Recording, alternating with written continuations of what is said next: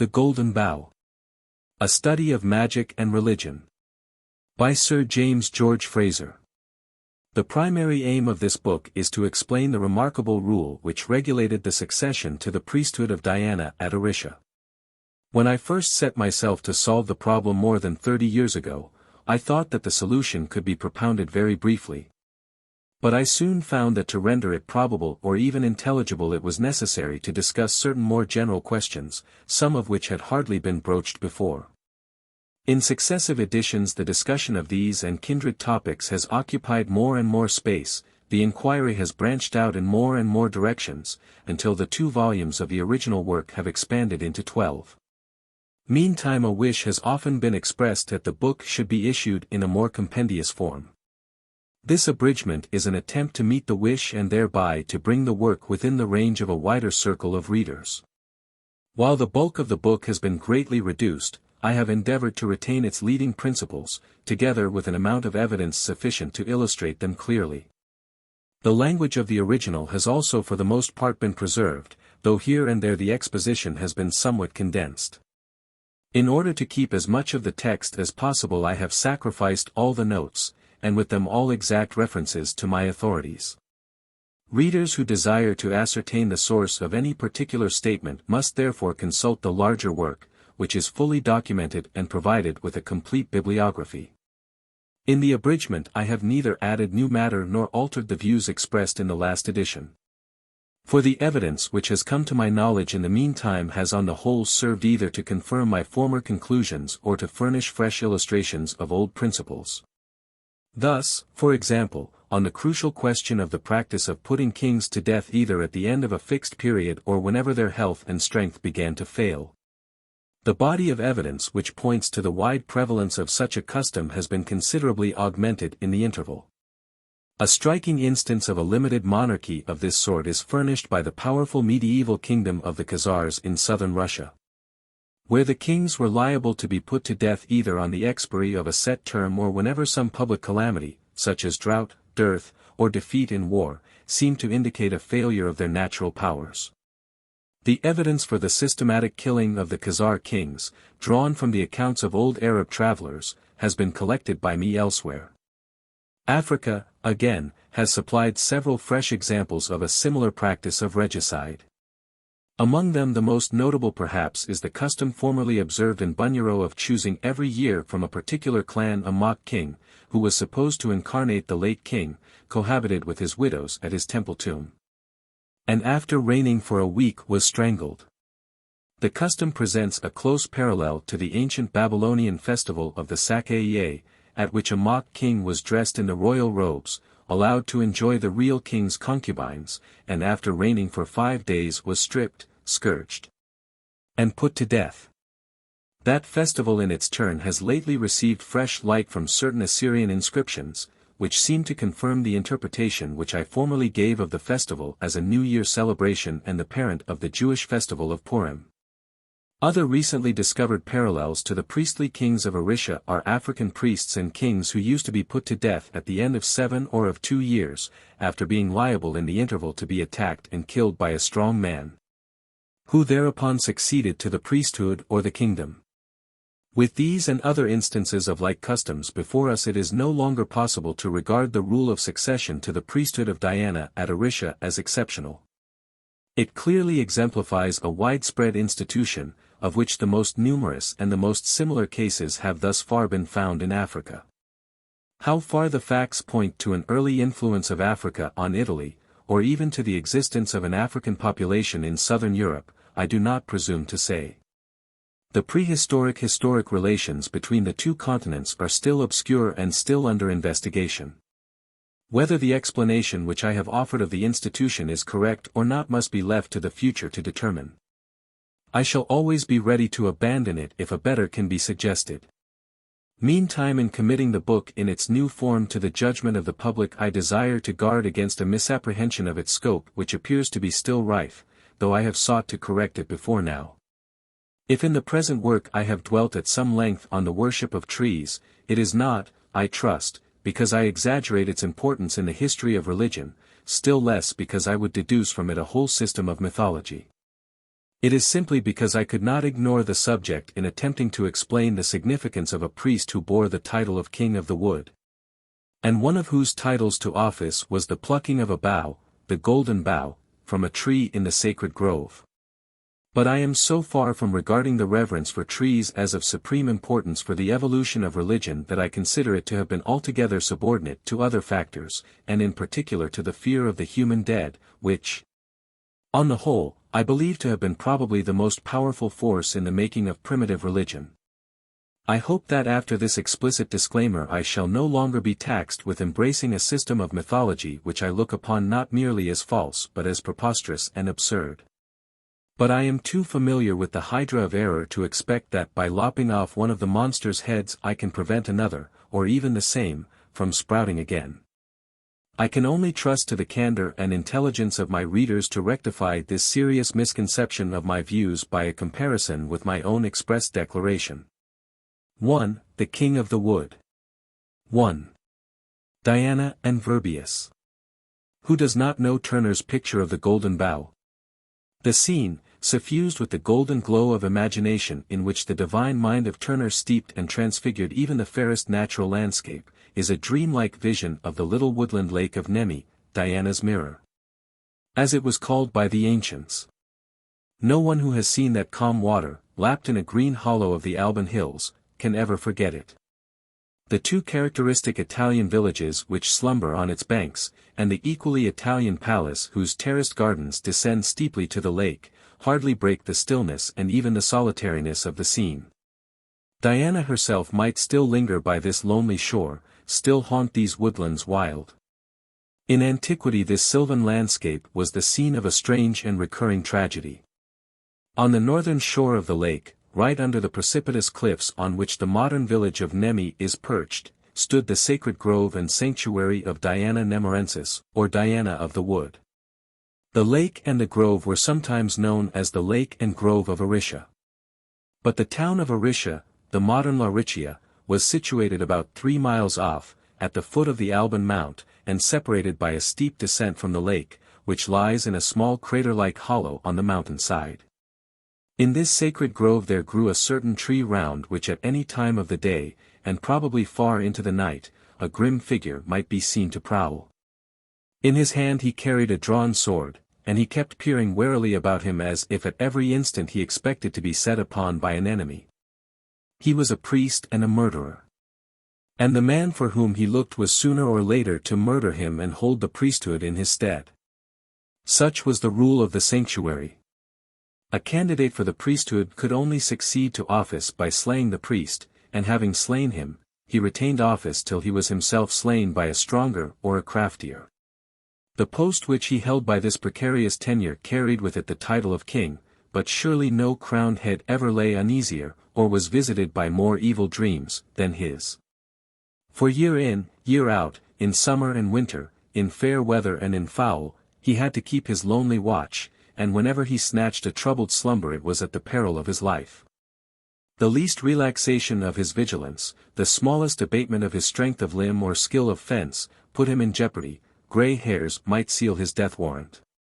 To gentle and pious pilgrims at the shrine the sight of him might well seem to darken the fair landscape, as when a cloud suddenly blots the sun on a bright day. The dreamy blue of Italian skies, the dappled shade of summer woods, and the sparkle of waves in the sun, can have accorded but ill with that stern and sinister figure. Rather we picture to ourselves the scene as it may have been witnessed by a belated wayfarer on one of those wild autumn nights when the dead leaves are falling thick, and the wind seemed to sing the dirge of the dying year.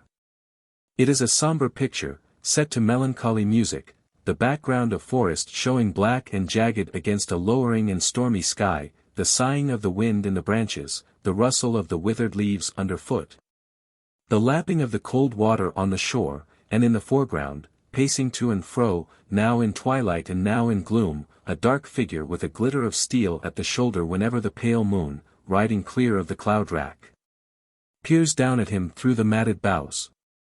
The strange rule of this priesthood has no parallel in classical antiquity, and cannot be explained from it. To find an explanation we must go farther afield.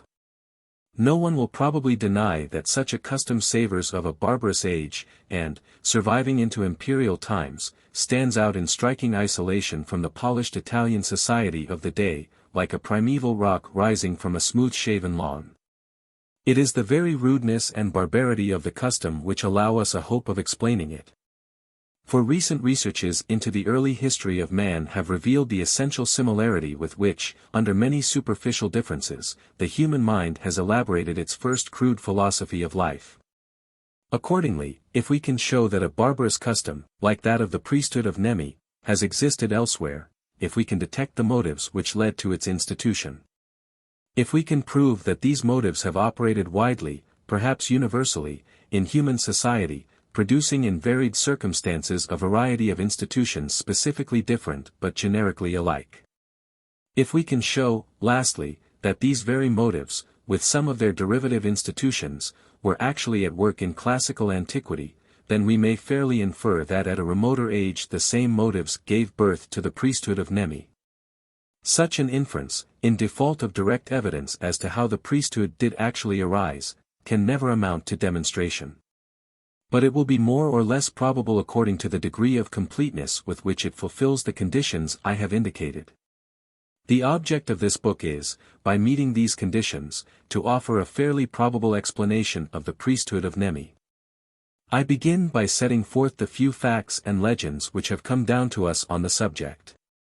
According to one story, the worship of Diana at Nemi was instituted by Orestes, who, after killing Thoas, king of the Tauric Chersonese, the Crimea, fled with his sister to Italy, bringing with him the image of the Tauric Diana hidden in a faggot of sticks.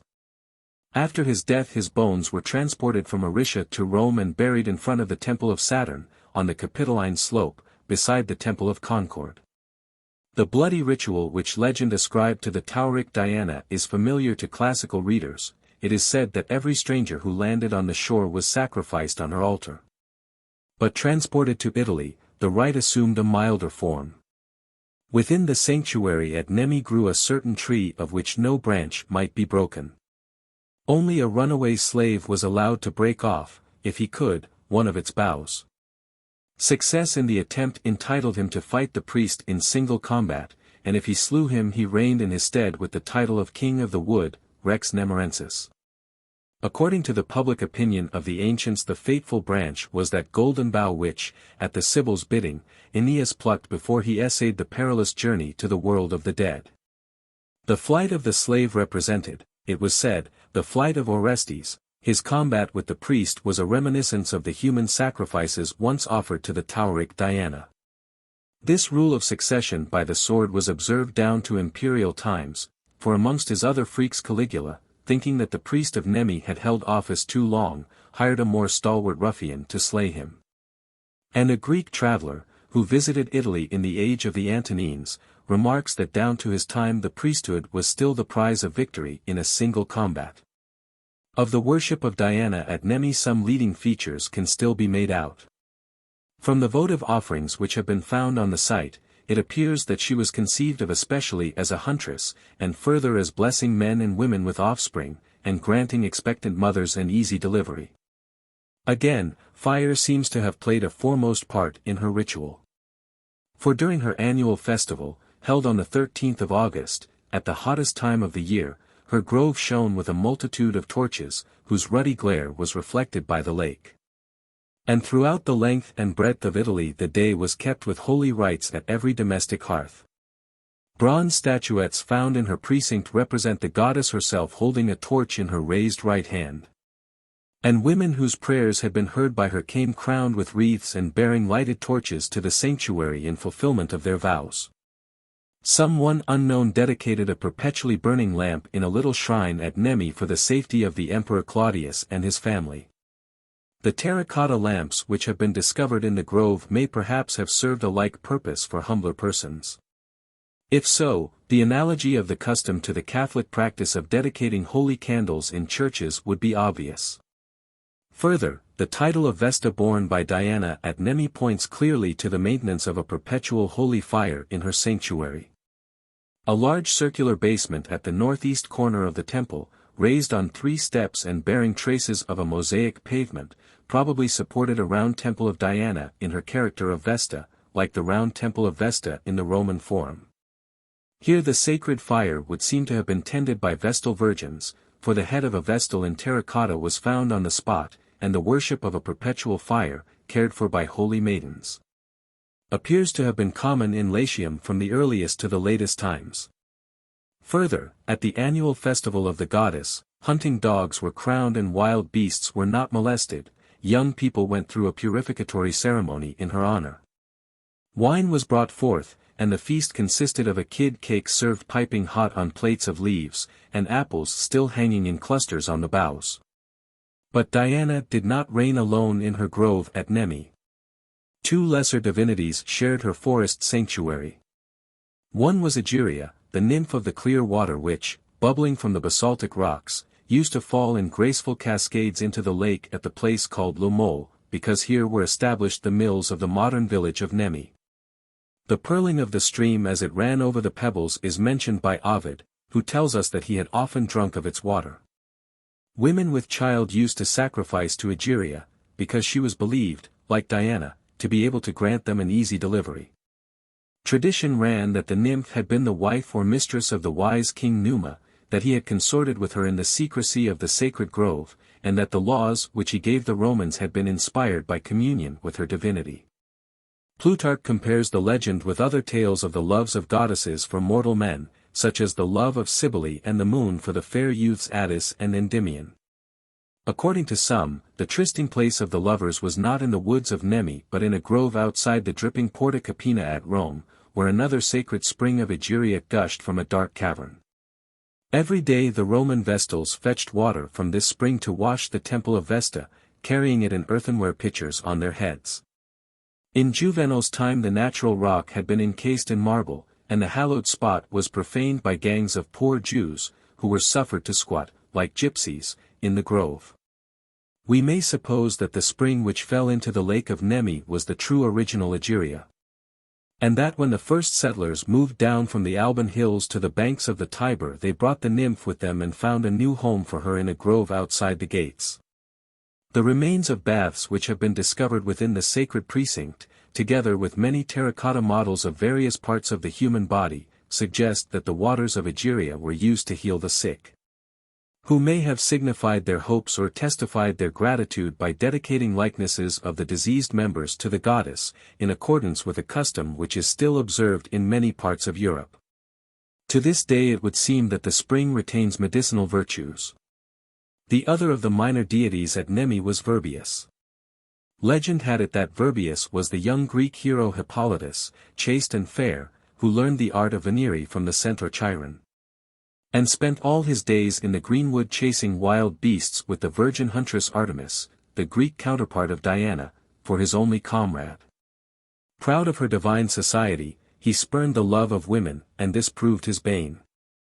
For Aphrodite, stung by his scorn, inspired his stepmother Phaedra with love of him. And when he disdained her wicked advances she falsely accused him to his father Theseus. The slander was believed, and Theseus prayed to his sire Poseidon to avenge the imagined wrong. So while Hippolytus drove in a chariot by the shore of the Saronic Gulf, the sea god sent a fierce bull forth from the waves. The terrified horses bolted, threw Hippolytus from the chariot, and dragged him at their hoofs to death. But Diana, for the love she bore Hippolytus, persuaded the leech Aesculapius to bring her fair young hunter back to life by his simples. Jupiter, indignant that a mortal man should return from the gates of death, thrust down the meddling leech himself to Hades. But Diana hid her favorite from the angry god in a thick cloud, disguised his features by adding years to his life, and then bore him far away to the dells of Nemi, where she entrusted him to the nymph Egeria, to live there, unknown and solitary, under the name of Virbius, in the depth of the Italian forest. There he reigned a king, and there he dedicated a precinct to Diana. He had a comely son, Virbius, who, undaunted by his father's fate, drove a team of fiery steeds to join the Latins in the war against Aeneas and the Trojans. Virbius was worshipped as a god not only at Nemi but elsewhere, for in Campania we hear of a special priest devoted to his service. Horses were excluded from the Orician grove and sanctuary because horses had killed Hippolytus. It was unlawful to touch his image. Some thought that he was the sun. But the truth is, says Servius, that he is a deity associated with Diana, as Attis is associated with the mother of the gods, and Erichthonius with Minerva, and Adonis with Venus. What the nature of that association was we shall inquire presently. Here it is worth observing that in his long and checkered career this mythical personage has displayed a remarkable tenacity of life. For we can hardly doubt that the Saint Hippolytus of the Roman calendar, who was dragged by horses to death on the 13th of August, Diana's own day, is no other than the Greek hero of the same name, who, after dying twice over as a heathen sinner, has been happily resuscitated as a Christian saint. It needs no elaborate demonstration to convince us that the stories told to account for Diana's worship at Nemi are unhistorical. Clearly they belong to that large class of myths which are made up to explain the origin of a religious ritual and have no other foundation than the resemblance, real or imaginary, which may be traced between it and some foreign ritual. The incongruity of these Nemi myths is indeed transparent, since the foundation of the worship is traced now to Orestes and now to Hippolytus, according as this or that feature of the ritual has to be accounted for. The real value of such tales is that they serve to illustrate the nature of the worship by providing a standard with which to compare it. And further, that they bear witness indirectly to its venerable age by showing that the true origin was lost in the mists of a fabulous antiquity. In the latter respect these Nemi legends are probably more to be trusted than the apparently historical tradition, vouched for by Cato the Elder, that the sacred grove was dedicated to Diana by a certain Egerius Bebius or Lavius of Tusculum, a Latin dictator, on behalf of the peoples of Tusculum, Aricia, Lanuvium, Laurentum, Cora, Tibur, Pometia, and Ardea. This tradition indeed speaks for the great age of the sanctuary, since it seems to date its foundation sometime before 495 BC, the year in which Pometia was sacked by the Romans and disappears from history. But we cannot suppose that so barbarous a rule as that of the Orician priesthood was deliberately instituted by a league of civilized communities, such as the Latin cities undoubtedly were. It must have been handed down from a time beyond the memory of man, when Italy was still in a far ruder state than any known to us in the historical period. The credit of the tradition is rather shaken than confirmed by another story which ascribes the foundation of the sanctuary to a certain Manius Egerius, who gave rise to the saying, "There are many Manii at Aricia." This proverb some explained by alleging that Manius Egerius was the ancestor of a long and distinguished line, whereas others thought it meant that there were many ugly and deformed people at Aricia, and they derived the name Manius from mania, a bogey or bugbear to frighten children. A Roman satirist uses the name Manius as typical of the beggars who lay in wait for pilgrims on the Arician slopes. These differences of opinion, together with the discrepancy between Manius Egerius of Aricia and Egerius Lavius of Tusculum, as well as the resemblance of both names to the mythical Egeria, excite our suspicion. Yet the tradition recorded by Cato seems too circumstantial, and its sponsor too respectable, to allow us to dismiss it as an idle fiction. Rather we may suppose that it refers to some ancient restoration or reconstruction of the sanctuary, which was actually carried out by the Confederate States. At any rate it testifies to a belief that the grove had been from early times a common place of worship for many of the oldest cities of the country, if not for the whole Latin Confederacy. 2.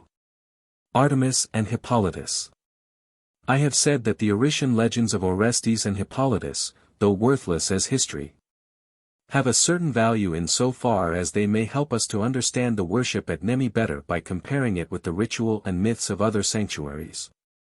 We must ask ourselves, why did the author of these legends pitch upon Orestes and Hippolytus in order to explain Virbius and the King of the Wood?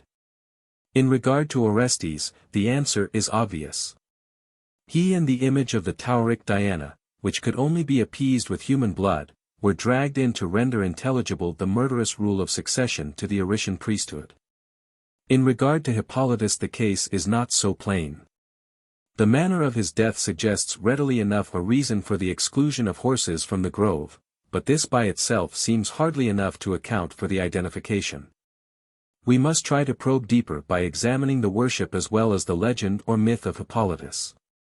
He had a famous sanctuary at his ancestral home of Treason, situated on that beautiful, almost landlocked bay, where groves of oranges and lemons, with tall cypresses soaring like dark spires above the garden of Hesperides, now clothed the strip of fertile shore at the foot of the rugged mountains. Across the blue water of the tranquil bay, which it shelters from the open sea, rises Poseidon's sacred island, its peaks veiled in the somber green of the pines. On this fair coast Hippolytus was worshipped. Within his sanctuary stood a temple with an ancient image. His service was performed by a priest who held office for life. Every year a sacrificial festival was held in his honor. And his untimely fate was yearly mourned, with weeping and doleful chants, by unwed maids. Youths and maidens dedicated locks of their hair in his temple before marriage. His grave existed at Treason, though the people would not show it. It has been suggested, with great plausibility, that in the handsome Hippolytus, beloved of Artemis, cut off in his youthful prime, and yearly mourned by damsels.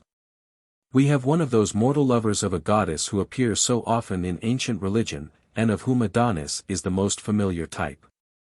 The rivalry of Artemis and Phaedra for the affection of Hippolytus reproduces, it is said, under different names, the rivalry of Aphrodite and Proserpine for the love of Adonis, for Phaedra is merely a double of Aphrodite. The theory probably does no injustice either to Hippolytus or to Artemis. For Artemis was originally a great goddess of fertility, and, on the principles of early religion, she who fertilizes nature must herself be fertile, and to be that she must necessarily have a male consort. On this view, Hippolytus was the consort of Artemis at Treason, and the shorn tresses offered to him by the Troezenian youths and maidens before marriage were designed to strengthen his union with the goddess, and so to promote the fruitfulness of the earth, of cattle, and of mankind. It is some confirmation of this view that within the precinct of Hippolytus at Treason there were worshipped two female powers named Demaia and Oxysia, whose connection with the fertility of the ground is unquestionable. When Epidaurus suffered from a dearth, the people, in obedience to an oracle, carved images of Demaia and Oxysia out of sacred olive wood, and no sooner had they done so and set them up than the earth bore fruit again. Moreover, at Treason itself, and apparently within the precinct of Hippolytus, a curious festival of stone-throwing was held in honor of these maidens, as the Troezenians called them. And it is easy to show that similar customs have been practiced in many lands for the express purpose of ensuring good crops. In the story of the tragic death of the youthful Hippolytus we may discern an analogy with similar tales of other fair but mortal youths who paid with their lives for the brief rapture of the love of an immortal goddess. These hapless lovers were probably not always mere myths, and the legends which traced their spilt blood in the purple bloom of the violet, the scarlet stain of the anemone, or the crimson flush of the rose were no idle poetic emblems of youth and beauty fleeting as the summer flowers. Such fables contain a deeper philosophy of the relation of the life of man to the life of nature, a sad philosophy which gave birth to a tragic practice. What that philosophy and that practice were, we shall learn later on. 3. Recapitulation. We can now perhaps understand why the ancients identified Hippolytus, the consort of Artemis, with Virbius, who, according to Servius, stood to Diana as Adonis to Venus, or Attis to the mother of the gods. For Diana, like Artemis, was a goddess of fertility in general, and of childbirth in particular. As such she, like her Greek counterpart, needed a male partner. That partner, if Servius is right, was Virbius. In his character of the founder of the sacred grove and first king of Nemi, Virbius is clearly the mythical predecessor or archetype of the line of priests who served Diana under the title of kings of the wood, and who came, like him, one after the other, to a violent end. It is natural, therefore, to conjecture that they stood to the goddess of the grove in the same relation in which Virbius stood to her, in short, that the mortal king of the wood had for his queen the woodland Diana herself. If the sacred tree which he guarded with his life was supposed, as seems probable, to be her special embodiment, her priest may not only have worshipped it as his goddess but embraced it as his wife. There is at least nothing absurd in the supposition, since even in the time of Pliny a noble Roman used thus to treat a beautiful beech tree in another sacred grove of Diana on the Alban hills. He embraced it, he kissed it, he lay under its shadow, he poured wine on its trunk. Apparently he took the tree for the goddess. The custom of physically marrying men and women to trees is still practiced in India and other parts of the East.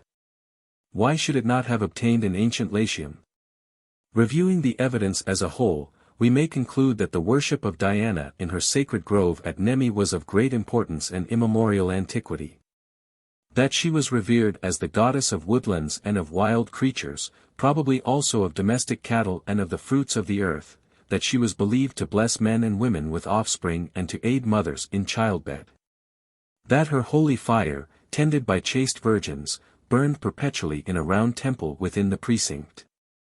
That associated with her was a water nymph Egeria who discharged one of Diana's own functions by succoring women in travail, and who was popularly supposed to have mated with an old Roman king in the sacred grove.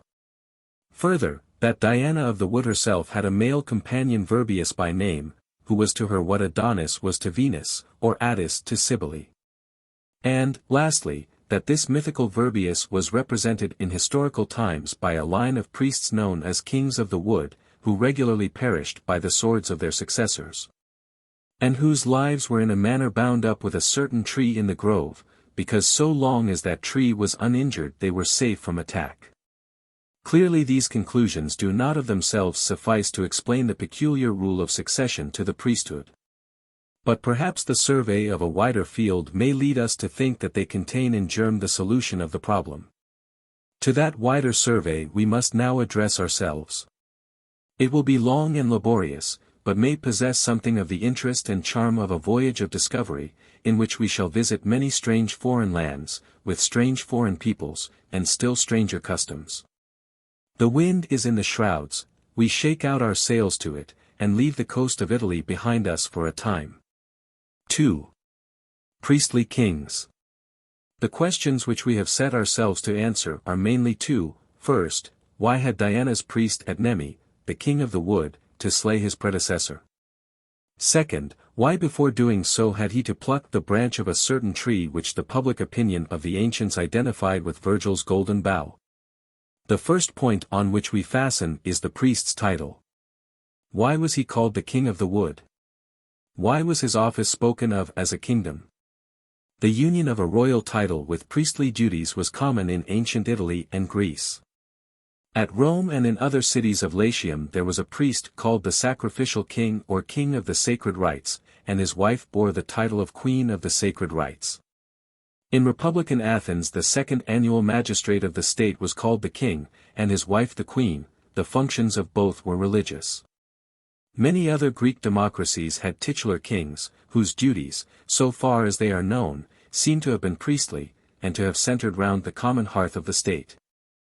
Some Greek states had several of these titular kings, who held office simultaneously. At Rome the tradition was that the sacrificial king had been appointed after the abolition of the monarchy in order to offer the sacrifices which before had been offered by the kings. A similar view as to the origin of the priestly kings appears to have prevailed in Greece. In itself the opinion is not improbable, and it is borne out by the example of Sparta, almost the only purely Greek state which retained the kingly form of government in historical times. For in Sparta all state sacrifices were offered by the kings as descendants of the god. One of the two Spartan kings held the priesthood of Zeus Lacedaemon, the other the priesthood of heavenly Zeus.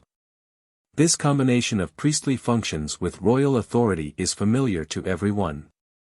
Asia Minor, for example, was the seat of various great religious capitals peopled by thousands of sacred slaves, and ruled by pontiffs who wielded at once temporal and spiritual authority, like the popes of medieval Rome.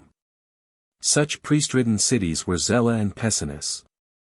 Teutonic kings, again, in the old heathen days seem to have stood in the position, and to have exercised the powers, of high priests. The emperors of China offered public sacrifices, the details of which were regulated by the ritual books. The king of Madagascar was high priest of the realm. At the great festival of the New Year, when a bullock was sacrificed for the good of the kingdom, the king stood over the sacrifice to offer prayer and thanksgiving, while his attendants slaughtered the animal. In the monarchical states which still maintain their independence among the Galas of eastern Africa, the king sacrifices on the mountain tops and regulates the immolation of human victims. And the dim light of tradition reveals a similar union of temporal and spiritual power, of royal and priestly duties, in the kings of that delightful region of Central America whose ancient capital, now buried under the rank growth of the tropical forest, is marked by the stately and mysterious ruins of Palenque. When we have said that the ancient kings were commonly priests also, we are far from having exhausted the religious aspect of their office. In those days the divinity that hedges a king was no empty form of speech, but the expression of a sober belief. Kings were revered, in many cases not merely as priests, that is, as intercessors between man and God, but as themselves gods, able to bestow upon their subjects and worshippers those blessings which are commonly supposed to be beyond the reach of mortals, and are sought, if at all, only by prayer and sacrifice offered to superhuman and invisible beings. Thus kings are often expected to give rain and sunshine in due season, to make the crops grow, and so on. Strange as this expectation appears to us, it is quite of a piece with early modes of thought. A savage hardly conceives the distinction commonly drawn by more advanced peoples between the natural and the supernatural. To him the world is to a great extent worked by supernatural agents, that is, by personal beings acting on impulses and motives like his own, liable like him to be moved by appeals to their pity, their hopes, and their fears. In a world so conceived he sees no limit to his power of influencing the course of nature to his own advantage. Prayers, promises, or threats may secure him fine weather and an abundant crop from the gods. And if a god should happen, as he sometimes believes, to become incarnate in his own person, then he need appeal to no higher being. He, the savage, possesses in himself all the powers necessary to further his own well-being and that of his fellow men. This is one way in which the idea of a man-god is reached. But there is another. Along with the view of the world as pervaded by spiritual forces, savage man has a different, and probably still older, conception in which we may detect a germ of the modern notion of natural law or the view of nature as a series of events occurring in an invariable order without the intervention of personal agency. The germ of which I speak is involved in that sympathetic magic, as it may be called, which plays a large part in most systems of superstition. In early society the king is frequently a magician as well as a priest. Indeed he appears to have often attained to power by virtue of his supposed proficiency in the black or white art. Hence in order to understand the evolution of the kingship and the sacred character with which the office has commonly been invested in the eyes of savage or barbarous peoples, it is essential to have some acquaintance with the principles of magic and to form some conception of the extraordinary hold which that ancient system of superstition has had on the human mind in all ages and all countries. Accordingly I propose to consider the subject in some detail. 3. Sympathetic magic. 1. The principles of magic. If we analyze the principles of thought on which magic is based, they will probably be found to resolve themselves into two: first, that like produces like, or that an effect resembles its cause. And, second, that things which have once been in contact with each other continue to act on each other at a distance after the physical contact has been severed. The former principle may be called the law of similarity, the latter the law of contact or contagion. From the first of these principles, namely the law of similarity, the magician infers that he can produce any effect he desires merely by imitating it. From the second he infers that whatever he does to a material object will affect equally the person with whom the object was once in contact, whether it formed part of his body or not.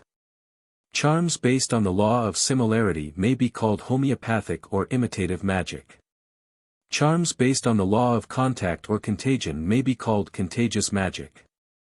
To denote the first of these branches of magic the term homeopathic is perhaps preferable, for the alternative term imitative or mimetic suggests, if it does not imply, a conscious agent who imitates, thereby limiting the scope of magic too narrowly. For the same principles which the magician applies in the practice of his art are implicitly believed by him to regulate the operations of inanimate nature. In other words, he tacitly assumes that the laws of similarity and contact are of universal application and are not limited to human actions. In short, magic is a spurious system of natural law as well as a fallacious guide of conduct. It is a false science as well as an abortive art. Regarded as a system of natural law, that is, as a statement of the rules which determine the sequence of events throughout the world. It may be called theoretical magic, regarded as a set of precepts which human beings observe in order to compass their ends. It may be called practical magic. At the same time, it is to be borne in mind that the primitive magician knows magic only on its practical side. He never analyses the mental processes on which his practice is based, never reflects on the abstract principles involved in his actions. With him, as with the vast majority of men, logic is implicit, not explicit. He reasons just as he digests his food in complete ignorance of the intellectual and physiological processes which are essential to the one operation and to the other. In short, to him magic is always an art, never a science. The very idea of science is lacking in his undeveloped mind. It is for the philosophic student to trace the train of thought which underlies the magician's practice. To draw out the few simple threads of which the tangled skein is composed, to disengage the abstract principles from their concrete applications, in short, to discern the spurious science behind the bastard art. If my analysis of the magician's logic is correct, its two great principles turn out to be merely two different misapplications of the association of ideas. Homeopathic magic is founded on the association of ideas by similarity, contagious magic is founded on the association of ideas by contiguity. Homeopathic magic commits the mistake of assuming that things which resemble each other are the same. Contagious magic commits the mistake of assuming that things which have once been in contact with each other are always in contact.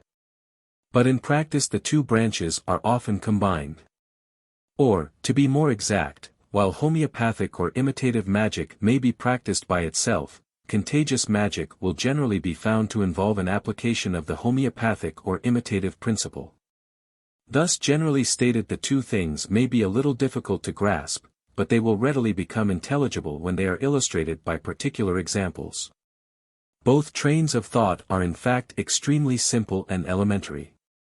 It could hardly be otherwise, since they are familiar in the concrete, though certainly not in the abstract, to the crude intelligence not only of the savage, but of ignorant and dull-witted people everywhere.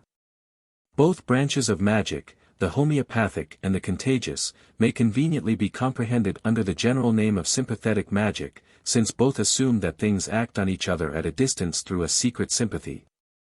The impulse being transmitted from one to the other by means of what we may conceive as a kind of invisible ether, not unlike that which is postulated by modern science for a precisely similar purpose, namely, to explain how things can physically affect each other through a space which appears to be empty. It may be convenient to tabulate as follows the branches of magic according to the laws of thought which underlie them. Sympathetic magic. Law of sympathy. Homeopathic magic, contagious magic. Law of similarity, law of contact. I will now illustrate these two great branches of sympathetic magic by examples.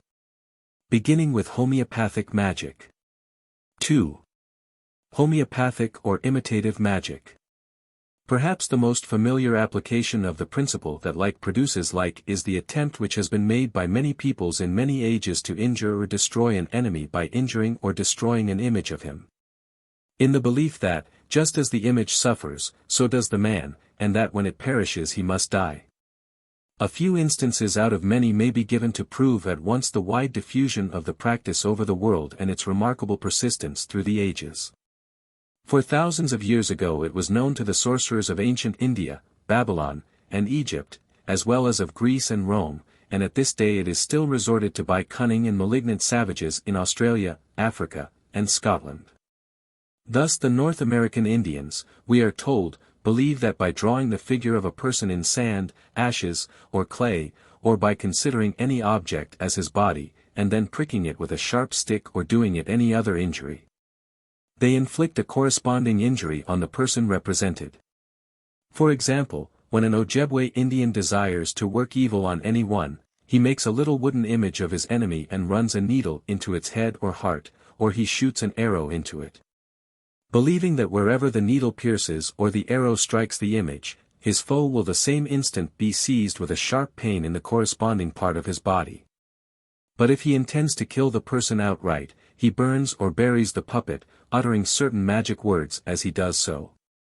The Peruvian Indians molded images of fat mixed with grain to imitate the persons whom they disliked or feared, and then burned the effigy on the road where the intended victim was to pass.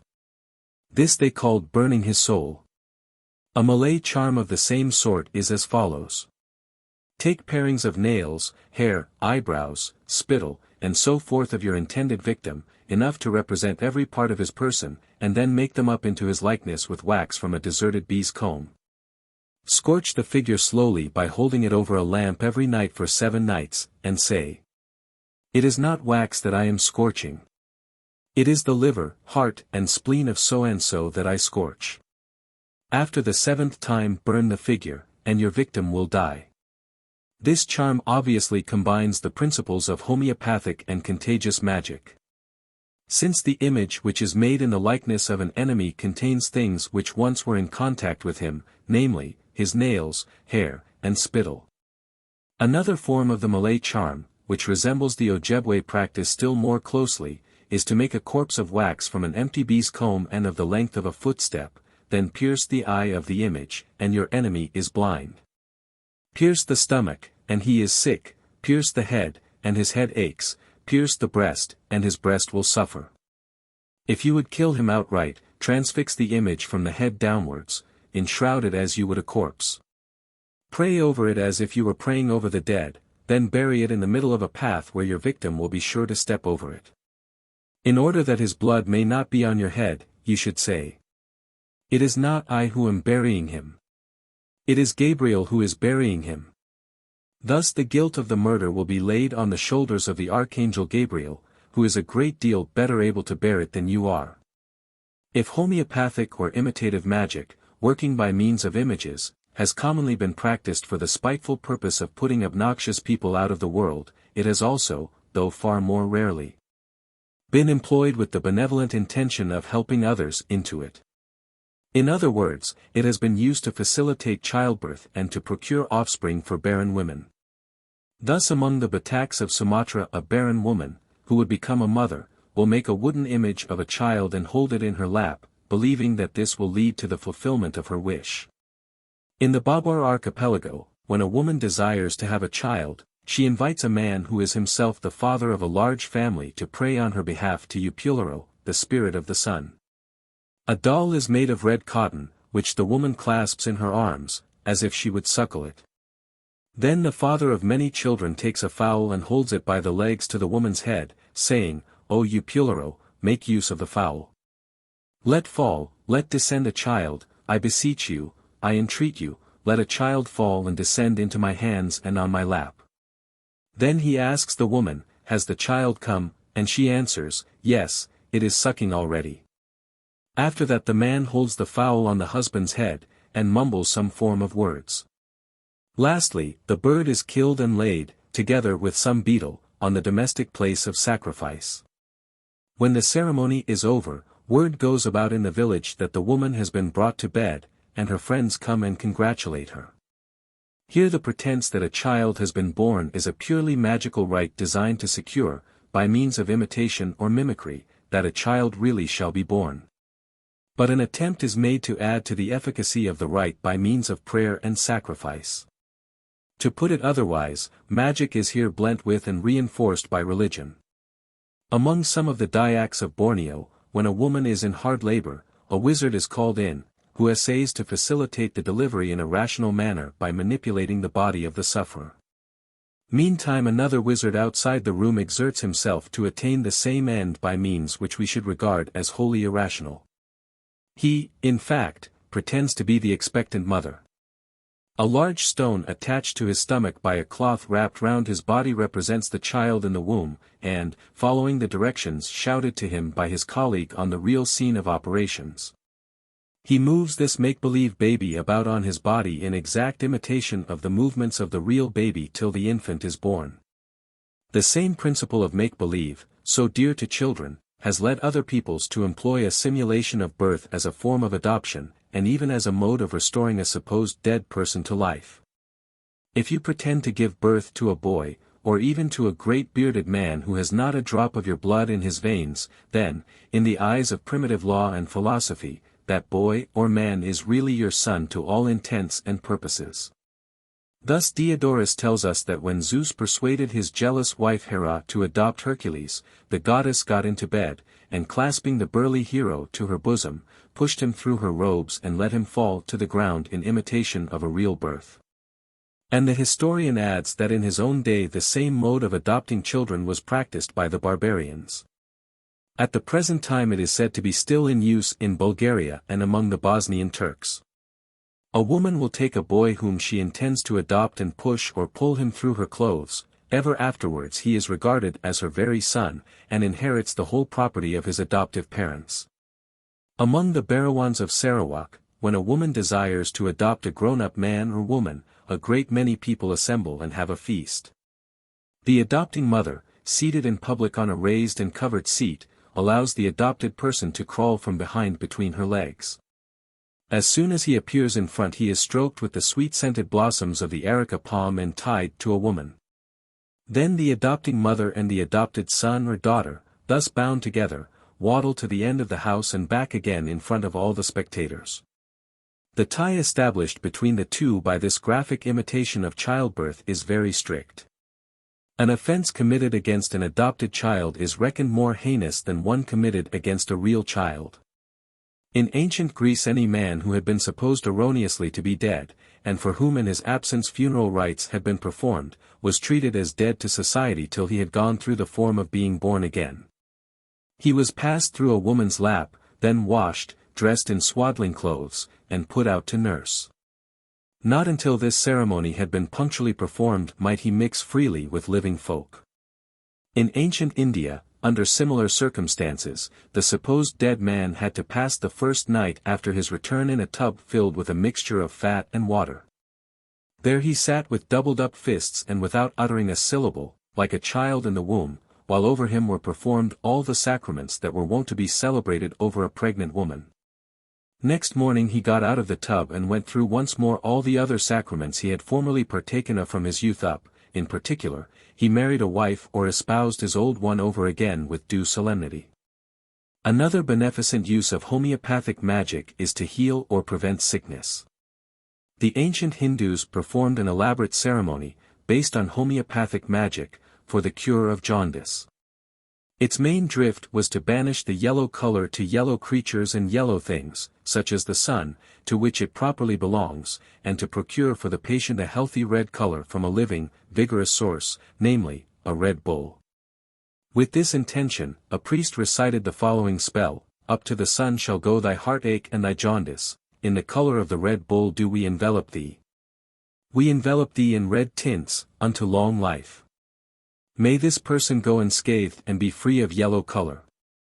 The cows whose divinity is Rohini, they who, moreover, are themselves red, Rohini, in their every form and every strength we do envelop thee. Into the parrots, into the thrush, do we put thy jaundice, and, furthermore, into the yellow wagtail do we put thy jaundice." While he uttered these words, the priest, in order to infuse the rosy hue of health into the sallow patient, gave him water to sip which was mixed with the hair of a red bull. He poured water over the animal's back and made the sick man drink it. He seated him on the skin of a red bull and tied a piece of the skin to him. Then in order to improve his color by thoroughly eradicating the yellow taint, he proceeded thus. He first daubed him from head to foot with a yellow porridge made of turmeric or curcuma, a yellow plant, set him on a bed, tied 3 yellow birds, to wit, a parrot, a thrush, and a yellow wagtail, by means of a yellow string to the foot of the bed. Then pouring water over the patient, he washed off the yellow porridge, and with it no doubt the jaundice, from him to the birds. After that, by way of giving a final bloom to his complexion, he took some hairs of a red bull, wrapped them in gold leaf, and glued them to the patient's skin. The ancients held that if a person suffering from jaundice looked sharply at a stone curlew, and the bird looked steadily at him, he was cured of the disease. Such is the nature, says Plutarch, and such the temperament of the creature that it draws out and receives the malady which issues, like a stream, through the eyesight. So well recognized among bird fanciers was this valuable property of the stone curlew that when they had one of these birds for sale they kept it carefully covered, lest a jaundiced person should look at it and be cured for nothing. The virtue of the bird lay not in its color but in its large golden eye, which naturally drew out the yellow jaundice. Pliny tells of another, or perhaps the same, bird, to which the Greeks gave their name for jaundice, because if a jaundiced man saw it, the disease left him and slew the bird. He mentions also a stone which was supposed to cure jaundice because its hue resembled that of a jaundiced skin. One of the great merits of homeopathic magic is that it enables the cure to be performed on the person of the doctor instead of on that of his victim, who is thus relieved of all trouble and inconvenience, while he sees his medical man writhe in anguish before him. For example, the peasants of Perchy, in France, labor under the impression that a prolonged fit of vomiting is brought about by the patient's stomach becoming unhooked, as they call it, and so falling down. Accordingly, a practitioner is called in to restore the organ to its proper place. After hearing the symptoms he at once throws himself into the most horrible contortions, for the purpose of unhooking his own stomach. Having succeeded in the effort, he next hooks it up again in another series of contortions and grimaces, while the patient experiences a corresponding relief. Fee 5 francs. In like manner a Dyak medicine man, who has been fetched in a case of illness, will lie down and pretend to be dead. He is accordingly treated like a corpse, is bound up in mats, taken out of the house, and deposited on the ground. After about an hour the other medicine men loose the pretended dead man and bring him to life, and as he recovers, the sick person is supposed to recover too. A cure for a tumor, based on the principle of homeopathic magic, is prescribed by Marcellus of Bordeaux, court physician to Theodosius I, in his curious work on medicine. It is as follows. Take a root of vervain, cut it across, and hang one end of it round the patient's neck, and the other in the smoke of the fire. As the vervain dries up in the smoke, so the tumor will also dry up and disappear. If the patient should afterwards prove ungrateful to the good physician, the man of skill can avenge himself very easily by throwing the vervain into water, for as the root absorbs the moisture once more, the tumor will return. The same sapient writer recommends you, if you are troubled with pimples, to watch for a falling star, and then instantly, while the star is still shooting from the sky, to wipe the pimples with a cloth or anything that comes to hand. Just as the star falls from the sky, so the pimples will fall from your body, only you must be very careful not to wipe them with your bare hand, or the pimples will be transferred to it. Further, homeopathic and in general sympathetic magic plays a great part in the measures taken by the root hunter or fisherman to secure an abundant supply of food. On the principle that like produces like, many things are done by him and his friends in deliberate imitation of the result which he seeks to attain. And, on the other hand, many things are scrupulously avoided because they bear some more or less fanciful resemblance to others which would really be disastrous. Nowhere is the theory of sympathetic magic more systematically carried into practice for the maintenance of the food supply than in the barren regions of Central Australia. Here the tribes are divided into a number of totem clans, each of which is charged with the duty of multiplying their totem for the good of the community by means of magical ceremonies. Most of the totems are edible animals and plants, and the general result supposed to be accomplished by these ceremonies is that of supplying the tribe with food and other necessaries. Often the rites consist of an imitation of the effect which the people desire to produce, in other words, their magic is homeopathic or imitative. Thus among the Warramunga the headman of the white cockatoo totem seeks to multiply white cockatoos by holding an effigy of the bird and mimicking its harsh cry. Among the Arunta the men of the Wichita grub totem perform ceremonies for multiplying the grub which the other members of the tribe use as food. One of the ceremonies is a pantomime representing the fully developed insect in the act of emerging from the chrysalis. A long narrow structure of branches is set up to imitate the chrysalis case of the grub. In this structure a number of men, who have the grub for their totem, sit and sing of the creature in its various stages. Then they shuffle out of it in a squatting posture, and as they do so they sing of the insect emerging from the chrysalis. This is supposed to multiply the numbers of the grubs. Again, in order to multiply emus, which are an important article of food, the men of the emu totem paint on the ground the sacred design of their totem, especially the parts of the emu which they like best to eat, namely, the fat and the eggs. Round this painting the men sit and sing. Afterwards performers, wearing headdresses to represent the long neck and small head of the emu, mimic the appearance of the bird as it stands aimlessly peering about in all directions. The Indians of British Columbia live largely upon the fish which abound in their seas and rivers.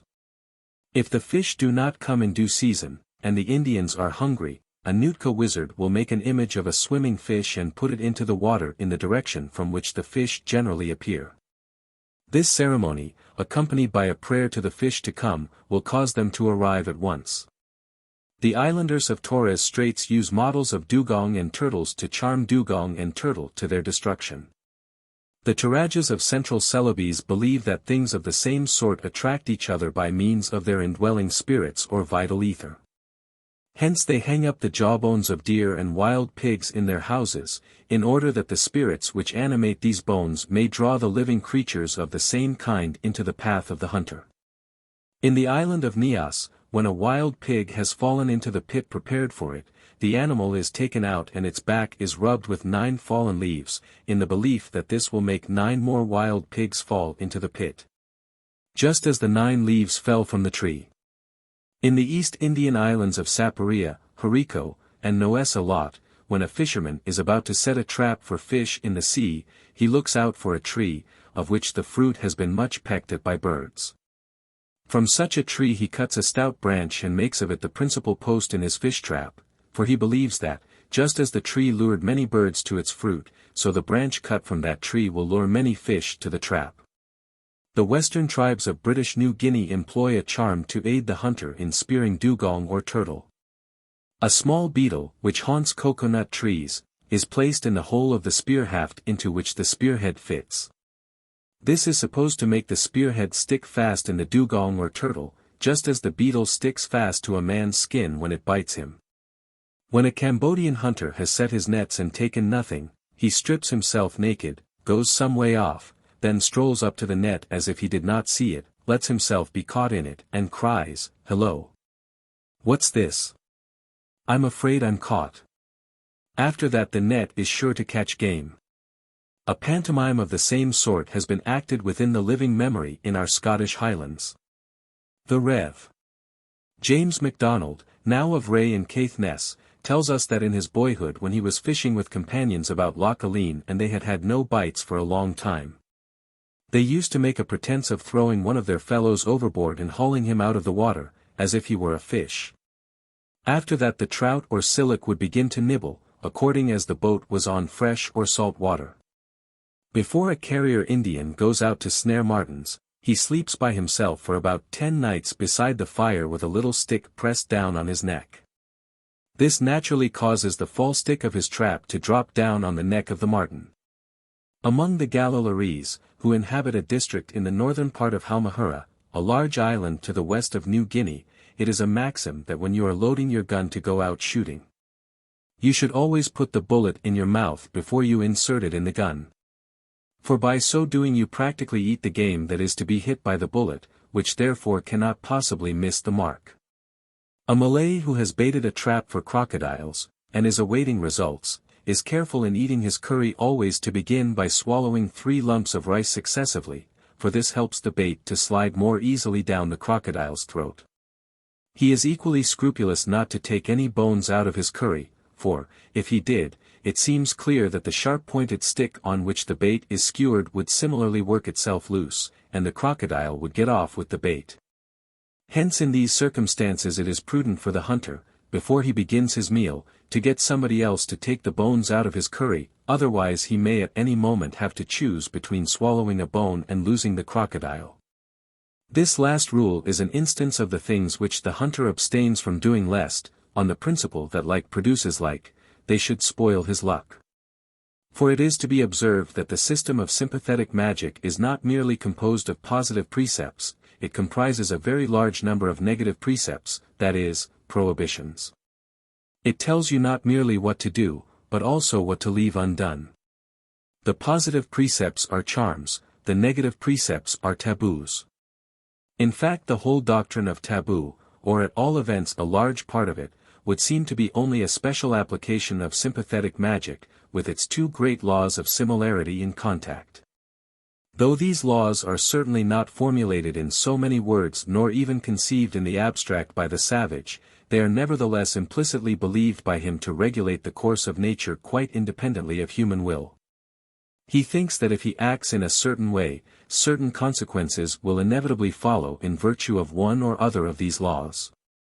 And if the consequences of a particular act appear to him likely to prove disagreeable or dangerous, he is naturally careful not to act in that way lest he should incur them. In other words, he abstains from doing that which, in accordance with his mistaken notions of cause and effect, he falsely believes would injure him. In short, he subjects himself to a taboo.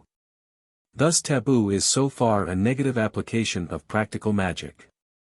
Positive magic or sorcery says, do this in order that so and so may happen. Negative magic or taboo says, do not do this, lest so and so should happen. The aim of positive magic or sorcery is to produce a desired event, the aim of negative magic or taboo is to avoid an undesirable one. But both consequences, the desirable and the undesirable, are supposed to be brought about in accordance with the laws of similarity and contact. And just as the desired consequence is not really affected by the observance of a magical ceremony, so the dreaded consequence does not really result from the violation of a taboo. If the supposed evil necessarily followed a breach of taboo, the taboo would not be a taboo but a precept of morality or common sense. It is not a taboo to say, do not put your hand in the fire. It is a rule of common sense, because the forbidden action entails a real, not an imaginary evil. In short, those negative precepts which we call taboo are just as vain and futile as those positive precepts which we call sorcery. The two things are merely opposite sides or poles of one great disastrous fallacy, a mistaken conception of the association of ideas. Of that fallacy, sorcery is the positive, and taboo the negative pole. If we give the general name of magic to the whole erroneous system, both theoretical and practical, then taboo may be defined as the negative side of practical magic. To put this in tabular form. Magic. Theoretical practical. Magic as a. Pseudoscience, pseudo-art. Positive magic, negative magic. Or sorcery or taboo. I have made these remarks on taboo and its relations to magic because I am about to give some instances of taboos observed by hunters, fishermen, and others, and I wish to show that they fall under the head of sympathetic magic, being only particular applications of that general theory. Thus, among the Eskimo boys are forbidden to play cat's cradle, because if they did so their fingers might in later life become entangled in the harpoon line. Here the taboo is obviously an application of the law of similarity, which is the basis of homeopathic magic, as the child's fingers are entangled by the string in playing cat's cradle. So they will be entangled by the harpoon line when he is a man and hunts whales. Again, among the Huzels of the Carpathian Mountains the wife of a hunter may not spin while her husband is eating, or the game will turn and wind like the spindle, and the hunter will be unable to hit it. Here again the taboo is clearly derived from the law of similarity. So, too, in most parts of ancient Italy women were forbidden by law to spin on the highroads as they walked, or even to carry their spindles openly, because any such action was believed to injure the crops. Probably the notion was that the twirling of the spindle would twirl the corn stalks and prevent them from growing straight. So, too, among the Ainos of Sagalian a pregnant woman may not spin nor twist ropes for 2 months before her delivery, because they think that if she did so the child's guts might be entangled like the thread. For a like reason in Bilaspur, a district of India, when the chief men of a village meet in council, no one present should twirl a spindle. For they think that if such a thing were to happen, the discussion, like the spindle, would move in a circle and never be wound up. In some of the East Indian islands anyone who comes to the house of a hunter must walk straight in. He may not loiter at the door, for were he to do so, the game would in like manner stop in front of the hunter's snares and then turn back, instead of being caught in the trap. For a similar reason it is a rule with the Torajas of central Celebes that no one may stand or loiter on the ladder of a house where there is a pregnant woman, for such delay would retard the birth of the child.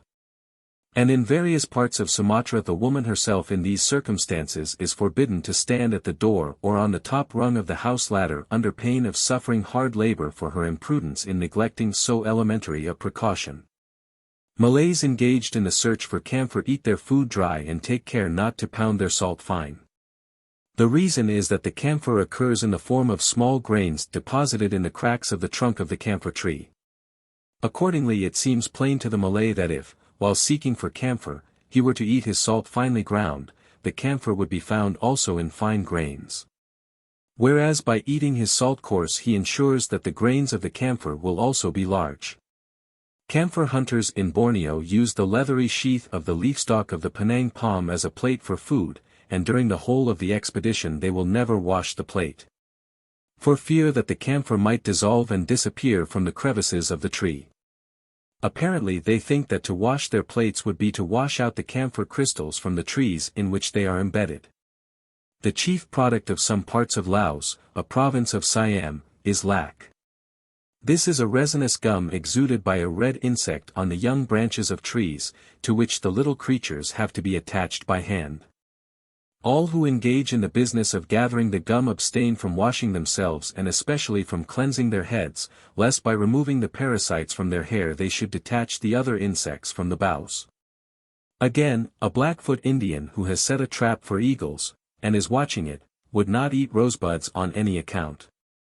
For he argues that if he did so, and an eagle alighted near the trap, the rosebuds in his own stomach would make the bird itch, with the result that instead of swallowing the bait the eagle would merely sit and scratch himself.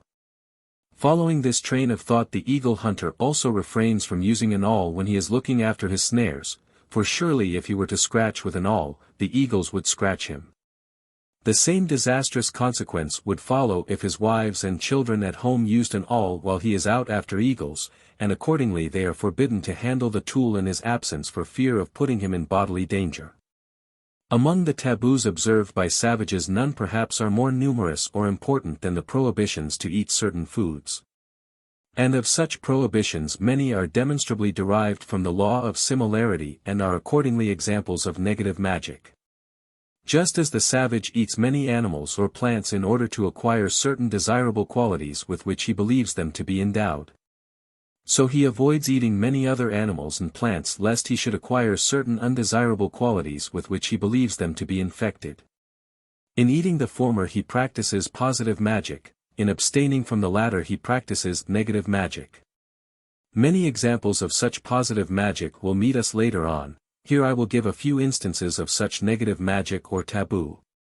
For example, in Madagascar soldiers are forbidden to eat a number of foods lest on the principle of homeopathic magic they should be tainted by certain dangerous or undesirable properties which are supposed to inhere in these particular viands.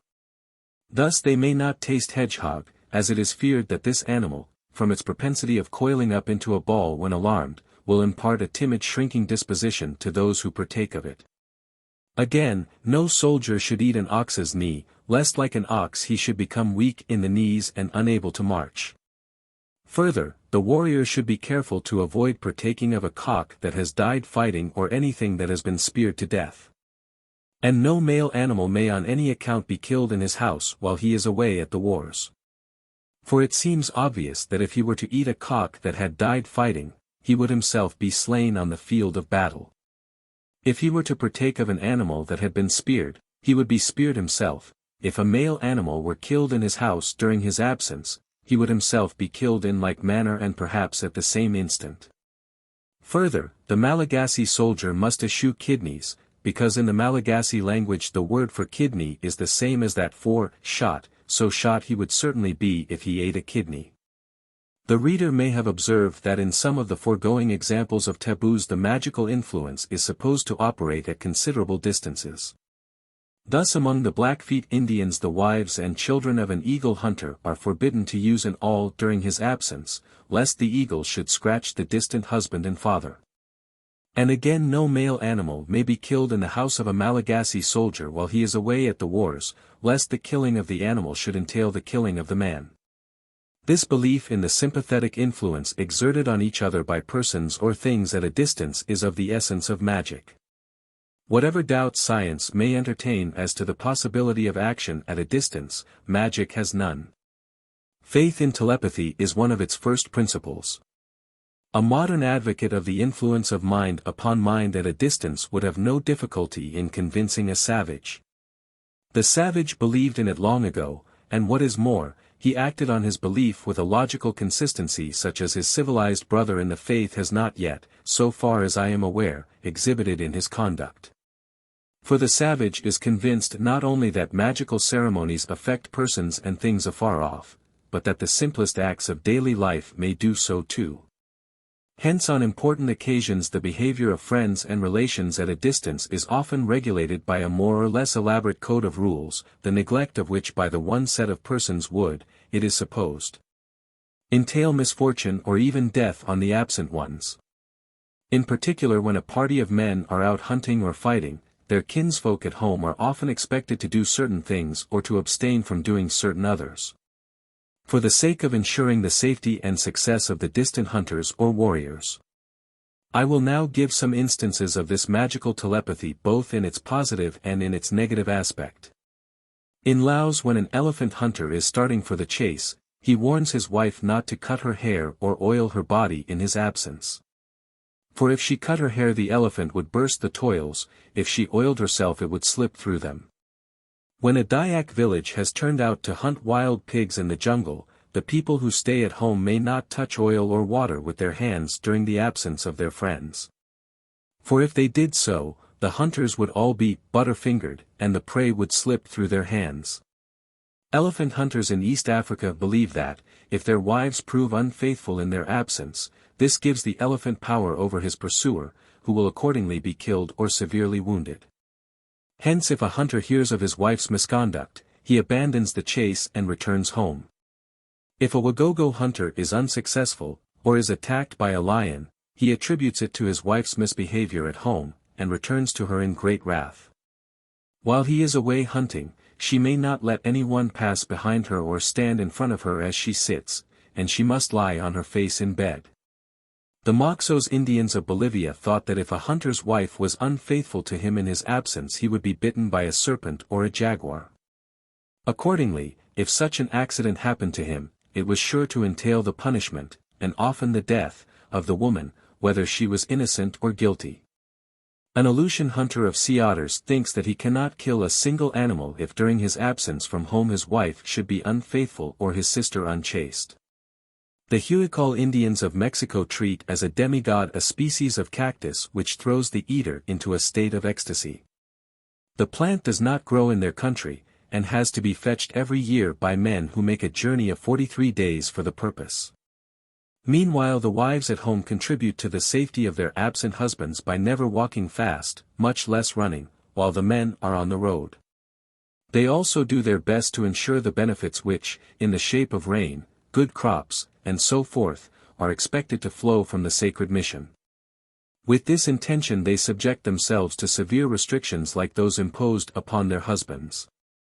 During the whole of the time which elapses till the festival of the cactus is held, neither party washes except on certain occasions, and then only with water brought from the distant country where the holy plant grows. They also fast much, eat no salt, and are bound to strict continence. Anyone who breaks this law is punished with illness, and, moreover, jeopardizes the result which all are striving for.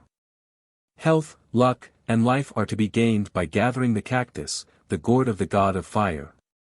But inasmuch as the pure fire cannot benefit the impure, men and women must not only remain chaste for the time being, but must also purge themselves from the taint of past sin. Hence 4 days after the men have started the women gather and confess to Grandfather Fire with what men they have been in love from childhood till now. They may not omit a single one, for if they did so the men would not find a single cactus. So to refresh their memories each one prepares a string with as many knots as she has had lovers. This she brings to the temple, and, standing before the fire, she mentions aloud all the men she has scored on her string, name after name. Having ended her confession, she throws the string into the fire, and when the god has consumed it in his pure flame, her sins are forgiven her and she departs in peace. From now on the women are averse even to letting men pass near them. The cactus seekers themselves make in like manner a clean breast of all their frailties. For every peccadillo they tie a knot on a string, and after they have talked to all the 5 winds, they deliver the rosary of their sins to the leader, who burns it in the fire. Many of the indigenous tribes of Sarawak are firmly persuaded that were the wives to commit adultery while their husbands are searching for camphor in the jungle, the camphor obtained by the men would evaporate. Husbands can discover, by certain knots in the tree, when the wives are unfaithful, and it is said that in former days many women were killed by jealous husbands on no better evidence than that of these knots. Further, the wives dare not touch a comb while their husbands are away collecting the camphor. For if they did so, the interstices between the fibers of the tree, instead of being filled with the precious crystals, would be empty like the spaces between the teeth of a comb. In the K Islands, to the southwest of New Guinea, as soon as a vessel that is about to sail for a distant port has been launched, the part of the beach on which it lay is covered as speedily as possible with palm branches, and becomes sacred. No one may thenceforth cross that spot till the ship comes home. To cross it sooner would cause the vessel to perish. Moreover, all the time that the voyage lasts 3 or 4 young girls, specially chosen for the duty, are supposed to remain in sympathetic connection with the mariners and to contribute by their behavior to the safety and success of the voyage. On no account, except for the most necessary purpose, may they quit the room that has been assigned to them. More than that, so long as the vessel is believed to be at sea they must remain absolutely motionless, crouched on their mats with their hands clasped between their knees. They may not turn their heads to the left or to the right or make any other movement whatsoever. If they did, it would cause the boat to pitch and toss. And they may not eat any sticky stuff, such as rice boiled in coconut milk, for the stickiness of the food would clog the passage of the boat through the water. When the sailors are supposed to have reached their destination, the strictness of these rules is somewhat relaxed. But during the whole time that the voyage lasts the girls are forbidden to eat fish which have sharp bones or stings, such as the stingray, lest their friends at sea should be involved in sharp, stinging trouble. Where beliefs like these prevail as to the sympathetic connection between friends at a distance, we need not wonder that above everything else war, with its stern yet stirring appeal to some of the deepest and tenderest of human emotions, should quicken in the anxious relations left behind a desire to turn the sympathetic bond to the utmost account for the benefit of the dear ones who may at any moment be fighting and dying far away. Hence, to secure an end so natural and laudable, friends at home are apt to resort to devices which will strike us as pathetic or ludicrous, according as we consider their object or the means adopted to effect it. Thus in some districts of Borneo, when a Dayak is out head-hunting, his wife or, if he is unmarried, his sister must wear a sword day and night in order that he may always be thinking of his weapons. And she may not sleep during the day nor go to bed before 2 in the morning, lest her husband or brother should thereby be surprised in his sleep by an enemy. Among the Sea Dayaks of Banting in Sarawak the women strictly observe an elaborate code of rules while the men are away fighting. Some of the rules are negative and some are positive, but all alike are based on the principles of magical homeopathy and telepathy. Amongst them are the following. The women must wake very early in the morning and open the windows as soon as it is light, otherwise their absent husbands will oversleep themselves. The women may not oil their hair, or the men will slip. The women may neither sleep nor doze by day, or the men will be drowsy on the march. The women must cook and scatter popcorn on the veranda every morning, so will the men be agile in their movements. The rooms must be kept very tidy, all boxes being placed near the walls, for if anyone were to stumble over them, the absent husbands would fall and be at the mercy of the foe. At every meal a little rice must be left in the pot and put aside. So will the men far away always have something to eat and need never go hungry. On no account may the women sit at the loom till their legs grow cramped, Otherwise their husbands will likewise be stiff in their joints and unable to rise up quickly or to run away from the foe. So in order to keep their husbands' joints supple, the women often vary their labors at the loom by walking up and down the veranda.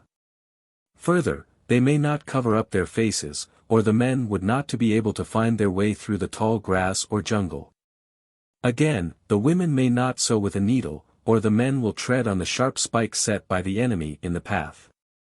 Should a wife prove unfaithful while her husband is away, he will lose his life in the enemy's country. Some years ago all these rules and more were observed by the women of Banting, while their husbands were fighting for the English against rebels. But alas! These tender precautions availed them little, for many a man, whose faithful wife was keeping watch and ward for him at home, found a soldier's grave.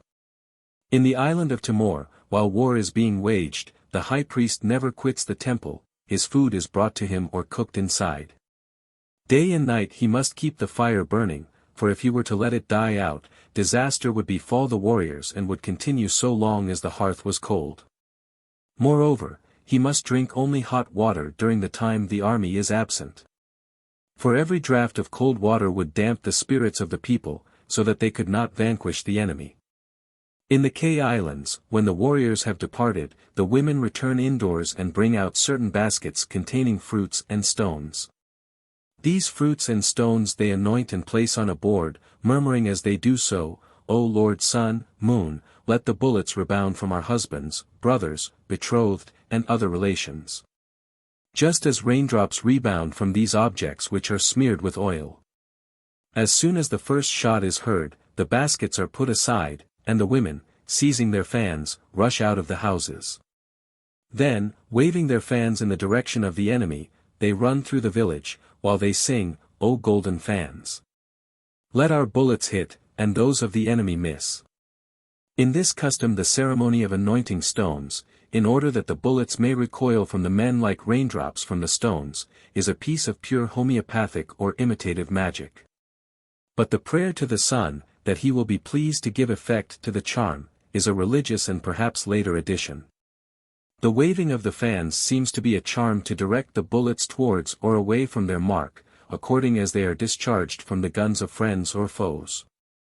An old historian of Madagascar informs us that, while the men are at the wars, and until their return, the women and girls cease not day and night to dance, and neither lie down nor take food in their own houses. And although they are very voluptuously inclined, they would not for anything in the world have an intrigue with another man while their husband is at the war, believing firmly that if that happened, their husband would be either killed or wounded. They believe that by dancing they impart strength, courage, and good fortune to their husbands. Accordingly during such times they give themselves no rest, and this custom they observe very religiously. Among the Twi-speaking peoples of the Gold Coast the wives of men who are away with the army paint themselves white, and adorn their persons with beads and charms. On the day when a battle is expected to take place, they run about armed with guns, or sticks carved to look like guns, and taking green pawpaws, fruits shaped somewhat like a melon, they hack them with knives, as if they were chopping off the heads of the foe. The pantomime is no doubt merely an imitative charm, to enable the men to do to the enemy as the women do to the pawpaws. In the West African town of Freeman, while the Ashanti War was raging some years ago, Mr. Fitzgerald Marriott saw a dance performed by women whose husbands had gone as carriers to the war. They were painted white and wore nothing but a short petticoat. At their head was a shriveled old sorceress in a very short white petticoat, her black hair arranged in a sort of long projecting horn, and her black face, breasts, arms, and legs profusely adorned with white circles and crescents. All carried long white brushes made of buffalo or horse tails, and as they danced they sang, "Our husbands have gone to Ashantiland, may they sweep their enemies off the face of the earth." Among the Thompson Indians of British Columbia, when the men were on the warpath, the women performed dances at frequent intervals. These dances were believed to ensure the success of the expedition. The dancers flourished their knives, threw long sharp-pointed sticks forward, or drew sticks with hooked ends repeatedly backward and forward. Throwing the sticks forward was symbolic of piercing or warding off the enemy, and drawing them back was symbolic of drawing their own men from danger. The hook at the end of the stick was particularly well adapted to serve the purpose of a life-saving apparatus. The women always pointed their weapons towards the enemy's country. They painted their faces red and sang as they danced, and they prayed to the weapons to preserve their husbands and help them to kill many foes. Some had eagle down stuck on the points of their sticks. When the dance was over, these weapons were hidden. If a woman whose husband was at the war thought she saw hair or a piece of a scalp on the weapon when she took it out, she knew that her husband had killed an enemy. But if she saw a stain of blood on it, she knew he was wounded or dead. When the men of the Yuki tribe in California were away fighting, the women at home did not sleep, they danced continually in a circle, chanting and waving leafy wands. For they said that if they danced all the time, their husbands would not grow tired. Among the Haida Indians of the Queen Charlotte Islands, when the men had gone to war, the women at home would get up very early in the morning and pretend to make war by falling upon their children and feigning to take them for slaves. This was supposed to help their husbands to go and do likewise. If a wife were unfaithful to her husband while he was away on the warpath, he would probably be killed. For 10 nights all the women at home lay with their heads towards the point of the compass to which the war canoes had paddled away. Then they changed about, for the warriors were supposed to be coming home across the sea. At Masset the Haida women danced and sang war songs all the time their husbands were away at the wars, and they had to keep everything about them in a certain order. It was thought that a wife might kill her husband by not observing these customs.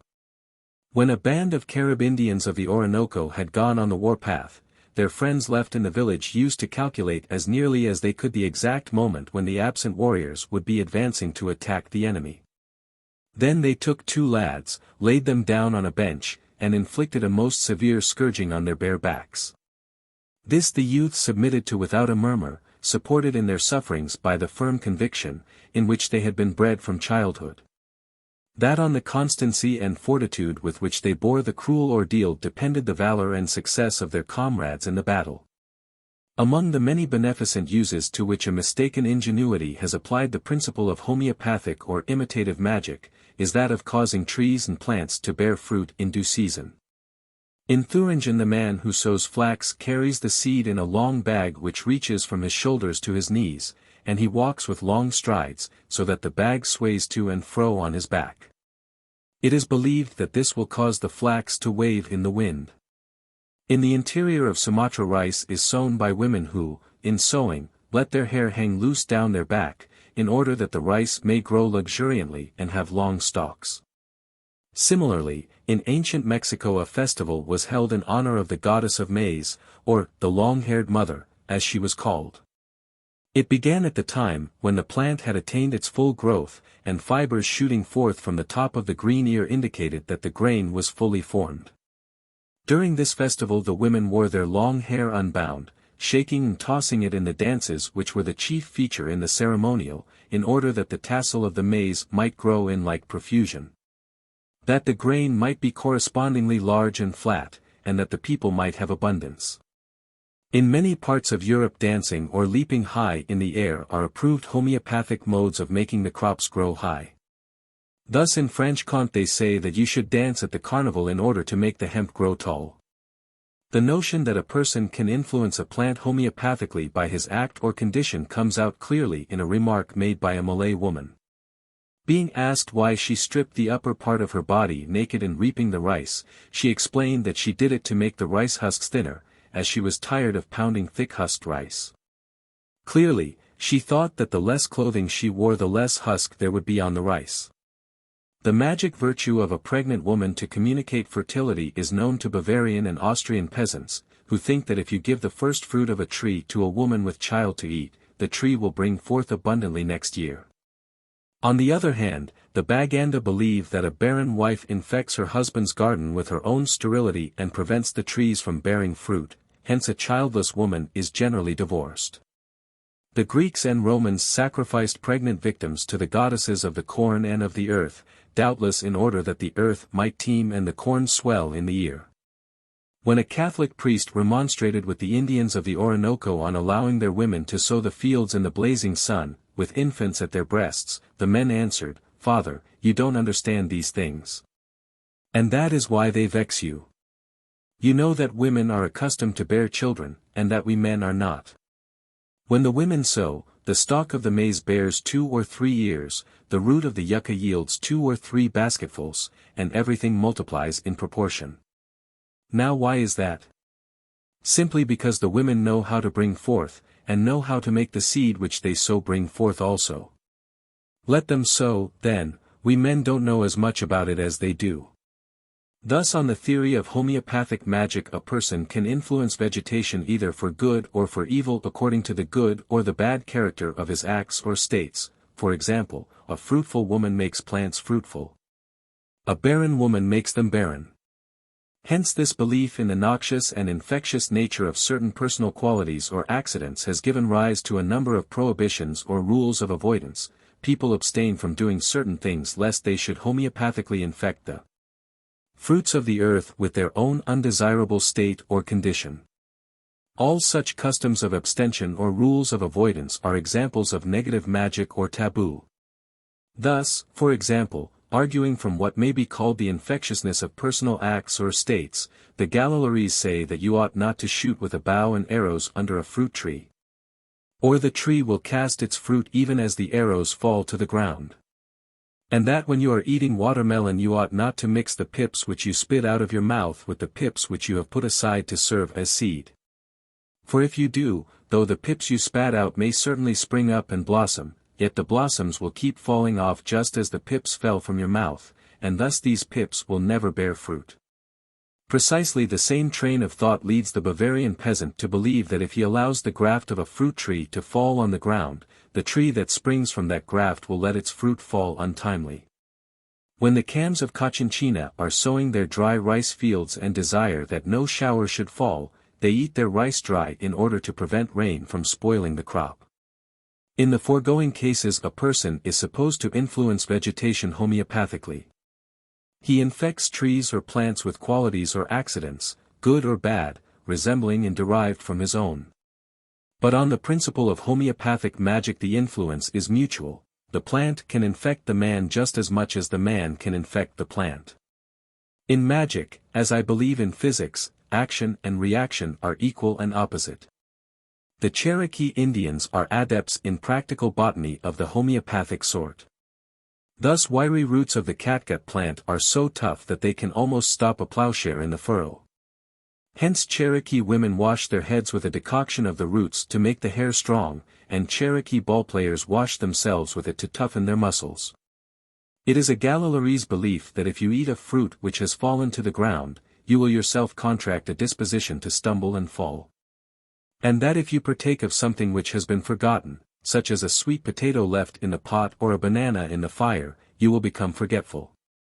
The Galileese are also of opinion that if a woman were to consume 2 bananas growing from a single head she would give birth to twins.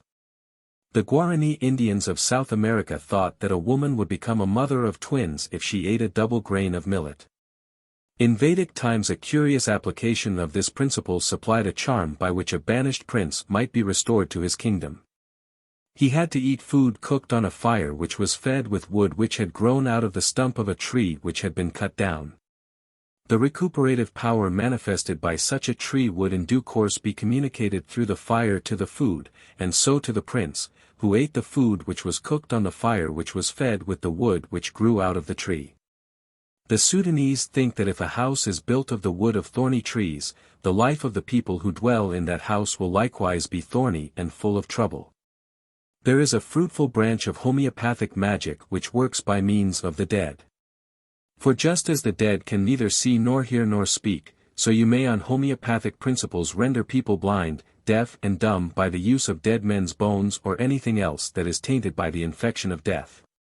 Thus among the Galileese, when a young man goes a-wooing at night, he takes a little earth from a grave and strews it on the roof of his sweetheart's house just above the place where her parents sleep.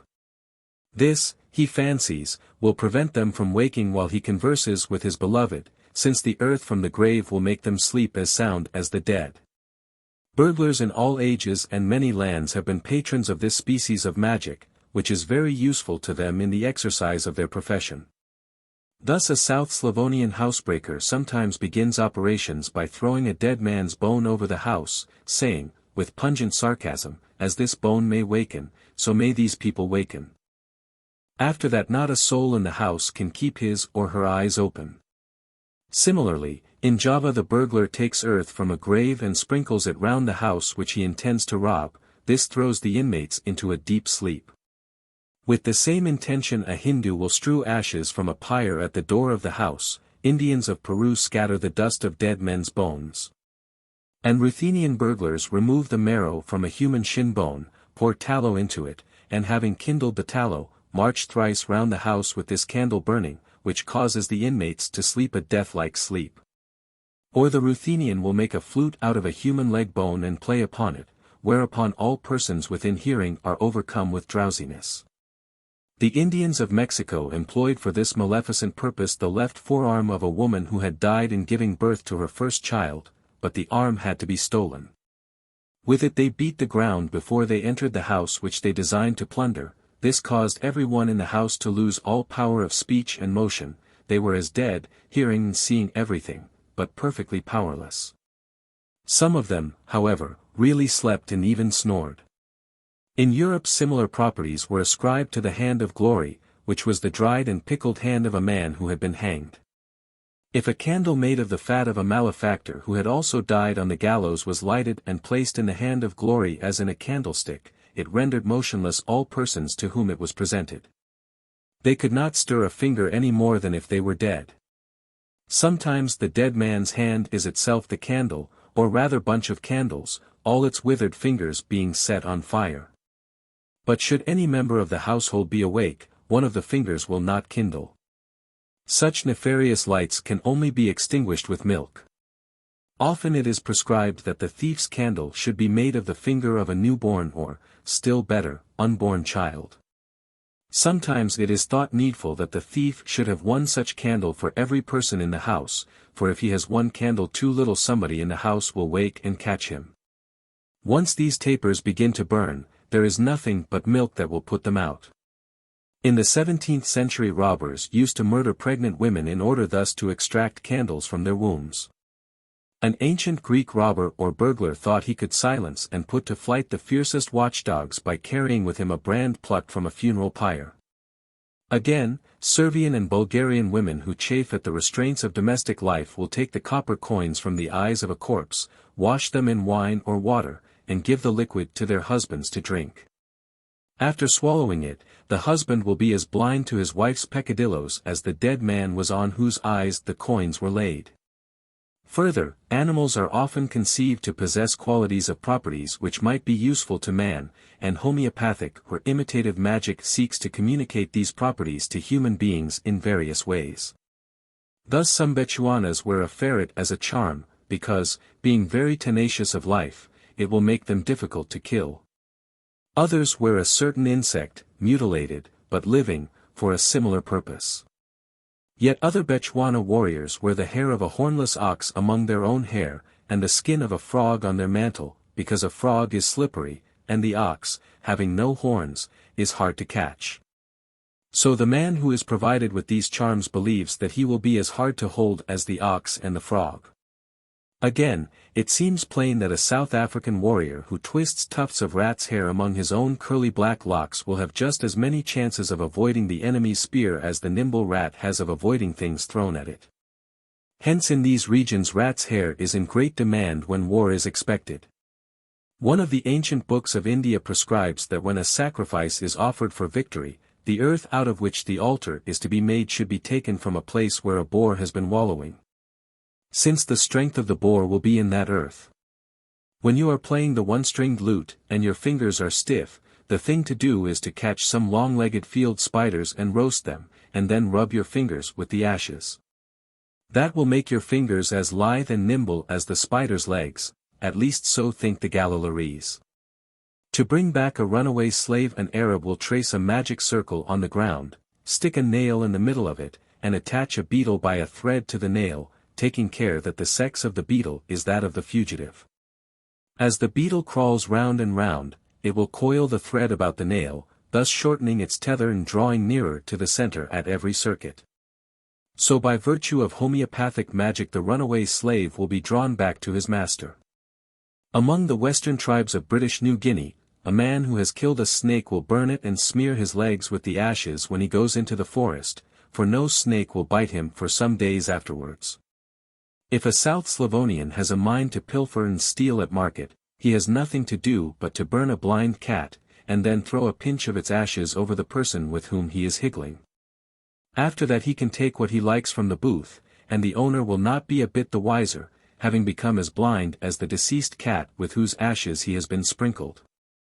The thief may even ask boldly, "Did I pay for it?" And the deluded huckster will reply, "Why, certainly." Equally simple and effectual is the expedient adopted by natives of Central Australia who desire to cultivate their beards.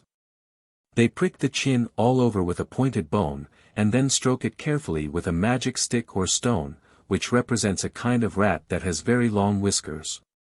The virtue of these whiskers naturally passes into the representative stick or stone, and thence by an easy transition to the chin, which, consequently, is soon adorned with a rich growth of beard. The ancient Greeks thought that to eat the flesh of the wakeful nightingale would prevent a man from sleeping, that to smear the eyes of a blear-sighted person with the gall of an eagle would give him the eagle's vision, and that a raven's eggs would restore the blackness of the raven to silvery hair. Only the person who adopted this last mode of concealing the ravages of time had to be most careful to keep his mouth full of oil all the time he applied the eggs to his venerable locks, else his teeth as well as his hair would be dyed raven black. And no amount of scrubbing and scouring would avail to whiten them again. The hair restorer was in fact a shade too powerful, and in applying it you might get more than you bargained for. The Huichol Indians admire the beautiful markings on the backs of serpents. Hence when a Huichol woman is about to weave or embroider, her husband catches a large serpent and holds it in a cleft stick, while the woman strokes the reptile with one hand down the whole length of its back. Then she passes the same hand over her forehead and eyes, that she may be able to work as beautiful patterns in the web as the markings on the back of the serpent. On the principle of homeopathic magic, inanimate things, as well as plants and animals, may diffuse blessing or bane around them, according to their own intrinsic nature and the skill of the wizard to tap or dam, as the case may be. The stream of weal or woe. In Samarkand women give a baby sugar candy to suck and put glue in the palm of its hand, in order that, when the child grows up, his words may be sweet and precious things may stick to his hands as if they were glued. The Greeks thought that a garment made from the fleece of a sheep that had been torn by a wolf would hurt the wearer, setting up an itch or irritation in his skin. They were also of opinion that if a stone which had been bitten by a dog were dropped in wine, it would make all who drank of that wine to fall out among themselves. Among the Arabs of Moab a childless woman often borrows the robe of a woman who has had many children, hoping with the robe to acquire the fruitfulness of its owner. The Kaffirs of Sofala, in East Africa, had a great dread of being struck with anything hollow, such as a reed or a straw, and greatly preferred being thrashed with a good thick cudgel or an iron bar, even though it hurt very much. For they thought that if a man were beaten with anything hollow, his inside would waste away till he died. In eastern seas there is a large shell which the Buginese of Celebes call the bold man, Kajawo. On Fridays they turn these bold men upside down and place them on the thresholds of their houses, believing that whoever then steps over the threshold of the house will live to be old. At initiation a Brahmin boy is made to tread with his right foot on a stone, while the words are repeated, "Tread on this stone, like a stone be firm," and the same ceremony is performed, with the same words, by a Brahmin bride at her marriage. In Madagascar a mode of counteracting the levity of fortune is to bury a stone at the foot of the heavy housepost. The common custom of swearing upon a stone may be based partly on a belief that the strength and stability of the stone lend confirmation to an oath. Thus the old Danish historian Saxo Grammaticus tells us that, the ancients, when they were to choose a king, were wont to stand on stones planted in the ground, and to proclaim their votes, in order to foreshadow from the steadfastness of the stones that the deed would be lasting. But while a general magical efficacy may be supposed to reside in all stones by reason of their common properties of weight and solidity, special magical virtues are attributed to particular stones, or kinds of stone. in accordance with their individual or specific qualities of shape and color. For example, the Indians of Peru employed certain stones for the increase of maize, others for the increase of potatoes, and others again for the increase of cattle. The stones used to make maize grow were fashioned in the likeness of cobs of maize, and the stones destined to multiply cattle had the shape of sheep. In some parts of Melanesia a like belief prevails that certain sacred stones are endowed with miraculous powers which correspond in their nature to the shape of the stone. Thus a piece of water-worn coral on the beach often bears a surprising likeness to a breadfruit. Hence in the Banks Islands a man who finds such a coral will lay it at the root of one of his breadfruit trees in the expectation that it will make the tree bear well. If the result answers his expectation, he will then, for a proper remuneration, take stones of less marked character from other men and let them lie near his, in order to imbue them with the magic virtue which resides in it. Similarly, a stone with little discs upon it is good to bring in money, and if a man found a large stone with a number of small ones under it, like a sow among her litter, he was sure that to offer money upon it would bring him pigs. In these and similar cases the Melanesians ascribe the marvelous power, not to the stone itself, but to its indwelling spirit, and sometimes, as we have just seen, a man endeavors to propitiate the spirit by laying down offerings on the stone. But the conception of spirits that must be propitiated lies outside the sphere of magic, and within that of religion. Where such a conception is found, as here, in conjunction with purely magical ideas and practices, the latter may generally be assumed to be the original stock on which the religious conception has been at some later time engrafted. For there are strong grounds for thinking that, in the evolution of thought, magic has preceded religion. But to this point we shall return presently. The ancients set great store on the magical qualities of precious stones. Indeed it has been maintained, with great show of reason, that such stones were used as amulets long before they were worn as mere ornaments. Thus the Greeks gave the name of tree agate to a stone which exhibits tree-like markings, and they thought that if 2 of these gems were tied to the horns or necks of oxen at the plough, the crop would be sure to be plentiful. Again, they recognized a milk-stone which produced an abundant supply of milk in women if only they drank it dissolved in honey mead. Milk-stones are used for the same purpose by Greek women in Crete and Melos at the present day. In Albania nursing mothers wear the stones in order to ensure an abundant flow of milk. Again, the Greeks believed in a stone which cured snake bites, and hence was named the snake stone. To test its efficacy you had only to grind the stone to powder and sprinkle the powder on the wound. The wine-colored amethyst received its name, which means, not drunken, because it was supposed to keep the wearer of it sober. And 2 brothers who desired to live at unity were advised to carry magnets about with them, which, by drawing the twain together, would clearly prevent them from falling out. The ancient books of the Hindus lay down a rule that after sunset on his marriage night a man should sit silent with his wife till the stars begin to twinkle in the sky. When the pole star appears, he should point it out to her, and, addressing the star, say, "Firm art thou, I see thee, the firm one. Firm be thou with me, O thriving one." Then, turning to his wife, he should say, "To me Brihaspati has given thee. Obtaining offspring through me, thy husband, live with me 100 autumns." The intention of the ceremony is plainly to guard against the fickleness of fortune and the instability of earthly bliss by the steadfast influence of the constant star. It is the wish expressed in Keats's last sonnet. Bright star!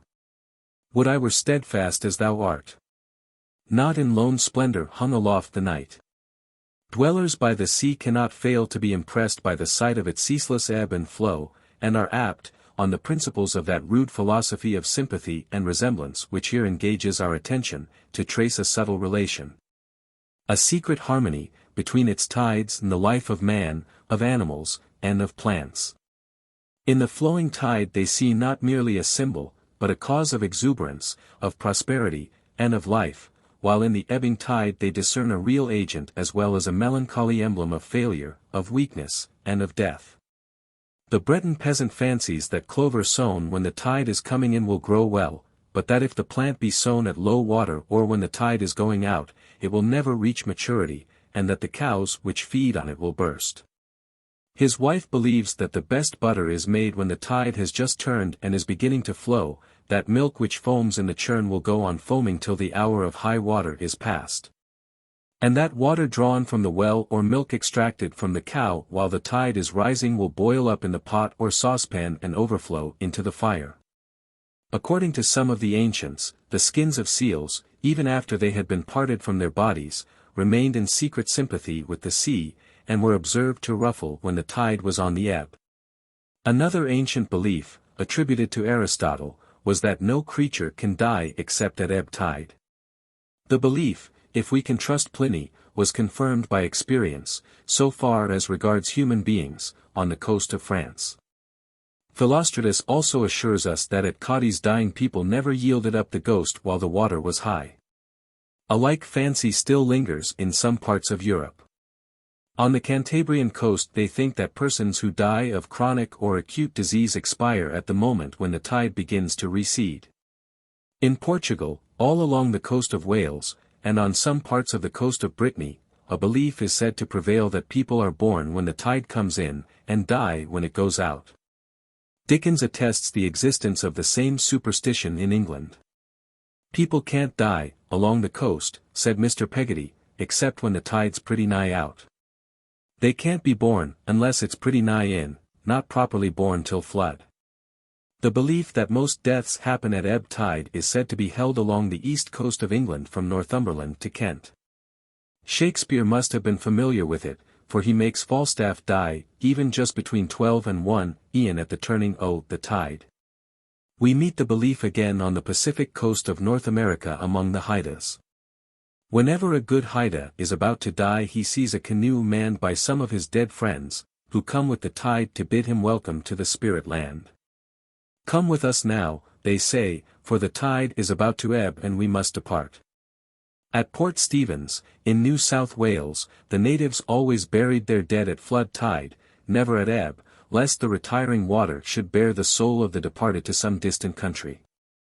To ensure a long life the Chinese have recourse to certain complicated charms, which concentrate in themselves the magical essence emanating, on homeopathic principles, from times and seasons, from persons and from things. The vehicles employed to transmit these happy influences are no other than grave clothes. These are provided by many Chinese in their lifetime, and most people have them cut out and sewn by an unmarried girl or a very young woman, wisely calculating that, since such a person is likely to live a great many years to come, a part of her capacity to live long must surely pass into the clothes, and thus stave off for many years the time when they shall be put to their proper use. Further, the garments are made by preference in a year which has an intercalary month. For to the Chinese mind it seems plain that grave clothes made in a year which is unusually long will possess the capacity of prolonging life in an unusually high degree. Amongst the clothes there is one robe in particular on which special pains have been lavished to imbue it with this priceless quality. It is a long silken gown of the deepest blue color, with the word longevity embroidered all over it in thread of gold. To present an aged parent with one of these costly and splendid mantles, known as longevity garments, is esteemed by the Chinese an act of filial piety and a delicate mark of attention. As the garment purports to prolong the life of its owner, he often wears it, especially on festive occasions, in order to allow the influence of longevity, created by the many golden letters with which it is bespangled, to work their full effect upon his person. On his birthday, above all, he hardly ever fails to don it, for in China common sense bids a man lay in a large stock of vital energy on his birthday, to be expended in the form of health and vigor during the rest of the year. Attired in the gorgeous pall, and absorbing its blessed influence at every pore, the happy owner receives complacently the congratulations of friends and relations, who warmly express their admiration of these magnificent cerements, and of the filial piety which prompted the children to bestow so beautiful and useful a present on the author of their being. Another application of the maxim that like produces like is seen in the Chinese belief that the fortunes of a town are deeply affected by its shape, and that they must vary according to the character of the thing which that shape most nearly resembles. Thus it is related that long ago the town of Tsuanchofu, the outlines of which are like those of a carp, frequently fell a prey to the depredations of the neighboring city of Yangchun, which is shaped like a fishing net. Until the inhabitants of the former town conceived the plan of erecting 2 tall pagodas in their midst. These pagodas, which still tower above the city of Tsuanchofu, have ever since exercised the happiest influence over its destiny by intercepting the imaginary net before it could descend and entangle in its meshes the imaginary carp. Some 40 years ago the wise men of Shanghai were much exercised to discover the cause of a local rebellion. On careful inquiry they ascertained that the rebellion was due to the shape of a large new temple which had most unfortunately been built in the shape of a tortoise, an animal of the very worst character. The difficulty was serious, the danger was pressing, for to pull down the temple would have been impious, and to let it stand as it was would be to court a succession of similar or worse disasters. However, the genius of the local professors of geomancy, rising to the occasion, triumphantly surmounted the difficulty and obviated the danger. By filling up 2 wells, which represented the eyes of the tortoise, they at once blinded that disreputable animal and rendered him incapable of doing further mischief. Sometimes homeopathic or imitative magic is called in to annul an evil omen by accomplishing it in mimicry. The effect is to circumvent destiny by substituting a mock calamity for a real one. In Madagascar this mode of cheating the fates is reduced to a regular system. Here every man's fortune is determined by the day or hour of his birth, and if that happens to be an unlucky one his fate is sealed, unless the mischief can be extracted, as the phrase goes, by means of a substitute. The ways of extracting the mischief are various. For example, if a man is born on the first day of the 2nd month, February, his house will be burnt down when he comes of age. To take time by the forelock and avoid this catastrophe, the friends of the infant will set up a shed in a field or in the cattle fold and burn it. If the ceremony is to be really effective, the child and his mother should be placed in the shed and only plucked, like brands, from the burning hut before it is too late. Again, dripping November is the month of tears, and he who is born in it is born to sorrow. But in order to disperse the clouds that thus gather over his future, he has nothing to do but to take the lid off a boiling pot and wave it about. The drops that fall from it will accomplish his destiny and so prevent the tears from trickling from his eyes. Again, if fate has decreed that a young girl, still unwed, should see her children, still unborn, descend before her with sorrow to the grave, she can avert the calamity as follows. She kills a grasshopper, wraps it in a rag to represent a shroud, and mourns over it like Rachel weeping for her children and refusing to be comforted. Moreover, she takes a dozen or more other grasshoppers, and having removed some of their superfluous legs and wings she lays them about their dead and shrouded fellow. The buzz of the tortured insects and the agitated motions of their mutilated limbs represent the shrieks and contortions of the mourners at a funeral. After burying the deceased grasshopper she leaves the rest to continue their mourning till death releases them from their pain. And having bound up her disheveled hair she retires from the grave with the step and carriage of a person plunged in grief.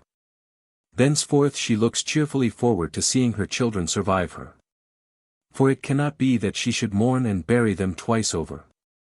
Once more, if fortune has frowned on a man at his birth and penury has marked him for her own, he can easily erase the mark in question by purchasing a couple of cheap pearls, priced 3 halfpence, and burying them. For who but the rich of this world can thus afford to fling pearls away? 3. Contagious magic. Thus far we have been considering chiefly that branch of sympathetic magic which may be called homeopathic or imitative. Its leading principle, as we have seen, is that like produces like, or, in other words, that an effect resembles its cause.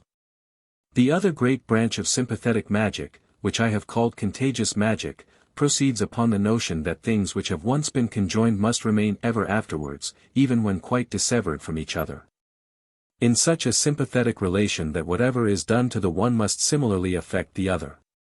Thus the logical basis of contagious magic, like that of homeopathic magic, is a mistaken association of ideas.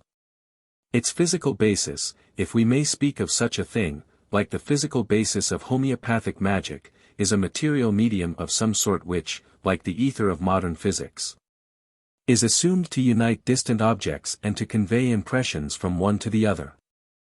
The most familiar example of contagious magic is the magical sympathy which is supposed to exist between a man and any severed portion of his person, as his hair or nails. So that whoever gets possession of human hair or nails may work his will, at any distance, upon the person from whom they were cut. This superstition is worldwide. Instances of it in regard to hair and nails will be noticed later on in this work. Among the Australian tribes it was a common practice to knock out one or more of a boy's front teeth at those ceremonies of initiation to which every male member had to submit before he could enjoy the rights and privileges of a full-grown man. The reason of the practice is obscure. All that concerns us here is the belief that a sympathetic relation continued to exist between the lad and his teeth after the latter had been extracted from his gums. Thus among some of the tribes about the River Darling, in New South Wales, the extracted tooth was placed under the bark of a tree near a river or waterhole. If the bark grew over the tooth, or if the tooth fell into the water, all was well. But if it were exposed and the ants ran over it, the natives believed that the boy would suffer from a disease of the mouth. Among the Murring and other tribes of New South Wales the extracted tooth was at first taken care of by an old man, and then passed from one headman to another, until it had gone all round the community, when it came back to the lad's father. And finally to the lad himself. But however it was thus conveyed from hand to hand, it might on no account be placed in a bag containing magical substances, for to do so would, they believed, put the owner of the tooth in great danger. The late Dr. Howe at once acted as custodian of the teeth which had been extracted from some novices at a ceremony of initiation, and the old men earnestly besought him not to carry them in a bag in which they knew that he had some quartz crystals. They declared that if he did so the magic of the crystals would pass into the teeth, and so injure the boys. Nearly a year after Dr. Howitt's return from the ceremony he was visited by one of the principal men of the Murring tribe, who had travelled some 250 miles from his home to fetch back the teeth.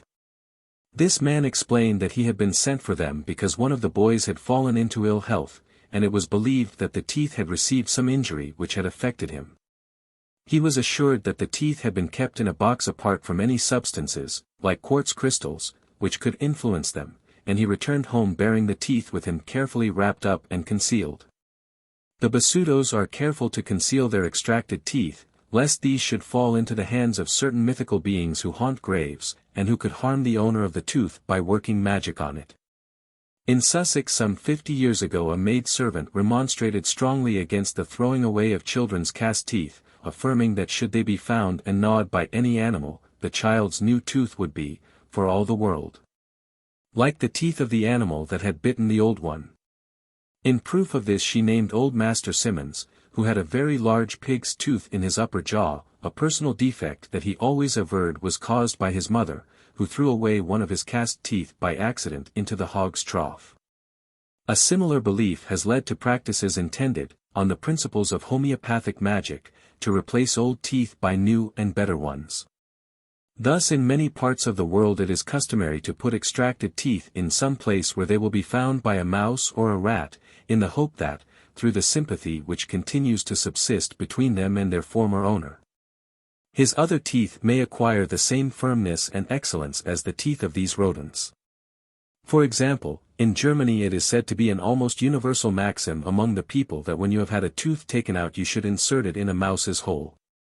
To do so with a child's milk tooth which has fallen out will prevent the child from having toothache. Or you should go behind the stove and throw your tooth backwards over your head, saying, "Mouse, give me your iron tooth.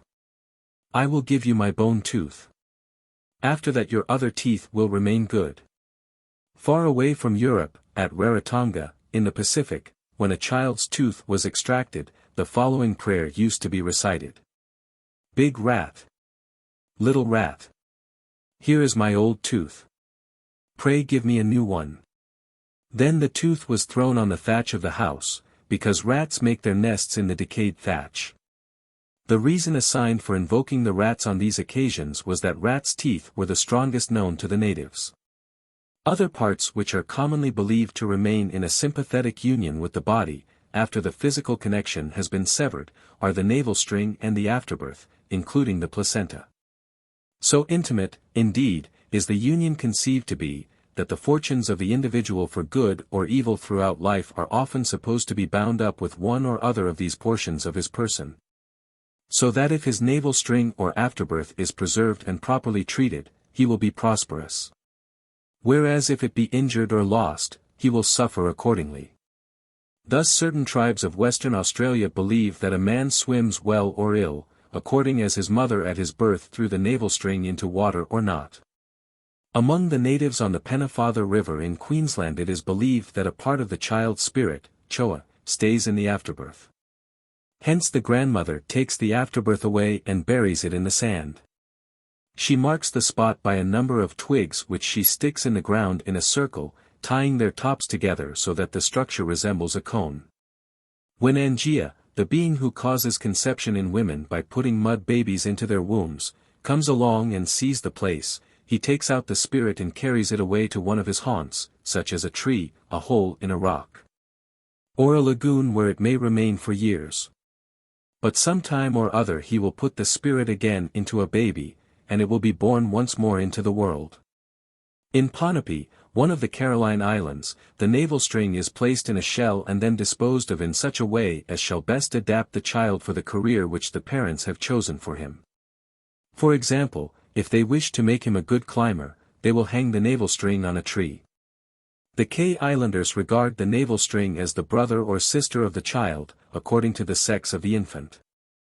They put it in a pot with ashes, and set it in the branches of a tree, that it may keep a watchful eye on the fortunes of its comrade. Among the Bataks of Sumatra, as among many other peoples of the Indian archipelago, the placenta passes for the child's younger brother or sister, the sex being determined by the sex of the child, and it is buried under the house.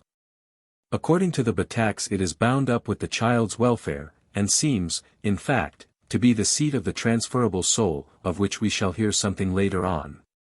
The Karo Bataks even affirm that of a man's two souls it is the true soul that lives with the placenta under the house, that is the soul, they say, which begets children. The Baganda believe that every person is born with a double, and this double they identify with the afterbirth, which they regard as a second child. The mother buries the afterbirth at the root of a plantain tree, which then becomes sacred until the fruit has ripened, when it is plucked to furnish a sacred feast for the family. Among the Cherokees the navel string of a girl is buried under a corn mortar, in order that the girl may grow up to be a good baker, but the navel string of a boy is hung up on a tree in the woods, in order that he may be a hunter. The Incas of Peru preserved the navel string with the greatest care, and gave it to the child to suck whenever it fell ill. In ancient Mexico they used to give a boy's navel string to soldiers, to be buried by them on a field of battle, in order that the boy might thus acquire a passion for war. But the navel string of a girl was buried beside the domestic hearth, because this was believed to inspire her with a love of home and taste for cooking and baking. Even in Europe many people still believe that a person's destiny is more or less bound up with that of his navel string or afterbirth. Thus in Rhenish Bavaria the navel string is kept for a while wrapped up in a piece of old linen, and then cut or pricked to pieces according as the child is a boy or a girl, in order that he or she may grow up to be a skillful workman or a good seamstress.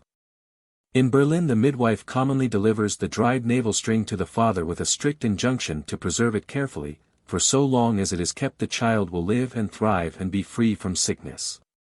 In Bosi and Perchi the people are careful to throw the navel string neither into water nor into fire, believing that if that were done the child would be drowned or burned.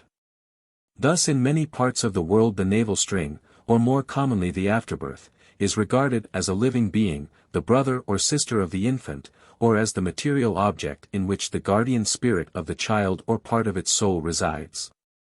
Further, the sympathetic connection supposed to exist between a person and his afterbirth or navel string comes out very clearly in the widespread custom of treating the afterbirth or navel string in ways which are supposed to influence for life the character and career of the person, making him, if it is a man, a nimble climber, a strong swimmer, a skillful hunter, or a brave soldier, and making her, if it is a woman, a cunning seamstress, a good baker, and so forth. Thus the beliefs and usages concerned with the afterbirth or placenta, and to a less extent with the navel string, present a remarkable parallel to the widespread doctrine of the transferable or external soul and the customs founded on it. Hence it is hardly rash to conjecture that the resemblance is no mere chance coincidence, but that in the afterbirth or placenta we have a physical basis, not necessarily the only one, for the theory and practice of the external soul. The consideration of that subject is reserved for a later part of this work. A curious application of the doctrine of contagious magic is the relation commonly believed to exist between a wounded man and the agent of the wound. So that whatever is subsequently done by or to the agent must correspondingly affect the patient either for good or evil. Thus Pliny tells us that if you have wounded a man and are sorry for it, you have only to spit on the hand that gave the wound, and the pain of the sufferer will be instantly alleviated. In Melanesia, if a man's friends get possession of the arrow which wounded him, they keep it in a damp place or in cool leaves, for then the inflammation will be trifling and will soon subside. Meantime the enemy who shot the arrow is hard at work to aggravate the wound by all the means in his power. For this purpose he and his friends drink hot and burning juices and chew irritating leaves, for this will clearly inflame and irritate the wound. Further, they keep the bough near the fire to make the wound which it has inflicted hot. And for the same reason they put the arrowhead, if it has been recovered, into the fire. Moreover, they are careful to keep the bowstring taut and to twang it occasionally, for this will cause the wounded man to suffer from tension of the nerves and spasms of tetanus. It is constantly received and avouched, says Bacon, that the anointing of the weapon that mocketh the wound will heal the wound itself. In this experiment, upon the relation of men of credit, though myself, as yet, am not fully inclined to believe it, you shall note the points following. First, the ointment wherewith this is done is made of divers ingredients. Whereof the strangest and hardest to come by are the moss upon the skull of a dead man unburied, and the fats of a boar and a bear killed in the act of generation. The precious ointment compounded out of these and other ingredients was applied, as the philosopher explains, not to the wound but to the weapon, and that even though the injured man was at a great distance and knew nothing about it. The experiment, he tells us, had been tried of wiping the ointment off the weapon without the knowledge of the person hurt, with the result that he was presently in a great rage of pain until the weapon was anointed again.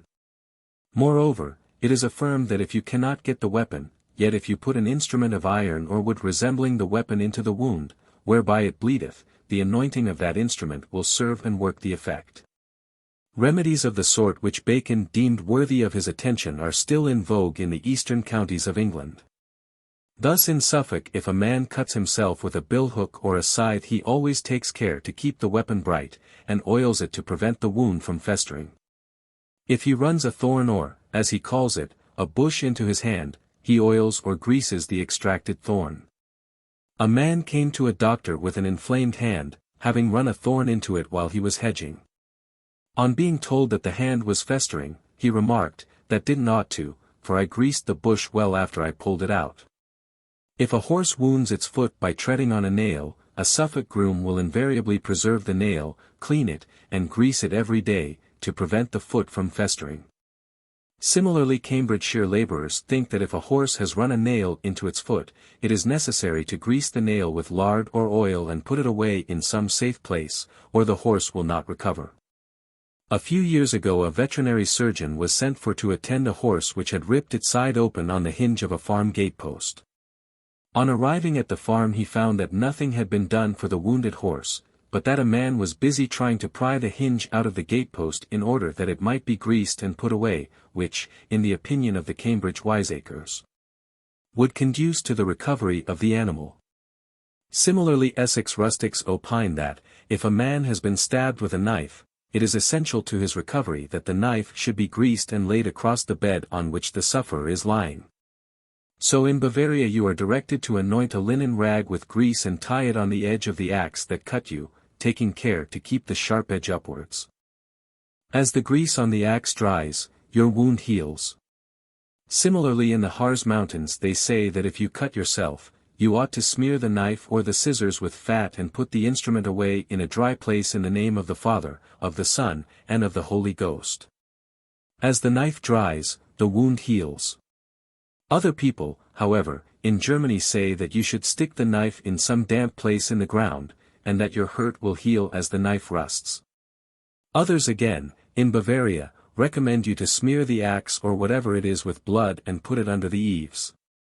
The train of reasoning which thus commends itself to English and German rustics, in common with the savages of Melanesia and America, is carried a step further by the aborigines of Central Australia, who conceive that under certain circumstances the near relations of a wounded man must grease themselves, restrict their diet, and regulate their behavior in other ways in order to ensure his recovery. Thus when a lad has been circumcised and the wound is not yet healed, his mother may not eat a possum, or a certain kind of lizard, or carpet snake, or any kind of fat, for otherwise she would retard the healing of the boy's wound. Every day she greases her digging sticks and never lets them out of her sight. At night she sleeps with them close to her head. No one is allowed to touch them. Every day also she rubs her body all over with grease, as in some way this is believed to help her son's recovery. Another refinement of the same principle is due to the ingenuity of the German peasant. It is said that when one of his pigs or sheep breaks its leg, a farmer of Rhenish Bavaria or Hesse will bind up the leg of a chair with bandages and splints in due form. For some days thereafter no one may sit on that chair, move it, or knock up against it, for to do so would pain the injured pig or sheep and hinder the cure. In this last case it is clear that we have passed wholly out of the region of contagious magic and into the region of homeopathic or imitative magic. The chair leg, which is treated instead of the beast's leg, in no sense belongs to the animal, and the application of bandages to it is a mere simulation of the treatment which a more rational surgery would bestow on the real patient. The sympathetic connection supposed to exist between a man and the weapon which has wounded him is probably founded on the notion that the blood on the weapon continues to feel with the blood in his body. For a like reason the Papuans of Tumleo, an island off New Guinea, are careful to throw into the sea the bloody bandages with which their wounds have been dressed. For they fear that if these rags fell into the hands of an enemy he might injure them magically thereby. Once when a man with a wound in his mouth, which bled constantly, came to the missionaries to be treated, his faithful wife took great pains to collect all the blood and cast it into the sea. Strained and unnatural as this idea may seem to us, it is perhaps less so than the belief that magic sympathy is maintained between a person and his clothes, so that whatever is done to the clothes will be felt by the man himself, even though he may be far away at the time. In the Wotjobaluk tribe of Victoria a wizard would sometimes get hold of a man's opossum rug and roast it slowly in the fire, and as he did so the owner of the rug would fall sick. If the wizard consented to undo the charm, he would give the rug back to the sick man's friends, bidding them put it in water, so as to wash the fire out. When that happened, the sufferer would feel a refreshing coolness and probably recover.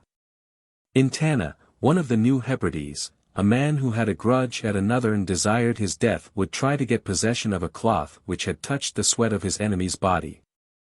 If he succeeded, he rubbed the cloth carefully over with the leaves and twigs of a certain tree, rolled and bound cloth, twigs, and leaves into a long sausage-shaped bundle, and burned it slowly in the fire. As the bundle was consumed, the victim fell ill, and when it was reduced to ashes, he died. In this last form of enchantment, however, the magical sympathy may be supposed to exist not so much between the man and the cloth as between the man and the sweat which issued from his body. But in other cases of the same sort it seems that the garment by itself is enough to give the sorcerer a hold upon his victim. The witch in Theocritus, while she melted an image or lump of wax in order that her faithless lover might melt with love of her, did not forget to throw into the fire a shred of his cloak which he had dropped in her house. In Prussia they say that if you cannot catch a thief, the next best thing you can do is to get hold of a garment which he may have shed in his flight, for if you beat it soundly, the thief will fall sick. This belief is firmly rooted in the popular mind. Some 80 or 90 years ago, in the neighborhood of Berend, a man was detected trying to steal honey, and fled, leaving his coat behind him. When he heard that the enraged owner of the honey was mauling his lost coat, he was so alarmed that he took to his bed and died. Again, magic may be wrought on a man sympathetically, not only through his clothes and severed parts of himself, but also through the impressions left by his body in sand or earth. In particular, it is a worldwide superstition that by injuring footprints you injure the feet that made them. Thus the natives of southeastern Australia think that they can lame a man by placing sharp pieces of quartz, glass, bone, or charcoal in his footprints. Rheumatic pains are often attributed by them to this cause.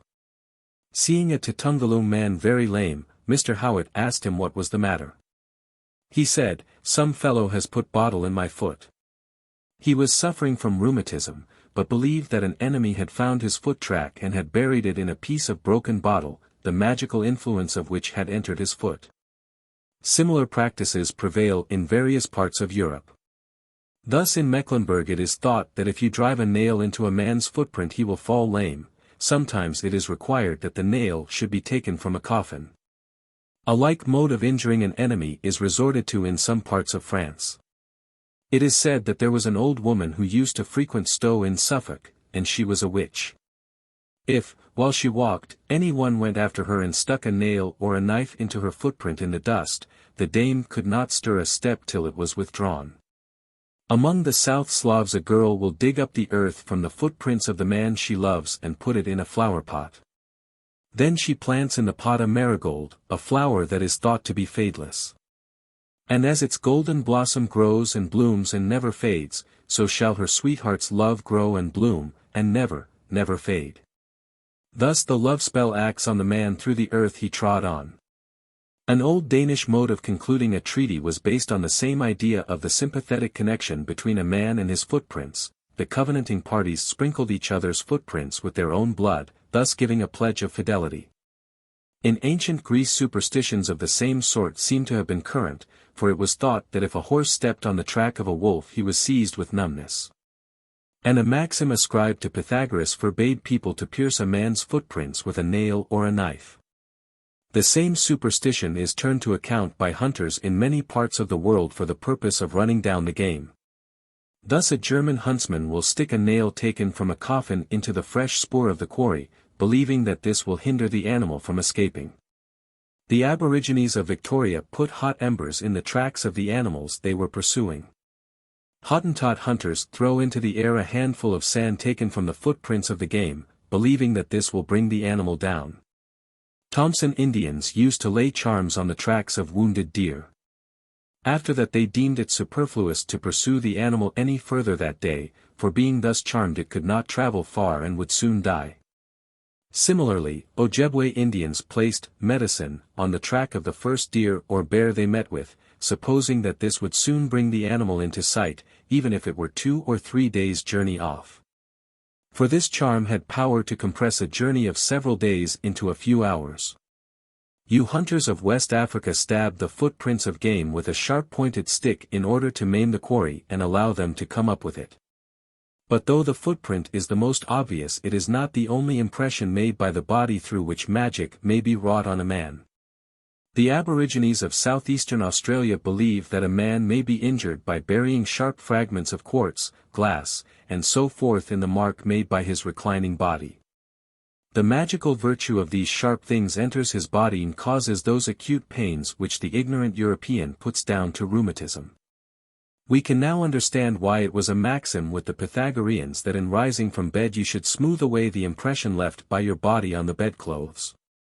The rule was simply an old precaution against magic, forming part of a whole code of superstitious maxims which antiquity fathered on Pythagoras. Though doubtless they were familiar to the barbarous forefathers of the Greeks long before the time of that philosopher. 4. The Magician's Progress. We have now concluded our examination of the general principles of sympathetic magic. The examples by which I have illustrated them have been drawn for the most part from what may be called private magic, that is from magical rites and incantations practiced for the benefit or the injury of individuals. But in savage society there is commonly to be found in addition what we may call public magic, that is, sorcery practiced for the benefit of the whole community. Wherever ceremonies of this sort are observed for the common good, it is obvious that the magician ceases to be merely a private practitioner and becomes to some extent a public functionary. The development of such a class of functionaries is of great importance for the political as well as the religious evolution of society. For when the welfare of the tribe is supposed to depend on the performance of these magical rites, the magician rises into a position of much influence and repute, and may readily acquire the rank and authority of a chief or king.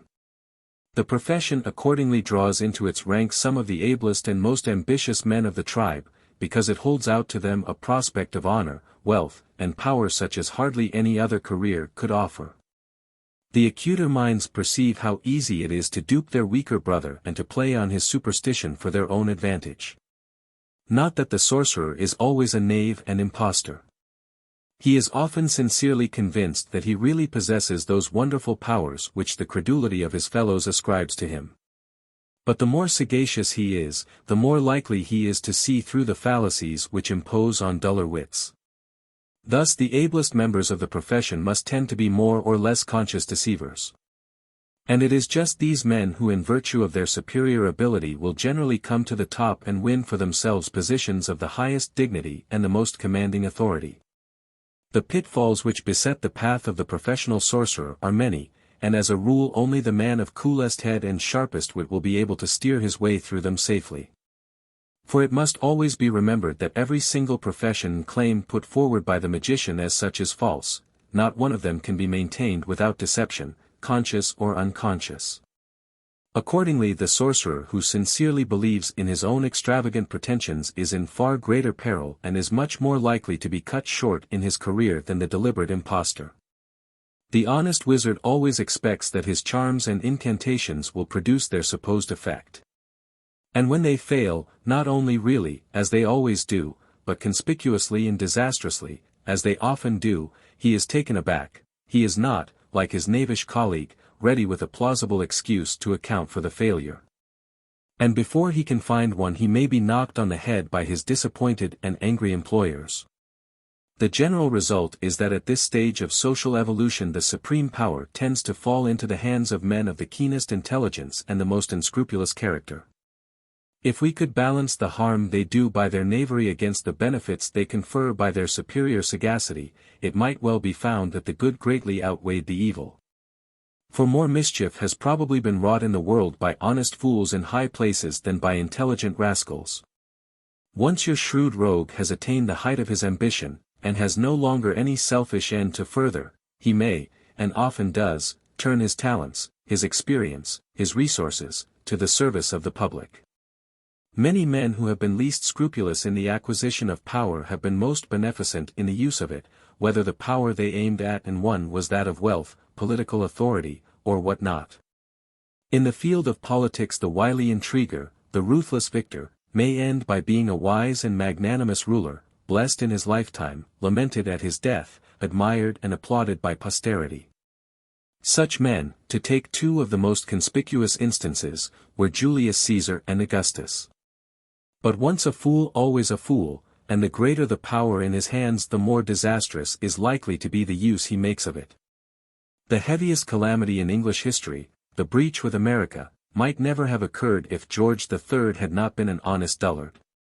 Thus, so far as the public profession of magic affected the constitution of savage society, it tended to place the control of affairs in the hands of the ablest man, it shifted the balance of power from the many to the one, it substituted a monarchy for a democracy, or rather for an oligarchy of old men.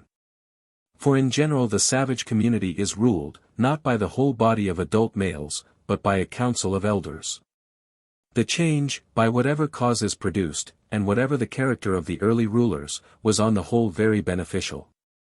For the rise of monarchy appears to be an essential condition of the emergence of mankind from savagery. No human being is so hidebound by custom and tradition as your democratic savage. In no state of society consequently is progress so slow and difficult. The old notion that the savage is the freest of mankind is the reverse of the truth. He is a slave, not indeed to a visible master, but to the past, to the spirits of his dead forefathers, who haunt his steps from birth to death, and rule him with a rod of iron.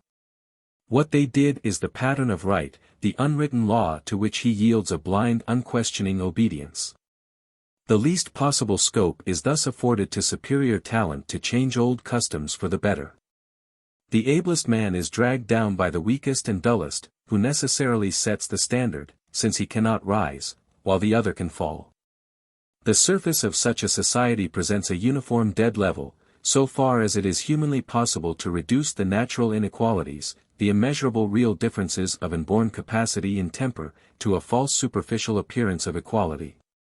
From this low and stagnant condition of affairs, which demagogues and dreamers in later times have lauded as the ideal state, the golden age, of humanity, everything that helps to raise society by opening a career to talent and proportioning the degrees of authority to men's natural abilities, deserves to be welcomed by all who have the real good of their fellows at heart. Once these elevating influences have begun to operate, and they cannot be forever suppressed, the progress of civilization becomes comparatively rapid. The rise of one man to supreme power enables him to carry through changes in a single lifetime which previously many generations might not have sufficed to effect. And if, as will often happen, he is a man of intellect and energy above the common, he will readily avail himself of the opportunity. Even the whims and caprices of a tyrant may be of service in breaking the chain of custom which lies so heavy on the savage. And as soon as the tribe ceases to be swayed by the timid and divided counsels of the elders, and yields to the direction of a single strong and resolute mind, it becomes formidable to its neighbors and enters on a career of aggrandizement, which at an early stage of history is often highly favorable to social, industrial, and intellectual progress. For extending its sway, partly by force of arms, partly by the voluntary submission of weaker tribes, the community soon acquires wealth and slaves, both of which, by relieving some classes from the perpetual struggle for a bare subsistence, afford them an opportunity of devoting themselves to that disinterested pursuit of knowledge which is the noblest and most powerful instrument to ameliorate the lot of man. Intellectual progress, which reveals itself in the growth of art and science and the spread of more liberal views, cannot be dissociated from industrial or economic progress. And that in its turn receives an immense impulse from conquest and empire. It is no mere accident that the most vehement outbursts of activity of the human mind have followed close on the heels of victory, and that the great conquering races of the world have commonly done most to advance and spread civilization, thus healing in peace the wounds they inflicted in war. The Babylonians, the Greeks, the Romans, the Arabs are our witnesses in the past. We may yet live to see a similar outburst in Japan. Nor, to remount the stream of history to its sources, is it an accident that all the first great strides toward civilization have been made under despotic and theocratic governments, like those of Egypt, Babylon, and Peru, where the supreme ruler claimed and received the servile allegiance of his subjects in the double character of a king and a god. It is hardly too much to say that at this early epoch despotism is the best friend of humanity and, paradoxical as it may sound, of liberty. For after all there is more liberty in the best sense, liberty to think our own thoughts and to fashion our own destinies, under the most absolute despotism, the most grinding tyranny, than under the apparent freedom of savage life, where the individual's lot is cast from the cradle to the grave in the iron mold of hereditary custom. So far, therefore, as the public profession of magic has been one of the roads by which the ablest men have passed to supreme power, it has contributed to emancipate mankind from the thraldom of tradition and to elevate them into a larger, freer life, with a broader outlook on the world.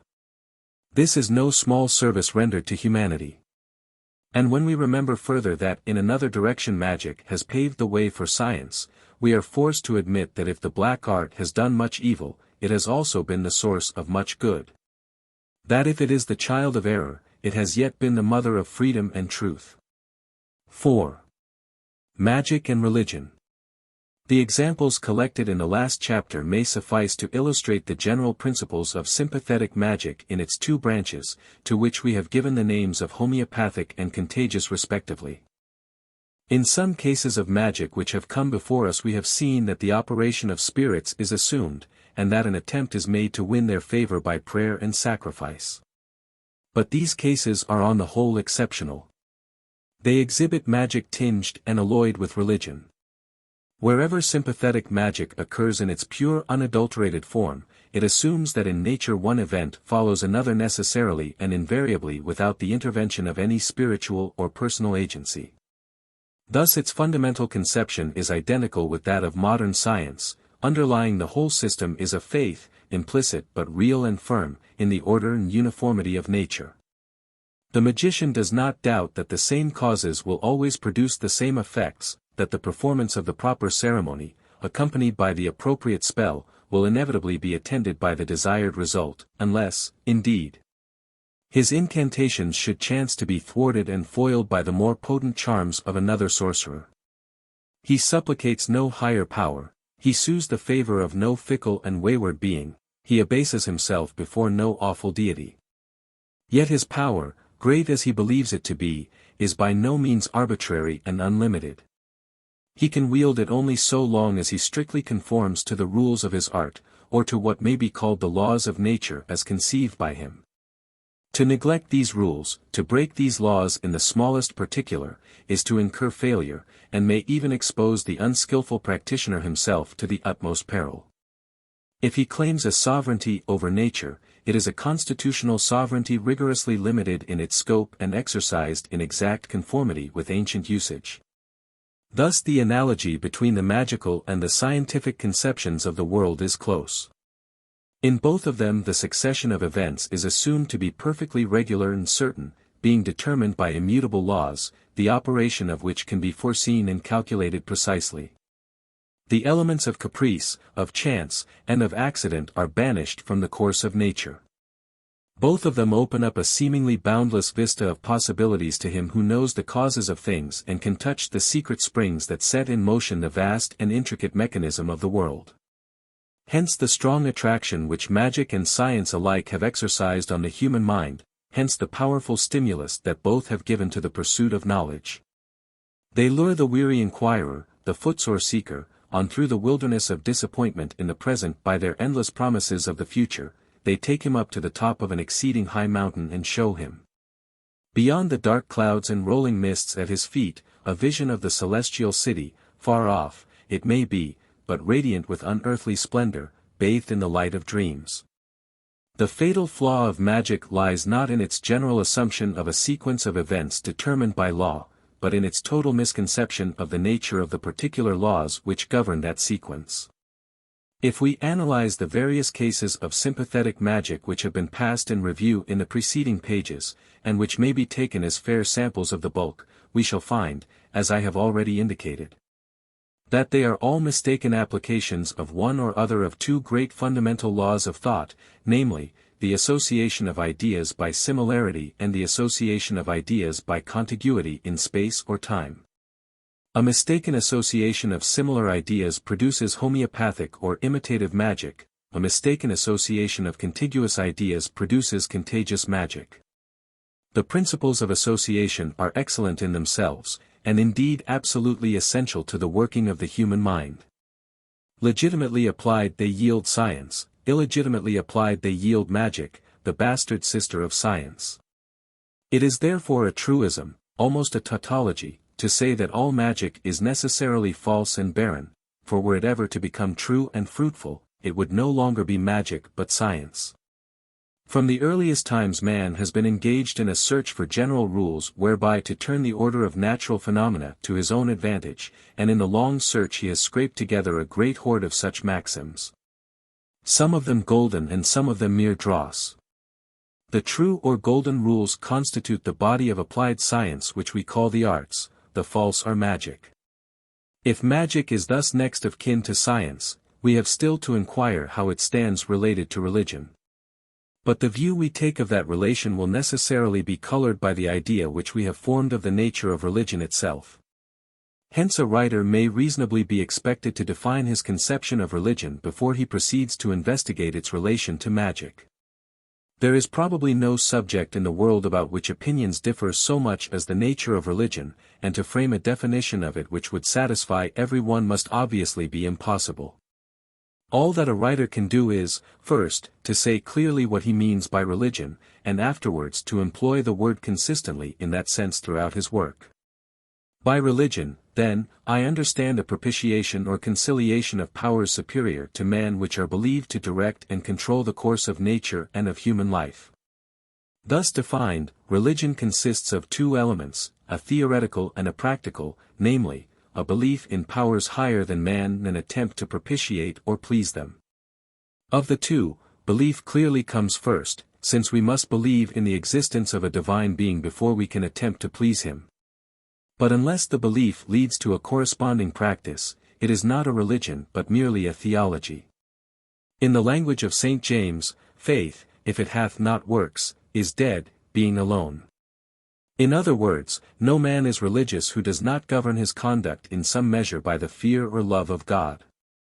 On the other hand, mere practice, divested of all religious belief, is also not religion. Two men may behave in exactly the same way, and yet one of them may be religious and the other not. If the one acts from the love or fear of God, he is religious; if the other acts from the love or fear of man, he is moral or immoral according as his behavior comports or conflicts with the general good. Hence belief and practice, or, in theological language, faith and works, are equally essential to religion, which cannot exist without both of them. But it is not necessary that religious practice should always take the form of a ritual. That is, it need not consist in the offering of sacrifice, the recitation of prayers, and other outward ceremonies. Its aim is to please the deity, and if the deity is one who delights in charity and mercy and purity more than in oblations of blood, the chanting of hymns, and the fumes of incense, his worshippers will best please him. Not by prostrating themselves before him, by intoning his praises, and by filling his temples with costly gifts, but by being pure and merciful and charitable towards men, for in so doing they will imitate, so far as human infirmity allows, the perfections of the divine nature. It was this ethical side of religion which the Hebrew prophets, inspired with a noble ideal of God's goodness and holiness, were never weary of inculcating. Thus Micah says, "He hath shewed thee, O man, what is good. And what doth the Lord require of thee, but to do justly, and to love mercy, and to walk humbly with thy God?" And at a later time much of the force by which Christianity conquered the world was drawn from the same high conception of God's moral nature and the duty laid on men of conforming themselves to it. Pure religion and undefiled, says St. James, before God and the Father is this, to visit the fatherless and widows in their affliction, and to keep himself unspotted from the world.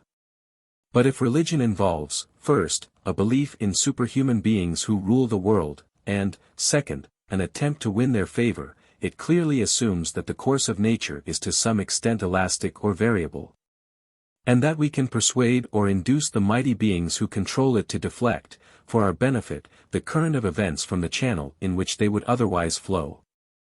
Now this implied elasticity or variability of nature is directly opposed to the principles of magic as well as of science, both of which assume that the processes of nature are rigid and invariable in their operation, and that they can as little be turned from their course by persuasion and entreaty as by threats and intimidation. The distinction between the two conflicting views of the universe turns on their answer to the crucial question: are the forces which govern the world conscious and personal, or unconscious and impersonal? Religion, as a conciliation of the superhuman powers, assumes the former member of the alternative.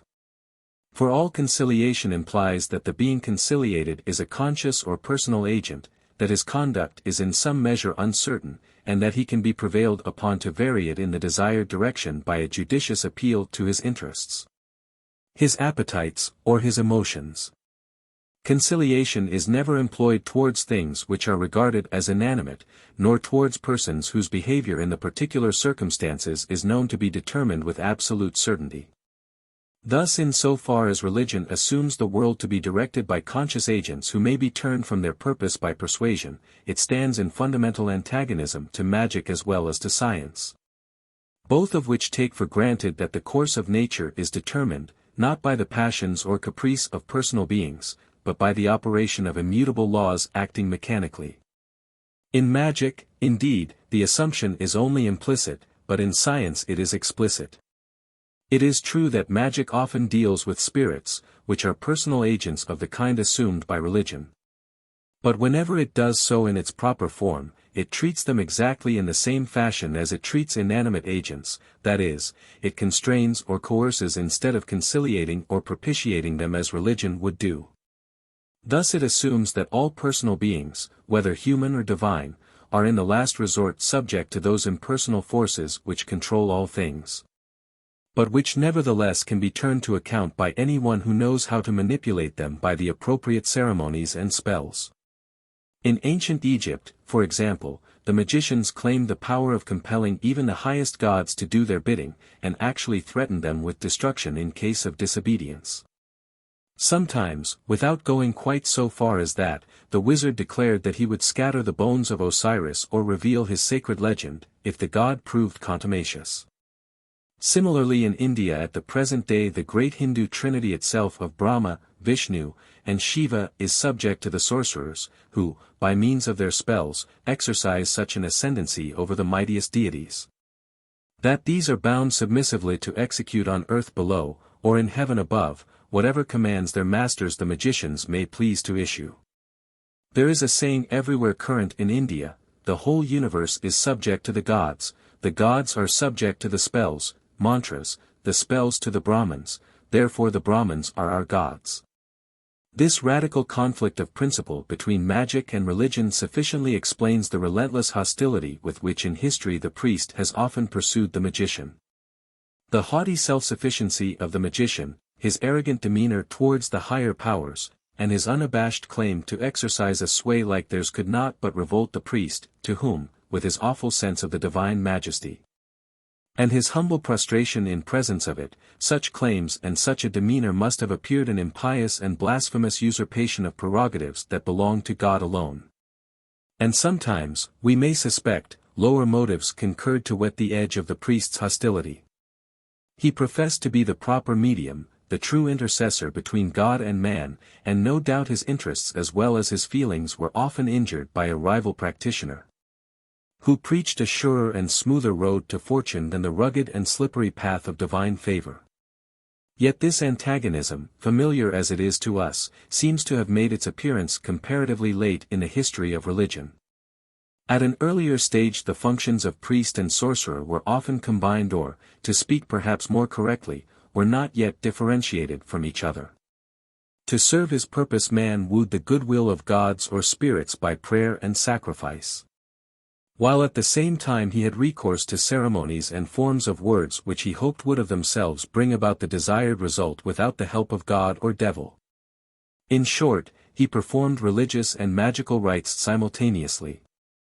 He uttered prayers and incantations almost in the same breath, knowing or recking little of the theoretical inconsistency of his behavior, so long as by hook or crook he contrived to get what he wanted. Instances of this fusion or confusion of magic with religion have already met us in the practices of Melanesians and of other peoples. The same confusion of magic and religion has survived among peoples that have risen to higher levels of culture. It was rife in ancient India and ancient Egypt, it is by no means extinct among European peasantry at the present day. With regard to ancient India we are told by an eminent Sanskrit scholar that the sacrificial ritual at the earliest period of which we have detailed information is pervaded with practices that breathe the spirit of the most primitive magic. Speaking of the importance of magic in the East, and especially in Egypt, Professor Maspero remarks that we ought not to attach to the word magic the degrading idea which it almost inevitably calls up in the mind of a modern. Ancient magic was the very foundation of religion. The faithful who desired to obtain some favor from a god had no chance of succeeding except by laying hands on the deity, and this arrest could only be effected by means of a certain number of rites, sacrifices, prayers, and chants, which the god himself had revealed, and which obliged him to do what was demanded of him. Among the ignorant classes of modern Europe the same confusion of ideas, the same mixture of religion and magic, crops up in various forms. Thus we are told that in France, the majority of the peasants still believe that the priest possesses a secret and irresistible power over the elements. By reciting certain prayers which he alone knows and has the right to utter, yet for the utterance of which he must afterwards demand absolution, he can, on an occasion of pressing danger, arrest or reverse for a moment the action of the eternal laws of the physical world. The winds, the storms, the hail, and the rain are at his command and obey his will. The fire also is subject to him, and the flames of a conflagration are extinguished at his word. For example, French peasants used to be, perhaps are still, persuaded that the priests could celebrate, with certain special rites, a Mass of the Holy Spirit, of which the efficacy was so miraculous that it never met with any opposition from the divine will. God was forced to grant whatever was asked of him in this form, however rash and importunate might be the petition. No idea of impiety or irreverence attached to the rite in the minds of those who, in some of the great extremities of life, sought by this singular means to take the kingdom of heaven by storm. The secular priests generally refused to say the Mass of the Holy Spirit, but the monks, especially the Capuchin friars, had the reputation of yielding with less scruple to the entreaties of the anxious and distressed. In the constraint thus supposed by Catholic peasantry to be laid by the priest upon the deity, we seem to have an exact counterpart of the power which the ancient Egyptians ascribed to their magicians. Again, to take another example, in many villages of Provence the priest is still reputed to possess the faculty of averting storms. It is not every priest who enjoys this reputation. And in some villages, when a change of pastors takes place, the parishioners are eager to learn whether the new incumbent has the powder, as they call it. At the first sign of a heavy storm they put him to the proof by inviting him to exorcise the threatening clouds, and if the result answers to their hopes, the new shepherd is assured of the sympathy and respect of his flock. In some parishes, where the reputation of the curate in this respect stood higher than that of his rector, the relations between the two have been so strained in consequence that the bishop has had to translate the rector to another benefice. Again, Gascon peasants believe that to revenge themselves on their enemies bad men will sometimes induce a priest to say a Mass called the Mass of Saint Sicaire. Very few priests know this Mass, and 3/4 of those who do know it would not say it for love or money. None but wicked priests dare to perform the gruesome ceremony, and you may be quite sure that they will have a very heavy account to render for it at the last day. No curate or bishop, not even the Archbishop of Auch, can pardon them. That right belongs to the Pope of Rome alone. The Mass of Saint Sicaire may be said only in a ruined or deserted church, where owls mope and hoot, where bats flit in the gloaming, where gypsies lodge of nights, and where toads squat under the desecrated altar.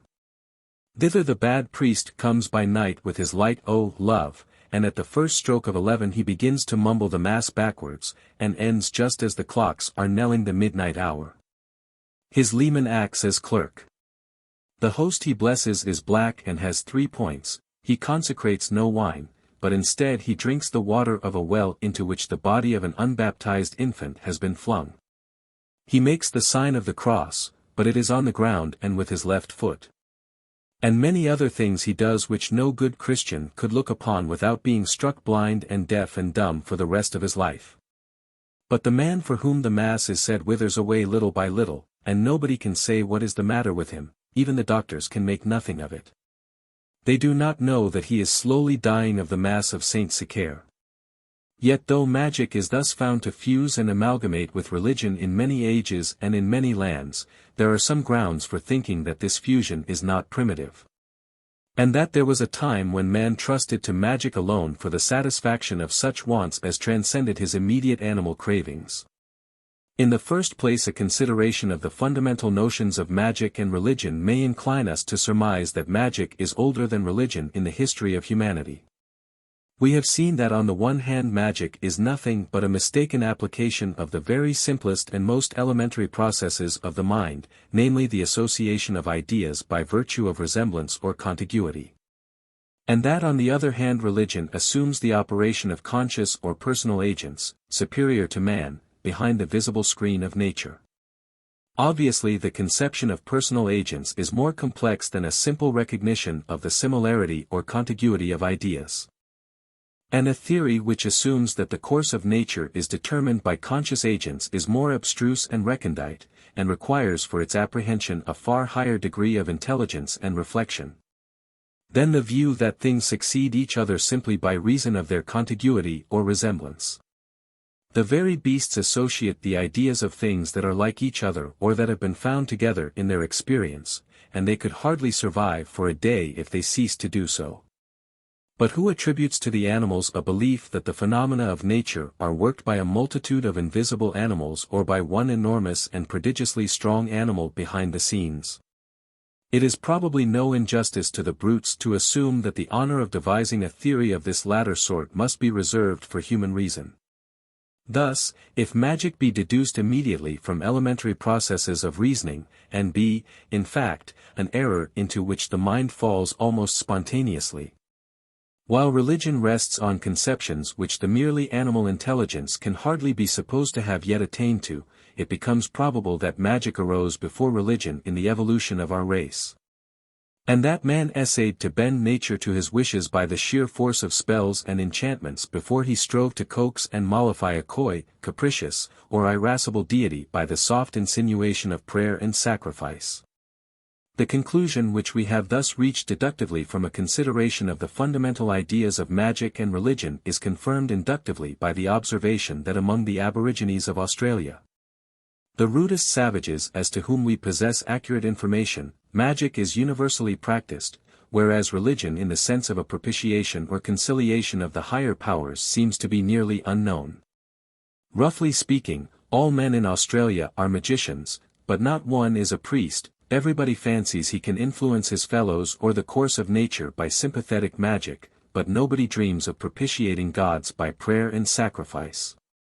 But if in the most backward state of human society now known to us we find magic thus conspicuously present and religion conspicuously absent, may we not reasonably conjecture that the civilized races of the world have also at some period of their history passed through a similar intellectual phase?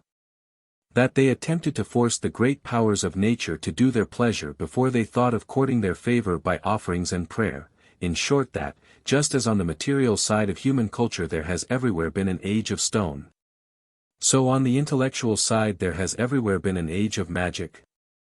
There are reasons for answering this question in the affirmative. When we survey the existing races of mankind from Greenland to Tierra del Fuego, or from Scotland to Singapore, we observe that they are distinguished one from the other by a great variety of religions, and that these distinctions are not, so to speak, merely coterminous with the broad distinctions of race, but descend into the minuter subdivisions of states and commonwealths, nay, that they honeycomb the town, the village, and even the family. So that the surface of society all over the world is cracked and seamed, sapped and mined with rents and fissures and yawning crevasses opened up by the disintegrating influence of religious dissension. Yet when we have penetrated through these differences, which affect mainly the intelligent and thoughtful part of the community, we shall find underlying them all a solid stratum of intellectual agreement among the dull, the weak, the ignorant, and the superstitious, who constitute, unfortunately, the vast majority of mankind. One of the great achievements of the 19th century was to run shafts down into this low mental stratum in many parts of the world, and thus to discover its substantial identity everywhere.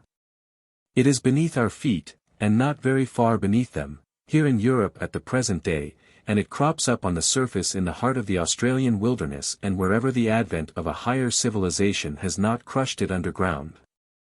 This universal faith, this truly Catholic creed, is a belief in the efficacy of magic. While religious systems differ not only in different countries, but in the same country in different ages, the system of sympathetic magic remains everywhere and at all times substantially alike in its principles and practice. Among the ignorant and superstitious classes of modern Europe it is very much what it was thousands of years ago in Egypt and India, and what it now is among the lowest savages surviving in the remotest corners of the world. If the test of truth lay in a show of hands or a counting of heads, the system of magic might appeal, with far more reason than the Catholic Church, to the proud motto, quod semper, quod ubique, quod ab omnibus, as the sure and certain credential of its own infallibility.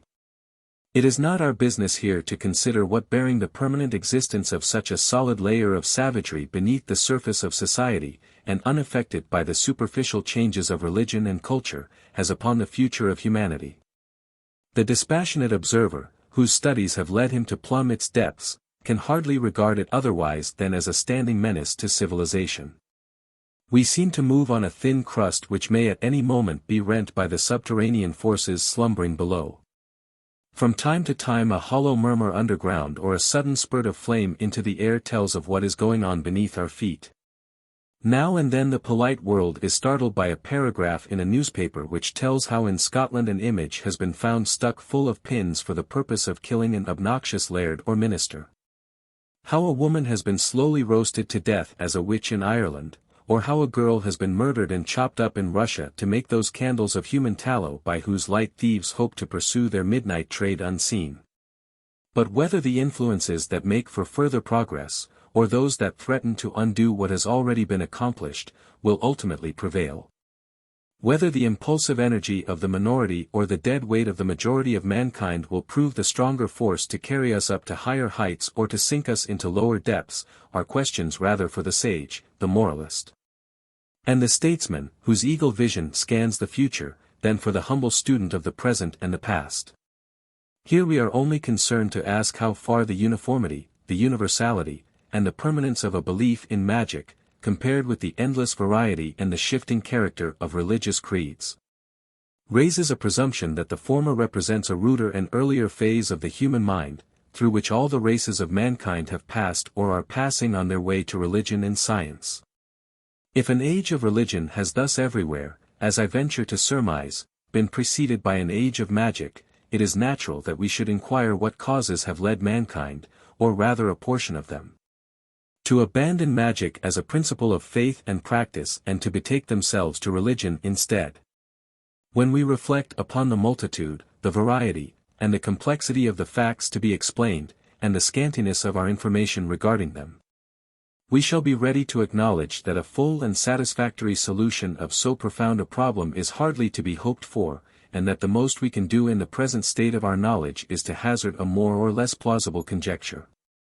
With all due diffidence, then, I would suggest that a tardy recognition of the inherent falsehood and barrenness of magic set the more thoughtful part of mankind to cast about for a truer theory of nature and a more fruitful method of turning her resources to account. The shrewder intelligences must in time have come to perceive that magical ceremonies and incantations did not really affect the results which they were designed to produce, and which the majority of their simpler fellows still believed that they did actually produce. This great discovery of the inefficacy of magic must have wrought a radical though probably slow revolution in the minds of those who had the sagacity to make it. The discovery amounted to this, that men for the first time recognized their inability to manipulate at pleasure certain natural forces which hitherto they had believed to be completely within their control. It was a confession of human ignorance and weakness. Man saw that he had taken for causes what were no causes, and that all his efforts to work by means of these imaginary causes had been vain. His painful toil had been wasted, his curious ingenuity had been squandered to no purpose.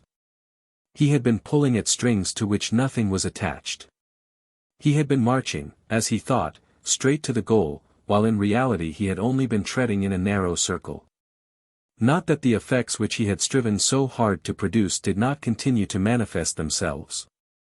They were still produced, but not by him.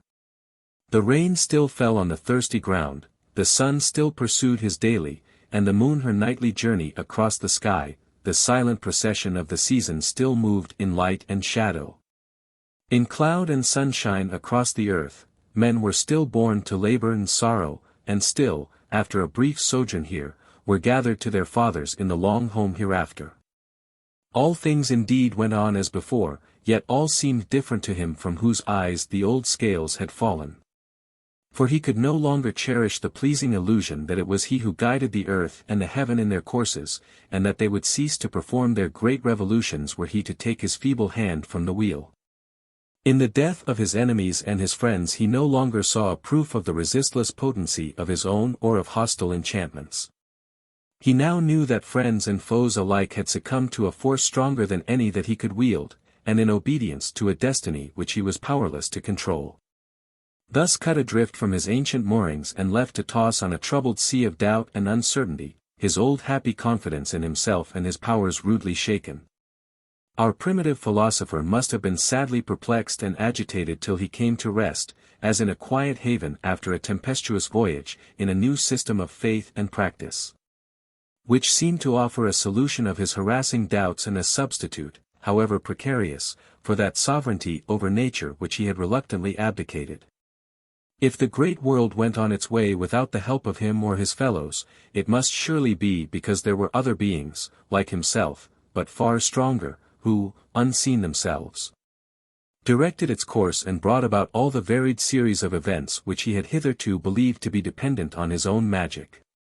It was they, as he now believed, and not he himself, who made the stormy wind to blow, the lightning to flash, and the thunder to roll, who had laid the foundations of the solid earth and set bounds to the restless sea that it might not pass. Who caused all the glorious lights of heaven to shine, who gave the fowls of the air their meat and the wild beasts of the desert their prey. Who bade the fruitful land to bring forth in abundance, the high hills to be clothed with forests, the bubbling springs to rise under the rocks in the valleys, and green pastures to grow by still waters. Who breathed into man's nostrils and made him live, or turned him to destruction by famine and pestilence and war. To these mighty beings, whose handiwork he traced in all the gorgeous and varied pageantry of nature, man now addressed himself, humbly confessing his dependence on their invisible power, and beseeching them of their mercy to furnish him with all good things, to defend him from the perils and dangers by which our mortal life is compassed about on every hand, and finally to bring his immortal spirit, freed from the burden of the body, to some happier world, beyond the reach of pain and sorrow, where he might rest with them and with the spirits of good men in joy and felicity forever. In this, or some such way as this, the deeper minds may be conceived to have made the great transition from magic to religion. But even in them the change can hardly ever have been sudden. Probably it proceeded very slowly, and required long ages for its more or less perfect accomplishment. For the recognition of man's powerlessness to influence the course of nature on a grand scale must have been gradual. He cannot have been shorn of the whole of his fancied dominion at a blow. Step by step he must have been driven back from his proud position, foot by foot he must have yielded, with a sigh, the ground which he had once viewed as his own. Now it would be the wind, now the rain, now the sunshine, now the thunder, that he confessed himself unable to wield at will. And as province after province of nature thus fell from his grasp, till what had once seemed a kingdom threatened to shrink into a prison, man must have been more and more profoundly impressed with a sense of his own helplessness and the might of the invisible beings by whom he believed himself to be surrounded. Thus religion, beginning as a slight and partial acknowledgement of powers superior to man, tends with the growth of knowledge to deepen into a confession of man's entire and absolute dependence on the divine. His old free bearing is exchanged for an attitude of lowliest prostration before the mysterious powers of the unseen, and his highest virtue is to submit his will to theirs, in la sua volonté de nostra pace. But this deepening sense of religion, this more perfect submission to the divine will in all things, affects only those higher intelligences who have breadth of view enough to comprehend the vastness of the universe and the littleness of man. Small minds cannot grasp great ideas. To their narrow comprehension, their purblind vision, nothing seems really great and important but themselves. Such minds hardly rise into religion at all. They are, indeed, drilled by their betters into an outward conformity with its precepts and a verbal profession of its tenets. But at heart they cling to their old magical superstitions, which may be discountenanced and forbidden, but cannot be eradicated by religion. So long as they have their roots deep down in the mental framework and constitution of the great majority of mankind. The reader may well be tempted to ask, how was it that intelligent men did not sooner detect the fallacy of magic? How could they continue to cherish expectations that were invariably doomed to disappointment? With what heart persist in playing venerable antics that led to nothing, and mumbling solemn balderdash that remained without effect? Why cling to beliefs which were so flatly contradicted by experience? How dare to repeat experiments that had failed so often?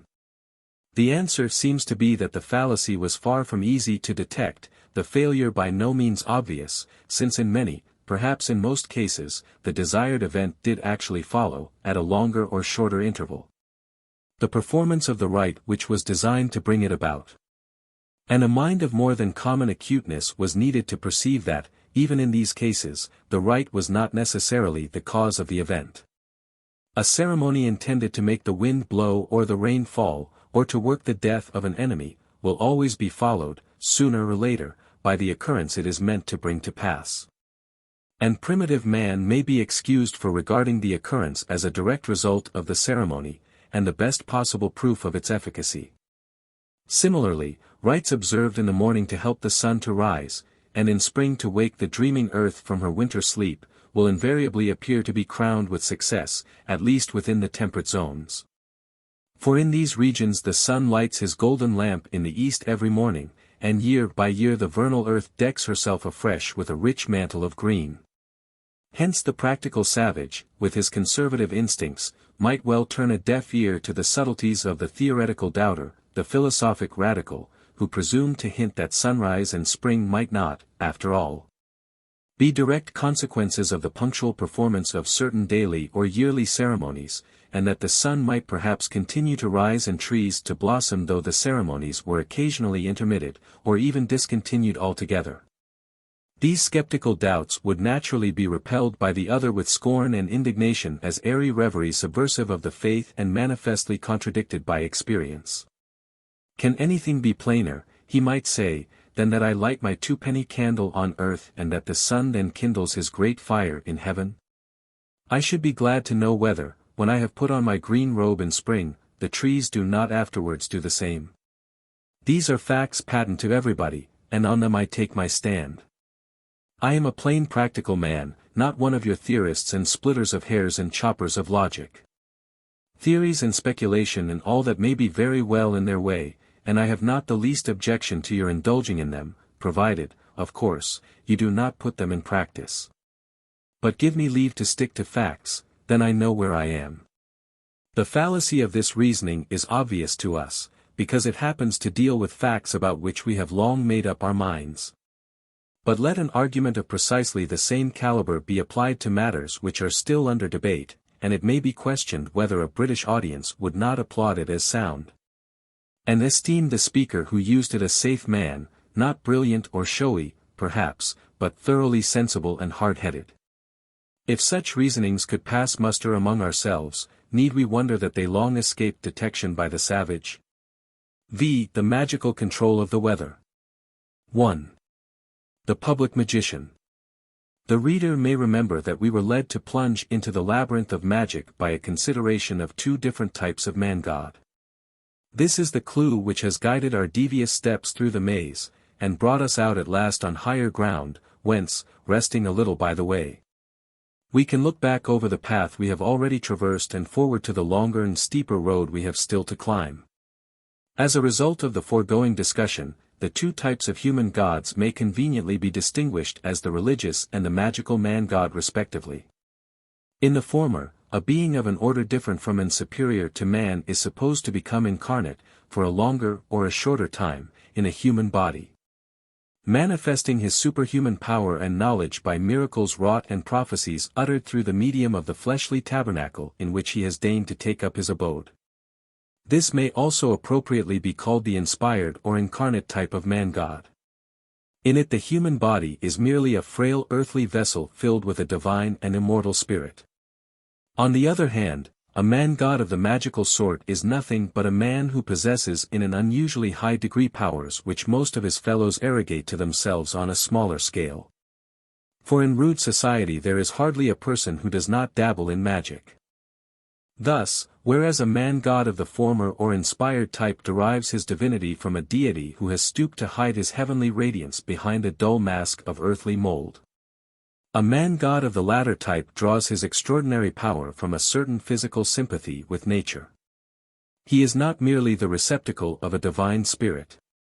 His whole being, body and soul, is so delicately attuned to the harmony of the world that a touch of his hand or a turn of his head may send a thrill vibrating through the universal framework of things. And conversely his divine organism is acutely sensitive to such slight changes of environment as would leave ordinary mortals wholly unaffected. But the line between these two types of man-god, however sharply we may draw it in theory, is seldom to be traced with precision in practice, and in what follows I shall not insist on it. We have seen that in practice the magic art may be employed for the benefit either of individuals or of the whole community, and that according as it is directed to one or other of these two objects it may be called private or public magic. Further, I pointed out that the public magician occupies a position of great influence, from which, if he is a prudent and able man, he may advance step by step to the rank of a chief or king. Thus an examination of public magic conduces to an understanding of the early kingship, since in savage and barbarous society many chiefs and kings appear to owe their authority in great measure to their reputation as magicians. Among the objects of public utility which magic may be employed to secure, the most essential is an adequate supply of food. The examples cited in preceding pages prove that the purveyors of food, the hunter, the fisher, the farmer, all resort to magical practices in the pursuit of their various callings. But they do so as private individuals for the benefit of themselves and their families, rather than as public functionaries acting in the interest of the whole people. It is otherwise when the rites are performed, not by the hunters, the fishers, the farmers themselves, but by professional magicians on their behalf. In primitive society, where uniformity of occupation is the rule, and the distribution of the community into various classes of workers has hardly begun, every man is more or less his own magician. He practices charms and incantations for his own good and the injury of his enemies. But a great step in advance has been taken when a special class of magicians has been instituted. When, in other words, a number of men have been set apart for the express purpose of benefiting the whole community by their skill, whether that skill be directed to the healing of diseases, the forecasting of the future, the regulation of the weather, or any other object of general utility. The impotence of the means adopted by most of these practitioners to accomplish their ends ought not to blind us to the immense importance of the institution itself.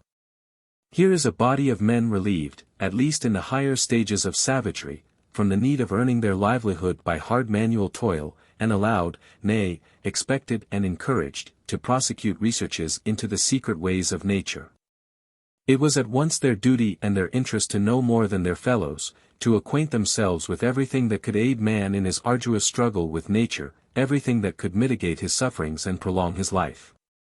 The properties of drugs and minerals, the causes of rain and drought, of thunder and lightning, the changes of the seasons, the phases of the moon, the daily and yearly journeys of the sun, the motions of the stars, the mystery of life, and the mystery of death, all these things must have excited the wonder of these early philosophers, and stimulated them to find solutions of problems that were doubtless often thrust on their attention in the most practical form by the importunate demands of their clients, who expected them not merely to understand but to regulate the great processes of nature for the good of man.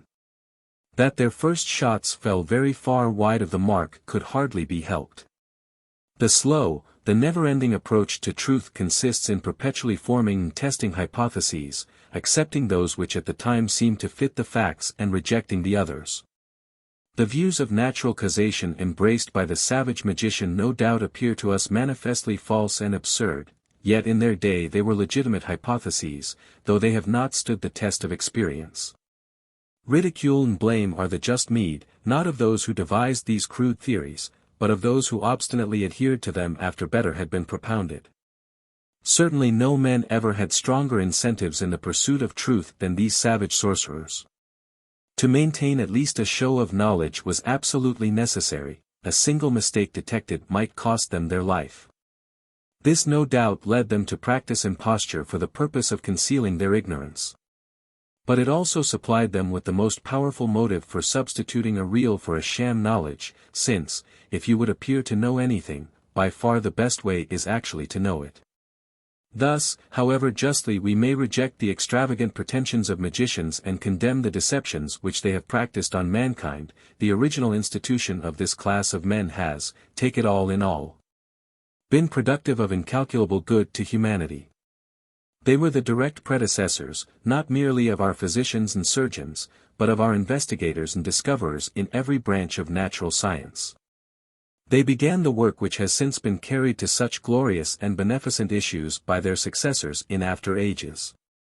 And if the beginning was poor and feeble, this is to be imputed to the inevitable difficulties which beset the path of knowledge rather than to the natural incapacity or willful fraud of the men themselves. 2. The magical control of rain. Of the things which the public magician sets himself to do for the good of the tribe, one of the chief is to control the weather and especially to ensure an adequate fall of rain. Water is an essential of life, and in most countries the supply of it depends upon showers. Without rain vegetation withers, animals and men languish and die. Hence in savage communities the rainmaker is a very important personage.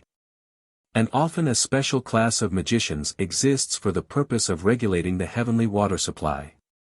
The methods by which they attempt to discharge the duties of their office are commonly, though not always, based on the principle of homeopathic or imitative magic. If they wish to make rain they simulate it by sprinkling water or mimicking clouds. If their object is to stop rain and cause drought, they avoid water and resort to warmth and fire for the sake of drying up the too abundant moisture. Such attempts are by no means confined, as the cultivated reader might imagine, to the naked inhabitants of those sultry lands like Central Australia and some parts of Eastern and Southern Africa, where often for months together the pitiless sun beats down out of a blue and cloudless sky on the parched and gaping earth. They are, or used to be, common enough among outwardly civilized folk in the moister climate of Europe. I will now illustrate them by instances drawn from the practice both of public and private magic.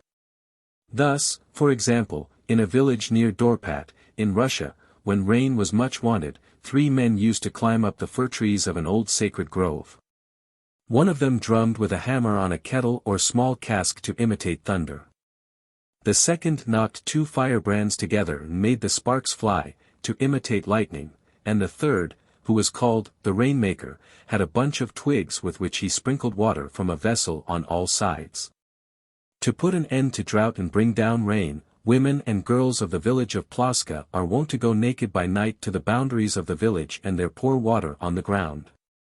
In Halmahera, or Gilolo, a large island to the west of New Guinea, a wizard makes rain by dipping a branch of a particular kind of tree in water and then scattering the moisture from the dripping bough over the ground. In New Britain the rainmaker wraps some leaves of a red and green striped creeper in a banana leaf, moistens the bundle with water, and buries it in the ground, then he imitates with his mouth the plashing of rain. Amongst the Omaha Indians of North America, when the corn is withering for want of rain, the members of the Sacred Buffalo Society fill a large vessel with water and dance 4 times round it. One of them drinks some of the water and spurts it into the air, making a fine spray in imitation of a mist or drizzling rain. Then he upsets the vessel, spilling the water on the ground. Whereupon the dancers fall down and drink up the water, getting mud all over their faces. Lastly, they squirt the water into the air, making a fine mist. This saves the corn.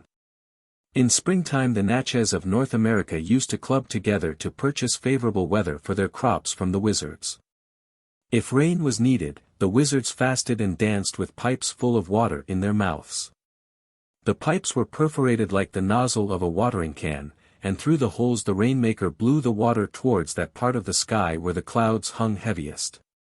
But if fine weather was wanted, he mounted the roof of his hut, and with extended arms, blowing with all his might, he beckoned to the clouds to pass by. When the rains do not come in due season the people of central Anganaland repair to what is called the rain temple. Here they clear away the grass, and the leader pours beer into a pot which is buried in the ground, while he says, "Master Chayuta, you have hardened your heart towards us, what would you have us do? We must perish indeed.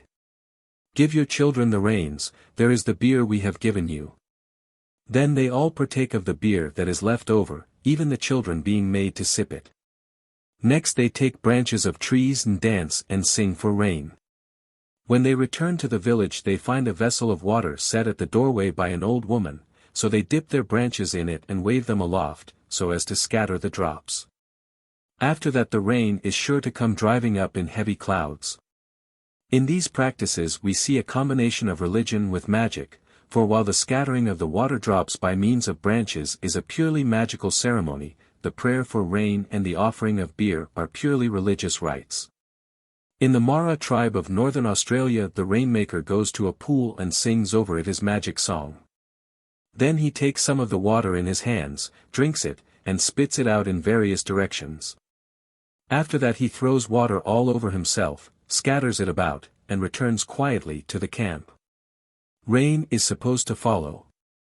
The Arab historian Makrizi describes a method of stopping rain which is said to have been resorted to by a tribe of nomads called Alkamar in Hadramaut. They cut a branch from a certain tree in the desert, set it on fire, and then sprinkled the burning brand with water. After that the vehemence of the rain abated, just as the water vanished when it fell on the glowing brand. Some of the eastern Angyamis of Manipur are said to perform a somewhat similar ceremony for the opposite purpose, in order, namely, to produce rain. The head of the village puts a burning brand on the grave of a man who has died of burns, and quenches the brand with water, while he prays that rain may fall. Here the putting out the fire with water, which is an imitation of rain, is reinforced by the influence of the dead man, who, having been burnt to death, will naturally be anxious for the descent of rain to cool his scorched body and assuage his pangs. Other people besides the Arabs have used fire as a means of stopping rain. Thus the Sulka of New Britain heat stones red hot in the fire and then put them out in the rain, or they throw hot ashes in the air. They think that the rain will soon cease to fall, for it does not like to be burned by the hot stones or ashes. The Telugus send a little girl out naked into the rain with a burning piece of wood in her hand, which she has to show to the rain. That is supposed to stop the downpour. At Port Stephens in New South Wales the medicine men used to drive away rain by throwing fire sticks into the air, while at the same time they puffed and shouted. Any man of the Anula tribe in northern Australia can stop rain by simply warming a green stick in the fire, and then striking it against the wind. In time of severe drought the Diary of Central Australia, loudly lamenting the impoverished state of the country in their own half-starved condition, call upon the spirits of their remote predecessors, whom they call Muramuras, to grant them power to make a heavy rainfall. For they believe that the clouds are bodies in which rain is generated by their own ceremonies or those of neighboring tribes, through the influence of the Muramuras. The way in which they set about drawing rain from the clouds is this. A hole is dug about 12 feet long and 8 or 10 broad, and over this hole a conical hut of logs and branches is made. Two wizards, supposed to have received a special inspiration from the Muramuras, are bled by an old and influential man with a sharp flint. And the blood, drawn from their arms below the elbow, is made to flow on the other men of the tribe, who sit huddled together in the hut. At the same time the two bleeding men throw handfuls of down about, some of which adheres to the blood-stained bodies of their comrades, while the rest floats in the air. The blood is thought to represent the rain, and the down the clouds. During the ceremony 2 large stones are placed in the middle of the hut, they stand for gathering clouds and presage rain. Then the wizards who were bled carry away the 2 stones for about 10 or 15 miles, and place them as high as they can in the tallest tree. Meanwhile the other men gather gypsum, pound it fine, and throw it into a waterhole. This the Muramuras see, and at once they cause clouds to appear in the sky. Lastly, the men, young and old, surround the hut, and, stooping down, but at it with their heads, like so many rams. Thus they force their way through it and reappear on the other side, repeating the process till the hut is wrecked. In doing this they are forbidden to use their hands or arms. But when the heavy logs alone remain, they are allowed to pull them out with their hands. The piercing of the hut with their head symbolizes the piercing of the clouds, the fall of the hut, the fall of the rain. Obviously, too, the act of placing high up in trees the 2 stones, which stand for clouds, is a way of making the real clouds to mount up in the sky. The diary also imagined that the foreskins taken from lads at circumcision have a great power of producing rain. Hence the great council of the tribe always keeps a small stock of foreskins ready for use. They are carefully concealed, being wrapped up in feathers with the fat of the wild dog and of the carpet snake. A woman may not see such a parcel opened on any account. When the ceremony is over, the foreskin is buried, its virtue being exhausted. After the rains have fallen, some of the tribe always undergo a surgical operation, which consists in cutting the skin of their chest and arms with a sharp flint. The wound is then tapped with a flat stick to increase the flow of blood, and red ochre is rubbed into it. Raised scars are thus produced. The reason alleged by the natives for this practice is that they are pleased with the rain, and that there is a connection between the rain and the scars. Apparently the operation is not very painful, for the patient laughs and jokes while it is going on. Indeed, little children have been seen to crowd round the operator and patiently take their turn. Then after being operated on, they ran away, expanding their little chests and singing for the rain to beat upon them. However, they were not so well pleased next day, when they felt their wounds stiff and sore. In Java, when rain is wanted, two men will sometimes thrash each other with supple rods till the blood flows down their backs. The streaming blood represents the rain, and no doubt is supposed to make it fall on the ground. The people of Agiu, a district of Abyssinia, used to engage in sanguinary conflicts with each other, village against village, for a week together every January for the purpose of procuring rain. Some years ago the Emperor Menelik forbade the custom. However, the following year the rain was deficient, and the popular outcry so great that the emperor yielded to it, and allowed the murderous fights to be resumed, but for 2 days a year only. The writer who mentions the custom regards the blood shed on these occasions as a propitiatory sacrifice offered to spirits who control the showers, but perhaps, as in the Australian and Javanese ceremonies, it is an imitation of rain. The prophets of Baal, who sought to procure rain by cutting themselves with knives till the blood gushed out, may have acted on the same principle. There is a widespread belief that twin children possess magical powers over nature, especially over rain and the weather. This curious superstition prevails among some of the Indian tribes of British Columbia, and has led them often to impose certain singular restrictions or taboos on the parents of twins. Though the exact meaning of these restrictions is generally obscure. Thus the Tsimshian Indians of British Columbia believe that twins control the weather, therefore they pray to wind and rain, calm down, breath of the twins. Further, they think that the wishes of twins are always fulfilled. Hence twins are feared, because they can harm the man they hate. They can also call the salmon and the olichan or candlefish, and so they are known by a name which means, making plentiful. In the opinion of the Kwakiutl Indians of British Columbia, twins are transformed salmon, hence they may not go near water, lest they should be changed back again into the fish. In their childhood they can summon any wind by motions of their hands, and they can make fair or foul weather, and also cure diseases by swinging a large wooden rattle. The Nootka Indians of British Columbia also believe that twins are somehow related to salmon. Hence among them twins may not catch salmon, and they may not eat or even handle the fresh fish. They can make fair or foul weather, and can cause rain to fall by painting their faces black and then washing them, which may represent the rain dripping from the dark clouds. The Shuswap Indians, like the Thompson Indians, associate twins with the grizzly bear, for they call them young grizzly bears. According to them, twins remain throughout life endowed with supernatural powers. In particular they can make good or bad weather. They produce rain by spilling water from a basket in the air, they make fine weather by shaking a small flat piece of wood attached to a stick by a string.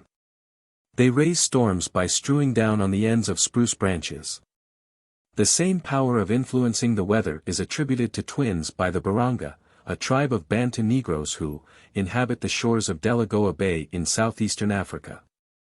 They bestow the name of Tilo, that is, the sky, on a woman who has given birth to twins, and the infants themselves are called the children of the sky. Now when the storms which generally burst in the months of September and October have been looked for in vain, when a drought with its prospect of famine is threatening, and all nature, scorched and burnt up by a sun that has shone for 6 months from a cloudless sky, is panting for the beneficent showers of the South African spring, the women perform ceremonies to bring down the longed-for rain on the parched earth. Stripping themselves of all their garments, they assume in their stead girdles and headdresses of grass, or short petticoats made of the leaves of a particular sort of creeper. Thus attired, uttering peculiar cries and singing ribald songs, they go about from well to well, cleansing them of the mud and impurities which have accumulated in them. The wells, it may be said, are merely holes in the sand where a little turbid unwholesome water stagnates. Further, the women must repair to the house of one of their gossips who has given birth to twins, and must drench her with water, which they carry in little pitchers. Having done so they go on their way, shrieking out their loose songs and dancing immodest dances. No man may see these leaf-clad women going their rounds. If they meet a man, they maul him and thrust him aside. When they have cleansed the wells, they must go and pour water on the graves of their ancestors in the sacred grove. It often happens, too, that at the bidding of the wizard they go and pour water on the graves of twins. For they think that the grave of a twin ought always to be moist, for which reason twins are regularly buried near a lake. If all their efforts to procure rain prove abortive, they will remember that such and such a twin was buried in a dry place on the side of a hill. No wonder, says the wizard in such a case, that the sky is fiery. Take up his body and dig him a grave on the shore of the lake. His orders are at once obeyed, for this is supposed to be the only means of bringing down the rain. Some of the foregoing facts strongly support an interpretation which Professor Oldenburg has given of the rules to be observed by a Brahmin who would learn a particular hymn of the ancient Indian collection known as the Samaveda. The hymn, which bears the name of the Sakvari song, was believed to embody the might of Indra's weapon, the thunderbolt. And hence, on account of the dreadful and dangerous potency with which it was thus charged, the bold student who essayed to master it had to be isolated from his fellowmen, and to retire from the village into the forest. Here for a space of time, which might vary, according to different doctors of the law, from 1 to 12 years, he had to observe certain rules of life, among which were the following. Thrice a day he had to touch water. He must wear black garments and eat black food. When it rained, he might not seek the shelter of a roof, but had to sit in the rain and say, "Water is the Sakvari song." When the lightning flashed, he said, "That is like the Sakvari song." When the thunder pealed, he said, "The Great One is making a great noise." He might never cross a running stream without touching water. He might never set foot on a ship unless his life were in danger, and even then he must be sure to touch water when he went on board, for in water, so ran the saying, lies the virtue of the Sakvari song. When at last he was allowed to learn the song itself, he had to dip his hands in a vessel of water in which plants of all sorts had been placed. If a man walked in the way of all these precepts, the rain god Parjanya, it was said, would send rain at the wish of that man. It is clear, as Professor Oldenburg well points out, that all these rules are intended to bring the Brahmin into union with water, to make him, as it were, an ally of the water powers, and to guard him against their hostility. The black garments and the black food have the same significance. No one will doubt that they refer to the rain clouds when he remembers that a black victim is sacrificed to procure rain. It is black, for such is the nature of rain. In respect of another rain charm it is said plainly, he puts on a black garment edged with black, for such is the nature of rain. We may therefore assume that here in the circle of ideas and ordinances of the Vedic schools there have been preserved magical practices of the most remote antiquity, which were intended to prepare the rainmaker for his office and dedicate him to it. It is interesting to observe that where an opposite result is desired, primitive logic enjoins the weather doctor to observe precisely opposite rules of conduct. In the tropical island of Java, where the rich vegetation attests the abundance of the rainfall, ceremonies for the making of rain are rare, but ceremonies for the prevention of it are not uncommon. When a man is about to give a great feast in the rainy season and has invited many people, he goes to a weather doctor and asks him to prop up the clouds that may be lowering. If the doctor consents to exert his professional powers, he begins to regulate his behavior by certain rules as soon as his customer has departed. He must observe a fast, and may neither drink nor bathe. What little he eats must be eaten dry, and in no case may he touch water. The host, on his side, and his servants, both male and female, must neither wash clothes nor bathe so long as the feast lasts, and they have all during its continuance to observe strict chastity. The doctor seats himself on a new mat in his bedroom, and before a small oil lamp he murmurs, shortly before the feast takes place, the following prayer or incantation: Grandfather and Grandmother Shrokol. The name seems to be taken at random. Others are sometimes used: return to your country. Akamat is your country. Put down your water cask, close it properly, that not a drop may fall out. While he utters this prayer the sorcerer looks upwards, burning incense the while. So among the Torajas the rain doctor, whose special business it is to drive away rain, takes care not to touch water before, during, or after the discharge of his professional duties. He does not bathe, he eats with unwashed hands, he drinks nothing but palm wine, and if he has to cross a stream he is careful not to step in the water. Having thus prepared himself for his task, he has a small hut built for himself outside of the village in a rice field, and in this hut he keeps up a little fire, which on no account may be suffered to go out. In the fire he burns various kinds of wood, which are supposed to possess the property of driving off rain. And he puffs in the direction from which the rain threatens to come, holding in his hand a packet of leaves and bark which derive a similar cloud-compelling virtue, not from their chemical composition, but from their names, which happen to signify something dry or volatile. If clouds should appear in the sky while he is at work, he takes lime in the hollow of his hand and blows it towards them. The lime, being so very dry, is obviously well adapted to disperse the damp clouds. Should rain afterwards be wanted, he has only to pour water on his fire, and immediately the rain will descend in sheets. The reader will observe how exactly the Javanese and Toraja observances, which are intended to prevent rain, form the antithesis of the Indian observances, which aim at producing it. The Indian sage is commanded to touch water thrice a day regularly as well as on various special occasions. The Javanese and Toraja wizards may not touch it at all. The Indian lives out in the forest, and even when it rains he may not take shelter. The Javanese and the Toraja sit in a house or a hut. The one signifies his sympathy with water by receiving the rain on his person and speaking of it respectfully, the others light a lamp or a fire and do their best to drive the rain away. Yet the principle on which all three act is the same, each of them, by a sort of childish make-believe, identifies himself with the phenomenon which he desires to produce. It is the old fallacy that the effect resembles its cause. If you would make wet weather, you must be wet; if you would make dry weather, you must be dry.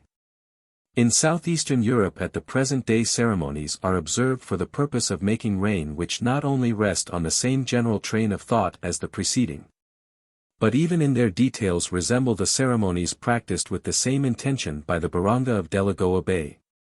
Among the Greeks of Thessaly in Macedonia, when a drought has lasted a long time, it is customary to send a procession of children round to all the wells and springs of the neighborhood.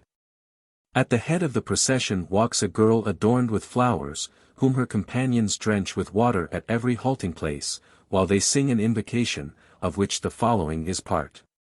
Purpurea all fresh bedewed. Freshen all the neighborhood. By the woods, on the highway. As thou goest, to God now pray. O my God, upon the plain. Send thou us a still, small rain.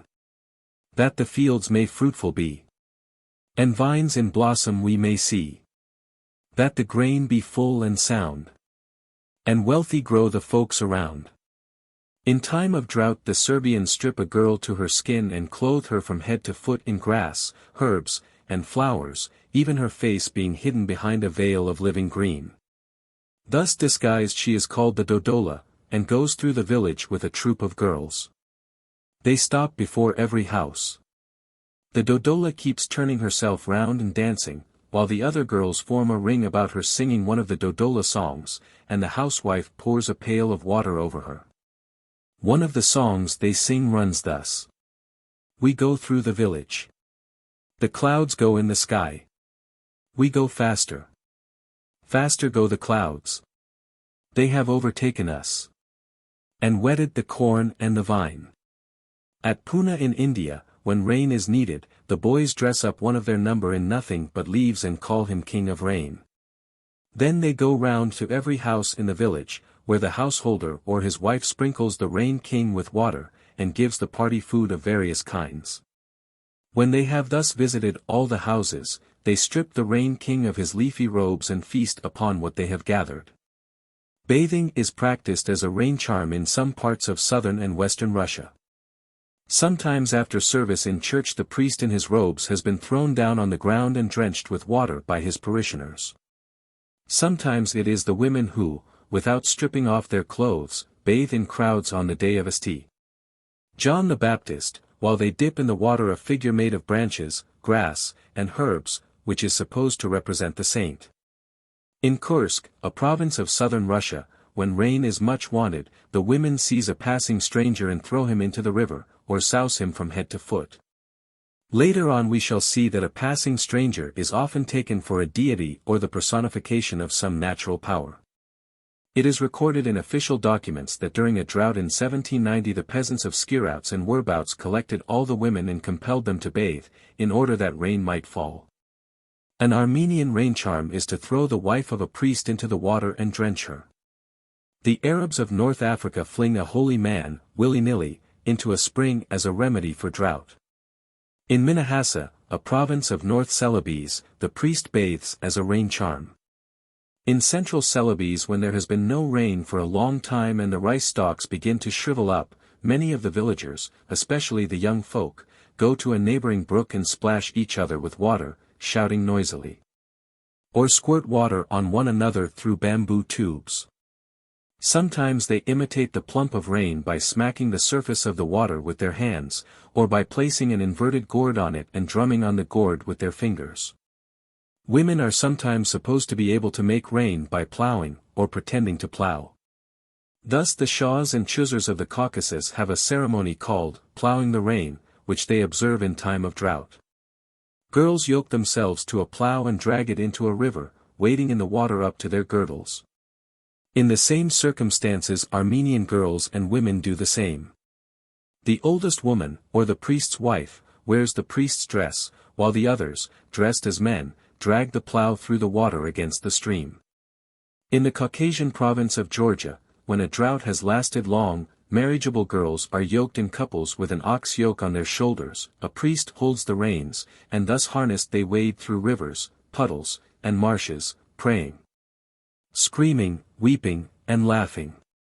In a district of Transylvania, when the ground is parched with drought, some girls strip themselves naked, and, led by an older woman, who is also naked, they steal a harrow and carry it across the fields to a brook, where they set it afloat.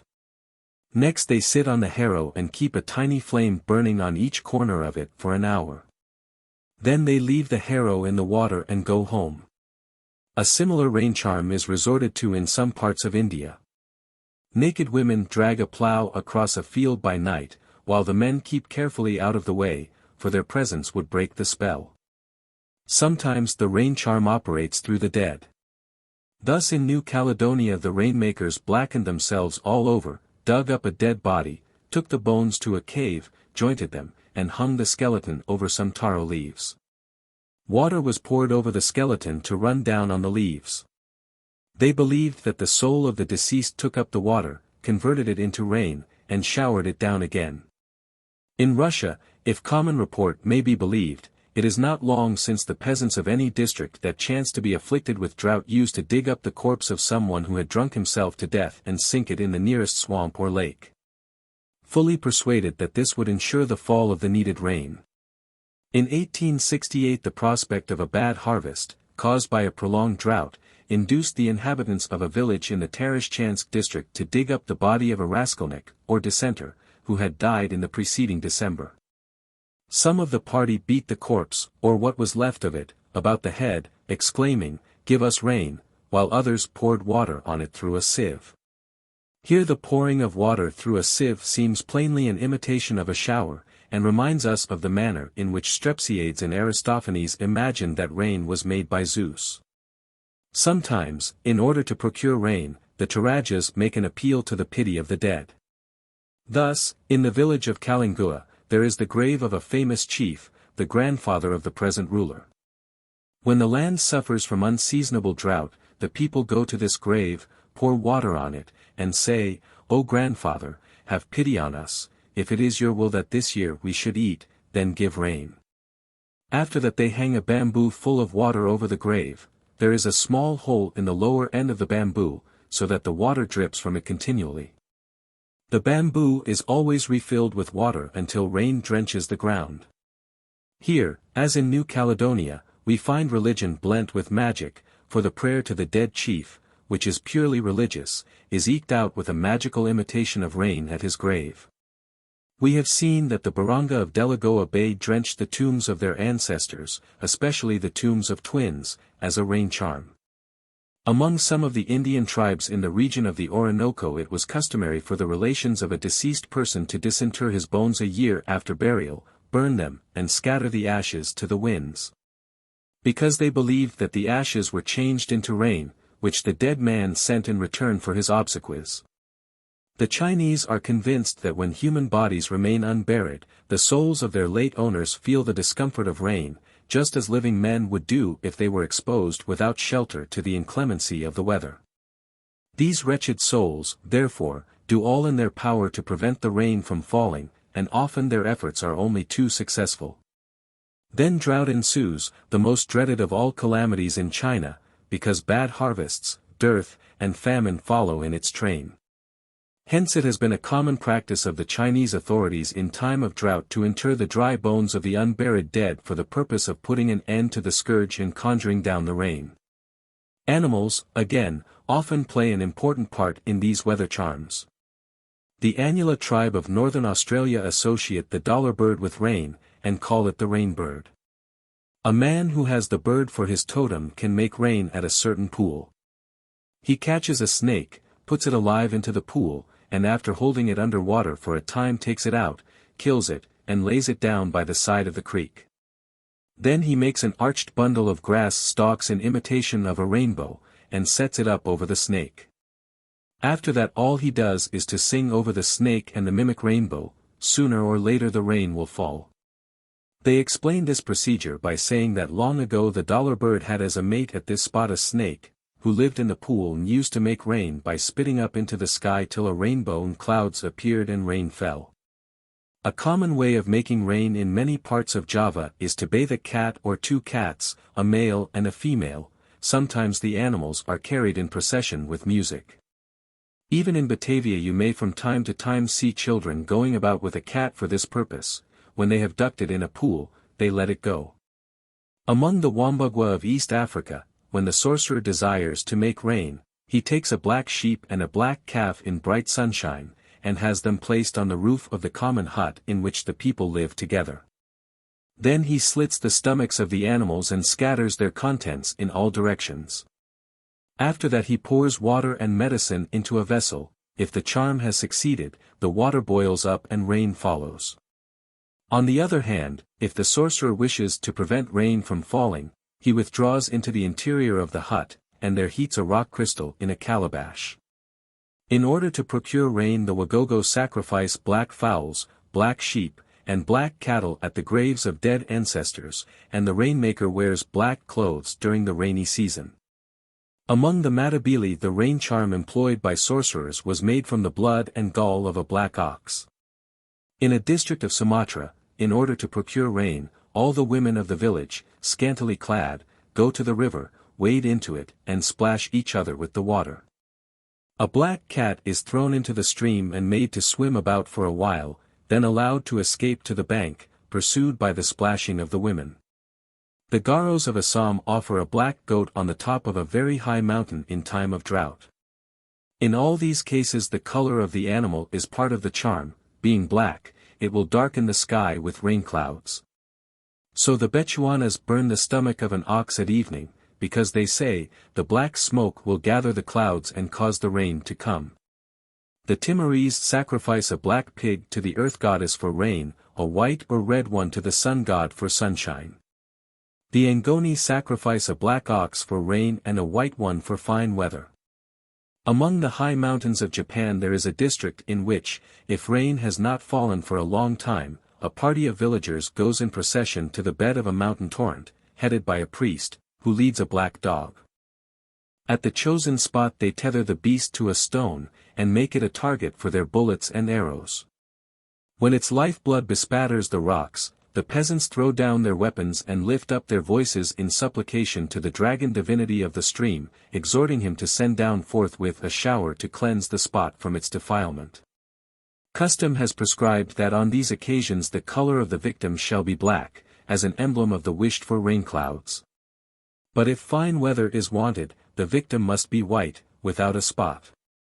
The intimate association of frogs and toads with water has earned for these creatures a widespread reputation as custodians of rain, and hence they often play a part in charms designed to draw needed showers from the sky. Some of the Indians of the Orinoco held the toad to be the god or lord of the waters, and for that reason feared to kill the creature. They have been known to keep frogs under a pot and to beat them with rods when there was a drought. It is said that the Aymara Indians often make little images of frogs and other aquatic animals and place them on the tops of the hills as a means of bringing down rain. The Thompson Indians of British Columbia and some people in Europe think that to kill a frog will cause rain to fall. In order to procure rain, people of low caste in the central provinces of India will tie a frog to a rod covered with green leaves and branches of the neem tree, Azadirachta indica, and carry it from door to door singing, "Send soon, O frog, the jewel of water, and ripen the wheat and millet in the field." The Kapus or Reddys are a large caste of cultivators and landowners in the Madras Presidency. When rain fails, women of the caste will catch a frog and tie it alive to a new winnowing fan made of bamboo. On this fan they spread a few margosa leaves and go from door to door singing, "Lady Frog must have her bath. Oh, rain god, give a little water for her at least." While the Kapu women sing this song, the woman of the house pours water over the frog and gives an alms, convinced that by so doing she will soon bring rain down in torrents. Sometimes, when a drought has lasted a long time, people drop the usual hocus-pocus of imitative magic altogether. And being far too angry to waste their breath in prayer, they seek by threats and curses or even downright physical force to extort the waters of heaven from the supernatural being who has, so to say, cut them off at the main. In a Japanese village, when the guardian divinity had long been deaf to the peasants' prayers for rain, they at last threw down his image and, with curses loud and long, hurled it head foremost into a stinking rice field. "There," they said, "you may stay yourself for a while, to see how you will feel after a few days scorching in this broiling sun that is burning the life from our cracking fields." In the like circumstances the Phelps of Senegambia cast down their fetishes and drag them about the fields, cursing them till rain falls. The Chinese are adepts in the art of taking the kingdom of heaven by storm. Thus, when rain is wanted they make a huge dragon of paper or wood to represent the rain god, and carry it about in procession, but if no rain follows, the mock dragon is execrated and torn to pieces. At other times they threaten and beat the god if he does not give rain, sometimes they publicly depose him from the rank of deity. On the other hand, if the wished-for rain falls, the god is promoted to a higher rank by an imperial decree. In April 1888 the mandarins of Canton prayed to the god Lun Wang to stop the incessant downpour of rain, and when he turned a deaf ear to their petitions they put him in a lockup for 5 days. This had a salutary effect. The rain ceased and the god was restored to liberty. Some years before, in time of drought, the same deity had been chained and exposed to the sun for days in the courtyard of his temple in order that he might feel for himself the urgent need of rain. So when the Siamese need rain, they set out their idols in the blazing sun, but if they want dry weather, they unroof the temples and let the rain pour down on the idols. They think that the inconvenience to which the gods are thus subjected will induce them to grant the wishes of their worshippers. The reader may smile at the meteorology of the Far East. But precisely similar modes of procuring rain have been resorted to in Christian Europe within our own lifetime. By the end of April 1893 there was great distress in Sicily for lack of water. The drought had lasted 6 months. Every day the sun rose and set in a sky of cloudless blue. The gardens of the Conca d'Oro, which surround Palermo with a magnificent belt of verdure, were withering. Food was becoming scarce. The people were in great alarm. All the most approved methods of procuring rain had been tried without effect. Processions had traversed the streets and the fields. Men, women, and children, telling their beads, had lain whole nights before the holy images.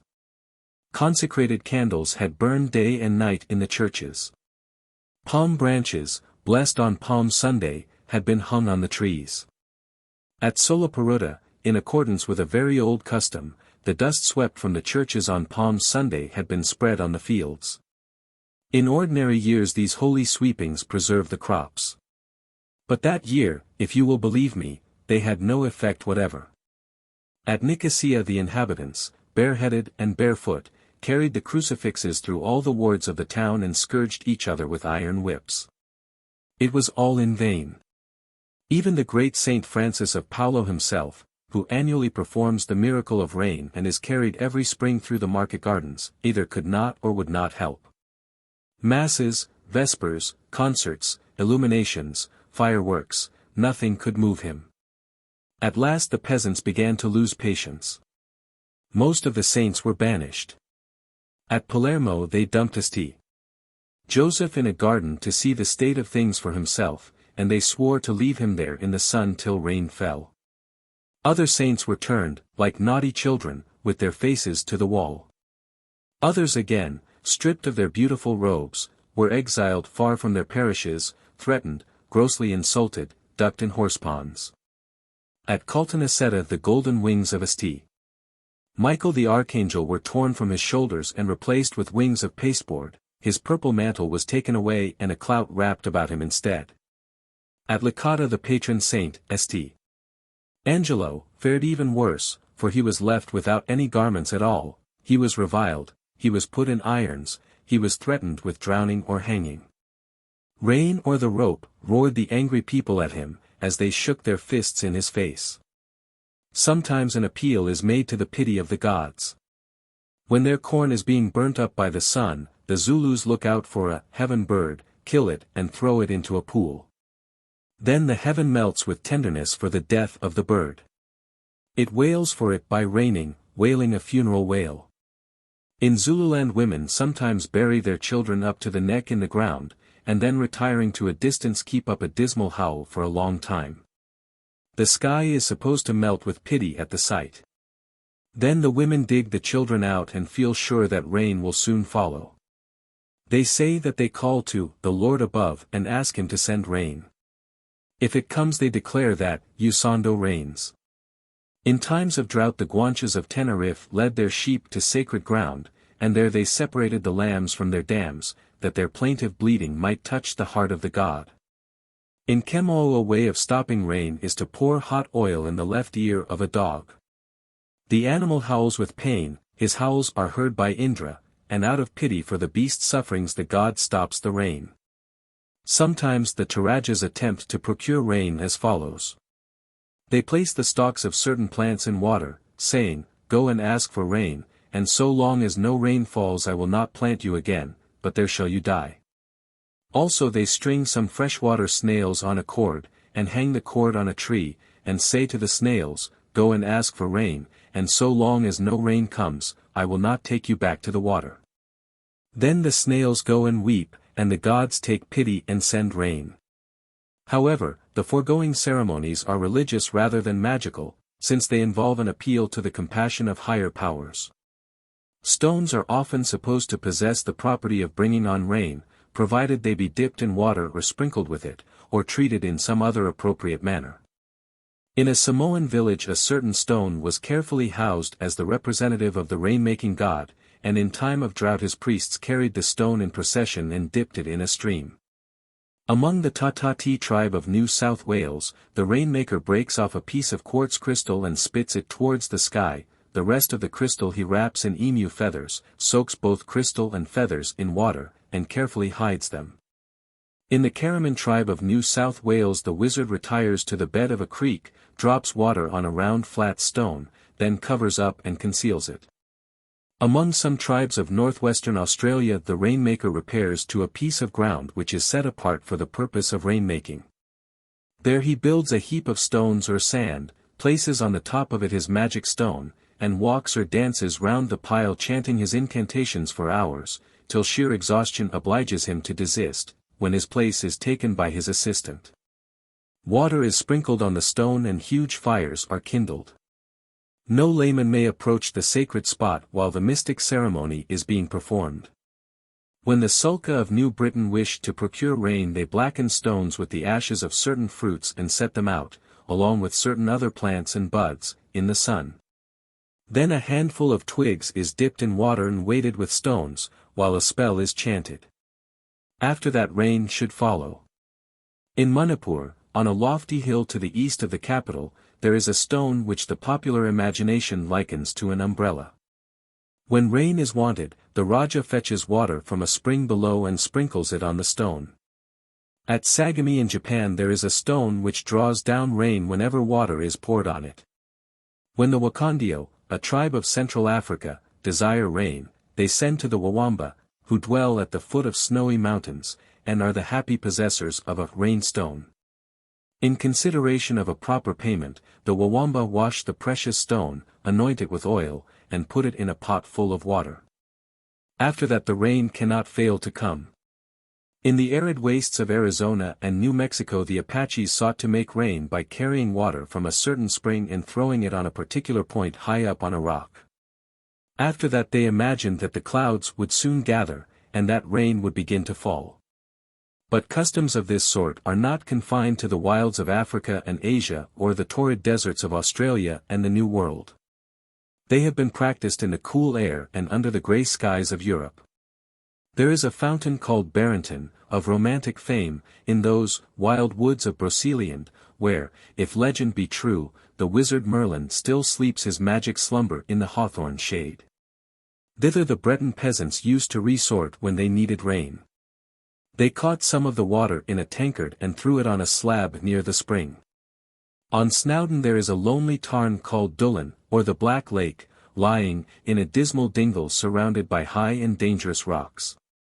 A row of stepping stones runs out into the lake, and if any one steps on the stones and throws water so as to wet the farthest stone, which is called the Red Altar, it is but a chance that you do not get rain before night. Even when it is hot weather.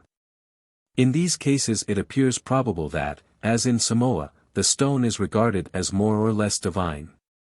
This appears from the custom sometimes observed of dipping a cross in the fountain of Barrington to procure rain, for this is plainly a Christian substitute for the old pagan way of throwing water on the stone.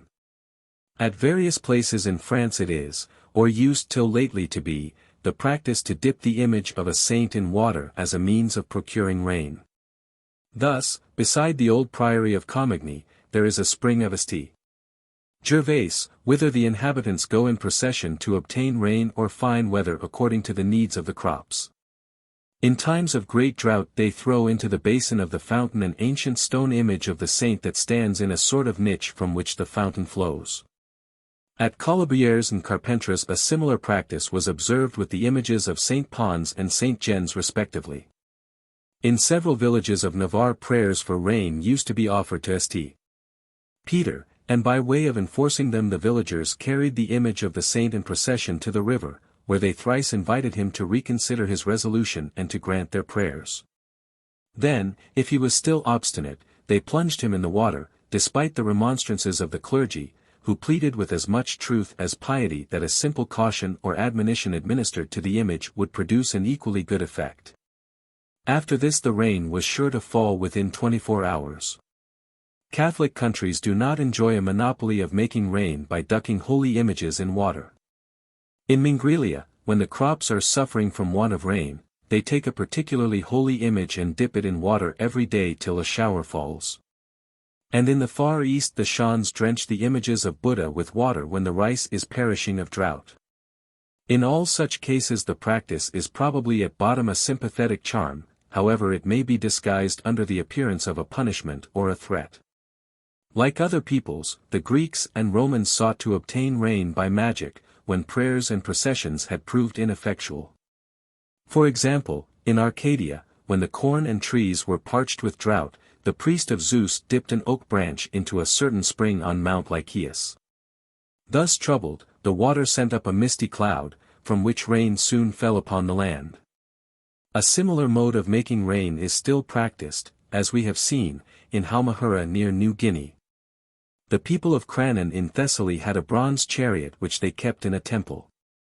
When they desired a shower they shook the chariot and the shower fell. Probably the rattling of the chariot was meant to imitate thunder. We have already seen that mock thunder and lightning form part of a rain charm in Russia and Japan. The legendary Salmonius, king of Elis, made mock thunder by dragging bronze kettles behind his chariot, or by driving over a bronze bridge, while he hurled blazing torches in imitation of lightning. It was his impious wish to mimic the thundering car of Zeus as it rolled across the vault of heaven. Indeed, he declared that he was actually Zeus, and caused sacrifices to be offered to himself as such. Near a temple of Mars, outside the walls of Rome, there was kept a certain stone known as the lapis monalis. In time of drought the stone was dragged into Rome, and this was supposed to bring down rain immediately. 3. The magical control of the sun. As the magician thinks he can make rain, so he fancies he can cause the sun to shine, and can hasten or stay its going down. At an eclipse the Ojibways used to imagine that the sun was being extinguished. So they shot fire-tipped arrows in the air, hoping thus to rekindle his expiring light. The census of Peru also shot burning arrows at the sun during an eclipse, but apparently they did this not so much to relight his lamp as to drive away a savage beast with which they supposed him to be struggling. Conversely, during an eclipse of the moon some tribes of the Orinoco used to bury lighted brands in the ground. Because, said they, if the moon were to be extinguished, all fire on earth would be extinguished with her, except such as was hidden from her sight. During an eclipse of the sun the Kamchatkans were wont to bring out fire from their huts and pray the great luminary to shine as before. But the prayer addressed to the sun shows that this ceremony was religious rather than magical. Purely magical, on the other hand, was the ceremony observed on similar occasions by the Chilcotin Indians. Men and women tucked up their robes, as they do in traveling, and then leaning on staves, as if they were heavy laden, they continued to walk in a circle till the eclipse was over. Apparently they thought thus to support the failing steps of the sun as he trod his weary round in the sky. Similarly in ancient Egypt the king, as the representative of the sun, walked solemnly round the walls of a temple in order to ensure that the sun should perform his daily journey round the sky without the interruption of an eclipse or other mishap. And after the autumnal equinox the ancient Egyptians held a festival called the Nativity of the Sun's Walking Stick, because, as the luminary declined daily in the sky, and his light and heat diminished, he was supposed to need a staff on which to lean. In New Caledonia when a wizard desires to make sunshine, he takes some plants and corals to the burial ground, and fashions them into a bundle, adding 2 locks of hair cut from a living child of his family. Also 2 teeth or an entire jawbone from the skeleton of an ancestor. He then climbs a mountain whose top catches the first rays of the morning sun. Here he deposits 3 sorts of plants on a flat stone, places a branch of dry coral beside them, and hangs the bundle of charms over the stone. Next morning he returns to the spot and sets fire to the bundle at the moment when the sun rises from the sea. As the smoke curls up, he rubs the stone with the dry coral, invokes his ancestors and says, "Sun, I do this that you may be burning hot, and eat up all the clouds in the sky." The same ceremony is repeated at sunset. The New Caledonians also make a draught by means of a disc-shaped stone with a hole in it. At the moment when the sun rises, the wizard holds the stone in his hand and passes a burning brand repeatedly into the hole, while he says, "I kindle the sun, in order that he may eat up the clouds and dry up our land, so that it may produce nothing." The Banks Islanders make sunshine by means of a mock sun. They take a very round stone, called a vat loa or sunstone, wind red braid about it, and stick it with owl's feathers to represent rays, singing the proper spell in a low voice. Then they hang it on some high tree, such as a banyan or a casuarina, in a sacred place. The offering made by the Brahmin in the morning is supposed to produce the sun, and we are told that, assuredly it would not rise, were he not to make that offering. The ancient Mexicans conceived the sun as the source of all vital force. Hence they named him Epaunamawani, he by whom men live. But if he bestowed life on the world, he needed also to receive life from it. And as the heart is the seat and symbol of life, bleeding hearts of men and animals were presented to the sun to maintain him in vigor and enable him to run his course across the sky. Thus the Mexican sacrifices to the sun were magical rather than religious, being designed, not so much to please and propitiate him, as physically to renew his energies of heat, light, and motion. The constant demand for human victims to feed the solar fire was met by waging war every year on the neighboring tribes and bringing back troops of captives to be sacrificed on the altar. Thus the ceaseless wars of the Mexicans and their cruel system of human sacrifices, the most monstrous on record, sprang in great measure from a mistaken theory of the solar system. No more striking illustration could be given of the disastrous consequences that may flow in practice from a purely speculative error. The ancient Greeks believed that the sun drove in a chariot across the sky. Hence the Rhodians, who worshipped the sun as their chief deity, annually dedicated a chariot and 4 horses to him, and flung them into the sea for his use. Doubtless they thought that after a year's work his old horses and chariot would be worn out. From a like motive, probably, the idolatrous kings of Judah dedicated chariots and horses to the sun, and the Spartans, Persians, and Massagetes sacrificed horses to him. The Spartans performed the sacrifice on the top of Mount Taygetus, the beautiful range behind which they saw the great luminary set every night. It was as natural for the inhabitants of the valley of Sparta to do this as it was for the islanders of Rhodes to throw the chariot and horses into the sea, into which the sun seemed to them to sink at evening. For thus, whether on the mountain or in the sea, the fresh horses stood ready for the weary god where they would be most welcome, at the end of his day's journey. As some people think they can light up the sun or speed him on his way, so others fancy they can retard or stop him. In a pass of the Peruvian Andes stand 2 ruined towers on opposite hills. Iron hooks are clamped into their walls for the purpose of stretching a net from one tower to the other. The net is intended to catch the sun. Stories of men who have caught the sun in a noose are widely spread. When the sun is going southward in the autumn, and sinking lower and lower in the Arctic sky, the Eskimo of Igloolik play the game of cat's cradle in order to catch him in the meshes of the string and so prevent his disappearance. On the contrary, when the sun is moving northward in the spring, they play the game of cup and ball to hasten his return. When an Australian blackfellow wishes to stay the sun from going down till he gets home, he puts a sod in the fork of a tree, exactly facing the setting sun. On the other hand, to make it go down faster, the Australians throw sand into the air and blow with their mouths towards the sun, perhaps to waft the lingering orb westward and bury it under the sands into which it appears to sink at night. As some people imagine they can hasten the sun, so others fancy they can jog the tardy moon. The natives of New Guinea reckon months by the moon, and some of them have been known to throw stones and spears at the moon, in order to accelerate its progress and so to hasten the return of their friends, who were away from home for 12 months working on a tobacco plantation. The Malays think that a bright glow at sunset may throw a weak person into a fever. Hence they attempt to extinguish the glow by spitting out water and throwing ashes at it.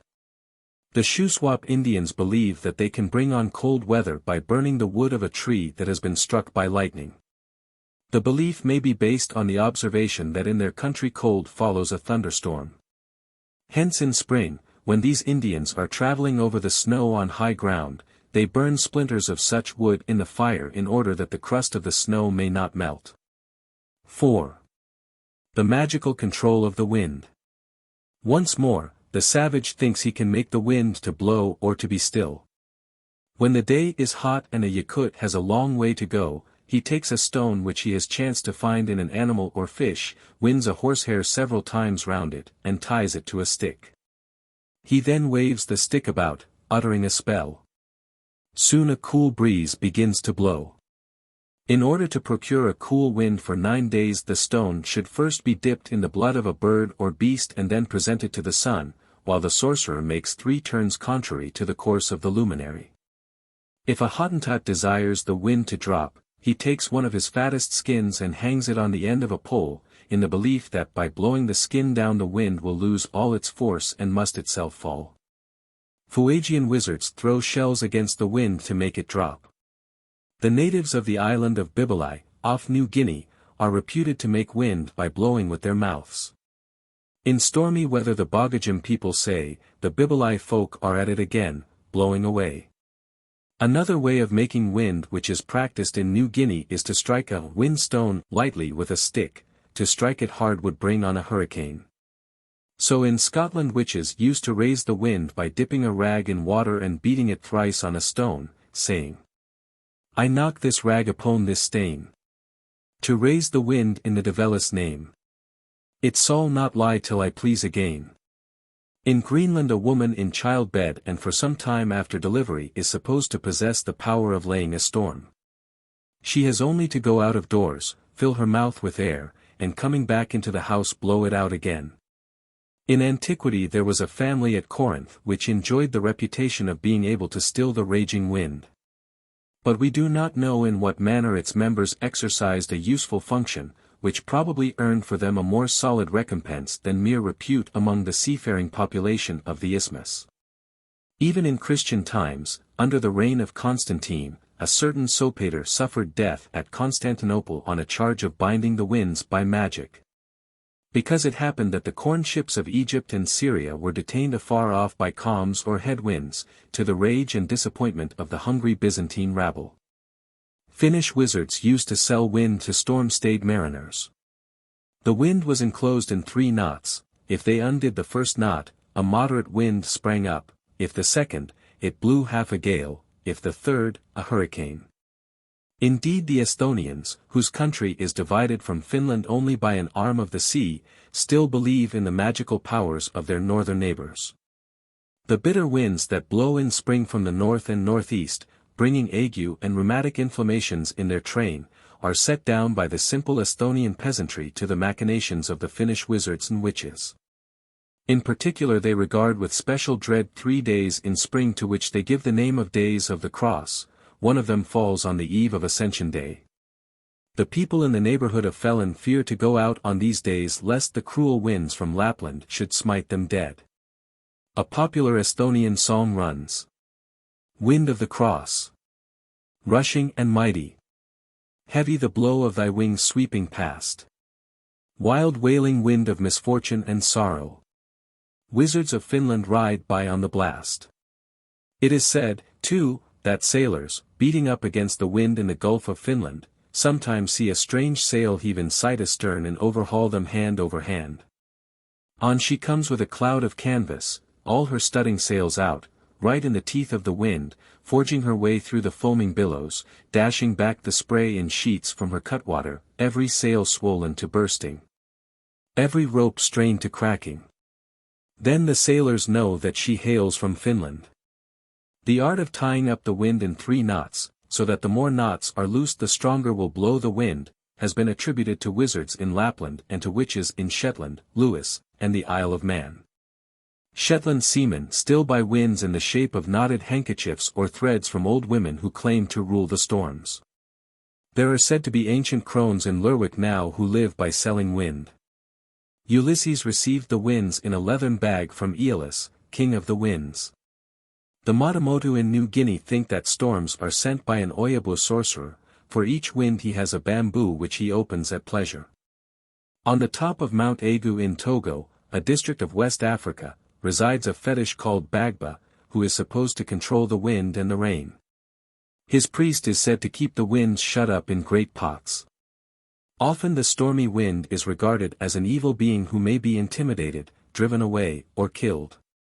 When storms and bad weather have lasted long and food is scarce with the central Eskimo, they endeavor to conjure the tempest by making a long whip of seaweed, armed with which they go down to the beach and strike out in the direction of the wind, crying, "Taba, it is enough." Once when northwesterly winds had kept the ice long on the coast and food was becoming scarce, the Eskimo performed a ceremony to make a calm. A fire was kindled on the shore, and the men gathered round it and chanted. An old man then stepped up to the fire and in a coaxing voice invited the demon of the wind to come under the fire and warm himself. When he was supposed to have arrived, a vessel of water, to which each man present had contributed, was thrown on the flames by an old man, and immediately a flight of arrows sped towards the spot where the fire had been. They thought that the demon would not stay where he had been so badly treated. To complete the effect, guns were discharged in various directions, and the captain of a European vessel was invited to fire on the wind with cannon. On the 21st of February 1883 a similar ceremony was performed by the Eskimo of Point Barrow, Alaska, with the intention of killing the spirit of the wind.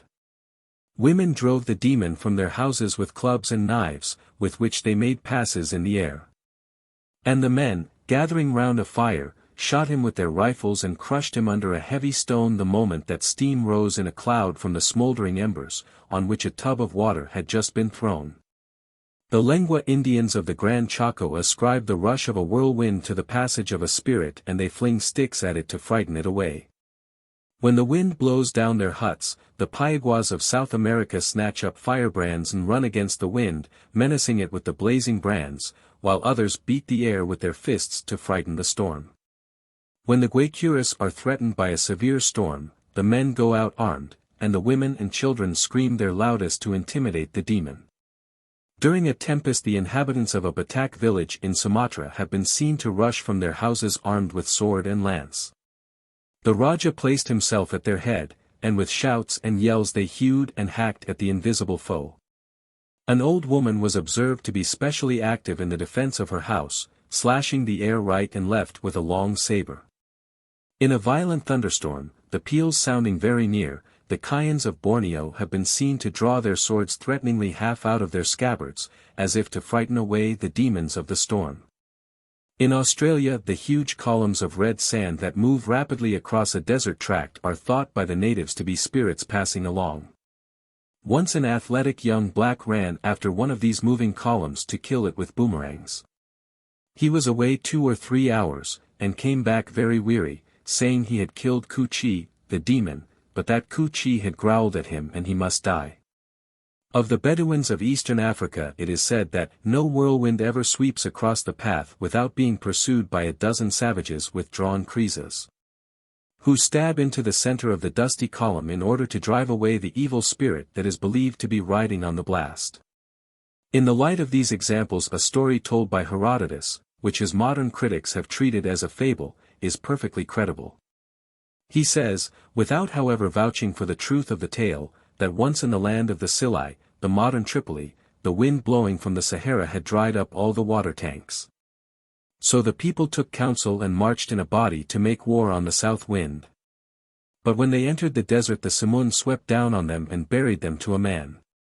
The story may well have been told by one who watched them disappearing, in battle array, with drums and cymbals beating, into the red cloud of whirling sand.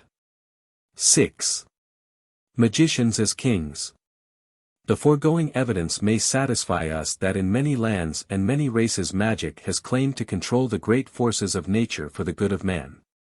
If that has been so, the practitioners of the art must necessarily be personages of importance and influence in any society which puts faith in their extravagant pretensions, and it would be no matter for surprise if, by virtue of the reputation which they enjoy and of the awe which they inspire, some of them should attain to the highest position of authority over their credulous fellows. In point of fact magicians appear to have often developed into chiefs and kings. Let us begin by looking at the lowest race of men as to whom we possess comparatively full and accurate information, the Aborigines of Australia. These savages are ruled neither by chiefs nor kings. So far as their tribes can be said to have a political constitution, it is a democracy or rather an oligarchy of old and influential men, who meet in council and decide on all measures of importance to the practical exclusion of the younger men. Their deliberative assembly answers to the Senate of later times. If we had to coin a word for such a government of elders we might call it a gerontocracy. The elders who in Aboriginal Australia thus meet and direct the affairs of their tribe appear to be for the most part the headmen of their respective totem clans. Now in Central Australia, where the desert nature of the country and the almost complete isolation from foreign influences have retarded progress and preserved the natives on the whole in their most primitive state, the headmen of the various totem clans are charged with the important task of performing magical ceremonies for the multiplication of the totems, and as the great majority of the totems are edible animals or plants, it follows that these men are commonly expected to provide the people with food by means of magic. Others have to make the rain to fall or to render other services to the community. In short, among the tribes of Central Australia the headmen are public magicians. Further, their most important function is to take charge of the sacred storehouse, usually a cleft in the rocks or a hole in the ground, where are kept the holy stones and sticks, chiringa, with which the souls of all the people, both living and dead, are apparently supposed to be in a manner bound up. Thus while the headmen have certainly to perform what we should call civil duties, such as to inflict punishment for breaches of tribal custom, their principal functions are sacred or magical. When we pass from Australia to New Guinea we find that, though the natives stand at a far higher level of culture than the Australian Aborigines, the constitution of society among them is still essentially democratic or oligarchic. And chieftainship exists only in embryo. Thus Sir William MacGregor tells us that in British New Guinea no one has ever arisen wise enough, bold enough, and strong enough to become the despot even of a single district. The nearest approach to this has been the very distant one of some person becoming a renowned wizard, but that has only resulted in levying a certain amount of blackmail. According to a native account, the origin of the power of Melanesian chiefs lies entirely in the belief that they have communication with mighty ghosts, and wield that supernatural power whereby they can bring the influence of the ghosts to bear. If a chief imposed a fine, it was paid because the people universally dreaded his ghostly power, and firmly believed that he could inflict calamity and sickness upon such as resisted him. As soon as any considerable number of his people began to disbelieve in his influence with the ghosts, his power to levy fines was shaken. Again, Dr. George Brown tells us that in New Britain a ruling chief was always supposed to exercise priestly functions, that is, he professed to be in constant communication with the Tabarans, spirits. And through their influence he was enabled to bring rain or sunshine, fair winds or foul ones, sickness or health, success or disaster in war, and generally to procure any blessing or curse for which the applicant was willing to pay a sufficient price. Still rising in the scale of culture we come to Africa, where both the chieftainship and the kingship are fully developed. And here the evidence for the evolution of the chief out of the magician, and especially out of the rainmaker, is comparatively plentiful. Thus among the Wambugwa, a Bantu people of East Africa, the original form of government was a family republic, but the enormous power of the sorcerers, transmitted by inheritance, soon raised them to the rank of petty lords or chiefs. Of the 3 chiefs living in the country in 1894 2 were much dreaded as magicians, and the wealth of cattle they possessed came to them almost wholly in the shape of presents bestowed for their services in that capacity. Their principal art was that of rain-making. The chiefs of the Wataturu, another people of East Africa, are said to be nothing but sorcerers destitute of any direct political influence. Again, among the Wagogo of East Africa the main power of the chiefs, we are told, is derived from their art of rain-making. If a chief cannot make rain himself, he must procure it from someone who can. Again, among the tribes of the Upper Nile the medicine men are generally the chiefs.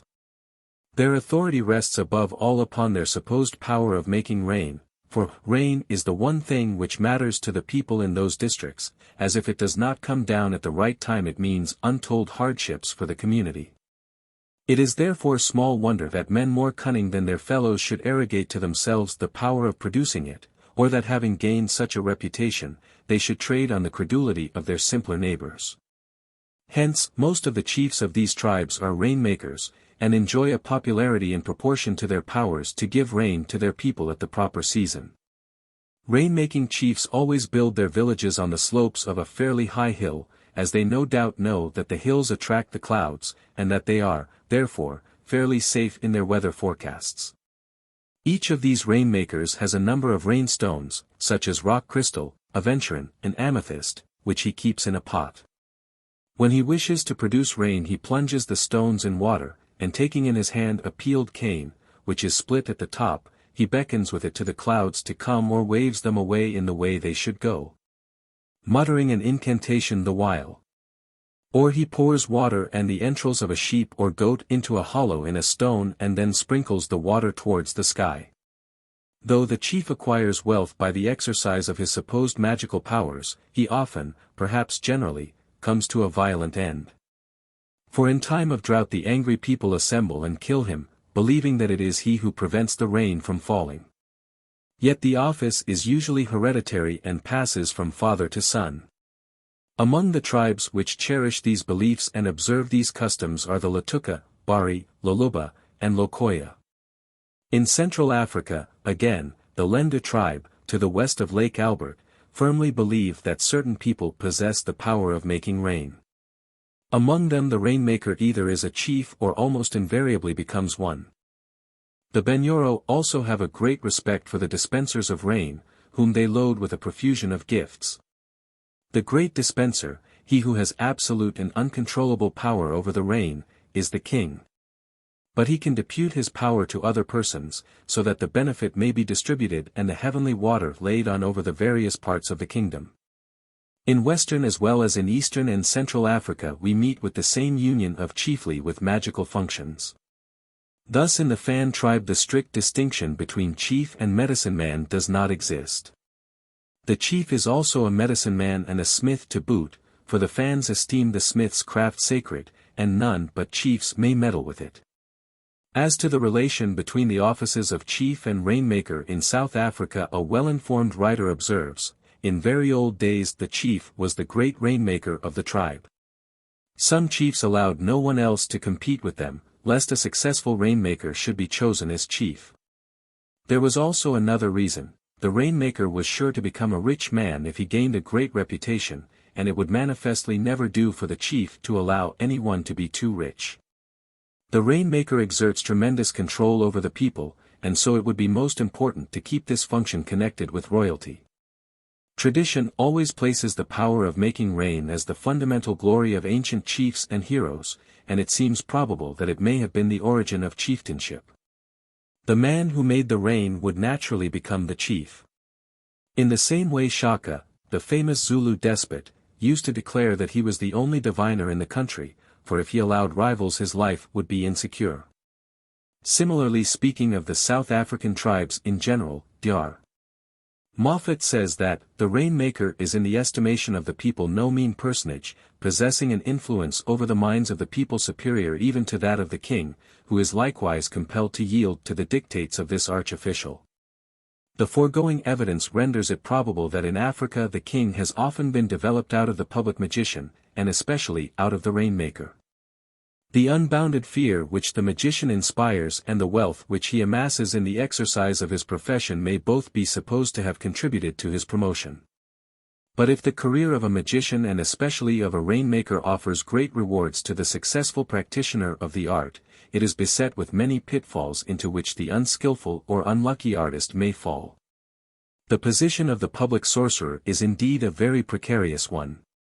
For where the people firmly believe that he has it in his power to make the rain to fall, the sun to shine, and the fruits of the earth to grow, they naturally impute drought and dearth to his culpable negligence or willful obstinacy. And they punish him accordingly. Hence in Africa the chief who fails to procure rain is often exiled or killed. Thus, in some parts of West Africa, when prayers and offerings presented to the king have failed to procure rain, his subjects bind him with ropes and take him by force to the grave of his forefathers that he may obtain from them the needed rain. The Banjars in West Africa ascribe to their king the power of causing rain or fine weather. So long as the weather is fine they load him with presents of grain and cattle. But if long drought or rain threatens to spoil the crops, they insult and beat him till the weather changes. When the harvest fails or the surf on the coast is too heavy to allow of fishing, the people of Longo accuse their king of a bad heart and depose him. On the grain coast the high priest or fetish king, who bears the title of Bodio, is responsible for the health of the community, the fertility of the earth, and the abundance of fish in the sea and rivers. And if the country suffers in any of these respects the Bodio is deposed from his office. In Usakuma, a great district on the southern bank of the Victoria Nyanza, the rain and locust question is part and parcel of the Sultan's government. He, too, must know how to make rain and drive away the locusts. If he and his medicine men are unable to accomplish this, his whole existence is at stake in times of distress. On a certain occasion, when the rain so greatly desired by the people did not come, the Sultan was simply driven out, in a tutwa, near Nassa. The people, in fact, hold that rulers must have power over nature and her phenomena. Again, we are told of the natives of the Nyanza region generally that, they are persuaded that rain only falls as a result of magic, and the important duty of causing it to descend devolves on the chief of the tribe. If rain does not come at the proper time, everybody complains. More than one petty king has been banished his country because of drought. Among the Latuka of the Upper Nile, when the crops are withering, and all the efforts of the chief to draw down rain have proved fruitless, the people commonly attack him by night, rob him of all he possesses, and drive him away. But often they kill him. In many other parts of the world kings have been expected to regulate the course of nature for the good of their people and have been punished if they failed to do so. It appears that the Scythians, when food was scarce, used to put their king in bonds. In ancient Egypt the sacred kings were blamed for the failure of the crops, but the sacred beasts were also held responsible for the course of nature. When pestilence and other calamities had fallen on the land, in consequence of a long and severe drought, the priests took the animals by night and threatened them, but if the evil did not abate they slew the beasts. On the coral island of Niue or Savage Island, in the South Pacific, there formerly reigned a line of kings. But as the kings were also high priests, and were supposed to make the food grow, the people became angry with them in times of scarcity and killed them. Till at last, as one after another was killed, no one would be king, and the monarchy came to an end. Ancient Chinese writers inform us that in Korea the blame was laid on the king whenever too much or too little rain fell and the crops did not ripen. Some said that he must be deposed, others that he must be slain. Among the American Indians the furthest advance toward civilization was made under the monarchical and theocratic governments of Mexico and Peru. But we know too little of the early history of these countries to say whether the predecessors of their deified kings were medicine men or not. Perhaps a trace of such a succession may be detected in the oath which the Mexican kings, when they mounted the throne, swore that they would make the sun to shine, the clouds to give rain, the rivers to flow, and the earth to bring forth fruits in abundance. Certainly, in Aboriginal America the sorcerer or medicine man, surrounded by a halo of mystery and an atmosphere of awe, was a personage of great influence and importance, and he may well have developed into a chief or king in many tribes. Though positive evidence of such a development appears to be lacking. Thus Catlin tells us that in North America the medicine men are valued as dignitaries in the tribe, and the greatest respect is paid to them by the whole community. Not only for their skill in their materia medica, but more especially for their tact in magic and mysteries, in which they all deal to a very great extent. In all tribes their doctors are conjurers, are magicians, are soothsayers, and I had like to have said high priests, inasmuch as they superintend and conduct all their religious ceremonies, they are looked upon by all as oracles of the nation. In all councils of war and peace, they have a seat with the chiefs, are regularly consulted before any public step is taken, and the greatest deference and respect is paid to their opinions. Similarly in California, the shaman was, and still is, perhaps the most important individual among the Maidu.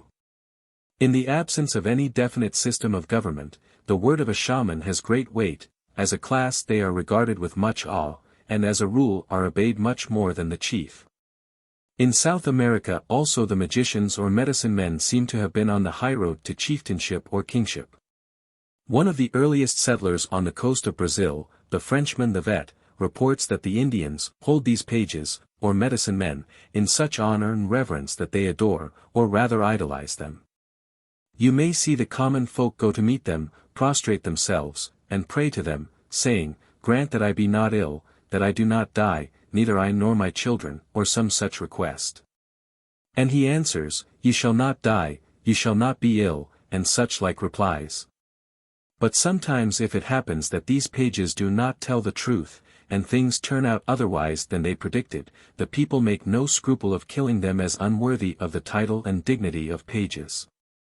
Among the Lengua Indians of the Grand Chaco every clan has its cacique or chief, but he possesses little authority. In virtue of his office he has to make many presents, so he seldom grows rich and is generally more shabbily clad than any of his subjects. As a matter of fact the magician is the man who has most power in his hands, and he is accustomed to receive presents instead of to give them. It is the magician's duty to bring down misfortune and plagues on the enemies of his tribe, and to guard his own people against hostile magic. For these services he is well paid, and by them he acquires a position of great influence and authority. Throughout the Malay region the Raja or king is commonly regarded with superstitious veneration as the possessor of supernatural powers, and there are grounds for thinking that he too, like apparently so many African chiefs, has been developed out of a simple magician.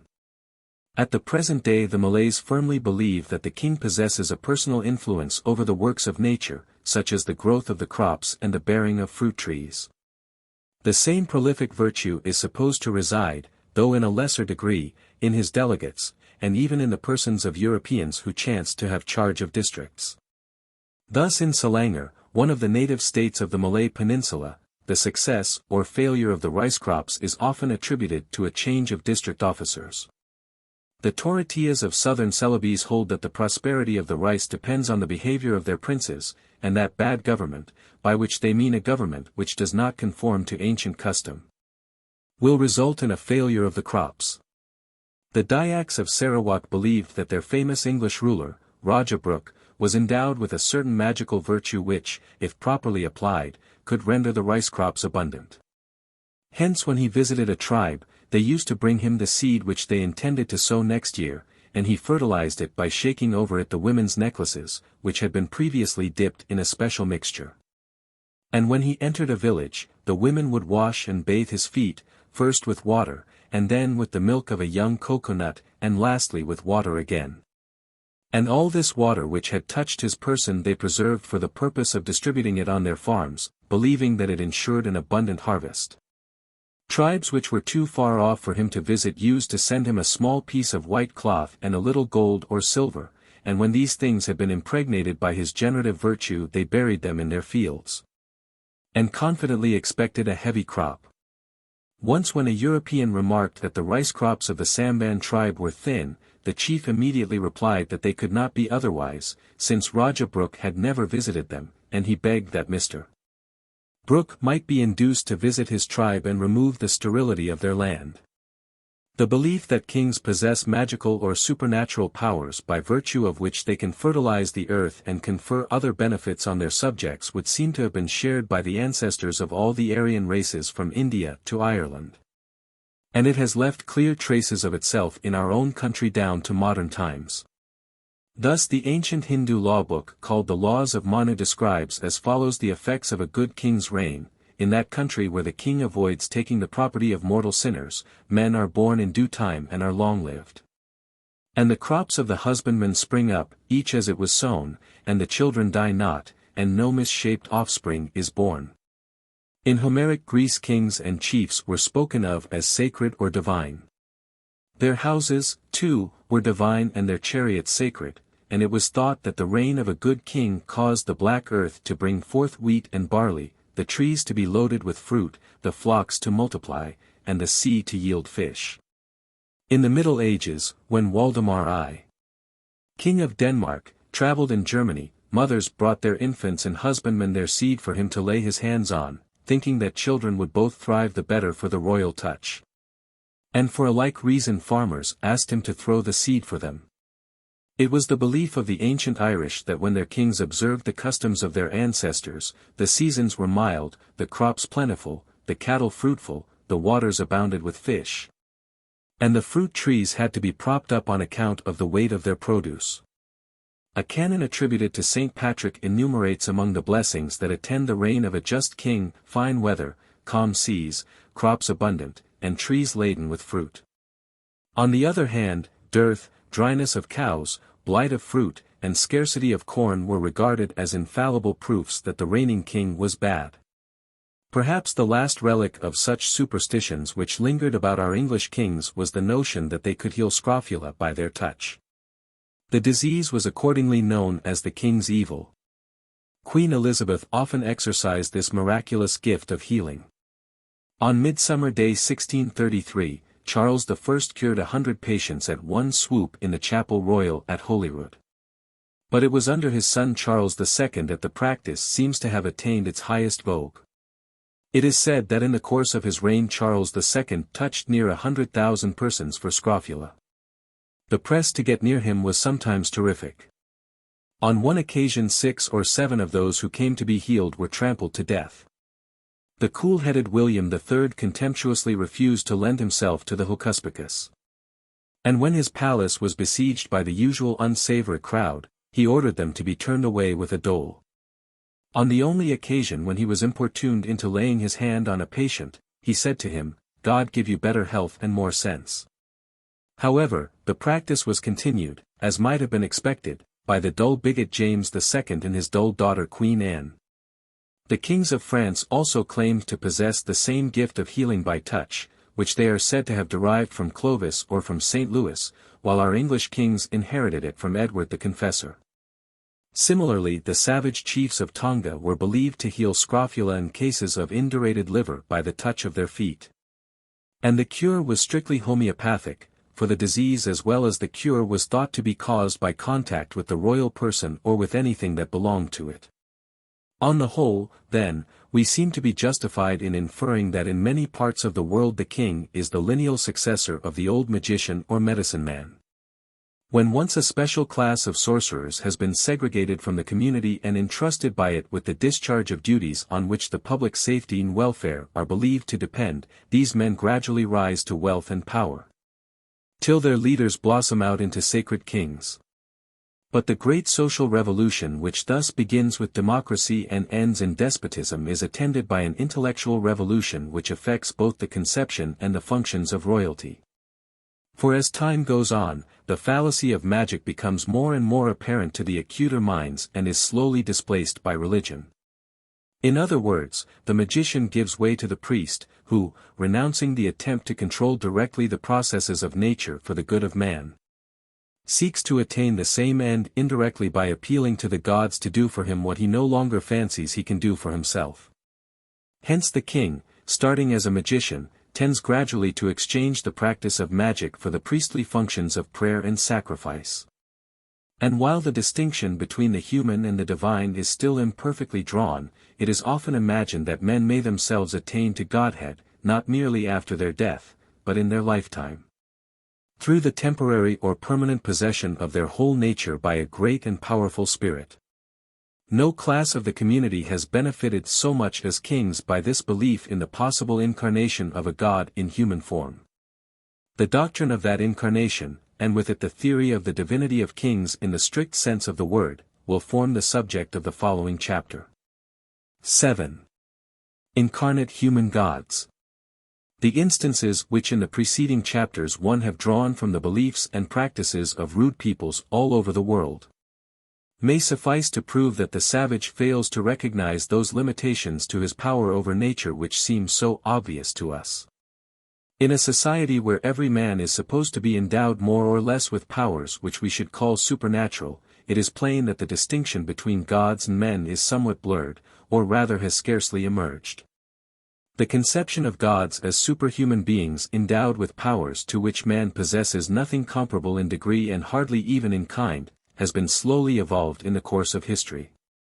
By primitive peoples the supernatural agents are not regarded as greatly, if at all, superior to man, for they may be frightened and coerced by him into doing his will.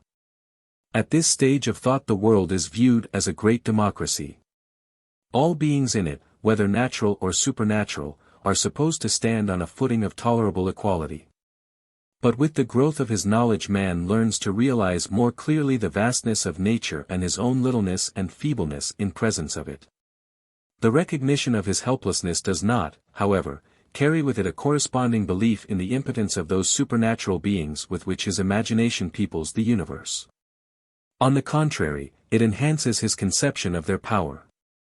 For the idea of the world as a system of impersonal forces acting in accordance with fixed and invariable laws has not yet fully dawned or darkened upon him. The germ of the idea he certainly has, and he acts upon it, not only in magic art, but in much of the business of daily life. But the idea remains undeveloped, and so far as he attempts to explain the world he lives in, he pictures it as the manifestation of conscious will and personal agency.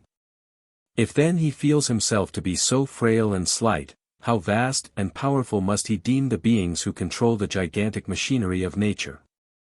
Thus as his old sense of equality with the gods slowly vanishes, he resigns at the same time the hope of directing the course of nature by his own unaided resources, that is, by magic. And looks more and more to the gods as the sole repositories of those supernatural powers which he once claimed to share with them. With the advance of knowledge, therefore, prayer and sacrifice assume the leading place in religious ritual. And magic, which once ranked with them as a legitimate equal, is gradually relegated to the background and sinks to the level of a black art. It is not regarded as an encroachment, at once vain and impious, on the domain of the gods, and as such encounters the steady opposition of the priests, whose reputation and influence rise or fall with those of their gods. Hence, when at a late period the distinction between religion and superstition has emerged, we find that sacrifice and prayer are the resource of the pious and enlightened portion of the community, while magic is the refuge of the superstitious and ignorant. But when, still later, the conception of the elemental forces as personal agents is giving way to the recognition of natural law, then magic, based as it implicitly is on the idea of a necessary and invariable sequence of cause and effect, independent of personal will, reappears from the obscurity and discredit into which it had fallen. And by investigating the causal sequences in nature, directly prepares the way for science. Alchemy leads up to chemistry. The notion of a man-god, or of a human being endowed with divine or supernatural powers, belongs essentially to that earlier period of religious history in which gods and men are still viewed as beings of much the same order, and before they are divided by the impassable gulf which, to later thought, opens out between them.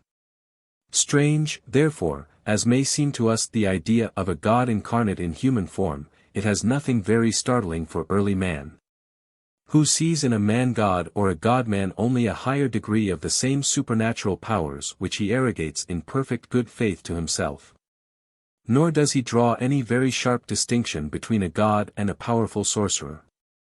His gods are often merely invisible magicians who behind the veil of nature work the same sort of charms and incantations which the human magician works in a visible and bodily form among his fellows.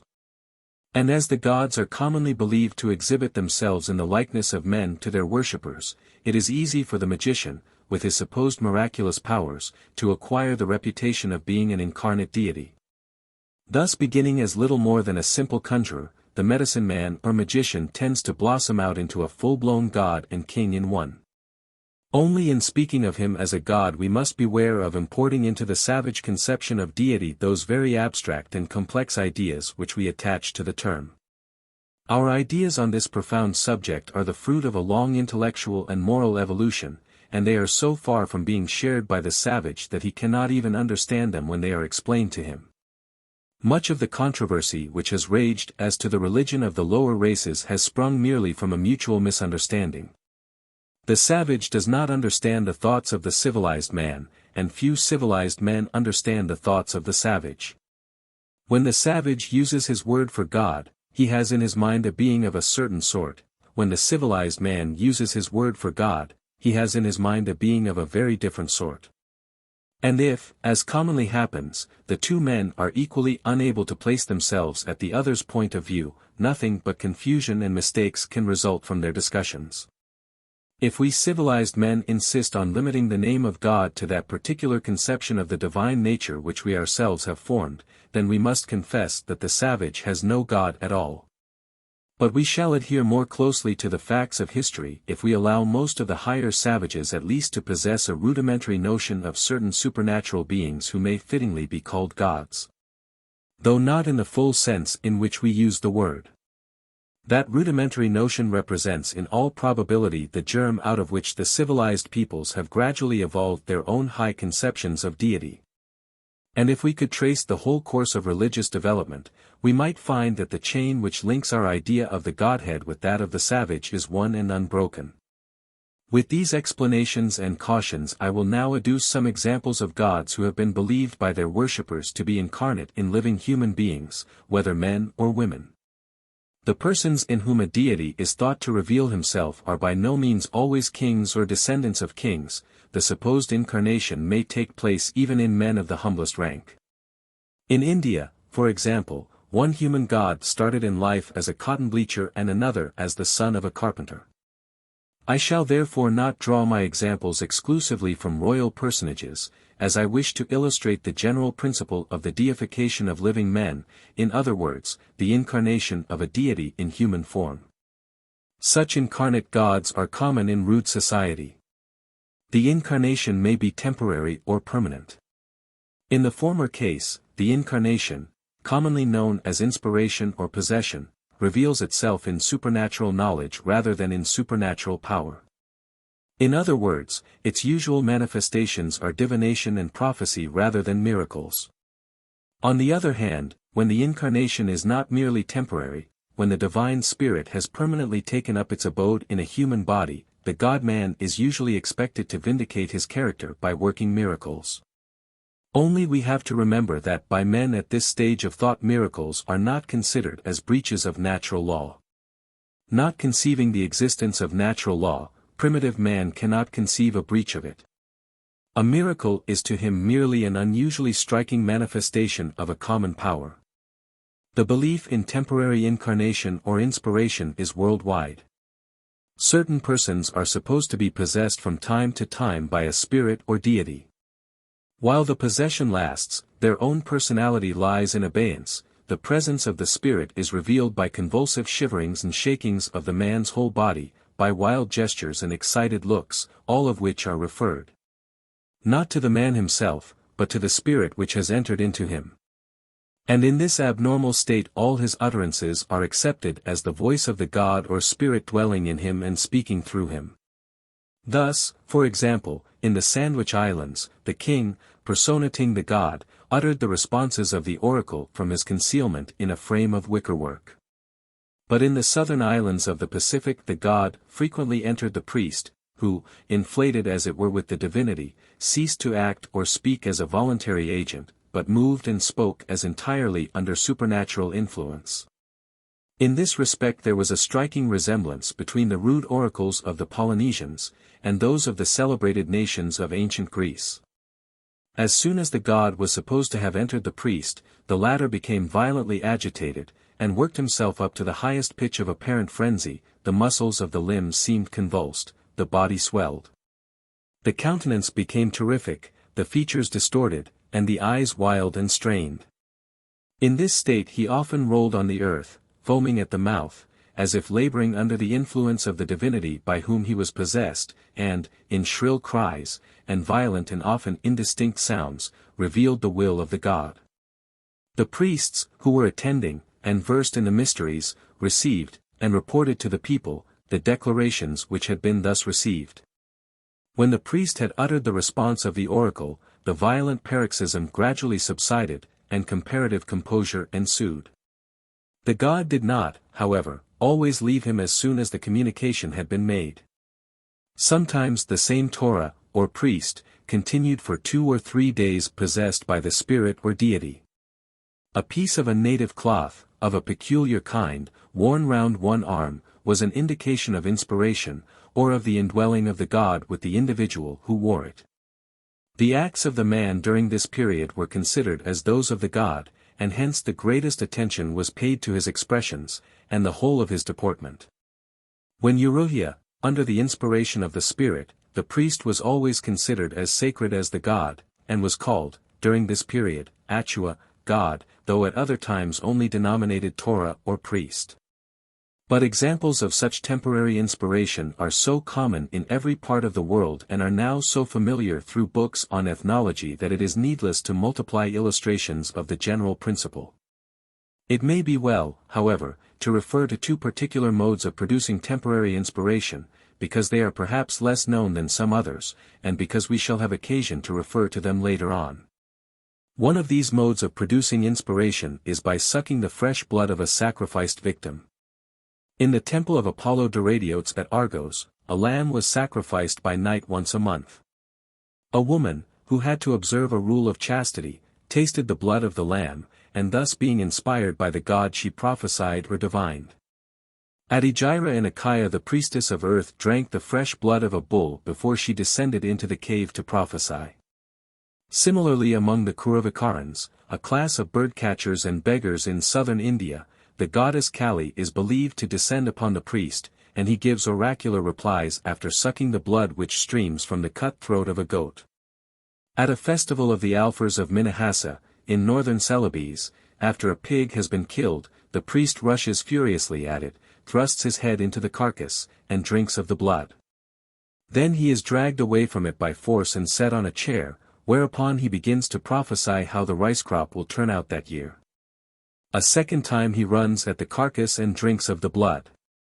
A second time he is forced into the chair and continues his predictions. It is thought that there is a spirit in him which possesses the power of prophecy. The other mode of producing temporary inspiration, to which I shall here refer, consists in the use of a sacred tree or plant. Thus in the Hindu Kush a fire is kindled with twigs of the sacred cedar. And the Daniel or Sibyl, with a cloth over her head, inhales the thick pungent smoke till she is seized with convulsions and falls senseless to the ground. Soon she rises and raises a shrill chant, which is caught up and loudly repeated by her audience. So Apollo's prophetess ate the sacred laurel and was fumigated with it before she prophesied. The Bacchanals ate ivy, and their inspired fury was by some believed to be due to the exciting and intoxicating properties of the plant. In Uganda the priest, in order to be inspired by his god, smokes a pipe of tobacco fiercely till he works himself into a frenzy. The loud excited tones in which he then talks are recognized as the voice of the god speaking through him. In Madura, an island off the north coast of Java, each spirit has its regular medium, who is oftener a woman than a man. To prepare herself for the reception of the spirit she inhales the fumes of incense, sitting with her head over a smoking censer. Gradually she falls into a sort of trance accompanied by shrieks, grimaces, and violent spasms. The spirit is now supposed to have entered into her, and when she grows calmer her words are regarded as oracular, being the utterances of the indwelling spirit, while her own soul is temporarily absent. The person temporarily inspired is believed to acquire, not merely divine knowledge, but also, at least occasionally, divine power. In Cambodia, when an epidemic breaks out, the inhabitants of several villages unite and go with a band of music at their head to look for the man whom the local god is supposed to have chosen for his temporary incarnation. When found, the man is conducted to the altar of the god, where the mystery of incarnation takes place. Then the man becomes an object of veneration to his fellows, who implore him to protect the village against the plague. A certain image of Apollo, which stood in a sacred cave at Hyle near Magnesia, was thought to impart superhuman strength. Sacred men, inspired by it, leaped down precipices, tore up huge trees by the roots, and carried them on their backs along the narrowest defile. The feats performed by inspired dervishes belong to the same class. Thus far we have seen that the savage, failing to discern the limits of his ability to control nature, ascribes to himself and to all men certain powers which we should now call supernatural. Further, we have seen that, over and above this general supernaturalism, some persons are supposed to be inspired for short periods by a divine spirit, and thus temporarily to enjoy the knowledge and power of the indwelling deity. From beliefs like these it is an easy step to the conviction that certain men are permanently possessed by a deity, or in some other undefined way are endued with so high a degree of supernatural power as to be ranked as gods and to receive the homage of prayer and sacrifice.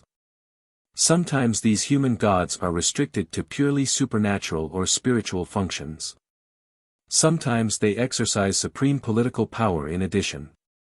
In the latter case they are kings as well as gods, and the government is a theocracy.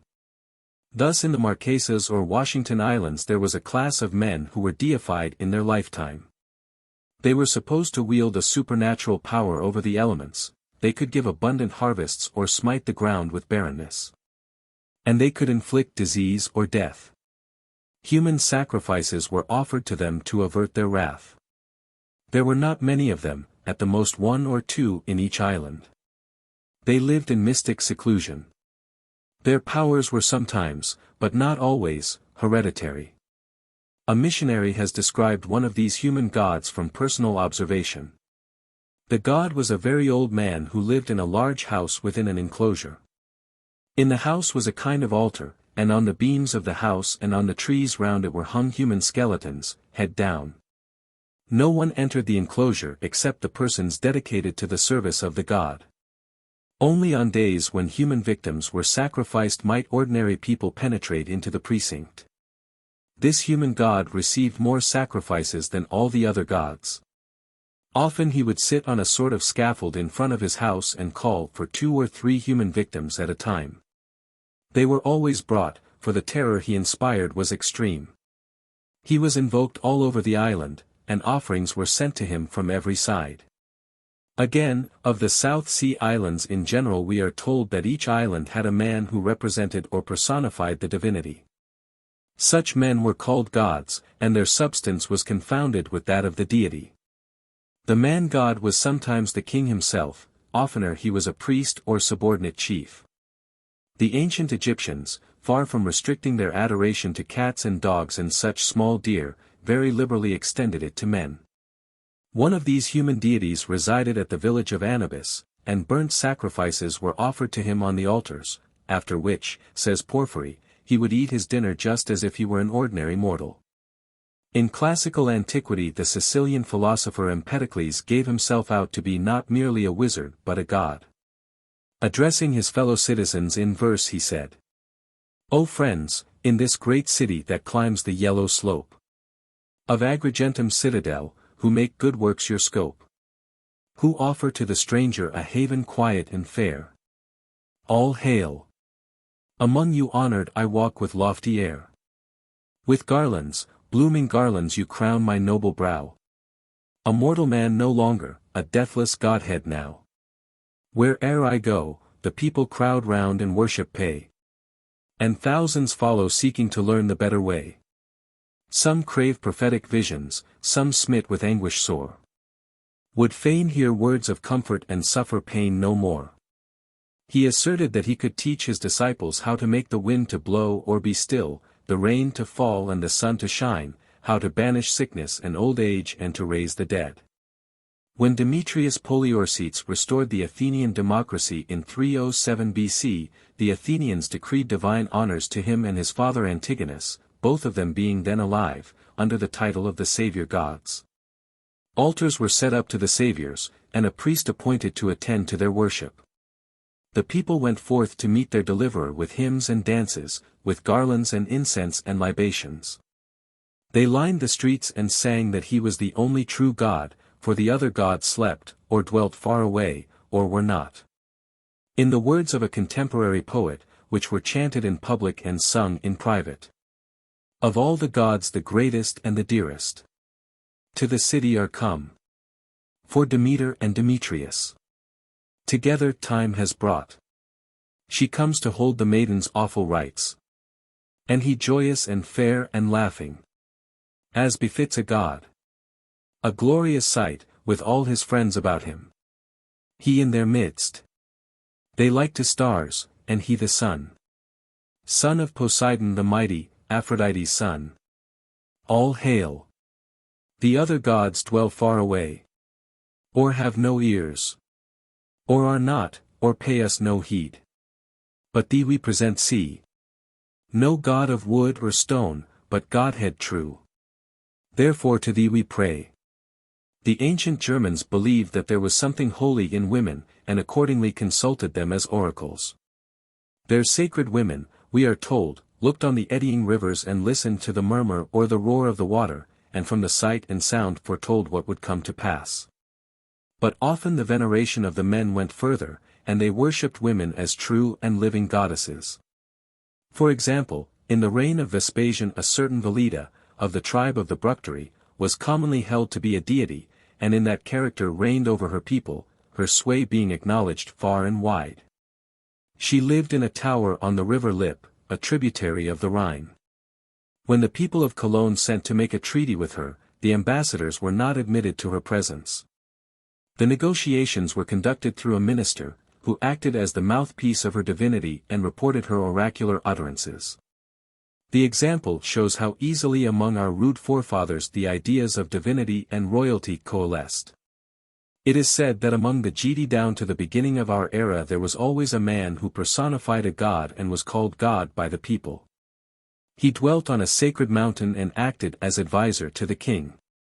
According to the early Portuguese historian, Dos Santos, the Zimbas, or Muzimbas, a people of southeastern Africa, do not adore idols or recognize any god, but instead they venerate and honor their king, whom they regard as a divinity.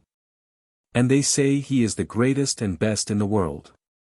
And the said king says of himself that he alone is God of the earth, for which reason if it rains when he does not wish it to do so, or is too hot, he shoots arrows at the sky for not obeying him. The Mashana of southern Africa informed their bishop that they had once had a god, but that the Matabeles had driven him away. This last was in reference to a curious custom in some villages of keeping a man they called their god. He seemed to be consulted by the people and had presents given to him. There was one at a village belonging to a chief Magandi, in the old days. We were asked not to fire off any guns near the village, or we should frighten him away.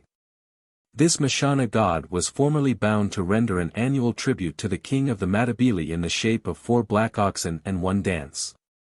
A missionary has seen and described the deity discharging the latter part of his duty in front of the royal hut. For 3 mortal hours, without a break, to the banging of a tambourine, the click of castanets, and the drone of a monotonous song, the swarthy god engaged in a frenzied dance, crouching on his hams like a tailor, sweating like a pig, and bounding about with an agility which testified to the strength and elasticity of his divine legs. The Baganda of Central Africa believed in a god of Lake Nyanza, who sometimes took up his abode in a man or woman. The incarnate god was much feared by all the people, including the king and the chiefs. When the mystery of incarnation had taken place, the man, or rather the god, removed about 1.5 miles from the margin of the lake, and there awaited the appearance of the new moon before he engaged in his sacred duties. From the moment that the crescent moon appeared faintly in the sky, the king and all his subjects were at the command of the divine man, or Luber, God, as he was called, who reigned supreme not only in matters of faith and ritual, but also in questions of war and state policy. He was consulted as an oracle. By his word he could inflict or heal sickness, withhold rain, and cause famine. Large presents were made him when his advice was sought. The chief of Urua, a large region to the west of Lake Tanganyika, arrogates to himself divine honors and power and pretends to abstain from food for days without feeling its necessity. And, indeed, declares that as a god he is altogether above requiring food and only eats, drinks, and smokes for the pleasure it affords him. Among the Galas, when a woman grows tired of the cares of housekeeping, she begins to talk incoherently and to demean herself extravagantly. This is a sign of the descent of the Holy Spirit Kalo upon her. Immediately her husband prostrates himself and adores her, she ceases to bear the humble title of wife and is called Lord. Domestic duties have no further claim on her, and her will is a divine law. The king of Longo is honored by his people as though he were a god, and he is called Sambi in Pango, which mean God. They believe that he can let them have rain when he likes. And once a year, in December, which is the time they want rain, the people come to beg of him to grant it to them. On this occasion the king, standing on his throne, shoots an arrow into the air, which is supposed to bring on rain. Much the same is said of the king of Mombasa. Down to a few years ago, when his spiritual reign on earth was brought to an abrupt end by the carnal weapons of English Marines and bluejackets, the king of Benin was the chief object of worship in his dominions. He occupies a higher post here than the Pope does in Catholic Europe. For he is not only God's vicegerent upon earth, but a god himself, whose subjects both obey and adore him as such, although I believe their adoration to arise rather from fear than love. The king of Ida told the English officers of the Niger expedition, God made me after his own image, I am all the same as God, and he appointed me a king. A peculiarly bloodthirsty monarch of Burma, by name Badonsakan, whose very countenance reflected the inbred ferocity of his nature, and under whose reign more victims perished by the executioner than by the common enemy, conceived the notion that he was something more than mortal, and that this high distinction had been granted him as a reward for his numerous good works. Accordingly he laid aside the title of king and aimed at making himself a god. With this view, and in imitation of Buddha, who, before being advanced to the rank of a divinity, had quitted his royal palace and seraglio and retired from the world, Bodonsican withdrew from his palace to an immense pagoda, the largest in the empire, which he had been engaged in constructing for many years. Here he held conferences with the most learned monks, in which he sought to persuade them that the 5,000 years assigned for the observance of the law of Buddha were now elapsed, and that he himself was the God who was destined to appear after that period, and to abolish the old law by substituting his own. But to his great mortification many of the monks undertook to demonstrate the contrary. And this disappointment, combined with his love of power and his impatience under the restraints of an ascetic life, quickly disabused him of his imaginary godhead, and drove him back to his palace and his harem. The king of Siam is venerated equally with a divinity. His subjects ought not to look him in the face, they prostrate themselves before him when he passes, and appear before him on their knees, their elbows resting on the ground. There is a special language devoted to his sacred person and attributes, and it must be used by all who speak to or of him. Even the natives have difficulty in mastering this peculiar vocabulary. The hairs of the monarch's head, the soles of his feet, the breadth of his body, indeed every single detail of his person, both outward and inward, have particular names. When he eats or drinks, sleeps or walks, a special word indicates that these acts are being performed by the sovereign, and such words cannot possibly be applied to the acts of any other person whatever. There is no word in the Siamese language by which any creature of higher rank or greater dignity than a monarch can be described, and the missionaries, when they speak of God, are forced to use the native word for king. But perhaps no country in the world has been so prolific of human gods as India, nowhere has the divine grace been poured out in a more liberal measure on all classes of society from kings down to milkmen. Thus amongst the Todas, a pastoral people of the Nilgiri hills of southern India, the dairy is a sanctuary, and the milkman who attends to it has been described as a god. On being asked whether the Todas salute the sun, one of these divine milkmen replied, "Those poor fellows do so, but I," tapping his chest, "I, a god. Why should I salute the sun?" Every one, even his own father, prostrates himself before the milkman, and no one would dare to refuse him anything. No human being, except another milkman, may touch him. And he gives oracles to all who consult him, speaking with the voice of a god. Further, in India, every king is regarded as little short of a present god. The Hindu law book of Manu goes farther and says that even an infant king must not be despised from an idea that he is a mere mortal, for he is a great deity in human form. There is said to have been a sect in Orissa some years ago who worshipped the late Queen Victoria in her lifetime as their chief divinity. And to this day in India all living persons remarkable for great strength or valor or for supposed miraculous powers run the risk of being worshipped as gods. Thus, a sect in the Punjab worshipped a deity whom they called Nicholson. This Nicholson was no other than the redoubted General Nicholson, and nothing that the general could do or say damped the ardor of his adorers. The more he punished them, the greater grew the religious awe with which they worshipped him. At Benares not many years ago a celebrated deity was incarnate in the person of a Hindu gentleman who rejoiced in the euphonious name of Swami Bhaskaranandaji Saraswati, and looked uncommonly like the late Cardinal Manning, only more ingenuous. His eyes beamed with kindly human interest, and he took what is described as an innocent pleasure in the divine honors paid him by his confiding worshippers. At Chinchvad, a small town about 10 miles from Pune in western India, there lives a family of whom one in each generation is believed by a large proportion of the Marathas to be an incarnation of the elephant-headed god Ganpati. That celebrated deity was first made flesh about the year 1640 in the person of a Brahmin of Pune, by name Murabba Gaussian, who sought to work out his salvation by abstinence, mortification, and prayer. His piety had its reward.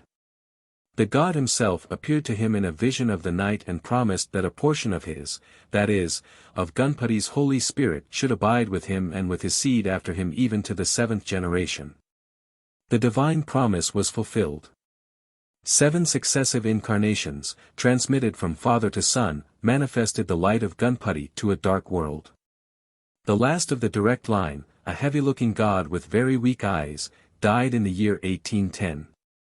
But the cause of truth was too sacred, and the value of the church property too considerable, to allow the Brahmins to contemplate with equanimity the unspeakable loss that would be sustained by a world which knew not Ganpati. Accordingly they sought and found a holy vessel in whom the divine spirit of the Master had revealed itself anew, and the revelation has been happily continued in an unbroken succession of vessels from that time to this. But a mysterious law of spiritual economy, whose operation in the history of religion we may deplore though we cannot alter, has decreed that the miracles wrought by the God-man in these degenerate days cannot compare with those which were wrought by his predecessors in days gone by. And it is even reported that the only sign vouchsafed by him to the present generation of vipers is the miracle of feeding the multitude whom he annually entertains to dinner at Chinchvad. A Hindu sect, which has many representatives in Bombay and central India, holds that its spiritual chiefs or maharajas, as they are called, are representatives or even actual incarnations on earth of the god Krishna. And as Krishna looks down from heaven with most favor on such as minister to the wants of his successors and vicars on earth, a peculiar rite called self-devotion has been instituted, whereby his faithful worshippers make over their bodies, their souls, and, what is perhaps still more important, their worldly substance to his adorable incarnations. And women are taught to believe that the highest bliss for themselves and their families is to be attained by yielding themselves to the embraces of those beings in whom the divine nature mysteriously coexists with the form and even the appetites of true humanity. Christianity itself has not uniformly escaped the taint of these unhappy delusions, indeed it has often been sullied by the extravagances of vain pretenders to a divinity equal to or even surpassing that of its great founder. In the 2nd century Montanus the Phrygian claimed to be the incarnate Trinity, uniting in his single person God the Father, God the Son, and God the Holy Ghost. Nor is this an isolated case, the exorbitant pretension of a single ill-balanced mind. From the earliest times down to the present day many sects have believed that Christ, nay God himself, is incarnate in every fully initiated Christian, and they have carried this belief to its logical conclusion by adoring each other. Tertullian records that this was done by his fellow Christians at Carthage in the 2nd century. The disciples of Saint Columba worshipped him as an embodiment of Christ. And in the 8th century Elipandus of Toledo spoke of Christ as a God among gods, meaning that all believers were gods just as truly as Jesus himself. The adoration of each other was customary among the Albigenses, and is noticed hundreds of times in the records of the Inquisition at Toulouse in the early part of the 14th century.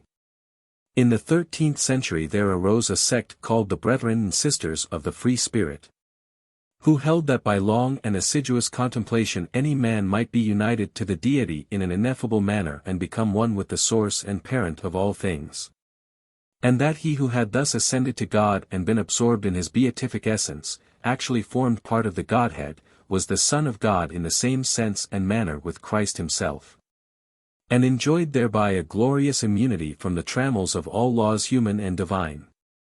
Inwardly transported by this blissful persuasion, though outwardly presenting in their aspect and manners a shocking air of lunacy and distraction, the sectaries roamed from place to place, attired in the most fantastic apparel and begging their bread with wild shouts and clamor, spurning indignantly every kind of honest labor and industry as an obstacle to divine contemplation and to the ascent of the soul towards the Father of spirits. In all their excursions they were followed by women with whom they lived on terms of the closest familiarity. Those of them who conceived they had made the greatest proficiency in the higher spiritual life dispensed with the use of clothes altogether in their assemblies, looking upon decency and modesty as marks of inward corruption, characteristics of a soul that still grovelled under the dominion of the flesh and had not yet been elevated into communion with the divine spirit, its center and source. Sometimes their progress towards this mystic communion was accelerated by the Inquisition, and they expired in the flames, not merely with unclouded serenity, but with the most triumphant feelings of cheerfulness and joy. About the year 1830 there appeared, in one of the states of the American Union bordering on Kentucky, an impostor who declared that he was the Son of God, the Savior of mankind, and that he had reappeared on earth to recall the impious, the unbelieving, and sinners to their duty. He protested that if they did not mend their ways within a certain time, he would give the signal, and in a moment the world would crumble to ruins. These extravagant pretensions were received with favor even by persons of wealth and position in society. At last a German humbly besought the new Messiah to announce the dreadful catastrophe to his fellow countrymen in the German language, as they did not understand English, and it seemed a pity that they should be damned merely on that account. The would-be Savior in reply confessed with great candor that he did not know German. "What," retorted the German, "you the Son of God, and don't speak all languages, and don't even know German? Come, come, you are a knave, a hypocrite, and a madman. Bedlam is the place for you." The spectators laughed, and went away ashamed of their credulity. Sometimes, at the death of the human incarnation, the divine spirit transmigrates into another man. The Buddhist Tartars believe in a great number of living Buddhas, who officiate as Grand Lamas at the head of the most important monasteries. When one of these Grand Lamas dies, his disciples do not sorrow, for they know that he will soon reappear, being born in the form of an infant. Their only anxiety is to discover the place of his birth. If at this time they see a rainbow, they take it as a sign sent them by the departed Lama to guide them to his cradle. Sometimes the divine infant himself reveals his identity.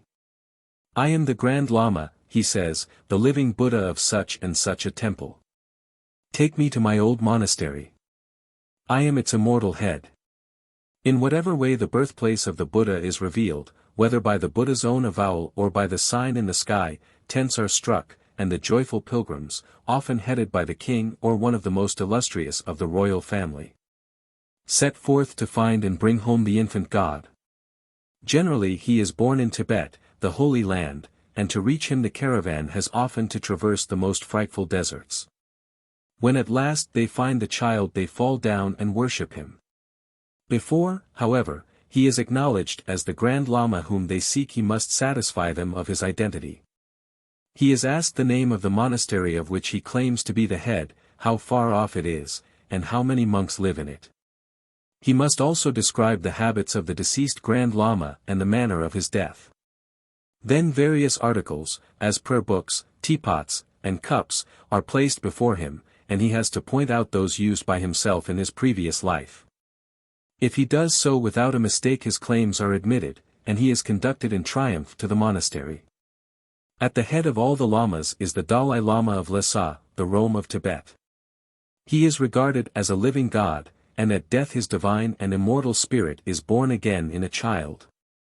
According to some accounts, the mode of discovering the Dalai Lama is similar to the method, already described, of discovering an ordinary Grand Lama. Other accounts speak of an election by drawing lots from a golden jar. Wherever he is born, the trees and plants put forth green leaves, at his bidding flowers bloom and springs of water rise, and his presence diffuses heavenly blessings. But he is by no means the only man who poses as a god in these regions. A register of all the incarnate gods in the Chinese Empire is kept in the Li Fan Yian or Colonial Office at Peking. The number of gods who have thus taken out a license is 160. Tibet is blessed with 30 of them, Northern Mongolia rejoices in 19, and Southern Mongolia basks in the sunshine of no less than 57.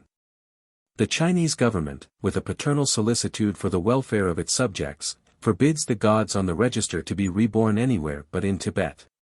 They fear lest the birth of a god in Mongolia should have serious political consequences by stirring the dormant patriotism and warlike spirit of the Mongols, who might rally round an ambitious native deity of royal lineage and seek to win for him, at the point of the sword, a temporal as well as a spiritual kingdom.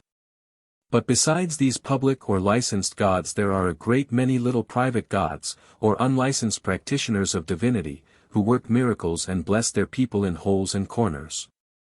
And of late years the Chinese government has winked at the rebirth of these pettifogging deities outside of Tibet. However, once they are born, the government keeps its eye on them as well as on the regular practitioners, and if any of them misbehaves he is promptly degraded, banished to a distant monastery, and strictly forbidden ever to be born again in the flesh. From our survey of the religious position occupied by the king in rude societies we may infer that the claim to divine and supernatural powers put forward by the monarchs of great historical empires like those of Egypt, Mexico, and Peru was not the simple outcome of inflated vanity or the empty expression of a groveling adulation. It was merely a survival and extension of the old savage apotheosis of living kings. Thus, for example, as children of the sun the Incas of Peru were revered like gods. They could do no wrong, and no one dreamed of offending against the person, honor, or property of the monarch or of any of the royal race. Hence, too, the Incas did not, like most people, look on sickness as an evil. They considered it a messenger sent from their father the sun to call them to come and rest with him in heaven. Therefore the usual words in which an Inca announced his approaching end were these: "My father calls me to come and rest with him." They would not oppose their father's will by offering sacrifice for recovery, but openly declared that he had called them to his rest. Issuing from the sultry valleys upon the lofty tableland of the Colombian Andes, the Spanish conquerors were astonished to find, in contrast to the savage hordes they had left in the sweltering jungles below, a people enjoying a fair degree of civilization, practicing agriculture, and living under a government which Humboldt has compared to the theocracies of Tibet and Japan. These were the Chibchas, Muiscas, or Mazcas, divided into two kingdoms, with capitals at Bogotá and Tunja, but united apparently in spiritual allegiance to the High Pontiff of Sogamozo or Iraca. By a long and ascetic novitiate, this ghostly ruler was reputed to have acquired such sanctity that the waters and the rain obeyed him, and the weather depended on his will. The Mexican kings at their accession, as we have seen, took an oath that they would make the sun to shine, the clouds to give rain, the rivers to flow, and the earth to bring forth fruits in abundance. We are told that Montezuma, the last king of Mexico, was worshipped by his people as a god. The early Babylonian kings, from the time of Sargon I, till the 4th dynasty of Ur or later, claimed to be gods in their lifetime. The monarchs of the 4th dynasty of Ur in particular had temples built in their honor. They set up their statues in various sanctuaries and commanded the people to sacrifice to them. The 8th month was especially dedicated to the kings, and sacrifices were offered to them at the new moon and on the 15th of each month. Again, the Parthian monarchs of the Arsacid house styled themselves brothers of the sun and moon and were worshipped as deities. It was esteemed sacrilege to strike even a private member of the Arsacid family in a brawl. The kings of Egypt were deified in their lifetime, sacrifices were offered to them, and their worship was celebrated in special temples and by special priests. Indeed, the worship of the king sometimes cast that of the gods into the shade.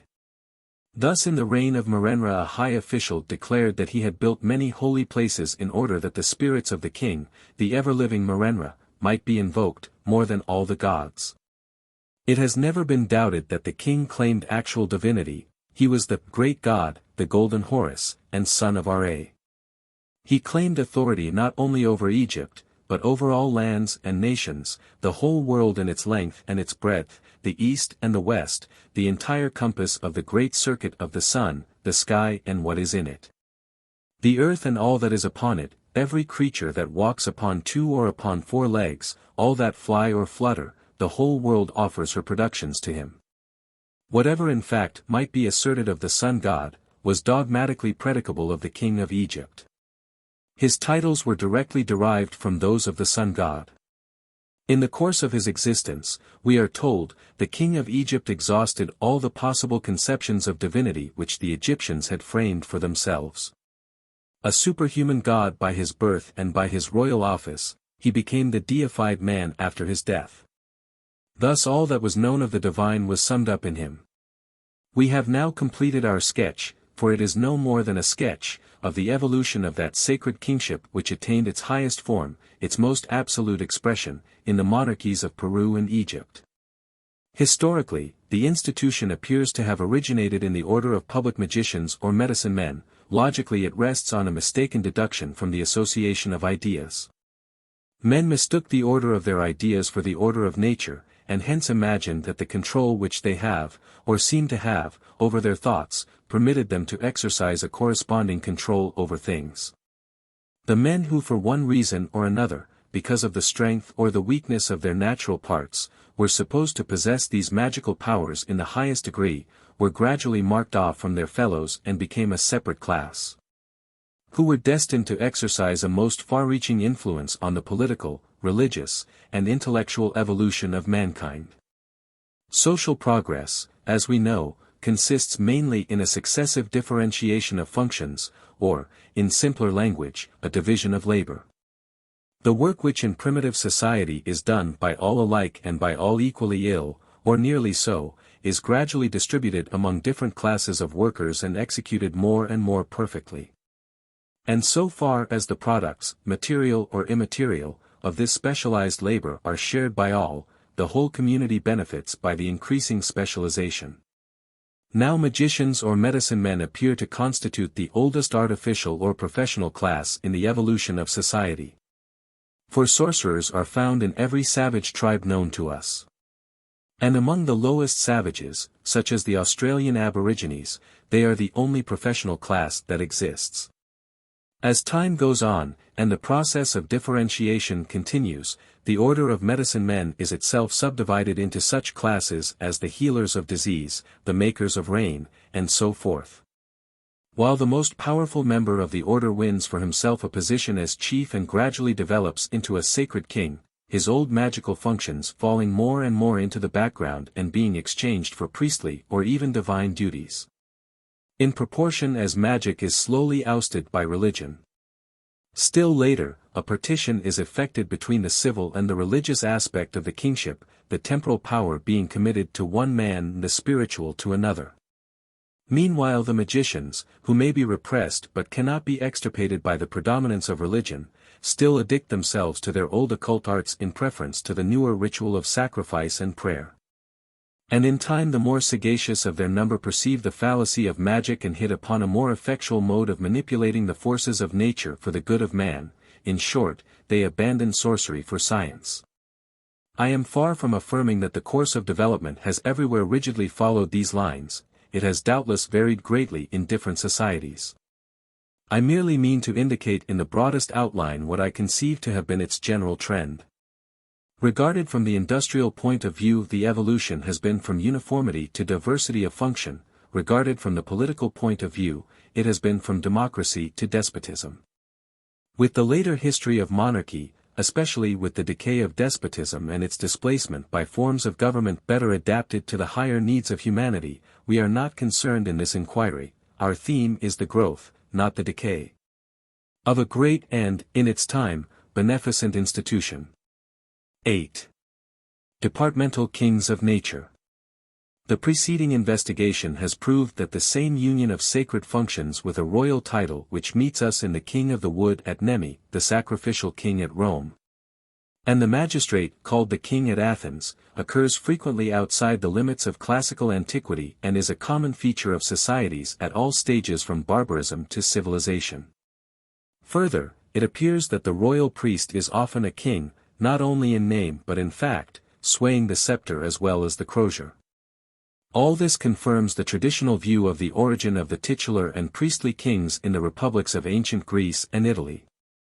At least by showing that the combination of spiritual and temporal power, of which Greco-Italian tradition preserved the memory, has actually existed in many places. We have obviated any suspicion of improbability that might have attached to the tradition. Therefore we may now fairly ask, may not the King of the Wood have had an origin like that which a probable tradition assigns to the sacrificial king of Rome and the titular king of Athens? In other words, may not his predecessors in office have been a line of kings whom a republican revolution stripped of their political power, leaving them only their religious functions and the shadow of a crown? There are at least two reasons for answering this question in the negative. One reason is drawn from the abode of the priest of Nemi, the other from his title, the King of the Wood. If his predecessors had been kings in the ordinary sense, he would surely have been found residing, like the fallen kings of Rome and Athens, in the city of which the scepter had passed from him. This city must have been Aricia, for there was none nearer. But Aricia was 3 miles off from his forest sanctuary by the lake shore. If he reigned, it was not in the city, but in the greenwood. Again, his title, King of the Wood, hardly allows us to suppose that he had ever been a king in the common sense of the word. More likely he was a king of nature, and of a special side of nature, namely, the woods from which he took his title. If we could find instances of what we may call departmental kings of nature, that is, of persons supposed to rule over particular elements or aspects of nature, they would probably present a closer analogy to the king of the wood than the divine kings we have been hitherto considering, whose control of nature is general rather than special. Instances of such departmental kings are not wanting. On a hill at Bama near the mouth of the Congo dwells Nambuluvumu, king of the rain and storm. Of some of the tribes on the upper Nile we are told that they have no kings in the common sense. The only persons whom they acknowledge as such are the kings of the rain, Matakodu, who are credited with the power of giving rain at the proper time, that is, the rainy season. Before the rains begin to fall at the end of March, the country is a parched and arid desert, and the cattle, which form the people's chief wealth, perish for lack of grass. So, when the end of March draws on, each householder betakes himself to the king of the rain and offers him a cow that he may make the blessed waters of heaven to drip on the brown and withered pastures. If no shower falls, the people assemble and demand that the king shall give them rain, and if the sky still continues cloudless, they rip up his belly, in which he is believed to keep the storms. Amongst the Bari tribe one of these rain kings made rain by sprinkling water on the ground out of a handbell. Among tribes on the outskirts of Abyssinia a similar office exists and has been thus described by an observer: the priesthood of the Alfai, as he is called by the Beria and Kunama, is a remarkable one. He is believed to be able to make rain. This office formerly existed among the Algts and appears to be still common to the Nuba Negroes. The Alfai of the Beria, who is also consulted by the northern Kunama, lives near Tembadir on a mountain alone with his family. The people bring him tribute in the form of clothes and fruits, and cultivate for him a large field of his own. He is a kind of king, and his office passes by inheritance to his brother or sister's son. He is supposed to conjure down rain and to drive away the locusts. But if he disappoints the people's expectation and a great drought arises in the land, the Alfai is stoned to death, and his nearest relations are obliged to cast the first stone at him. When we passed through the country, the office of Alfai was still held by an old man, but I heard that rainmaking had proved too dangerous for him and that he had renounced his office. In the backwoods of Cambodia live two mysterious sovereigns known as the King of the Fire and the King of the Water. Their fame is spread all over the south of the great Indochinese peninsula, but only a faint echo of it has reached the west.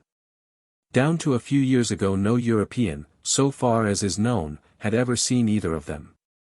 And their very existence might have passed for a fable, were it not that till lately communications were regularly maintained between them and the King of Cambodia, who year by year exchanged presents with them. Their royal functions are of a purely mystic or spiritual order. They have no political authority, they are simple peasants, living by the sweat of their brow and the offerings of the faithful.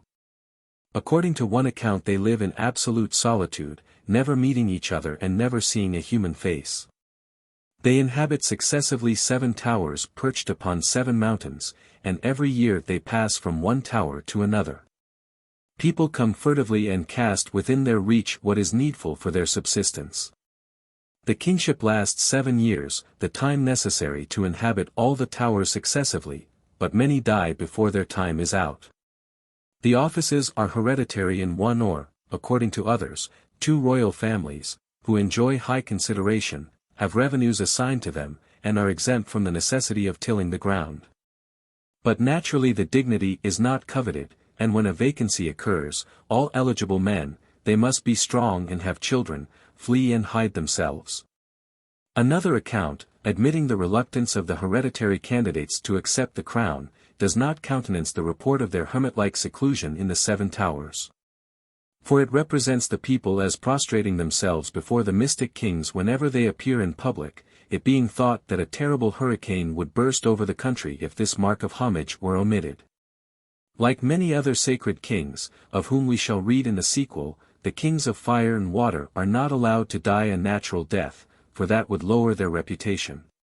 Accordingly, when one of them is seriously ill, the elders hold a consultation, and if they think he cannot recover, they stab him to death.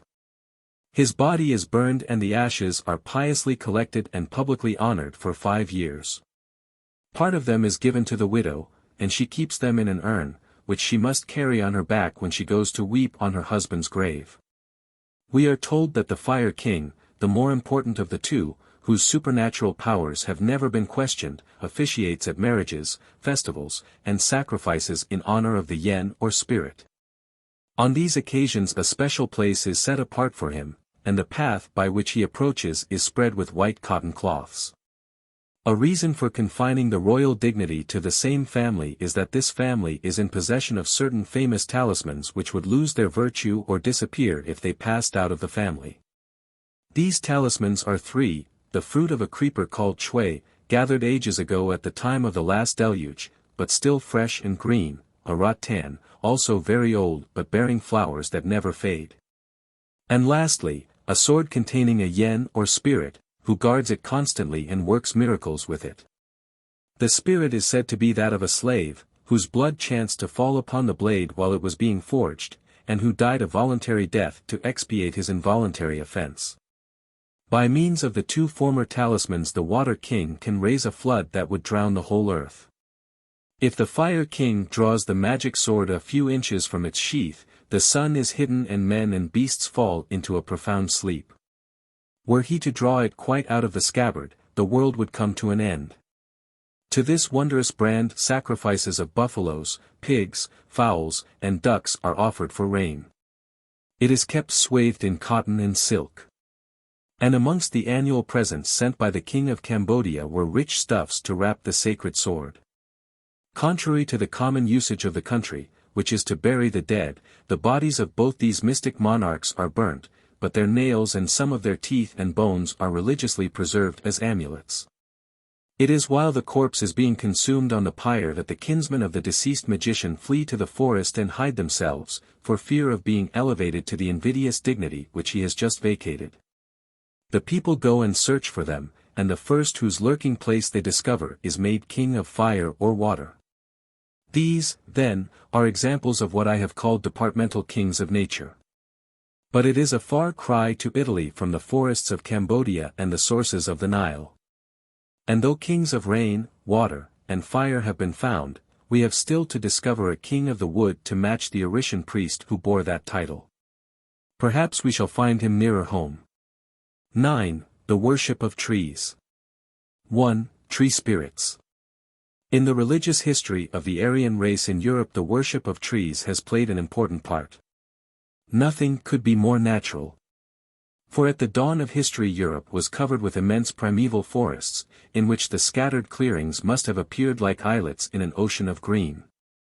Down to the 1st century before our era the Hercynian forest stretched eastward from the Rhine for a distance at once vast and unknown. Germans whom Caesar questioned had traveled for 2 months through it without reaching the end. For centuries later it was visited by the Emperor Julian, and the solitude, the gloom, the silence of the forest appear to have made a deep impression on his sensitive nature. He declared that he knew nothing like it in the Roman Empire. In our own country the Wealds of Kent, Surrey, and Sussex are remnants of the great forest of Anderida, which once clothed the whole of the southeastern portion of the island. Westward it seems to have stretched till it joined another forest that extended from Hampshire to Devon.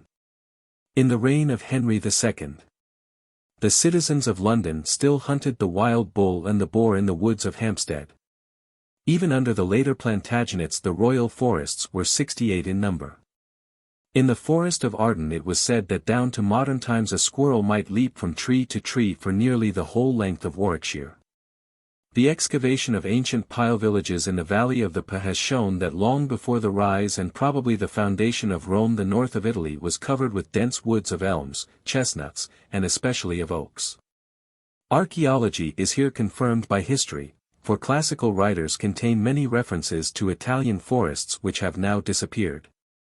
As late as the 4th century before our era, Rome was divided from central Etruria by the dreaded Ciminian forest, which Livy compares to the woods of Germany. No merchant, if we may trust the Roman historian, had ever penetrated its pathless solitudes. And it was deemed a most daring feat when a Roman general, after sending 2 scouts to explore its intricacies, led his army into the forest and, making his way to a ridge of the wooded mountains, looked down on the rich Etrurian fields spread out below.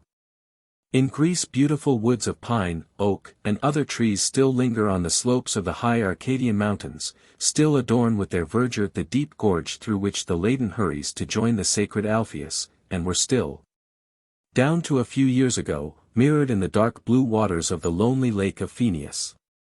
But they are mere fragments of the forests which clothed great tracts in antiquity, and which at a more remote epoch may have spanned the Greek peninsula from sea to sea. From an examination of the Teutonic words for temple, Grimm has made it probable that amongst the Germans the oldest sanctuaries were natural woods. However that may be, tree worship is well attested for all the great European families of the Aryan stock. Amongst the Celts the oak worship of the Druids is familiar to every one, and their old word for sanctuary seems to be identical in origin and meaning with the Latin nemus, a grove or woodland glade, which still survives in the name of Nemi. Sacred groves were common among the ancient Germans, and tree worship is hardly extinct amongst their descendants at the present day. How serious that worship was in former times may be gathered from the ferocious penalty appointed by the old German laws for such as dared to peel the bark of a standing tree. The culprit's navel was to be cut out and nailed to the part of the tree which he had peeled, and he was to be driven round and round the tree till all his guts were wound about its trunk. The intention of the punishment clearly was to replace the dead bark by a living substitute taken from the culprit. It was a life for a life, the life of a man for the life of a tree. At Ups, the old religious capital of Sweden, there was a sacred grove in which every tree was regarded as divine. The heathen Slavs worshipped trees and groves. The Lithuanians were not converted to Christianity till towards the close of the 14th century, and amongst them at the date of their conversion the worship of trees was prominent. Some of them revered remarkable oaks and other great shady trees, from which they received oracular responses. Some maintained holy groves about their villages or houses, where even to break a twig would have been a sin. They thought that he who cut a bough in such a grove either died suddenly or was crippled in one of his limbs. Proofs of the prevalence of tree worship in ancient Greece and Italy are abundant. In the sanctuary of Aesculapius at Kos, for example, it was forbidden to cut down the cypress trees under a penalty of 1,000 drams. But nowhere, perhaps, in the ancient world was this antique form of religion better preserved than in the heart of the great metropolis itself. In the Forum, the busy center of Roman life, the sacred fig tree of Romulus was worshipped down to the days of the empire, and the withering of its trunk was enough to spread consternation through the city. Again, on the slope of the Palatine hill grew a cornel tree which was esteemed one of the most sacred objects in Rome. Whenever the tree appeared to a passerby to be drooping, he set up a hue and cry which was echoed by the people in the street, and soon a crowd might be seen running helter-skelter from all sides with buckets of water. As if, says Plutarch, they were hastening to put out a fire. Among the tribes of the Finnish-Ugrian stock in Europe the heathen worship was performed for the most part in sacred groves, which were always enclosed with a fence. Such a grove often consisted merely of a glade or clearing with a few trees dotted about, upon which in former times the skins of the sacrificial victims were hung. The central point of the grove, at least among the tribes of the Volga, was the sacred tree, beside which everything else sank into insignificance. Before it the worshippers assembled and the priest offered his prayers. At its roots the victim was sacrificed, and its boughs sometimes served as a pulpit. No wood might be hewn and no branch broken in the grove, and women were generally forbidden to enter it. But it is necessary to examine in some detail the notions on which the worship of trees and plants is based.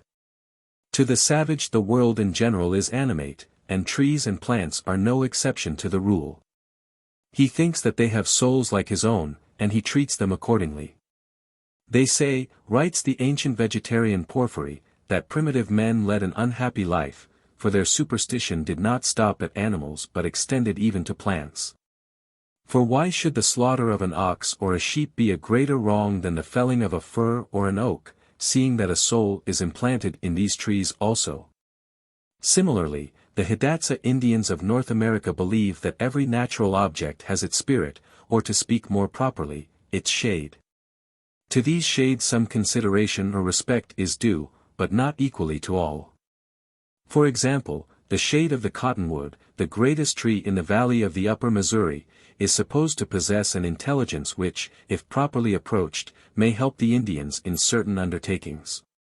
But the shades of shrubs and grasses are of little account.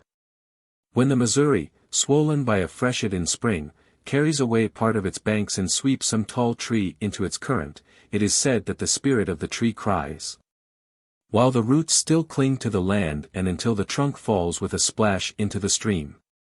Formerly the Indians considered it wrong to fell one of these giants, and when large logs were needed they made use only of trees which had fallen of themselves. Till lately some of the more credulous old men declared that many of the misfortunes of their people were caused by this modern disregard for the rights of the living cottonwood. The Iroquois believed that each species of tree, shrub, plant, and herb had its own spirit, and to these spirits it was their custom to return thanks. The Wanika of Eastern Africa fancy that every tree, and especially every coconut tree, has its spirit.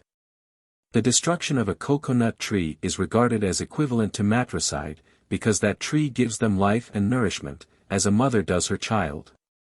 Siamese monks, believing that there are souls everywhere, and that to destroy anything whatever is forcibly to dispossess a soul, will not break a branch of a tree, as they will not break the arm of an innocent person.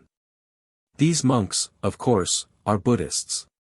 But Buddhist animism is not a philosophical theory. It is simply a common savage dogma incorporated in the system of an historical religion. To suppose, with Ben Fay and others, that the theories of animism and transmigration current among rude peoples of Asia are derived from Buddhism, is to reverse the facts. Sometimes it is only particular sorts of trees that are supposed to be tenanted by spirits. At Grabalj in Dalmatia it is said that among great beeches, oaks, and other trees there are some that are endowed with shades or souls, and whoever fells one of them must die on the spot, or at least live an invalid for the rest of his days. If a woodman fears that a tree which he has felled is one of this sort, he must cut off the head of a live hen on the stump of the tree with the very same axe with which he cut down the tree. This will protect him from all harm, even if the tree be one of the animated kind. The silk cotton trees, which rear their enormous trunks to a stupendous height, far out-topping all the other trees of the forest, are regarded with reverence throughout West Africa, from the Senegal to the Niger, and are believed to be the abode of a god or spirit. Among the Yu-speaking peoples of the Slave Coast the indwelling god of this giant of the forest goes by the name of Huntin. Trees in which he specially dwells, for it is not every silk cotton tree that he thus honors, are surrounded by a girdle of palm leaves. And sacrifices of fowls, and occasionally of human beings, are fastened to the trunk or laid against the foot of the tree. A tree distinguished by a girdle of palm leaves may not be cut down or injured in any way. And even silk cotton trees which are not supposed to be animated by Huntin may not be felled unless the woodman first offers a sacrifice of fowls and palm oil to purge himself of the proposed sacrilege. To omit the sacrifice is an offense which may be punished with death. Among the Kangra mountains of the Punjab a girl used to be annually sacrificed to an old cedar tree, the families of the village taking it in turn to supply the victim. The tree was cut down not very many years ago. If trees are animate, they are necessarily sensitive and the cutting of them down becomes a delicate surgical operation, which must be performed with as tender a regard as possible for the feelings of the sufferers, who otherwise may turn and rend the careless or bungling operator. When an oak is being felled, it gives a kind of shrieks or groans, that may be heard a mile off, as if it were the genius of the oak lamenting. Wild, Esq, hath heard it several times. The Ojibways very seldom cut down green or living trees, from the idea that it puts them to pain, and some of their medicine men profess to have heard the wailing of the trees under the axe. Trees that bleed and utter cries of pain or indignation when they are hacked or burned occur very often in Chinese books, even in standard histories. Old peasants in some parts of Austria still believe that forest trees are animate, and will not allow an incision to be made in the bark without special cause. They have heard from their fathers that the tree feels the cut not less than a wounded man his hurt. In felling a tree they beg its pardon. It is said that in the Upper Palatinate also old woodmen still secretly ask a fine, sound tree to forgive them before they cut it down. So in Jurquino the woodman craves pardon of the tree he fells. Before the Ilocanes of Luzon cut down trees in the virgin forest or on the mountains, they recite some verses to the following effect: "Be not uneasy, my friend, though we fell what we have been ordered to fell." This they do in order not to draw down on themselves the hatred of the spirits who live in the trees, and who are apt to avenge themselves by visiting with grievous sickness such as injure them wantonly. The Basoga of Central Africa think that, when a tree is cut down, the angry spirit which inhabits it may cause the death of the chief and his family. To prevent this disaster they consult a medicine man before they fell a tree. If the man of skill gives leave to proceed, the woodman first offers a fowl and a goat to the tree, then as soon as he has given the first blow with the axe, he applies his mouth to the cut and sucks some of the sap. In this way he forms a brotherhood with the tree, just as two men become blood brothers by sucking each other's blood. After that he can cut down his tree brother with impunity. But the spirits of vegetation are not always treated with deference and respect. If fair words and kind treatment do not move them, stronger measures are sometimes resorted to.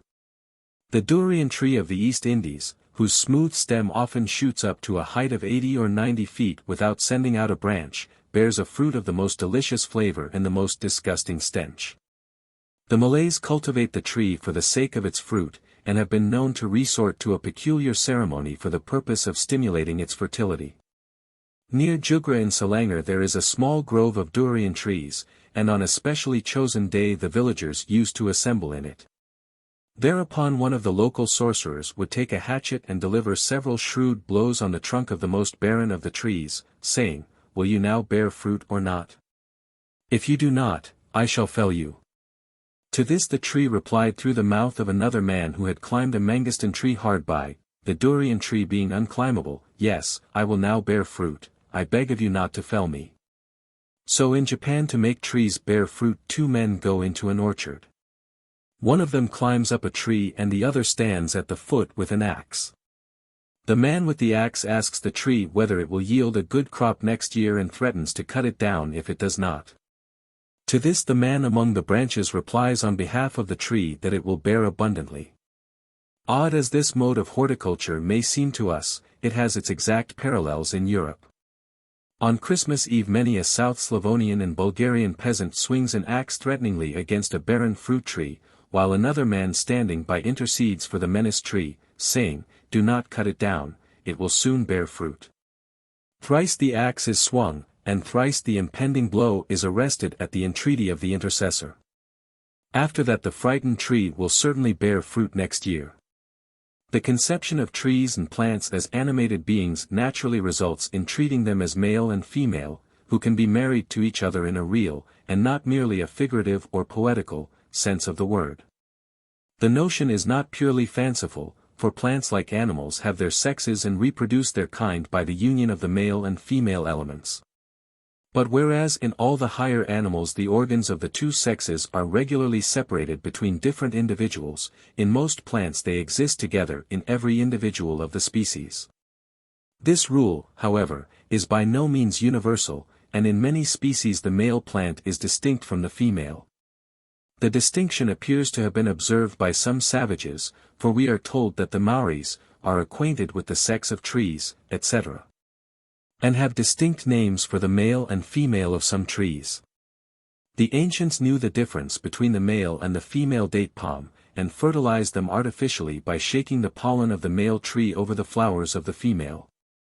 The fertilization took place in spring.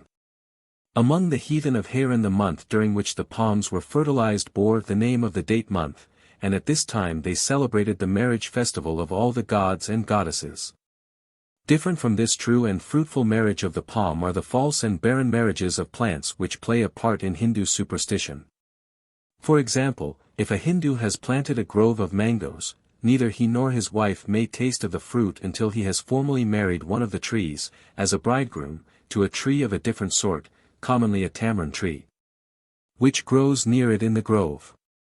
If there is no tamarind to act as bride, a jasmine will serve the turn. The expenses of such a marriage are often considerable, for the more Brahmins are feasted at it, the greater the glory of the owner of the grove.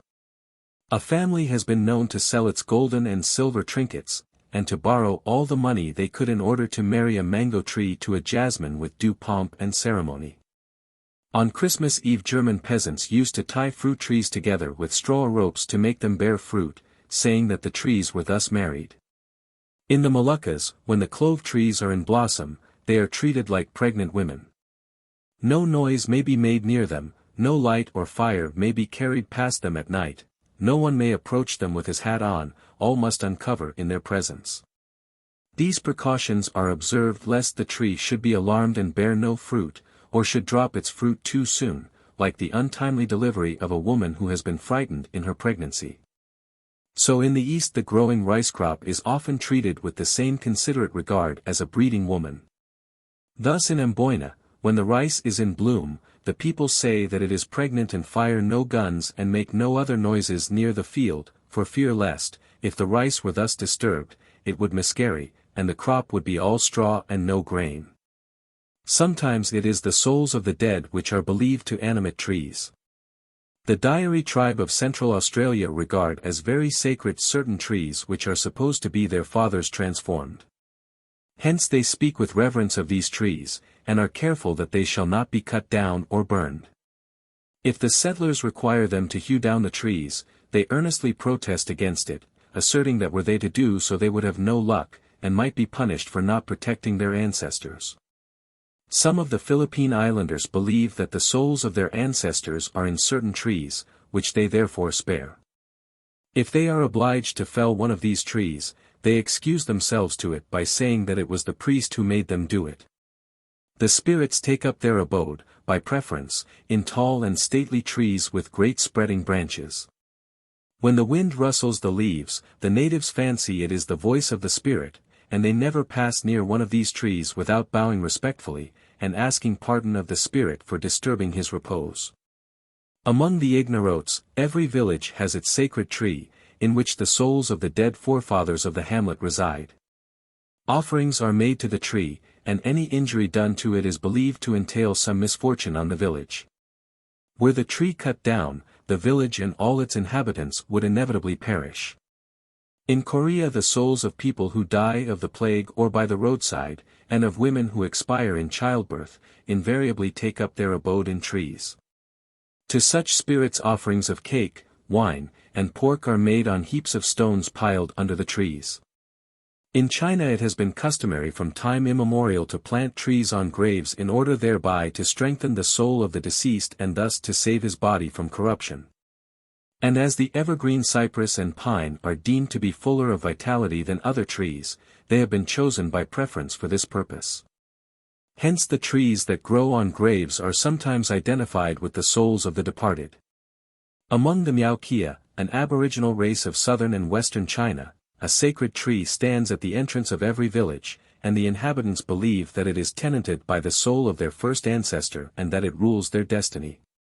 Sometimes there is a sacred grove near a village, where the trees are suffered to rot and die on the spot.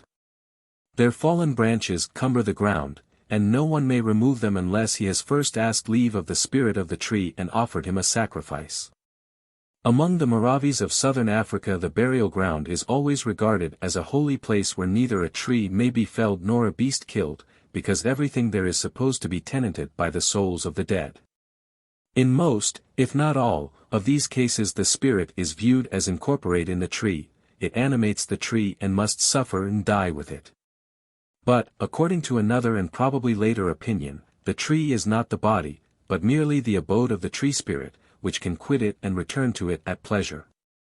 The inhabitants of Siao, an East Indian island, believe in certain sylvan spirits who dwell in forests or in great solitary trees. At full moon the spirit comes forth from his lurking place and roams about. He has a big head, very long arms and legs, and a ponderous body.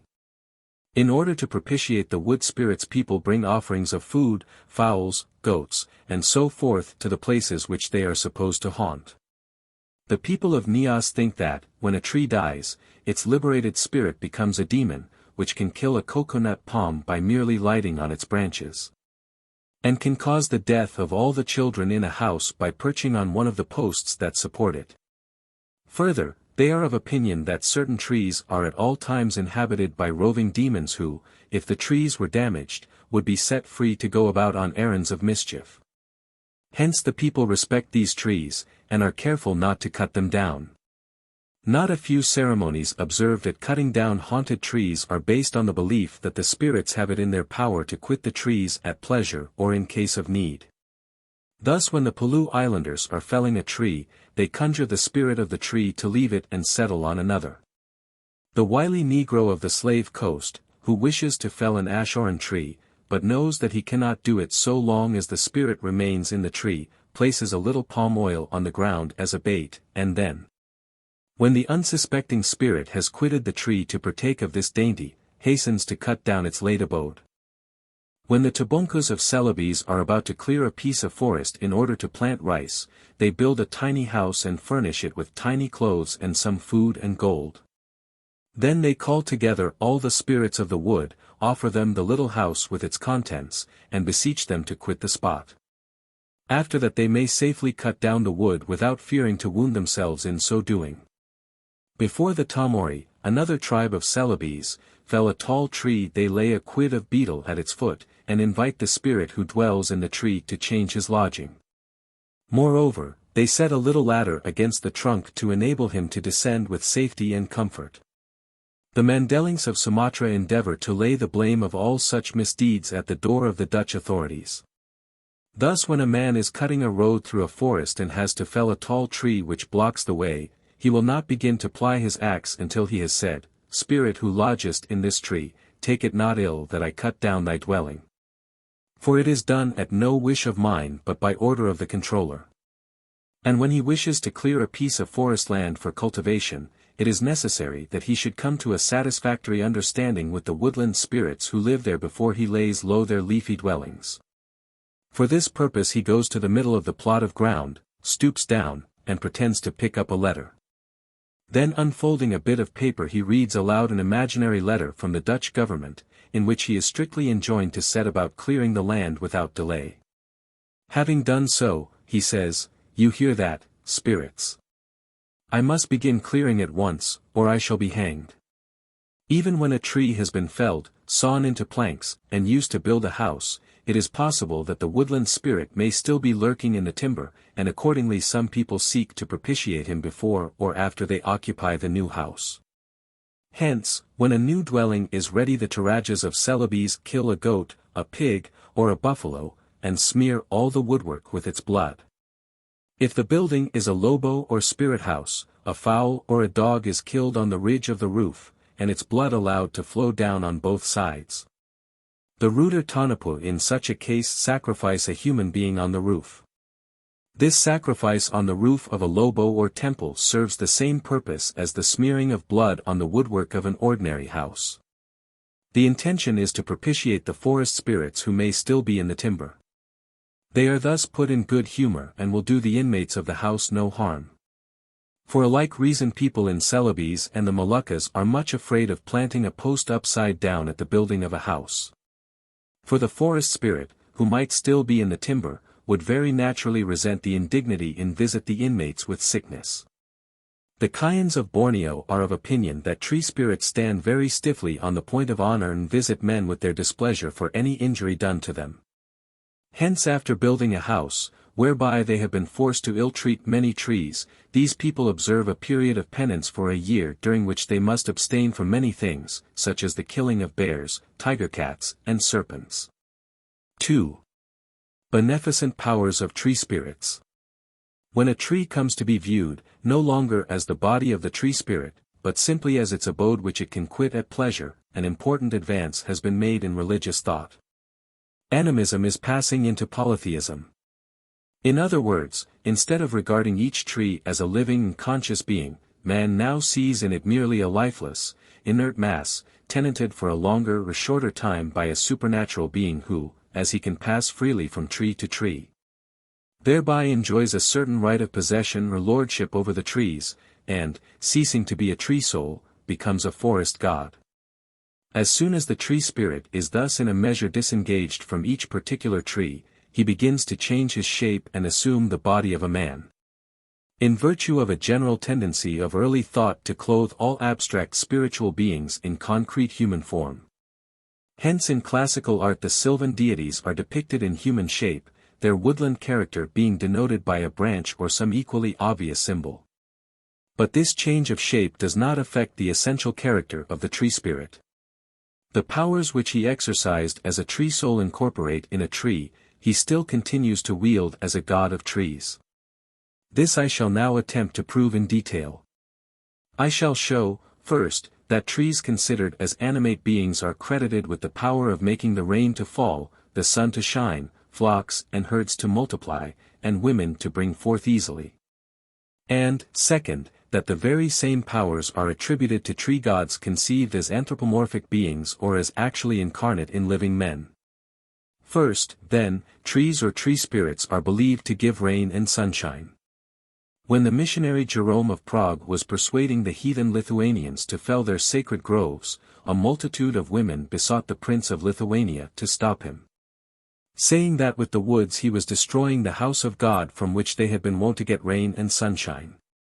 The Mundaris in Assam think that if a tree in the sacred grove is felled, the sylvan gods evince their displeasure by withholding rain.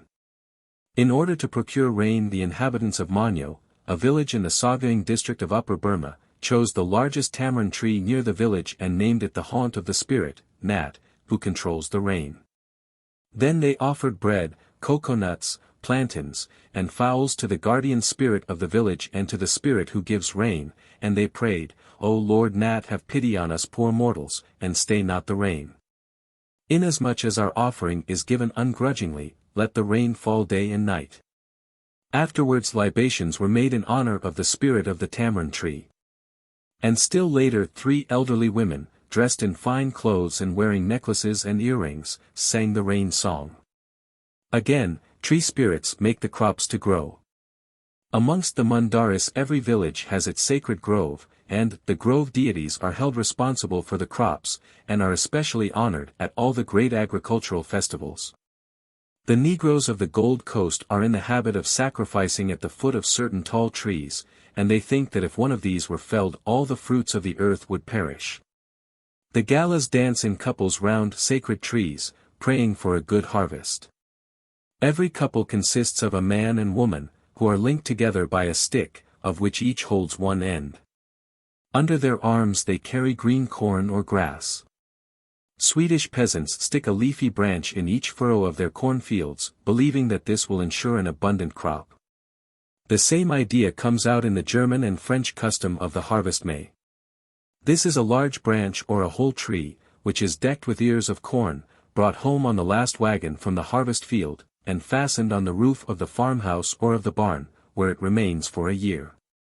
Manhart has proved that this branch or tree embodies the tree spirit conceived as the spirit of vegetation in general, whose vivifying and fructifying influence is thus brought to bear upon the corn in particular. Hence in Swabia the harvest May is fastened amongst the last stalks of corn left standing on the field, in other places it is planted on the cornfield and the last sheaf cut is attached to its trunk. Again, the tree spirit makes the herds to multiply and blesses women with offspring. In northern India the Emblica officinalis is a sacred tree. On the 11th of the month Falgun, February, libations are poured at the foot of the tree, a red or yellow string is bound about the trunk, and prayers are offered to it for the fruitfulness of women, animals, and crops. Again, in northern India the coconut is esteemed one of the most sacred fruits, and is called Srifala, or the fruit of Sri, the goddess of prosperity. It is the symbol of fertility, and all through Upper India is kept in shrines and presented by the priests to women who desire to become mothers. In the town of Kwa, near Old Calabar, there used to grow a palm tree which ensured conception to any barren woman who ate a nut from its branches. In Europe the May tree or maypole is apparently supposed to possess similar powers over both women and cattle. Thus in some parts of Germany on the 1st of May the peasants set up May trees or May bushes at the doors of stables and byres, one for each horse and cow. This is thought to make the cows yield much milk. Of the Irish we are told that, they fancy a green bough of a tree, fastened on May Day against the house, will produce plenty of milk that summer.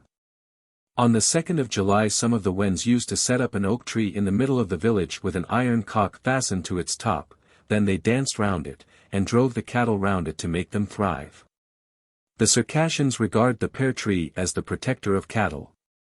So they cut down a young pear tree in the forest, branch it, and carry it home, where it is adored as a divinity. Almost every house has one such pear tree. In autumn, on the day of the festival, the tree is carried into the house with great ceremony to the sound of music and amid the joyous cries of all the inmates, who compliment it on its fortunate arrival. It is covered with candles, and a cheese is fastened to its top. Round about it they eat, drink, and sing. Then they bid the tree goodbye and take it back to the courtyard, where it remains for the rest of the year, set up against the wall, without receiving any mark of respect. In the Tuho tribe of Maoris, the power of making women fruitful is ascribed to trees. These trees are associated with the navel strings of definite mythical ancestors, as indeed the navel strings of all children used to be hung upon them down to quite recent times.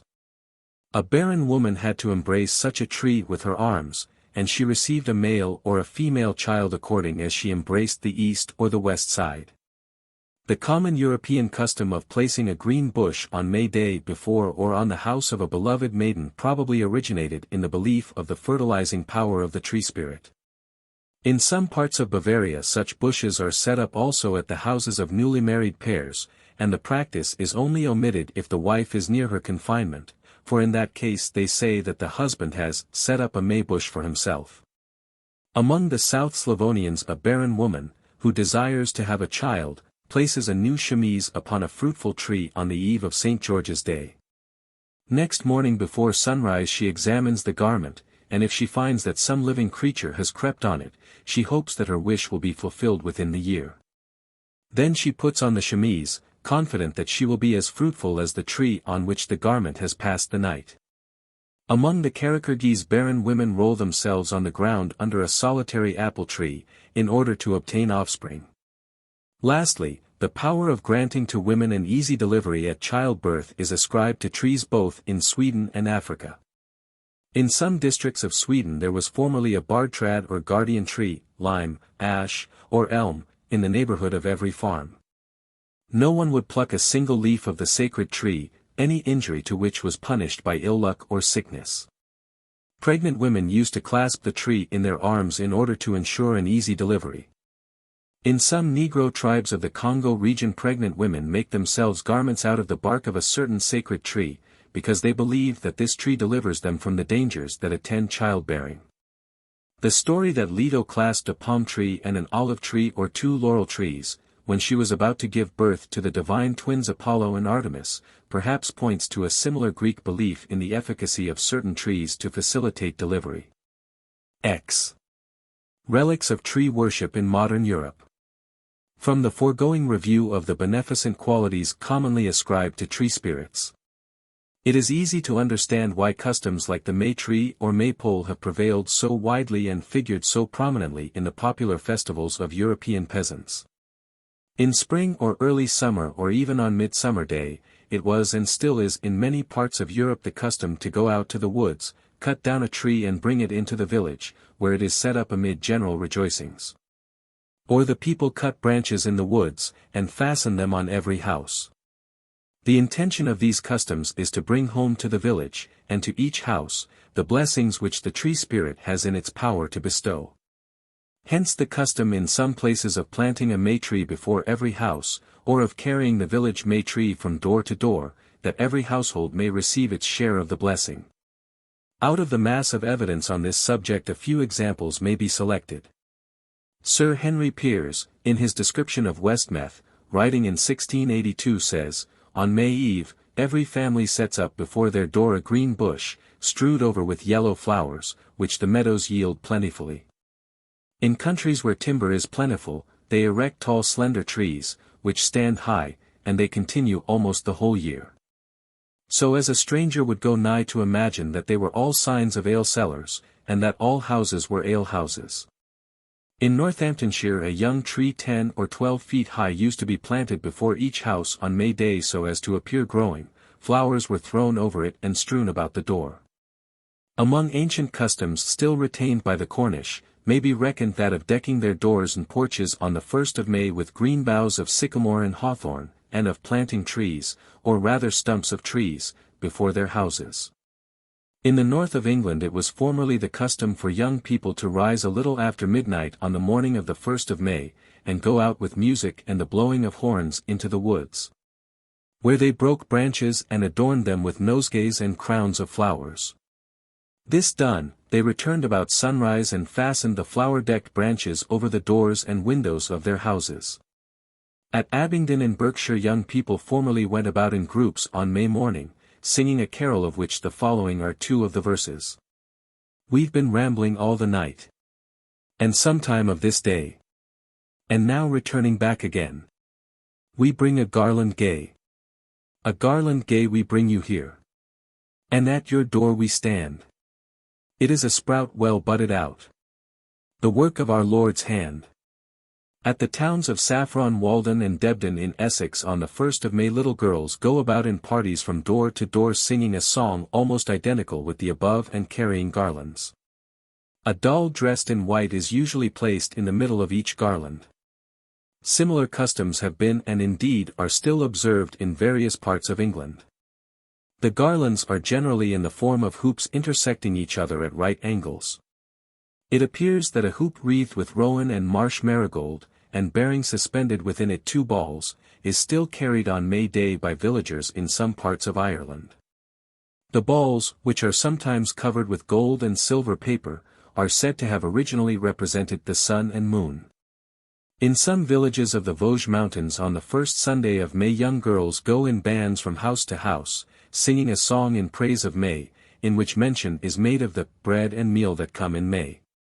If money is given them, they fasten a green bough to the door; if it is refused, they wish the family many children and no bread to feed them. In the French department of Mayenne, boys who bore the name of Maillatins used to go about from farm to farm on the 1st of May singing carols, for which they received money or a drink. They planted a small tree or a branch of a tree. Near Saverne in Alsace bands of people go about carrying May trees. Amongst them is a man dressed in a white shirt with his face blackened. In front of him is carried a large May tree, but each member of the band also carries a smaller one. One of the company bears a huge basket, in which he collects eggs, bacon, and so forth. On the Thursday before Whit Sunday the Russian villagers go out into the woods, sing songs, weave garlands, and cut down a young birch tree, which they dress up in woman's clothes, or adorn with many-colored shreds and ribbons. After that comes a feast, at the end of which they take the dressed-up birch tree, carry it home to their village with joyful dance and song, and set it up in one of the houses, where it remains as an honored guest till Whit Sunday. On the 2 intervening days they pay visits to the house where their guest is, but on the 3rd day, Whit Sunday, they take her to a stream and fling her into its waters, throwing their garlands after her. In this Russian custom the dressing of the birch in woman's clothes shows how clearly the tree is personified, and the throwing it into a stream is most probably a rain charm. In some parts of Sweden on the eve of May Day lads go about carrying each a bunch of fresh birch twigs wholly or partly in leaf. With the village fiddler at their head, they make the round of the houses singing May songs. The burden of their songs is a prayer for fine weather, a plentiful harvest, and worldly and spiritual blessings.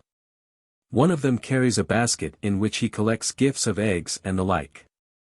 If they are well received, they stick a leafy twig in the roof over the cottage door. But in Sweden midsummer is the season when these ceremonies are chiefly observed. On the eve of St.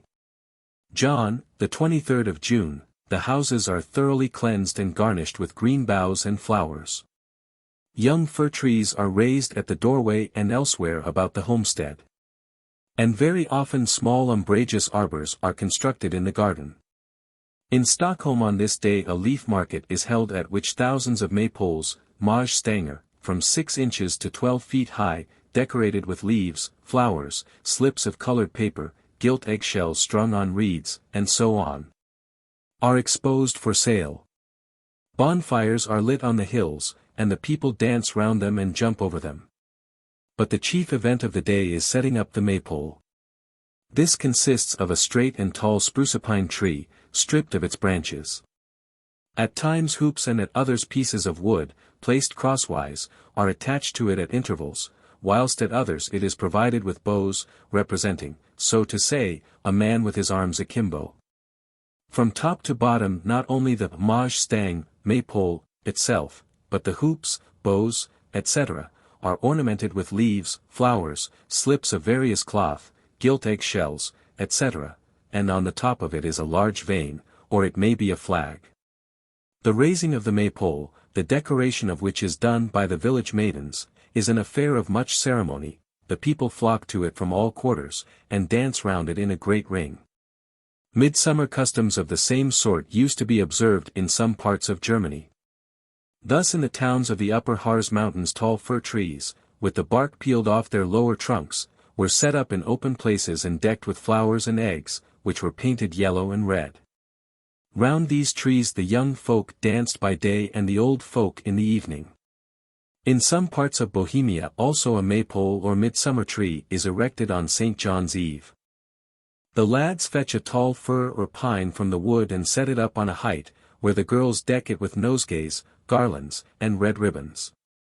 It is afterwards burned.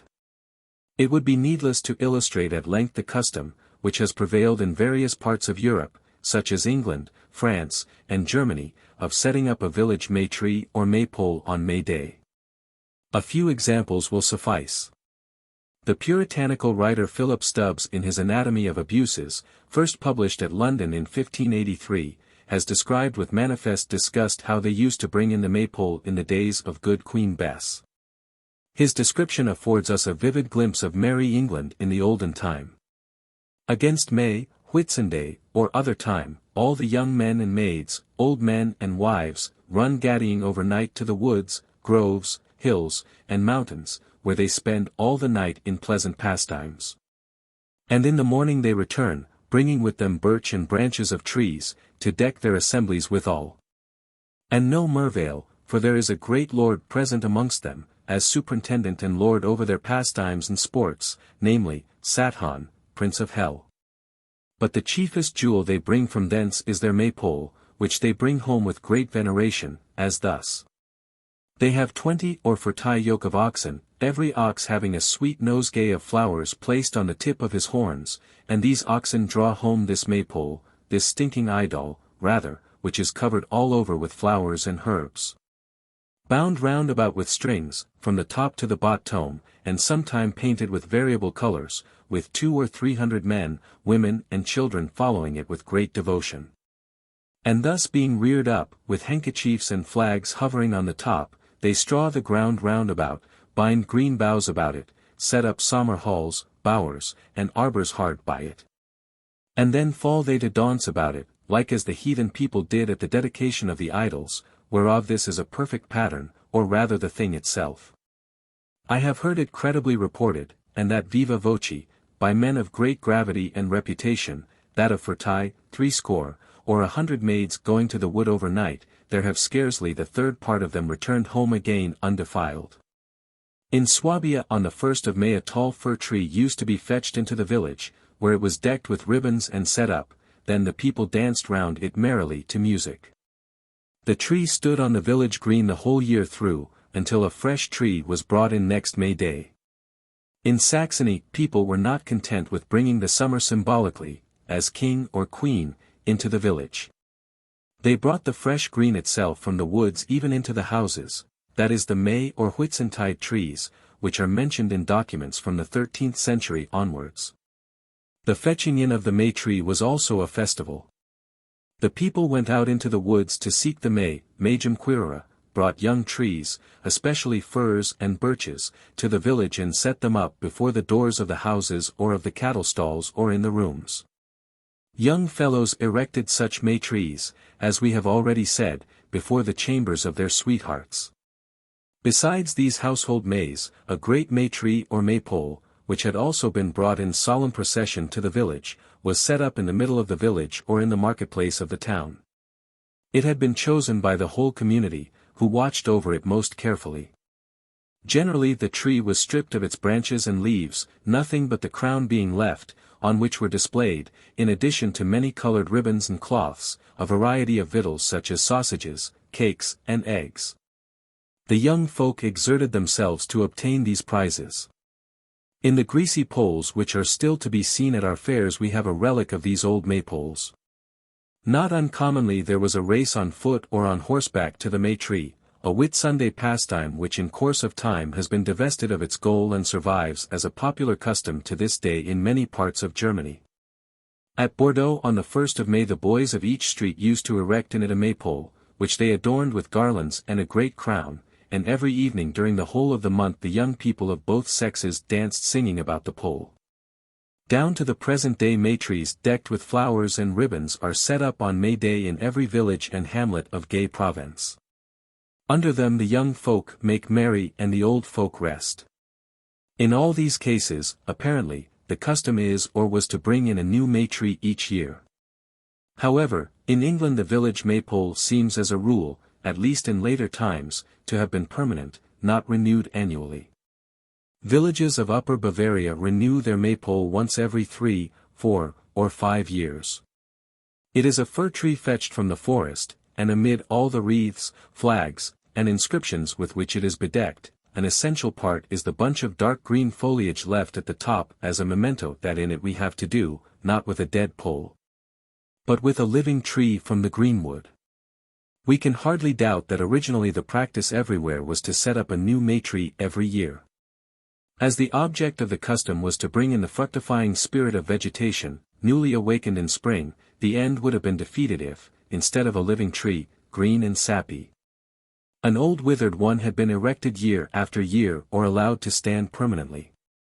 When, however, the meaning of the custom had been forgotten, and the May tree was regarded simply as a center for holiday merrymaking, people saw no reason for felling a fresh tree every year, and preferred to let the same tree stand permanently, only decking it with fresh flowers on May Day. But even when the maypole had thus become a fixture, the need of giving it the appearance of being a green tree, not a dead pole, was sometimes felt. Thus at Weverham in Cheshire, are 2 maypoles, which are decorated on this day, May Day, with all due attention to the ancient solemnity. The sides are hung with garlands, and the top terminated by a birch or other tall slender tree with its leaves on, the bark being peeled, and the stem spliced to the pole, so as to give the appearance of one tree from the summit. Thus the renewal of the May tree is like the renewal of the harvest May, each is intended to secure a fresh portion of the fertilizing spirit of vegetation, and to preserve it throughout the year. But whereas the efficacy of the harvest May is restricted to promoting the growth of the crops, that of the May tree or May branch extends also, as we have seen, to women and cattle. Lastly, it is worth noting that the old May tree is sometimes burned at the end of the year. Thus in the district of Prague young people break pieces of the public May tree and place them behind the holy pictures in their rooms, where they remain till next May Day, and are then burned on the hearth. In Württemberg the bushes which are set up on the houses on Palm Sunday are sometimes left there for a year and then burnt. So much for the tree spirit conceived as incorporate or immanent in the tree. We have now to show that the tree spirit is often conceived and represented as detached from the tree and clothed in human form, and even as embodied in living men or women. The evidence for this anthropomorphic representation of the tree spirit is largely to be found in the popular customs of European peasantry. There is an instructive class of cases in which the tree spirit is represented simultaneously in vegetable form and in human form, which are set side by side as if for the express purpose of explaining each other. In these cases the human representative of the tree spirit is sometimes a doll or puppet, sometimes a living person, but whether a puppet or a person, it is placed beside a tree or bough. So that together the person or puppet, and the tree or bough, form a sort of bilingual inscription, the one being, so to speak, a translation of the other. Here, therefore, there is no room left for doubt that the spirit of the tree is actually represented in human form. Thus in Bohemia, on the fourth Sunday in Lent, young people throw a puppet called Death into the water. Then the girls go into the wood, cut down a young tree, and fasten to it a puppet dressed in white clothes to look like a woman. With this tree and puppet they go from house to house collecting gratuities and singing songs with the refrain: "We carry death out of the village. We bring summer into the village." Here, as we shall see later on, the summer is the spirit of vegetation returning or reviving in spring. In some parts of our own country children go about asking for pence with some small imitations of maypoles, and with a finely dressed doll which they call the Lady of the May. In these cases the tree and the puppet are obviously regarded as equivalent. At Thon, in Alsace, a girl called the Little May Rose, dressed in white, carries a small May tree, which is gay with garlands and ribbons. Her companions collect gifts from door to door, singing a song. Little May Rose, turn round 3 times. Let us look at you round and round. Rose of the May, come to the greenwood away. We will be merry all. So we go from the May to the roses. In the course of the song a wish is expressed that those who give nothing may lose their fowls by the marten, that their vine may bear no clusters, their tree no nuts, their field no corn. The produce of the year is supposed to depend on the gifts offered to these May singers. Here and in the cases mentioned above, where children go about with green boughs or garlands on May Day singing and collecting money, the meaning is that with the spirit of vegetation they bring plenty and good luck to the house. And they expect to be paid for the service. In Russian Lithuania, on the 1st of May, they used to set up a green tree before the village. Then the rustic swains chose the prettiest girl, crowned her, swathed her in birch branches and set her beside the May tree, where they danced, sang, and shouted, "O May! O May!" In Brie, Île-de-France, a May tree is erected in the midst of the village, its top is crowned with flowers, lower down it is twined with leaves and twigs, still lower with huge green branches. The girls dance round it, and at the same time a lad wrapped in leaves and called Father May is led about. In the small towns of the Franken-Walled Mountains in northern Bavaria, on the 2nd of May, a Walber tree is erected before a tavern, and a man dances round it. Enveloped in straw from head to foot in such a way that the ears of corn unite above his head to form a crown. He is called the Walber, and used to be led in procession through the streets, which were adorned with sprigs of birch. Amongst the Slavs of Carinthia, on St. George's Day, the 23rd of April, the young people deck with flowers and garlands a tree which has been felled on the eve of the festival.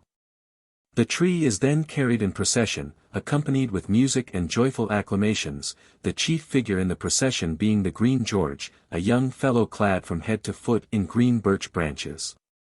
At the close of the ceremonies the Green George, that is an effigy of him, is thrown into the water.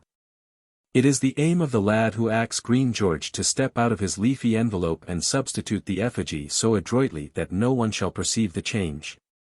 In many places, however, the lad himself who plays the part of Green George is ducked in a river or pond, with the express intention of thus ensuring rain to make the fields and meadows green in summer. In some places the cattle are crowned and driven from their stalls to the accompaniment of a song. Green George we bring. Green George we accompany. May he feed our herds well. If not, to the water with him. Here we see that the same powers of making rain and fostering the cattle, which are ascribed to the tree spirit regarded as incorporate in the tree, are also attributed to the tree spirit represented by a living man. Among the gypsies of Transylvania and Romania the festival of Green George is the chief celebration of spring.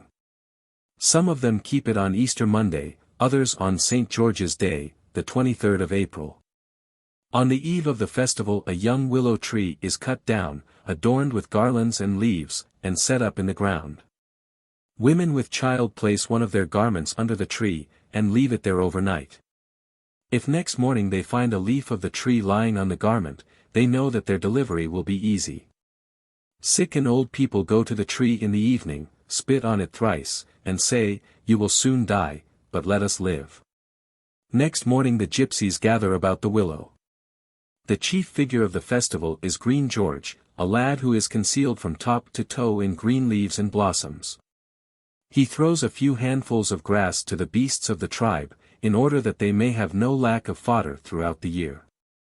Then he takes 3 iron nails, which have lain for 3 days and nights in water, and knocks them into the willow.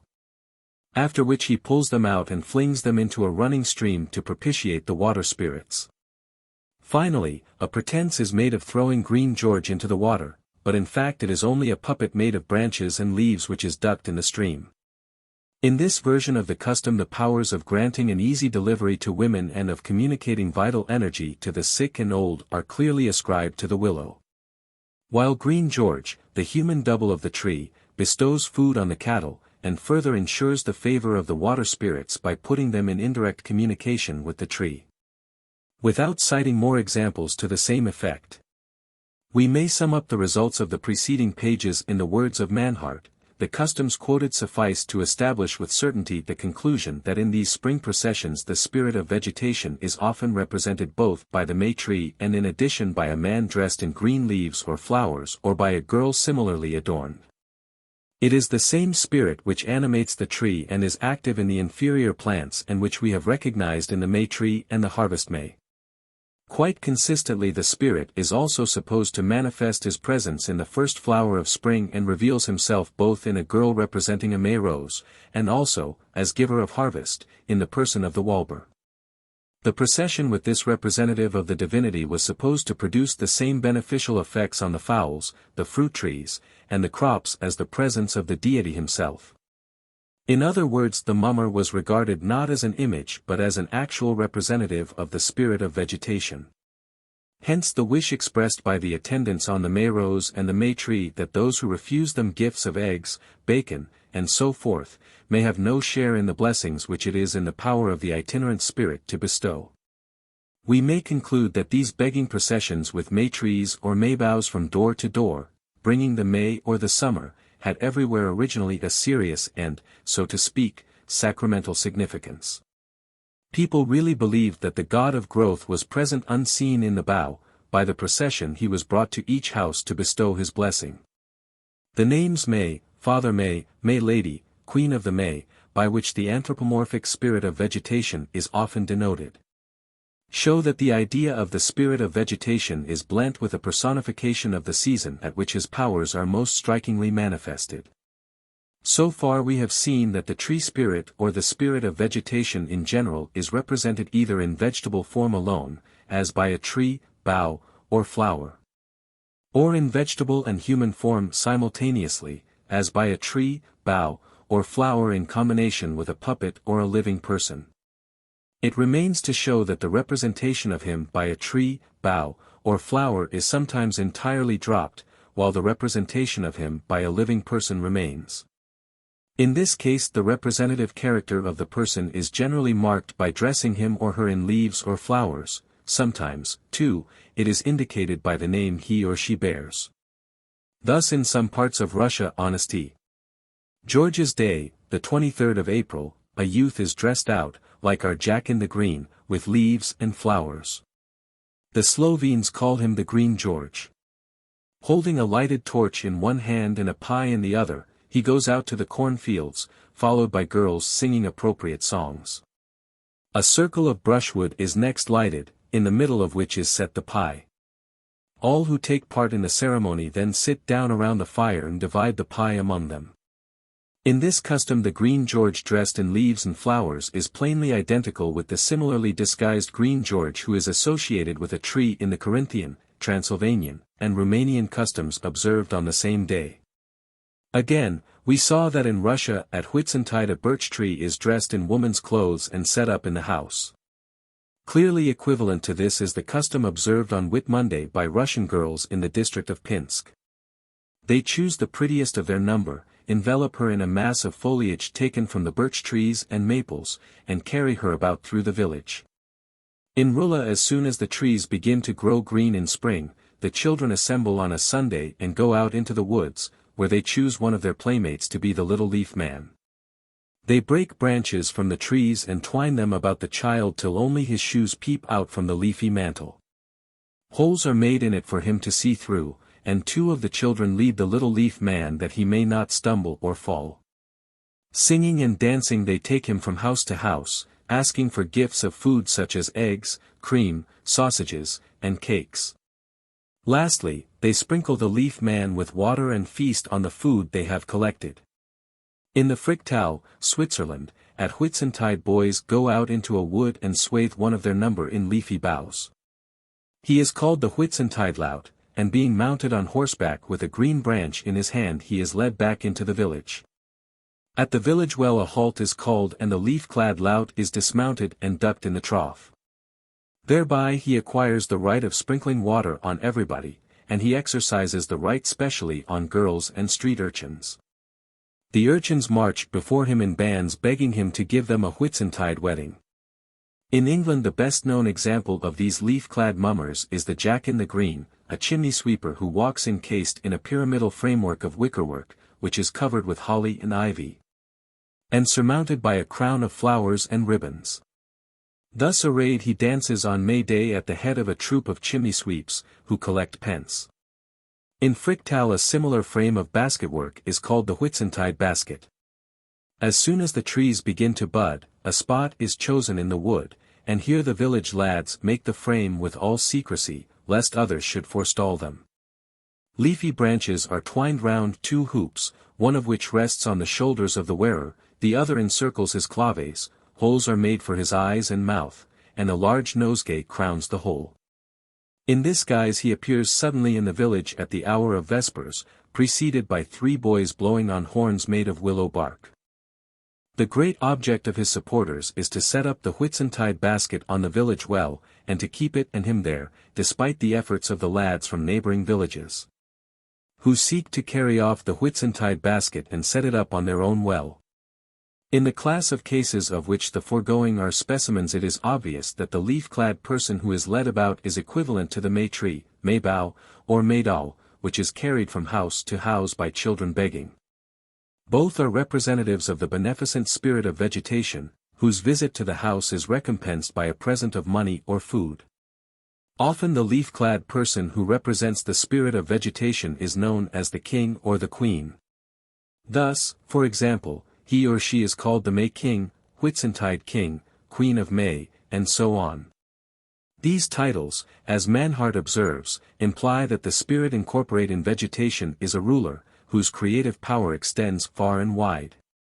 In a village near Salzwedel a May tree is set up at Whitsuntide and the boys race to it, he who reaches it first is king. A garland of flowers is put round his neck and in his hand he carries a May bush, with which, as the procession moves along, he sweeps away the dew. At each house they sing a song, wishing the inmates good luck, referring to the black cow in the stall milking white milk, black hen on the nest laying white eggs, and begging a gift of eggs, bacon, and so on. At the village of Elgoth in Silesia a ceremony called the King's Race is observed at Whitsuntide. A pole with a cloth tied to it is set up in a meadow, and the young men ride past it on horseback, each trying to snatch away the cloth as he gallops by. The one who succeeds in carrying it off and dipping it in the neighboring odor is proclaimed king. Here the pole is clearly a substitute for a May tree. In some villages of Brunswick at Whitsuntide a May king is completely enveloped in a May bush. In some parts of Thuringen also they have a May king at Whitsuntide, but he is dressed up rather differently. A frame of wood is made in which a man can stand. It is completely covered with birch boughs and is surmounted by a crown of birch and flowers, in which a bell is fastened. This frame is placed in the wood and the May king gets into it. The rest go out and look for him, and when they have found him they lead him back into the village to the magistrate, the clergyman, and others, who have to guess who is in the verdurous frame. If they guess wrong, the May king rings his bell by shaking his head, and a forfeit of beer or the like must be paid by the unsuccessful guesser. At Warstedt the boys at Whitsuntide choose by lot a king and a high steward. The latter is completely concealed in a May bush, wears a wooden crown wreathen with flowers, and carries a wooden sword. The king, on the other hand, is only distinguished by a nosegay in his cap, and a reed, with a red ribbon tied to it, in his hand. They beg for eggs from house to house, threatening that, where none are given, none will be laid by the hens throughout the year. In this custom the high steward appears, for some reason, to have usurped the insignia of the king. At Hildesheim 5 or 6 young fellows go about on the afternoon of Whit Monday cracking long whips in measured time and collecting eggs from the houses. The chief person of the band is the Leaf King, a lad swathed so completely in birchen twigs that nothing of him can be seen but his feet. A huge headdress of birchen twigs adds to his apparent stature. In his hand he carries a long crook, with which he tries to catch stray dogs and children. In some parts of Bohemia on Whit Monday the young fellows disguise themselves in tall caps of birch bark adorned with flowers. One of them is dressed as a king and dragged on a sledge to the village green, and if on the way they pass a pool the sledge is always overturned into it. Arrived at the green they gather round the king. The crier jumps on a stone or climbs up a tree and recites lampoons about each house and its inmates. Afterwards the disguises of bark are stripped off and they go about the village in holiday attire, carrying a maitre and begging. Cakes, eggs, and corn are sometimes given them. At Grossvargula, near Langensalza, in the 18th century a grass king used to be led about in procession at Whitsuntide. He was encased in a pyramid of poplar branches, the top of which was adorned with a royal crown of branches and flowers. He rode on horseback with the leafy pyramid over him, so that its lower end touched the ground, and an opening was left in it only for his face. Surrounded by a cavalcade of young fellows, he rode in procession to the town hall, the parsonage, and so on, where they all got a drink of beer. Then under the 7 lindens of the neighboring Sommerberg, the grass king was stripped of his green casing, the crown was handed to the mayor, and the branches were stuck in the flax fields in order to make the flax grow tall. In this last trait the fertilizing influence ascribed to the representative of the tree spirit comes out clearly. In the neighborhood of Pilsen, Bohemia, a conical hut of green branches, without any door, is erected at Whitsuntide in the midst of the village. To this hut rides a troop of village lads with a king at their head.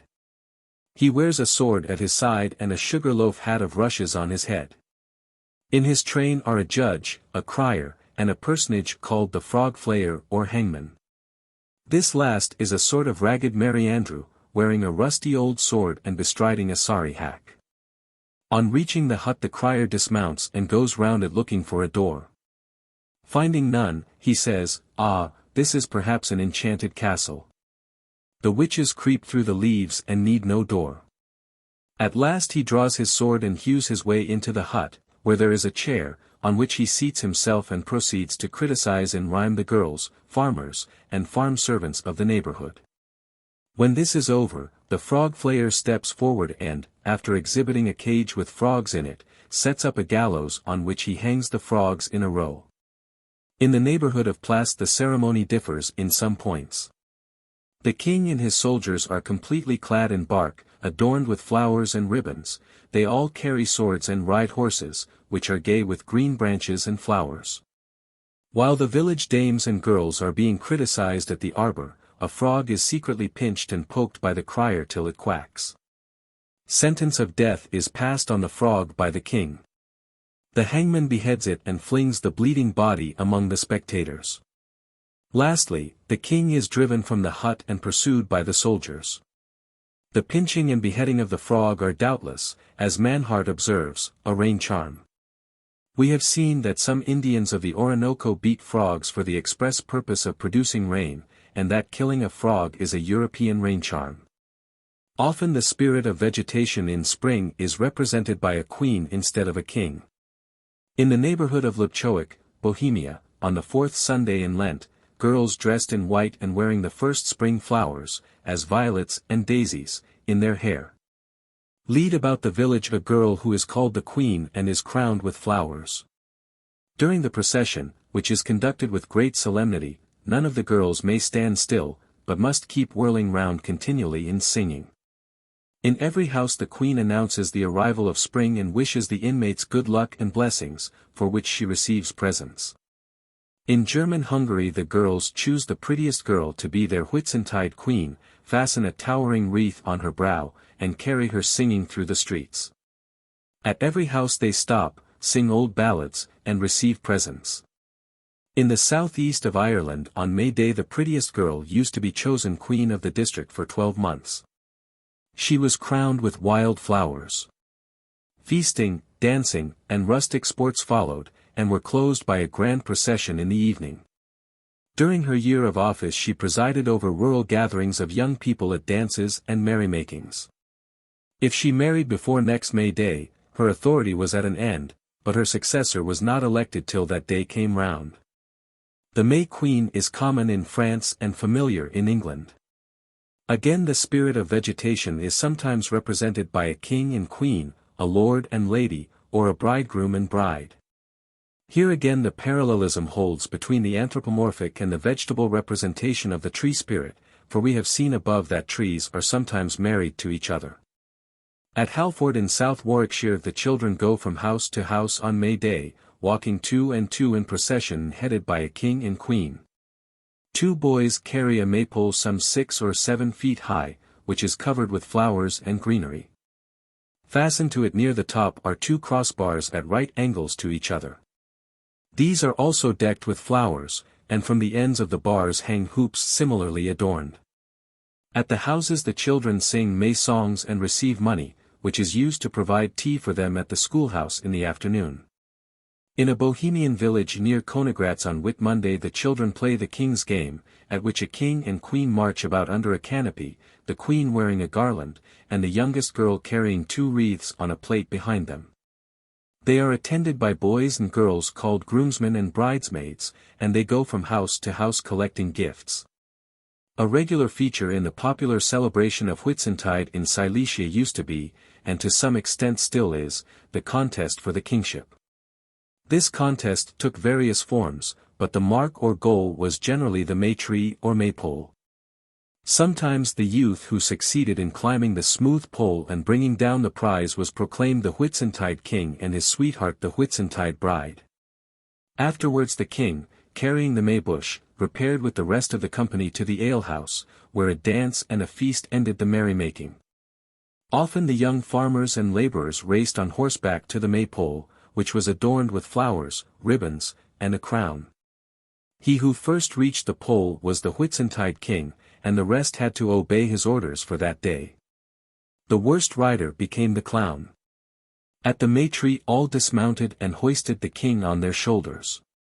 He nimbly swarmed up the pole and brought down the maybush and the crown, which had been fastened to the top.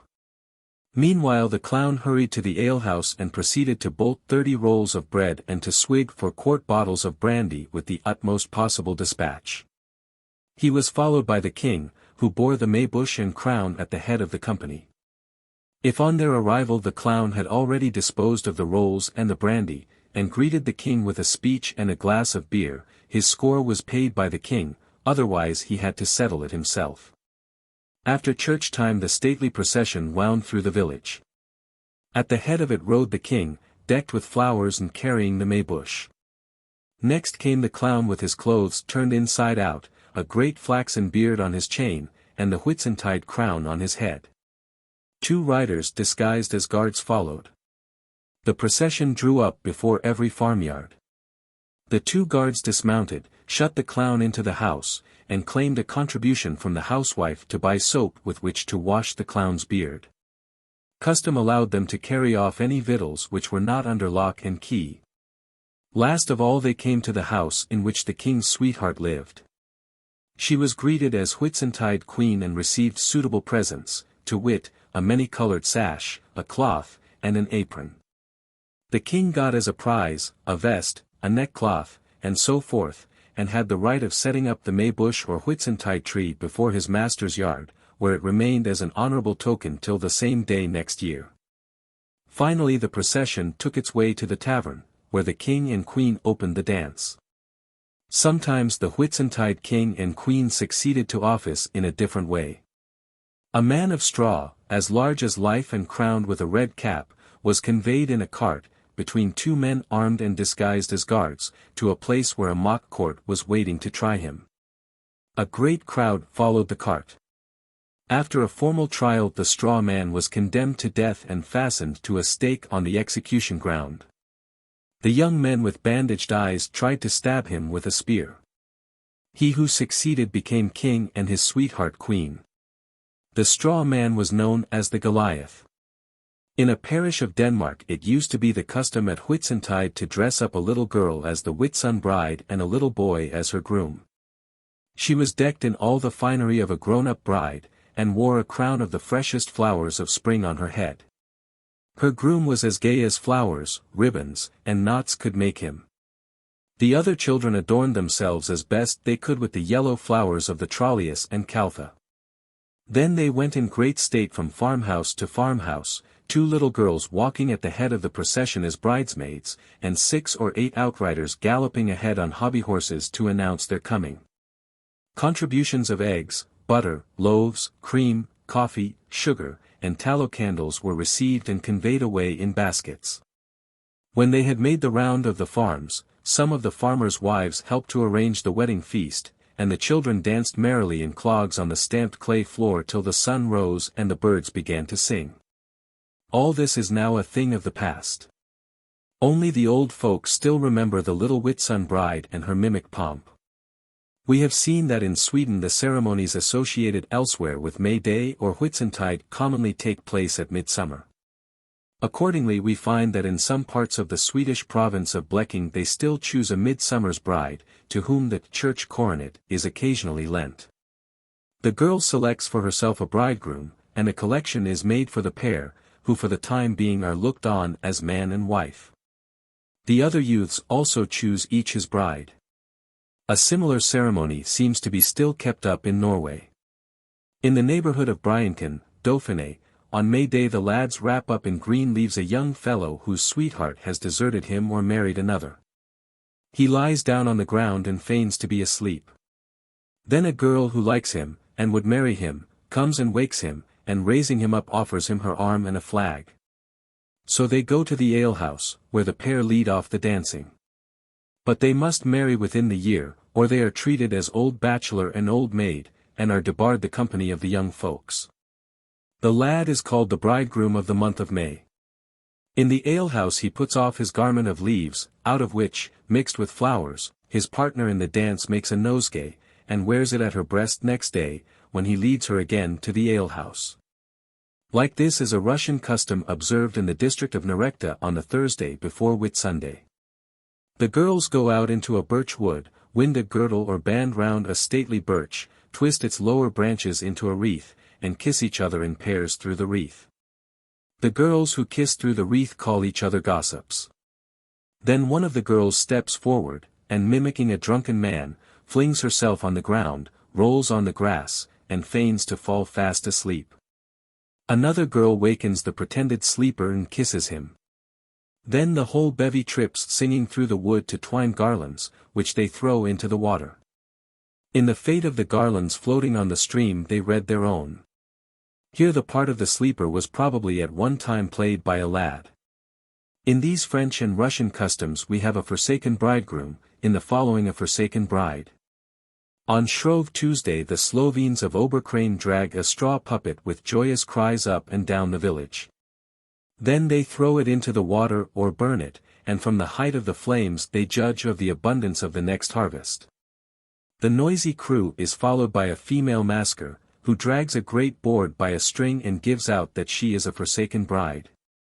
Viewed in the light of what has gone before, the awakening of the forsaken sleeper in these ceremonies probably represents the revival of vegetation in spring.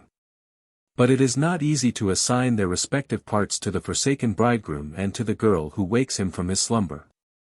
Is the sleeper the leafless forest or the bare earth of winter?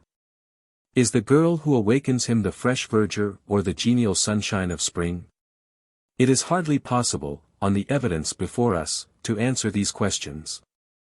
In the Highlands of Scotland the revival of vegetation in spring used to be graphically represented on St. Bride's Day, the 1st of February. Thus in the Hebrides, the mistress and servants of each family take a sheaf of oats, and dress it up in women's apparel, put it in a large basket and lay a wooden club by it, and this they call bride's bed. And then the mistress and servants cry 3 times, "Bride is come, bride is welcome." This they do just before going to bed, and when they rise in the morning they look among the ashes, expecting to see the impression of bride's club there. Which if they do, they reckon it a true presage of a good crop and prosperous year, and the contrary they take as an ill omen.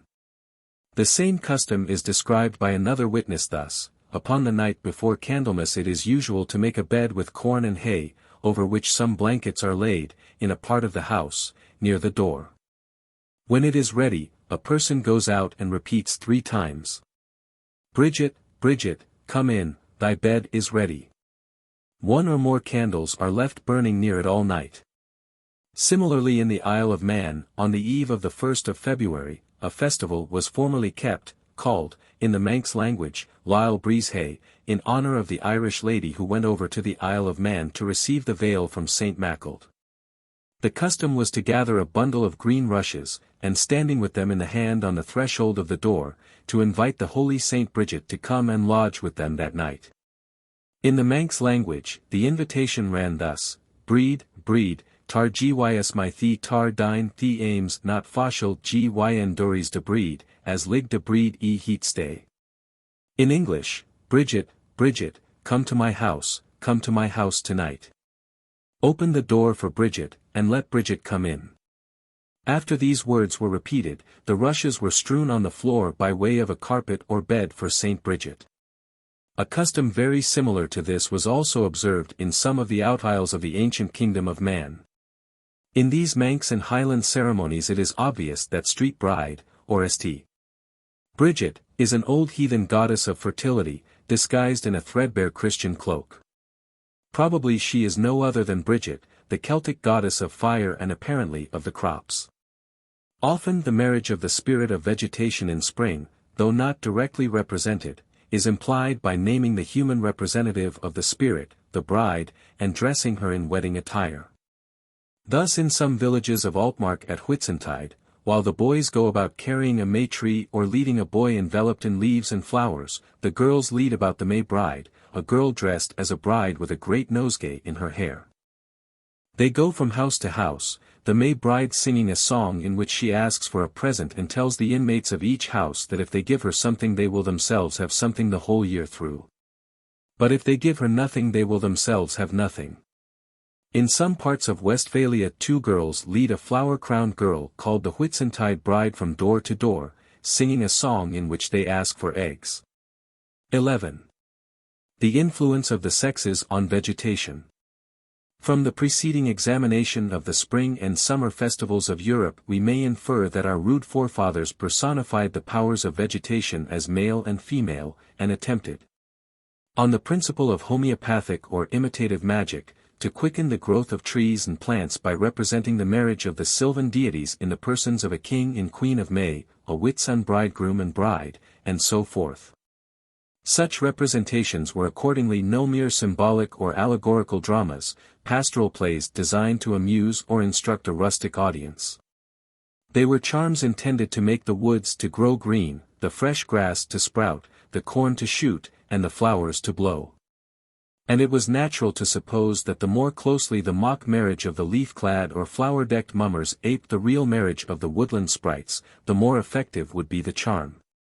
Accordingly we may assume with a high degree of probability that the profligacy which notoriously attended these ceremonies was at one time not an accidental excess but an essential part of the rites.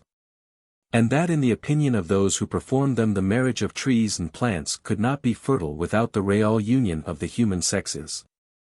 At the present day it might perhaps be vain to look in civilized Europe for customs of this sort observed for the explicit purpose of promoting the growth of vegetation.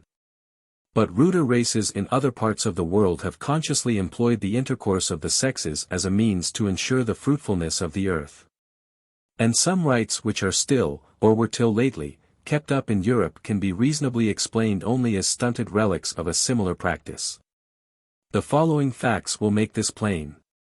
For 4 days before they committed the seed to the earth the Papiles of Central America kept apart from their wives, in order that on the night before planting they might indulge their passions to the fullest extent.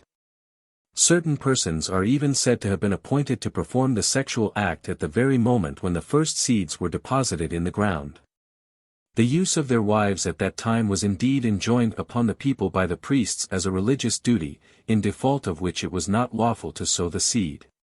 The only possible explanation of this custom seems to be that the Indians confused the process by which human beings reproduce their kind with the process by which plants discharge the same function, and fancied that by resorting to the former they were simultaneously forwarding the latter.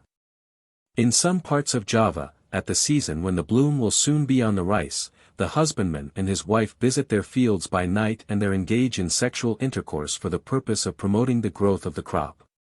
In the Ledi, Sarmada, and some other groups of islands which lie between the western end of New Guinea and the northern part of Australia, the heathen population regard the sun as the male principle by whom the earth or female principle is fertilized. They call him Upulira or Mr. Sun, and represent him under the form of a lamp made of coconut leaves, which may be seen hanging everywhere in their houses and in the sacred fig tree. Under the tree lies a large flat stone, which serves as a sacrificial table. On it the heads of slain foes were and are still placed in some of the islands. Once a year, at the beginning of the rainy season, Mr. Sun comes down into the holy fig tree to fertilize the earth, and to facilitate his descent a ladder with 7 rungs is considerately placed at his disposal. It is set up under the tree and is adorned with carved figures of the birds whose shrill clarion heralds the approach of the sun in the east. On this occasion pigs and dogs are sacrificed in profusion, men and women alike indulge in a saturnalia.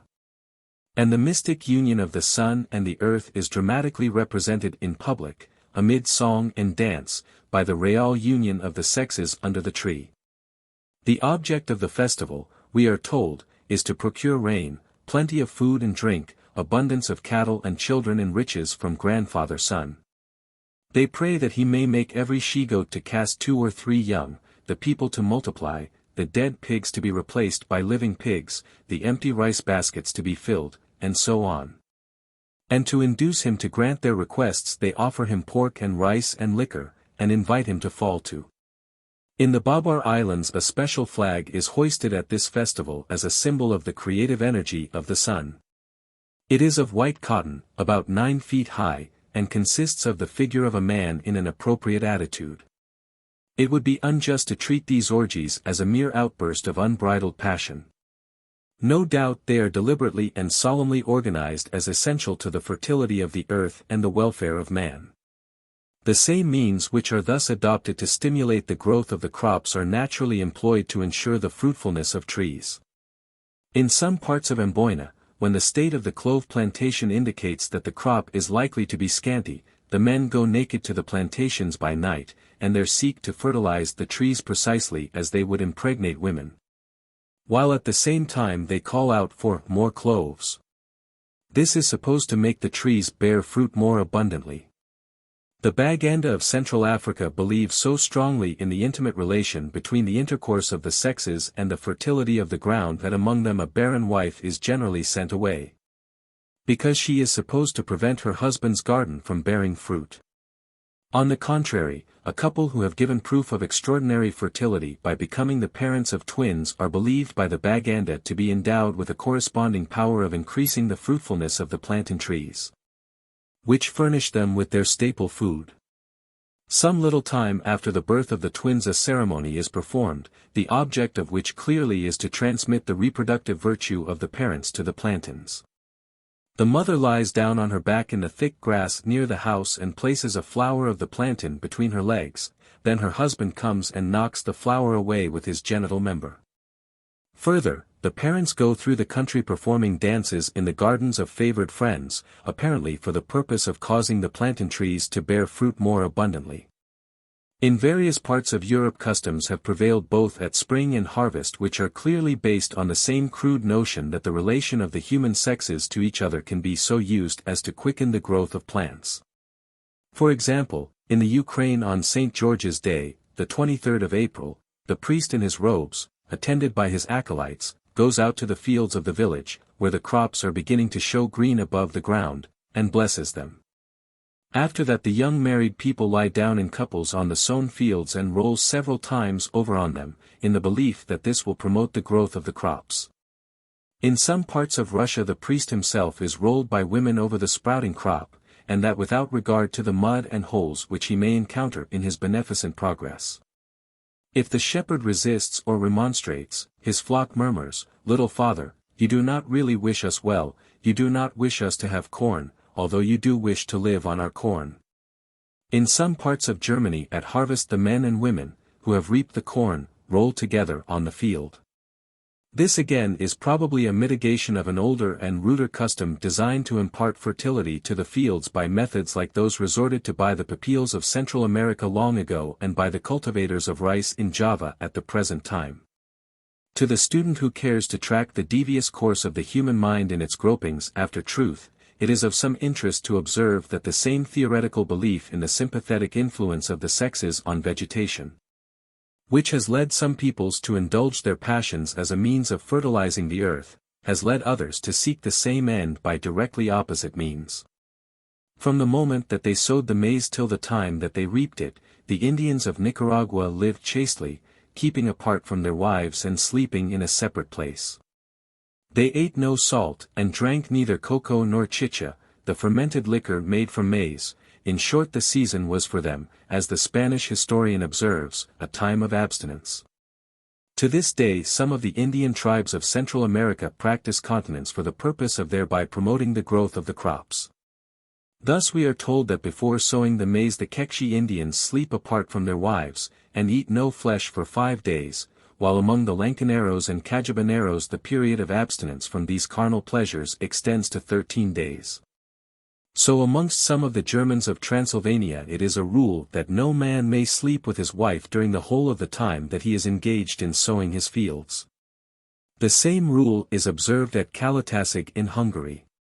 The people think that if the custom were not observed the corn would be mildewed. Similarly, a Central Australian headman of the Kadish tribe strictly abstains from marital relations with his wife all the time that he is performing magical ceremonies to make the grass grow. For he believes that a breach of this rule would prevent the grass seed from sprouting properly. In some of the Melanesian islands, when the yam vines are being trained, the men sleep near the gardens and never approach their wives. Should they enter the garden after breaking this rule of continence, the fruits of the garden would be spoilt.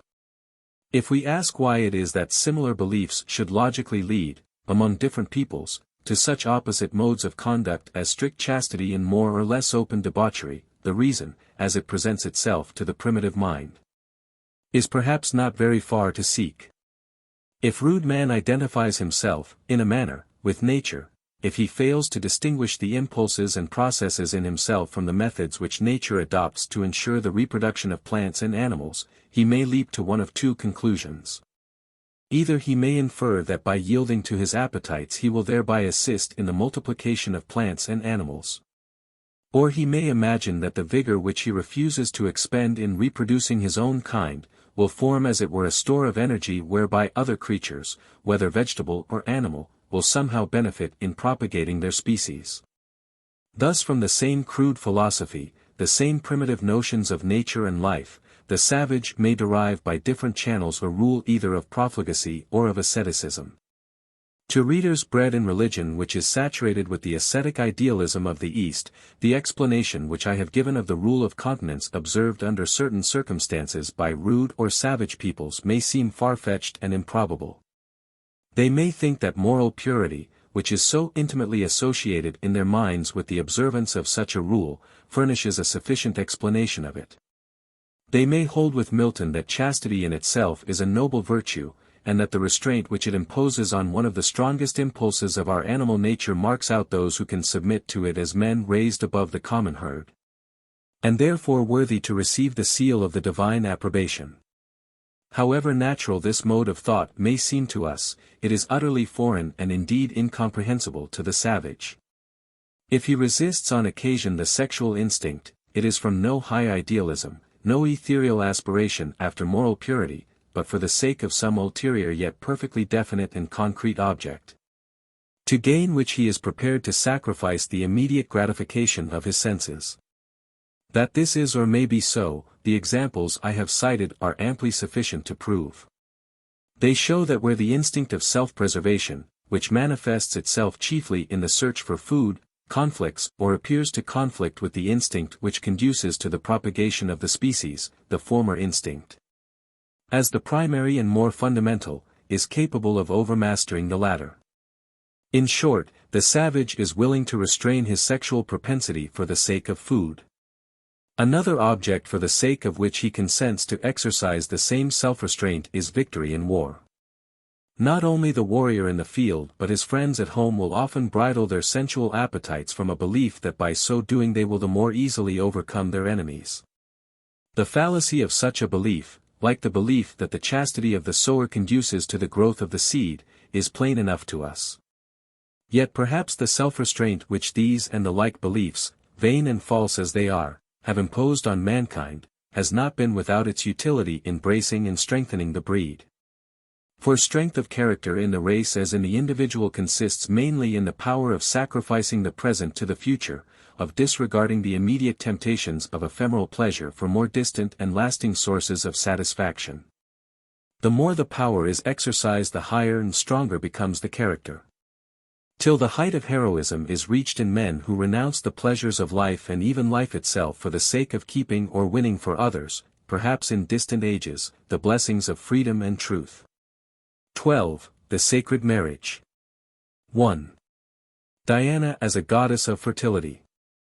We have seen that according to a widespread belief, which is not without a foundation in fact, plants reproduce their kinds through the sexual union of male and female elements. And that on the principle of homeopathic or imitative magic this reproduction is supposed to be stimulated by the real or mock marriage of men and women, who masquerade for the time being as spirits of vegetation.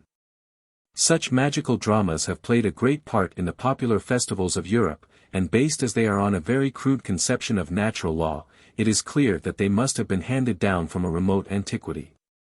We shall hardly, therefore, err in assuming that they date from a time when the forefathers of the civilized nations of Europe were still barbarians, herding their cattle and cultivating patches of corn in the clearings of the vast forests, which then covered the greater part of the continent, from the Mediterranean to the Arctic Ocean. But if these old spells and enchantments for the growth of leaves and blossoms, of grass and flowers and fruit, have lingered down to our own time in the shape of pastoral plays and popular merrymakings, is it not reasonable to suppose that they survived in less attenuated forms some 2,000 years ago among the civilized peoples of antiquity? Or, to put it otherwise, is it not likely that in certain festivals of the ancients we may be able to detect the equivalents of our May Day, Whitsuntide, and midsummer celebrations, with this difference: that in those days the ceremonies had not yet dwindled into mere shows and pageants, but were still religious or magical rites, in which the actors consciously supported the high parts of gods and goddesses. Now in the first chapter of this book we found reason to believe that the priest who bore the title of King of the Wood at Nemi had for his mate the goddess of the grove, Diana herself. May not he and she, as King and Queen of the Wood, have been serious counterparts of the merry mummers who play the King and Queen of May, the Whitsuntide bridegroom and bride in modern Europe? And may not their union have been yearly celebrated in a theogamy or divine marriage? Such dramatic weddings of gods and goddesses, as we shall see presently, were carried out as solemn religious rites in many parts of the ancient world. Hence there is no intrinsic improbability in the supposition that the sacred grove at Nemi may have been the scene of an annual ceremony of this sort. Direct evidence that it was so there is none, but analogy pleads in favor of the view, as I shall now endeavor to show. Diana was essentially a goddess of the woodlands, as Ceres was a goddess of the corn and Bacchus a god of the vine. Her sanctuaries were commonly in groves, indeed every grove was sacred to her, and she is often associated with the forest god Silvanus in dedications. But whatever her origin may have been, Diana was not always a mere goddess of trees. Like her Greek sister Artemis, she appears to have developed into a personification of the teeming life of nature, both animal and vegetable.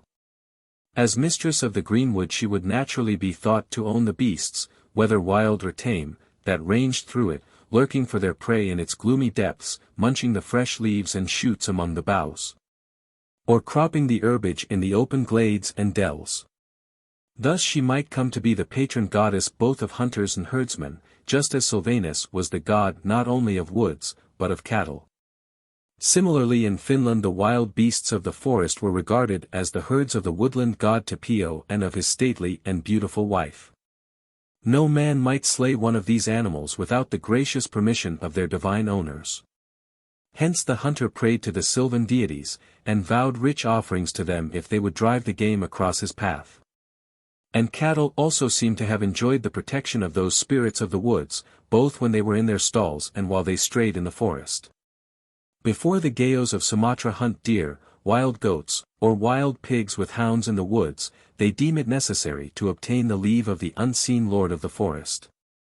This is done according to a prescribed form by a man who has special skill in woodcraft.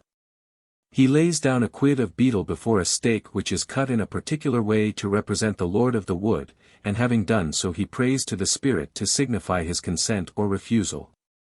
In his treatise on hunting, Arrian tells us that the Celts used to offer an annual sacrifice to Artemis on her birthday, purchasing the sacrificial victim with the fines which they had paid into her treasury for every fox, hare, and roe that they had killed in the course of the year. The custom clearly implied that the wild beasts belonged to the goddess, and that she must be compensated for their slaughter. But Diana was not merely a patroness of wild beasts, a mistress of woods and hills, of lonely glades and sounding rivers. Conceived as the moon, and especially, it would seem, as the yellow harvest moon, she filled the farmer's grange with goodly fruits, and heard the prayers of women in travail. In her sacred grove at Nemi, as we have seen, she was especially worshipped as a goddess of childbirth, who bestowed offspring on men and women. Thus Diana, like the Greek Artemis, with whom she was constantly identified, may be described as a goddess of nature in general and of fertility in particular. We need not wonder, therefore, that in her sanctuary on the Aventine she was represented by an image copied from the many-breasted idol of the Ephesian Artemis, with all its crowded emblems of exuberant fecundity. Hence too we can understand why an ancient Roman law, attributed to King Tullus Hostilius, prescribed that, when incest had been committed, an expiatory sacrifice should be offered by the pontiffs in the grove of Diana. For we know that the crime of incest is commonly supposed to cause a dearth, hence it would be meet that atonement for the offense should be made to the goddess of fertility. Now on the principle that the goddess of fertility must herself be fertile, it behoved Diana to have a male partner. Her mate, if the testimony of Servius may be trusted, was that Virbius who had his representative, or perhaps rather his embodiment, in the king of the wood at Nemi.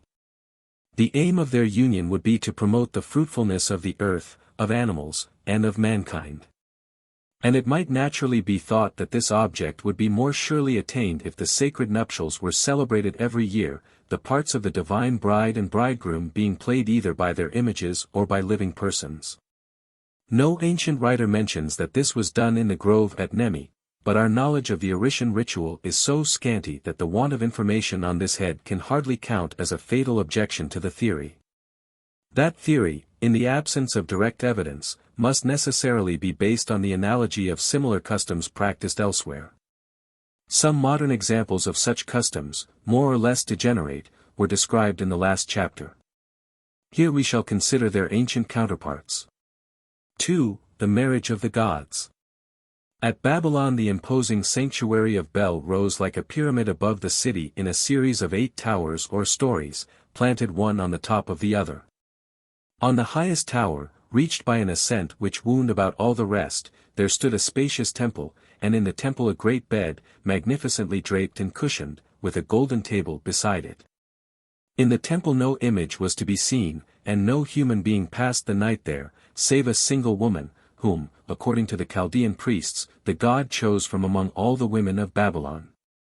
They said that the deity himself came into the temple at night and slept in the great bed, and the woman, as a consort of the god, might have no intercourse with mortal man.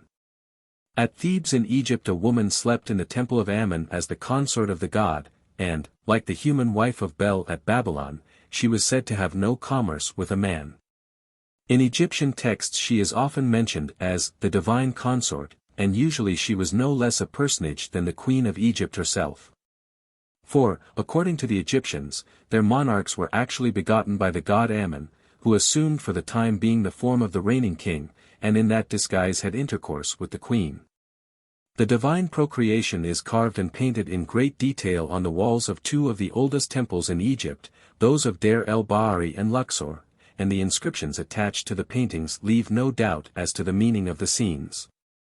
At Athens the god of the vine, Dionysus, was annually married to the queen, and it appears that the consummation of the divine union, as well as the espousals, was enacted at the ceremony. But whether the part of the god was played by a man or an image we do not know. We learn from Aristotle that the ceremony took place in the old official residence of the king, known as the cattle stall, which stood near the Prytaneum or town hall on the northeastern slope of the Acropolis. The object of the marriage can hardly have been any other than that of ensuring the fertility of the vines and other fruit trees of which Dionysus was the god. Thus both in form and in meaning the ceremony would answer to the nuptials of the king and queen of May. In the great mysteries solemnist at Eleusis in the month of September the union of the sky god Zeus with the corn goddess Demeter appears to have been represented by the union of the Hierophant with the priestess of Demeter, who acted the parts of god and goddess. But their intercourse was only dramatic or symbolical, for the Hierophant had temporarily deprived himself of his virility by an application of hemlock. The torches having been extinguished, the pair descended into a murky place, while the throng of worshippers awaited in anxious suspense the result of the mystic congress, on which they believed their own salvation to depend. After a time the Hierophant reappeared, and in a blaze of light silently exhibited to the assembly a reaped ear of corn, the fruit of the divine marriage. Then in a loud voice he proclaimed, "Queen Brimo has brought forth a sacred boy Brimos," by which he meant, the mighty one has brought forth the mighty. The corn mother in fact had given birth to her child, the corn, and her travail pangs were enacted in the sacred drama. This revelation of the reaped corn appears to have been the crowning act of the mysteries. Thus through the glamour shed round these rites by the poetry and philosophy of later ages there still looms, like a distant landscape through a sunlit haze, a simple rustic festival designed to cover the wide Eleusinian plain with a plenteous harvest by wedding the goddess of the corn to the sky god, who fertilized the bare earth with genial showers. Every few years the people of Plataea, in Boeotia, held a festival called the Little Dietela, at which they felled an oak tree in an ancient oak forest. Out of the tree they carved an image, and having dressed it as a bride, they set it on a bullock cart with a bridesmaid beside it. The image seems then to have been drawn to the bank of the river Asopus and back to the town, attended by a piping and dancing crowd. Every 60 years the festival of the great Dietela was celebrated by all the people of Boeotia. And at it all the images, 14 in number, which had accumulated at the lesser festivals, were dragged on wains in procession to the river Asopus and then to the top of Mount Cithaeron, where they were burnt on a great pyre. The story told to explain the festival suggests that they celebrated the marriage of Zeus to Hera, represented by the oaken image in bridal array. In Sweden every year a life-size image of Frey, the god of fertility, both animal and vegetable, was drawn about the country in a wagon attended by a beautiful girl who was called the god's wife. She acted also as his priestess in his great temple at Ups. Wherever the wagon came with the image of the god and his blooming young bride, the people crowded to meet them and offered sacrifices for a fruitful year. Thus the custom of marrying gods either to images or to human beings was widespread among the nations of antiquity. The ideas on which such a custom is based are too crude to allow us to doubt that the civilized Babylonians, Egyptians, and Greeks inherited it from their barbarous or savage forefathers. This presumption is strengthened and we find rites of a similar kind in vogue among the lower races. Thus, for example, we are told that once upon a time the Watyaks of the Malmaz district in Russia were distressed by a series of bad harvests. They did not know what to do, but at last concluded that their powerful but mischievous god Kermet must be angry at being unmarried. So a deputation of elders visited the Watyaks of Kura and came to an understanding with them on the subject. Then they returned home, laid in a large stock of brandy, and having made ready a gaily decked wagon and horses, they drove in procession with bells ringing, as they do when they are fetching home a bride, to the sacred grove at Kura. There they ate and drank merrily all night, and next morning they cut a square piece of turf in the grove and took it home with them. After that, though it fared well with the people of Malmaz, it fared ill with the people of Kura. For in Malmaz the bread was good, but in Kura it was bad. Hence the men of Kura who had consented to the marriage were blamed and roughly handled by their indignant fellow villagers. What they meant by this marriage ceremony, says the writer who reports it, it is not easy to imagine. Perhaps, as Bechter thinks, they meant to marry Kermet to the kindly and fruitful Mukilson, the earth wife, in order that she might influence him for good. When wells are dug in Bengal, a wooden image of a god is made and married to the goddess of water. Often the bride destined for the god is not a log or a cloud, but a living woman of flesh and blood.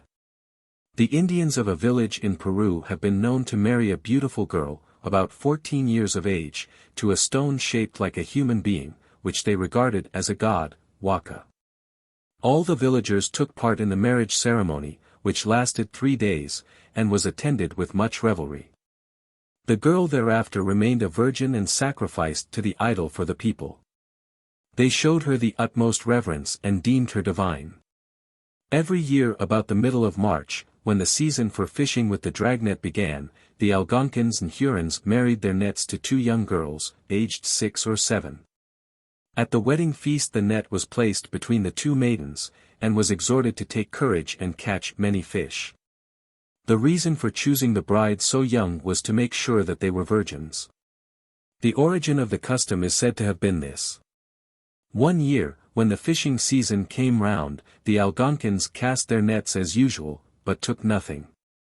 Surprised at their want of success, they did not know what to make of it, till the soul or genius, Oki, of the net appeared to them in the likeness of a tall well-built man, who said to them in a great passion, "I have lost my wife and I cannot find one who has known no other man but me.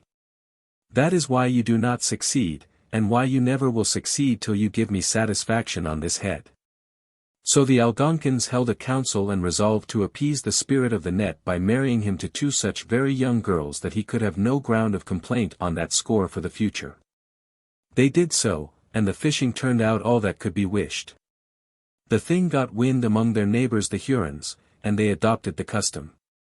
A share of the catch was always given to the families of the 2 girls who acted as brides of the net for the year. The Oraons of Bengal worship the earth as a goddess, and annually celebrate her marriage with the sun god Dharm at the time when the sal tree is in blossom. The ceremony is as follows. All bathe, then the men repair to the sacred grove, Sarna, while the women assemble at the house of the village priest. After sacrificing some fowls to the sun god and the demon of the grove, the men eat and drink. The priest is then carried back to the village on the shoulders of a strong man. Near the village the women meet the men and wash their feet. With beating of drums and singing, dancing, and jumping, all proceed to the priest's house, which has been decorated with leaves and flowers. Then the usual form of marriage is performed between the priest and his wife, symbolizing the supposed union between sun and earth. After the ceremony all eat and drink and make merry. They dance and sing obscene songs, and finally indulge in the vilest orgies. The object is to move the Mother Earth to become fruitful. Thus the sacred marriage of the sun and earth, personated by the priest and his wife, is celebrated as a charm to ensure the fertility of the ground. And for the same purpose, on the principle of homeopathic magic, the people indulge in licentious orgy. It deserves to be remarked that the supernatural being to whom women are married is often a god or spirit of water. Thus Mukasa, the god of the Victoria Nyanza lake, who was propitiated by the Baganda every time they undertook a long voyage, had virgins provided for him to serve as his wives. Like the Vestals they were bound to chastity, but unlike the Vestals they seem to have been often unfaithful. The custom lasted until Mwanga was converted to Christianity. The Akikuyu of British East Africa worship the snake of a certain river, and at intervals of several years they marry the snake god to women, but especially to young girls. For this purpose huts are built by order of the medicine men, who there consummate the sacred marriage with the credulous female devotees. If the girls do not repair to the huts of their own accord in sufficient numbers, they are seized and dragged thither to the embraces of the deity. The offspring of these mystic unions appears to be fathered on God, Nai. Certainly there are children among the Akikuyu who pass for children of God. It is said that once, when the inhabitants of Kailai in Buru, an East Indian island, were threatened with destruction by a swarm of crocodiles, they ascribed the misfortune to a passion which the prince of the crocodiles had conceived for a certain girl. Accordingly, they compelled the damsel's father to dress her in bridal array and deliver her over to the clutches of her crocodile lover. A usage of the same sort is reported to have prevailed in the Maldive Islands before the conversion of the inhabitants to Islam. The famous Arab traveler Ibn Battuta has described the custom and the manner in which it came to an end. He was assured by several trustworthy natives, whose names he gives, that when the people of the islands were idolaters there appeared to them every month an evil spirit among the jinn, who came from across the sea in the likeness of a ship full of burning lamps. The wont of the inhabitants, as soon as they perceived him, was to take a young virgin, and, having adorned her, to lead her to a heathen temple that stood on the shore, with a window looking out to sea. There they left the damsel for the night, and when they came back in the morning they found her a maid no more, and dead. Every month they drew lots, and he upon whom the lot fell gave up his daughter to the genii of the sea. The last of the maidens thus offered to the demon was rescued by a pious Berber, who by reciting the Quran succeeded in driving the genii back into the sea. Ibn Battuta's narrative of the demon lover and his mortal brides closely resembles a well-known type of folk tale, of which versions have been found from Japan and Annam in the east to Senegambia, Scandinavia, and Scotland in the west. The story varies in details from people to people, but as commonly told it runs thus. A certain country is infested by a many-headed serpent, dragon, or other monster, which would destroy the whole people if a human victim, generally a virgin, were not delivered up to him periodically. Many victims have perished, and at last it has fallen to the lot of the king's own daughter to be sacrificed. She is exposed to the monster, but the hero of the tale, generally a young man of humble birth, interposes in her behalf, slays the monster, and receives the hand of the princess as his reward.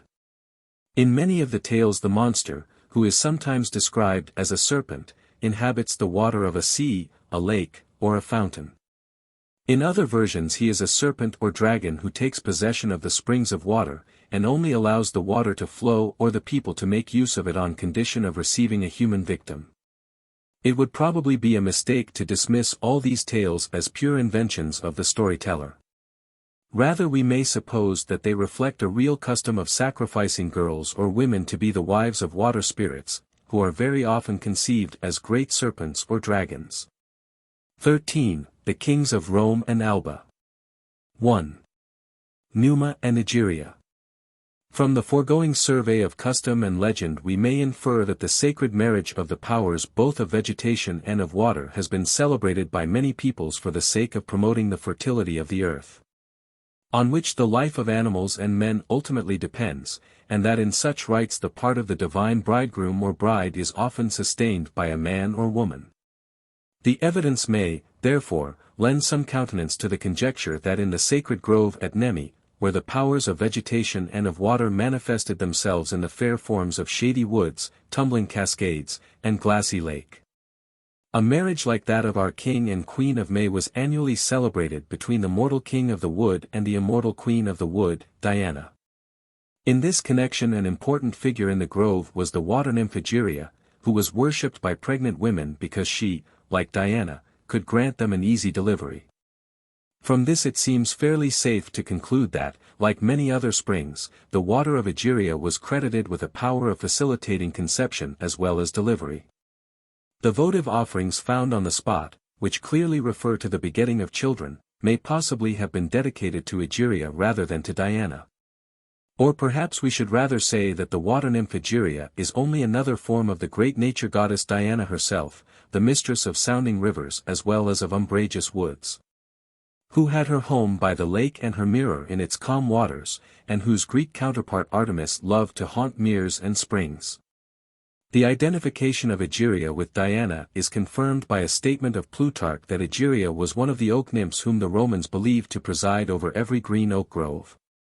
For, while Diana was a goddess of the woodlands in general, she appears to have been intimately associated with oaks in particular, especially at her sacred grove of Nemi. Perhaps, then, Egeria was the fairy of a spring that flowed from the roots of a sacred oak. Such a spring is said to have gushed from the foot of the great oak at Dodona, and from its murmurous flow the priestess drew oracles. Among the Greeks a draught of water from certain sacred springs or wells was supposed to confer prophetic powers. This would explain the more than mortal wisdom with which, according to tradition, Egeria inspired her royal husband or lover Numa. When we remember how very often in early society the king is held responsible for the fall of rain and the fruitfulness of the earth, it seems hardly rash to conjecture that in the legend of the nuptials of Numa and Egeria we have a reminiscence of a sacred marriage which the old Roman kings regularly contracted with a goddess of vegetation and water for the purpose of enabling him to discharge his divine or magical functions. In such a rite the part of the goddess might be played either by an image or a woman, and if by a woman, probably by the queen. If there is any truth in this conjecture, we may suppose that the king and queen of Rome masqueraded as god and goddess at their marriage, exactly as the king and queen of Egypt appear to have done. The legend of Numa and Egeria points to a sacred grove rather than to a house as the scene of the nuptial union, which, like the marriage of the king and queen of May, or of the vine god and the queen of Athens, may have been annually celebrated as a charm to ensure the fertility not only of the earth but of man and beast. Now, according to some accounts, the scene of the marriage was no other than the sacred grove of Nemi, and on quite independent grounds we have been led to suppose that in that same grove the king of the wood was wedded to Diana. The convergence of the two distinct lines of inquiry suggests that the legendary union of the Roman king with Egeria may have been a reflection or duplicate of the union of the king of the wood with Egeria or her double Diana. This does not imply that the Roman kings ever served as kings of the wood in the Arician grove, but only that they may originally have been invested with a sacred character of the same general kind, and may have held office on similar terms. To be more explicit, it is possible that they reigned, not by right of birth, but in virtue of their supposed divinity as representatives or embodiments of a god, and that as such they mated with a goddess, and had to prove their fitness from time to discharge their divine functions by engaging in a severe bodily struggle, which may often have proved fatal to them, leaving the crown to their victorious adversary.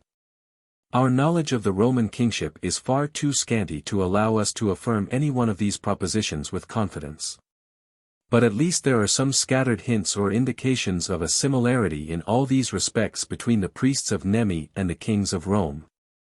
Or perhaps rather between their remote predecessors in the dark ages which preceded the dawn of legend. 2. The king as Jupiter. In the first place, then, it would seem that the Roman king personated no less a deity than Jupiter himself. For down to imperial times victorious generals celebrating a triumph, and magistrates presiding at the games in the circus, wore the costume of Jupiter, which was borrowed for the occasion from his great temple on the Capitol. And it has been held with a high degree of probability both by ancients and moderns that in so doing they copied the traditionary attire and insignia of the Roman kings. They rode a chariot drawn by 4 laurel-crowned horses through the city, where every one else went on foot.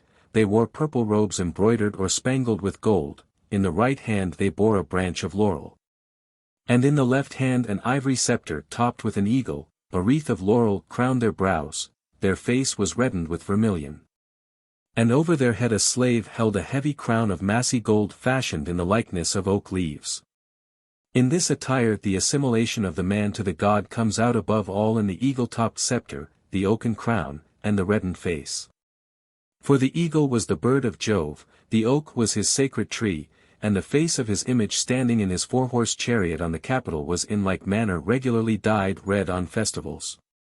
Indeed, so important was it deemed to keep the divine features properly rouged that one of the first duties of the censors was to contract for having this done.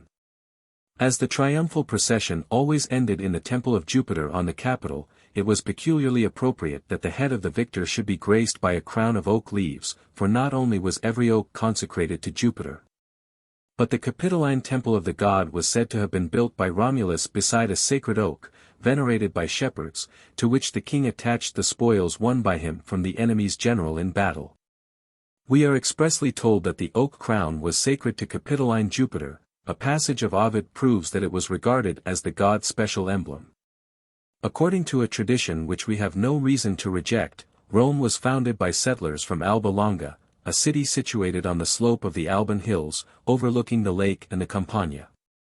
Hence, if the Roman kings claimed to be representatives or embodiments of Jupiter, the god of the sky, of the thunder, and of the oak, it is natural to suppose that the kings of Alba, from whom the founder of Rome traced his descent, may have set up the same claim before them. Now the Alban dynasty bore the name of Silvii or wood, and it can hardly be without significance that in the vision of the historic glories of Rome revealed to Aeneas in the underworld, Virgil, an antiquary as well as a poet, should represent all the line of Silvii as crowned with oak. A chaplet of oak leaves would thus seem to have been part of the insignia of the old kings of Alba Longa as of their successors the kings of Rome. In both cases it marked the monarch as the human representative of the oak god. The Roman annals record that one of the kings of Alba, Romulus, Remulus, or Aemilius Silvius by name, set up for being a god in his own person, the equal or superior of Jupiter. To support his pretensions and overawe his subjects, he constructed machines whereby he mimicked the clap of thunder and the flash of lightning. Diodorus relates that in the season of fruitage, when thunder is loud and frequent, the king commanded his soldiers to drown the roar of heaven's artillery by clashing their swords against their shields. But he paid the penalty of his impiety, for he perished, he and his house, struck by a thunderbolt in the midst of a dreadful storm. Swollen by the rain, the Alban lake rose in flood and drowned his palace. But still, says an ancient historian, when the water is low and the surface unruffled by a breeze, you may see the ruins of the palace at the bottom of the clear lake. Taken along with the similar story of Salmoneus, king of Elis, this legend points to a real custom observed by the early kings of Greece and Italy, who, like their fellows in Africa down to modern times, may have been expected to produce rain and thunder for the good of the crops. The priestly king Numa passed for an adept in the art of drawing down lightning from the sky. Mock thunder, we know, has been made by various peoples as a rain charm in modern times. Why should it not have been made by kings in antiquity? Thus, if the kings of Alba and Rome imitated Jupiter as god of the oak by wearing a crown of oak leaves, they seem also to have copied him in his character of a weather god by pretending to make thunder and lightning. And if they did so, it is probable that, like Jupiter in heaven and many kings on earth, they also acted as public rainmakers, wringing showers from the dark sky by their enchantments whenever the parched earth cried out for the refreshing moisture. At Rome the sluices of heaven were opened by means of a sacred stone, and the ceremony appears to have formed part of the ritual of Jupiter Elicius, the god who elicits from the clouds the flashing lightning and the dripping rain. And who so well fitted to perform the ceremony as the king, the living representative of the sky god? If the kings of Rome aped Capitoline Jove, their predecessors the kings of Alba probably laid themselves out to mimic the great Latian Jupiter, who had his seat above the city on the summit of the Alban mountain. Latinus, the legendary ancestor of the dynasty, was said to have been changed into Latian Jupiter after vanishing from the world in the mysterious fashion characteristic of the old Latin kings. The sanctuary of the god on the top of the mountain was the religious center of the Latin League, as Alba was its political capital till Rome wrested the supremacy from its ancient rival. Apparently no temple, in our sense of the word, was ever erected to Jupiter on this his holy mountain. As god of the sky and thunder he appropriately received the homage of his worshippers in the open air. The massive wall, of which some remains still enclose the old garden of the Passionist monastery, seems to have been part of the sacred precinct which Tarquin the Proud, the last king of Rome, marked out for the solemn annual assembly of the Latin League. The god's oldest sanctuary on this airy mountaintop was a grove. And bearing in mind not merely the special consecration of the oak to Jupiter, but also the traditional oak crown of the Alban kings and the analogy of the Capitoline Jupiter at Rome, we may suppose that the trees in the grove were oaks. We know that in antiquity Mount Algidus, an outlying group of the Alban Hills, was covered with dark forests of oak. And among the tribes who belonged to the Latin League in the earliest days, and were entitled to share the flesh of the white bulls sacrificed on the Alban Mount, there was one whose members styled themselves the men of the oak. Doubtless on account of the woods among which they dwelt. But we should err if we pictured to ourselves the country as covered in historical times with an unbroken forest of oaks. Theophrastus has left us a description of the woods of Latium as they were in the 4th century before Christ. He says, "The land of the Latins is all moist. The plains produce laurels, myrtles, and wonderful beeches, for they fell trees of such a size that a single stem suffices for the keel of a Tyrrhenian ship. Pines and firs grow in the mountains. What they call the land of Circe is a lofty headland thickly wooded with oak, myrtle, and luxuriant laurels. The natives say that Circe dwelt there, and they show the grave of Elpenor, from which grow myrtles such as wreaths are made of, whereas the other myrtle trees are tall." Thus the prospect from the top of the Alban Mount in the early days of Rome must have been very different in some respects from what it is today.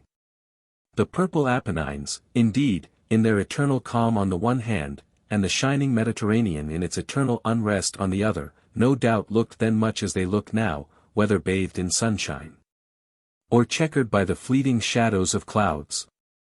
But instead of the desolate brown expanse of the fever-stricken Campagna, spanned by its long lines of ruined aqueducts, like the broken arches of the bridge in the vision of Mirza, the eye must have ranged over woodlands that stretched away, mile after mile, on all sides, till their varied hues of green or autumnal scarlet and gold melted insensibly into the blue of the distant mountains and sea. But Jupiter did not reign alone on the top of his holy mountain. He had his consort with him, the goddess Juno, who was worshipped here under the same title, Moneta, as on the Capitol at Rome. As the oak crown was sacred to Jupiter and Juno on the Capitol, so we may suppose it was on the Alban Mount, from which the Capitoline worship was derived. Thus the oak god would have his oak goddess in the sacred oak grove. So at Dodona the oak god Zeus was coupled with Dione, whose very name is only a dialectically different form of Juno, and so on the top of Mount Cithaeron, as we have seen, he appears to have been periodically wedded to an oaken image of Hera. It is probable, though it cannot be positively proved, that the sacred marriage of Jupiter and Juno was annually celebrated by all the peoples of the Latin stock in the month which they named after the goddess, the midsummer month of June. If at any time of the year the Romans celebrated the sacred marriage of Jupiter and Juno, as the Greeks commonly celebrated the corresponding marriage of Zeus and Hera, we may suppose that under the Republic the ceremony was either performed over images of the divine pair or acted by the Flamen Dielis and his wife the Flaminica. For the Flamen Dielis was the priest of Jove, indeed, ancient and modern writers have regarded him, with much probability, as a living image of Jupiter, a human embodiment of the sky god. In earlier times the Roman king, as representative of Jupiter, would naturally play the part of the heavenly bridegroom at the sacred marriage, while his queen would figure as the heavenly bride. Just as in Egypt the king and queen masqueraded in the character of deities, and as at Athens the queen annually wedded the vine god Dionysus. That the Roman king and queen should act the parts of Jupiter and Juno would seem all the more natural because these deities themselves bore the title of king and queen. Whether that was so or not, the legend of Numa and Egeria appears to embody a reminiscence of a time when the priestly king himself played the part of the divine bridegroom. And as we have seen reason to suppose that the Roman king's persona ted the oak god, while Egeria is expressly said to have been an oak nymph. The story of their union in the sacred grove raises a presumption that at Rome in the regal period a ceremony was periodically performed exactly analogous to that which was annually celebrated at Athens down to the time of Aristotle. The marriage of the king of Rome to the oak goddess, like the wedding of the vine god to the queen of Athens, must have been intended to quicken the growth of vegetation by homeopathic magic. Of the two forms of the rite we can hardly doubt that the Roman was the older. And that long before the northern invaders met with the vine on the shores of the Mediterranean their forefathers had married the tree god to the tree goddess in the vast oak forests of Central and Northern Europe. In the England of our day the forests have mostly disappeared, yet still on many a village green and in many a country lane a faded image of the sacred marriage lingers in the rustic pageantry of May Day. 14. The succession to the kingdom in ancient Latium. In regard to the Roman king, whose priestly functions were inherited by his successor the king of the sacred rites, the foregoing discussion has led us to the following conclusions. He represented and indeed personated Jupiter, the great god of the sky, the thunder, and the oak, and in that character made rain, thunder, and lightning for the good of his subjects, like many more kings of the weather in other parts of the world. Further, he not only mimicked the oak god by wearing an oak wreath and other insignia of divinity, but he was married to an oak nymph Egeria, who appears to have been merely a local form of Diana in her character of a goddess of woods, of waters, and of childbirth. All these conclusions, which we have reached mainly by a consideration of the Roman evidence, may with great probability be applied to the other Latin communities. They too probably had of old their divine or priestly kings, who transmitted their religious functions, without their civil powers, to their successors the kings of the sacred rites. But we have still to ask, what was the rule of succession to the kingdom among the old Latin tribes? According to tradition, there were in all 8 kings of Rome, and with regard to the 5 last of them, at all events, we can hardly doubt that they actually sat on the throne, and that the traditional history of their reigns is, in its main outlines, correct. Now it is very remarkable that though the first king of Rome, Romulus, is said to have been descended from the royal house of Alba, in which the kingship is represented as hereditary in the male line, not one of the Roman kings was immediately succeeded by his son on the throne. Yet several left sons or grandsons behind them.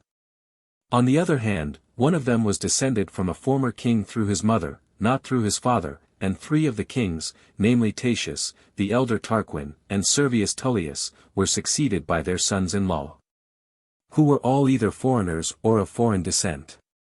This suggests that the right to the kingship was transmitted in the female line, and was actually exercised by foreigners who married the royal princesses. To put it in technical language, the succession to the kingship at Rome and probably in Latium generally would seem to have been determined by certain rules which have molded early society in many parts of the world, namely exogamy, bina marriage, and female kinship or motherkin. Exogamy is the rule which obliges a man to marry a woman of a different clan from his own. Bina marriage is the rule that he must leave the home of his birth and live with his wife's people. And female kinship or motherkin is the system of tracing relationship and transmitting the family name through women instead of through men.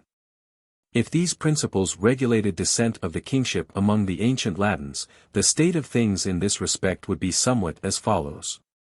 The political and religious center of each community would be the perpetual fire on the king's hearth tended by vestal virgins of the royal clan.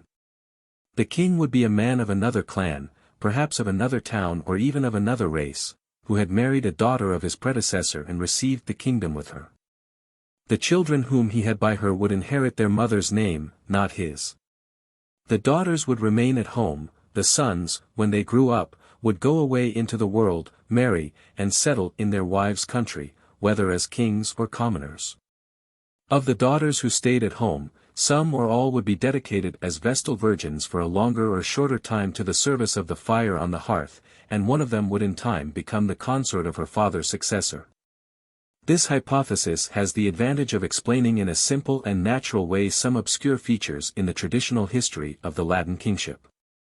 Thus the legends which tell how Latin kings were born of virgin mothers and divine fathers become at least more intelligible.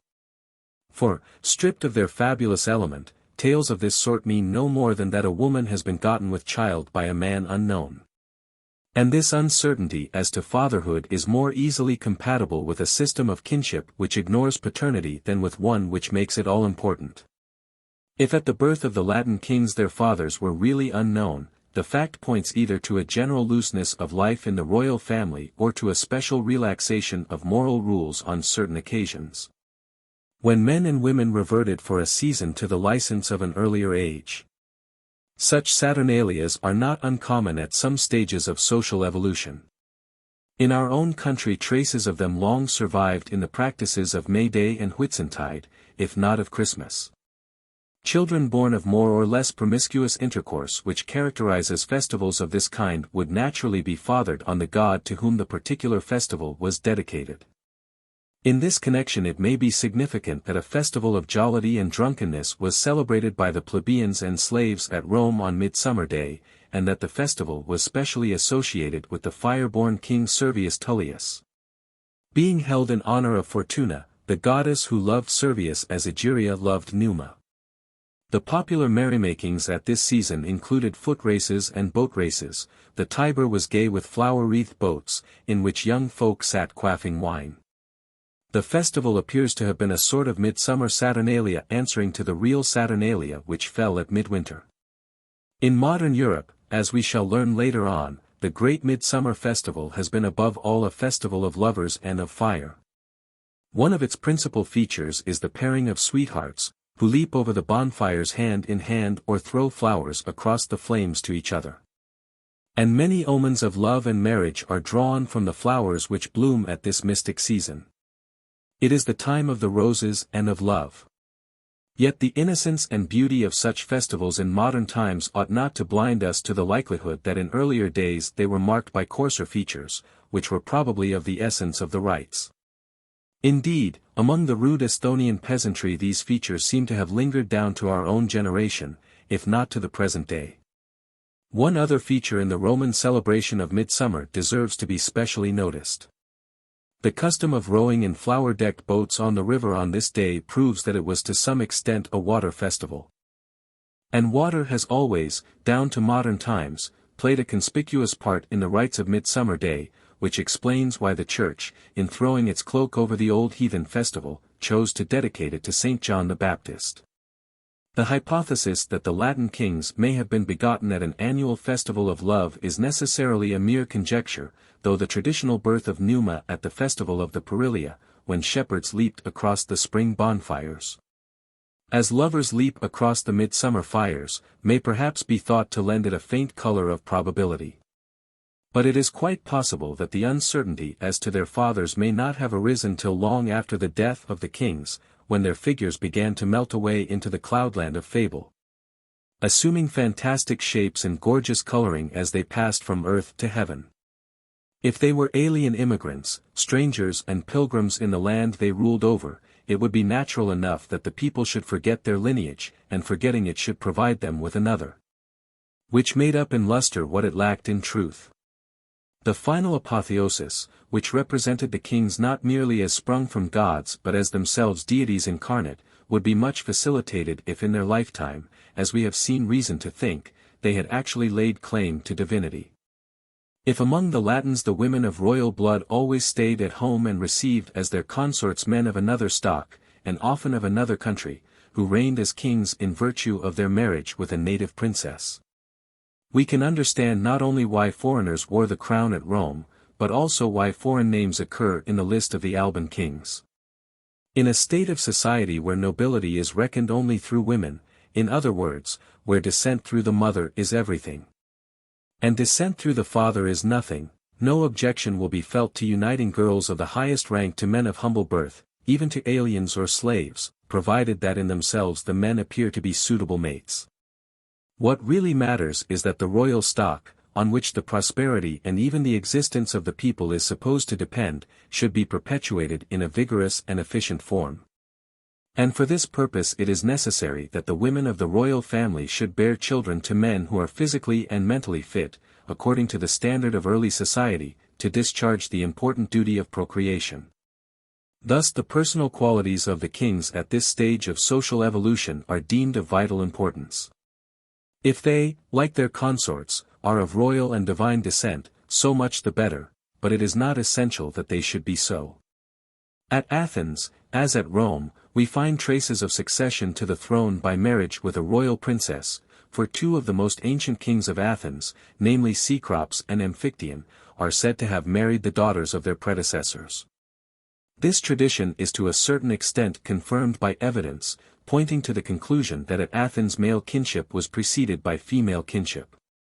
Further, if I am right in supposing that in ancient Latium the royal families kept their daughters at home and sent forth their sons to marry princesses and reign among their wives' people, It will follow that the male descendants would reign in successive generations over different kingdoms.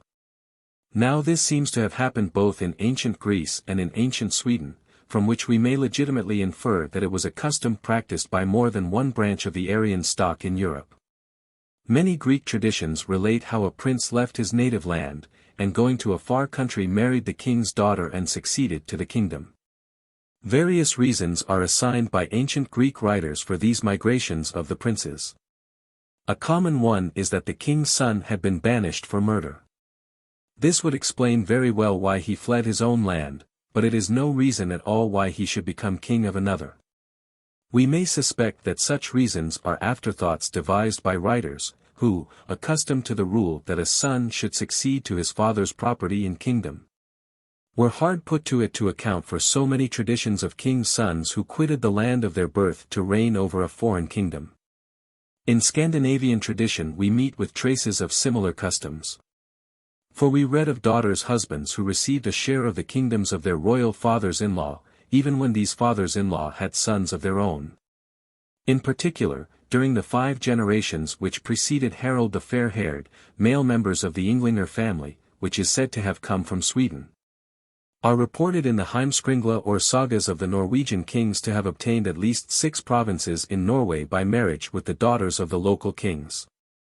Thus it would seem that among some Aryan peoples, at a certain stage of their social evolution, it has been customary to regard women and not men as the channels in which royal blood flows, and to bestow the kingdom in each successive generation on a man of another family, and often of another country, who marries one of the princesses and reigns over his wife's people. A common type of popular tale, which relates how an adventurer, coming to a strange land, wins the hand of the king's daughter and with her the half or the whole of the kingdom, may well be a reminiscence of a real custom. Where usages and ideas of this sort prevail, it is obvious that the kingship is merely an appanage of marriage with a woman of the blood royal. The old Danish historian Saxo Grammaticus puts this view of the kingship very clearly in the mouth of Hermutrude, a legendary queen of Scotland. Indeed she was a queen, says Hermutrude, and but that her sex gainsaid it, might be deemed a king. Nay, and this is yet truer, whomsoever she thought worthy of her bed was at once a king, and she yielded her kingdom with herself. Thus her scepter and her hand went together. The statement is all the more significant because it appears to reflect the actual practice of the Pictish kings. We know from the testimony of Bede that, whenever a doubt arose as to the succession, the Picts chose their kings from the female rather than the male line. The personal qualities which recommended a man for a royal alliance and succession to the throne would naturally vary according to the popular ideas of the time and the character of the king or his substitute. But it is reasonable to suppose that among them in early society physical strength and beauty would hold a prominent place. Sometimes apparently the right to the hand of the princess and to the throne has been determined by a race. The Alatemnian Libyans awarded the kingdom to the fleetest runner. Amongst the old Prussians, candidates for nobility raced on horseback to the king, and the one who reached him first was ennobled. According to tradition the earliest games at Olympia were held by Endymion, who set his sons to run a race for the kingdom. His tomb was said to be at the point of the racecourse from which the runners started. The famous story of Pelops and Hippodamia is perhaps only another version of the legend that the first races at Olympia were run for no less a prize than a kingdom. These traditions may very well reflect a real custom of racing for a bride, for such a custom appears to have prevailed among various peoples, though in practice it has degenerated into a mere form or pretense. Thus, there is one race, called the love chase, which may be considered a part of the form of marriage among the Kyrgyz.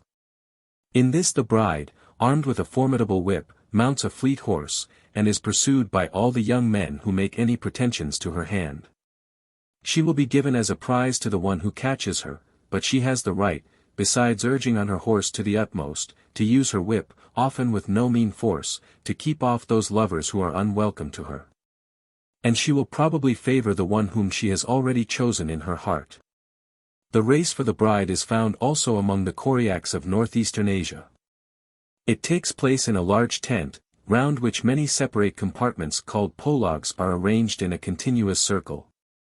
The girl gets a start and is clear of the marriage if she can run through all the compartments without being caught by the bridegroom.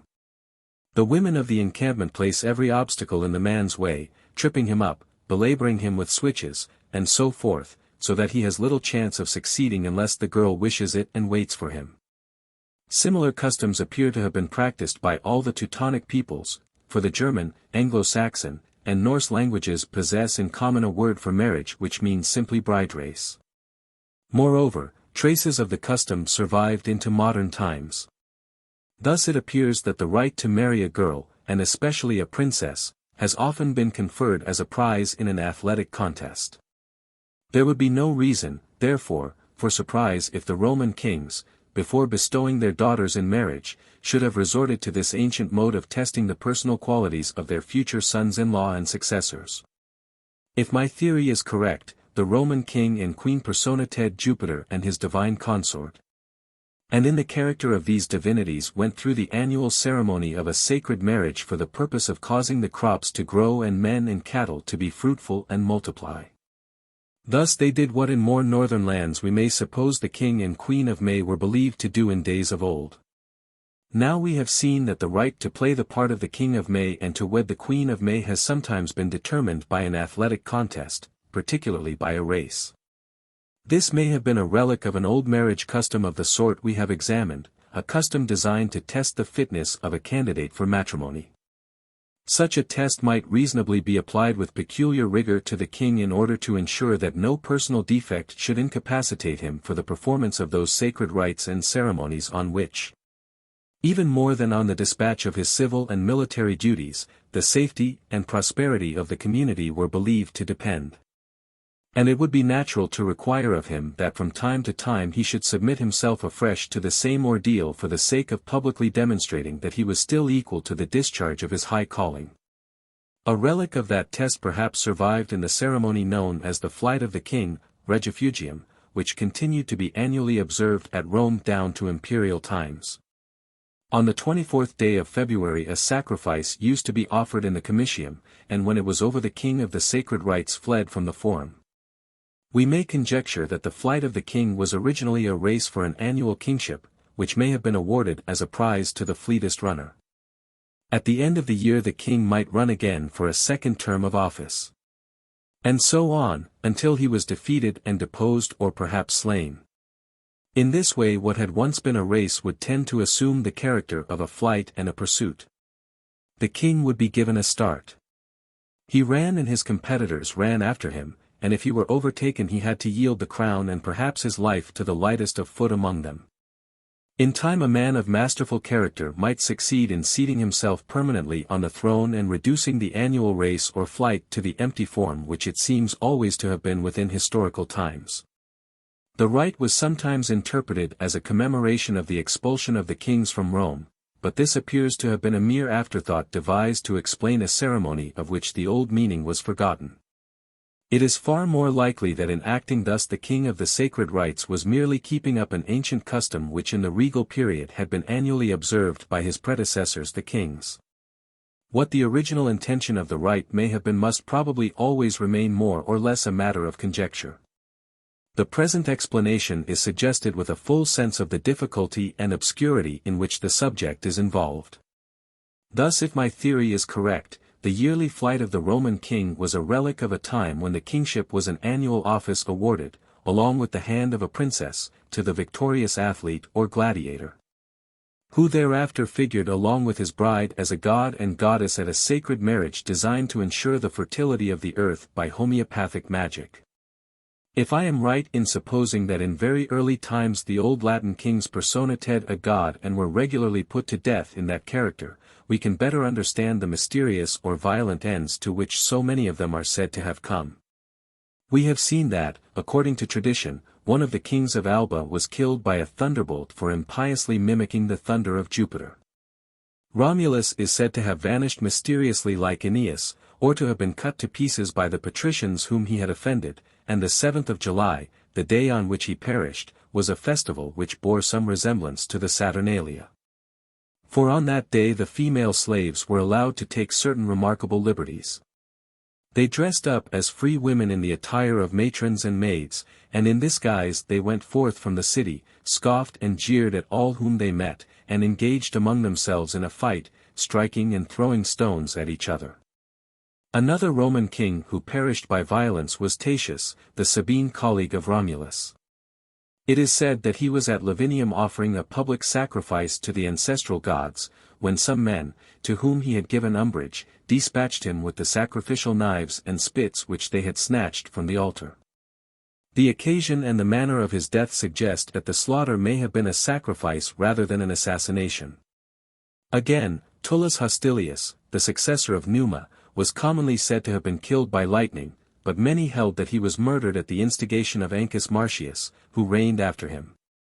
Speaking of the more or less mythical Numa, the type of the priestly king, Plutarch observes that his fame was enhanced by the fortunes of the later kings.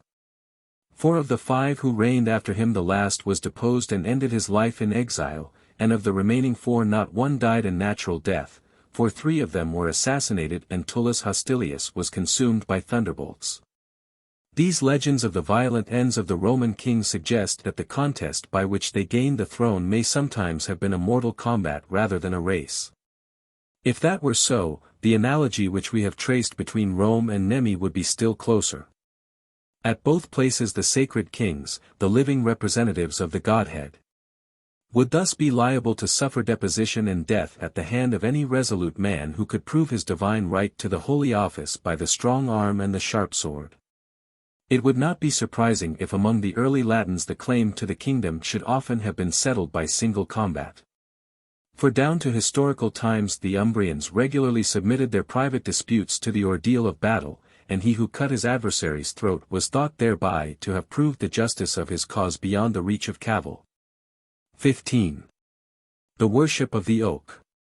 The worship of the oak tree or of the oak god appears to have been shared by all the branches of the Aryan stock in Europe.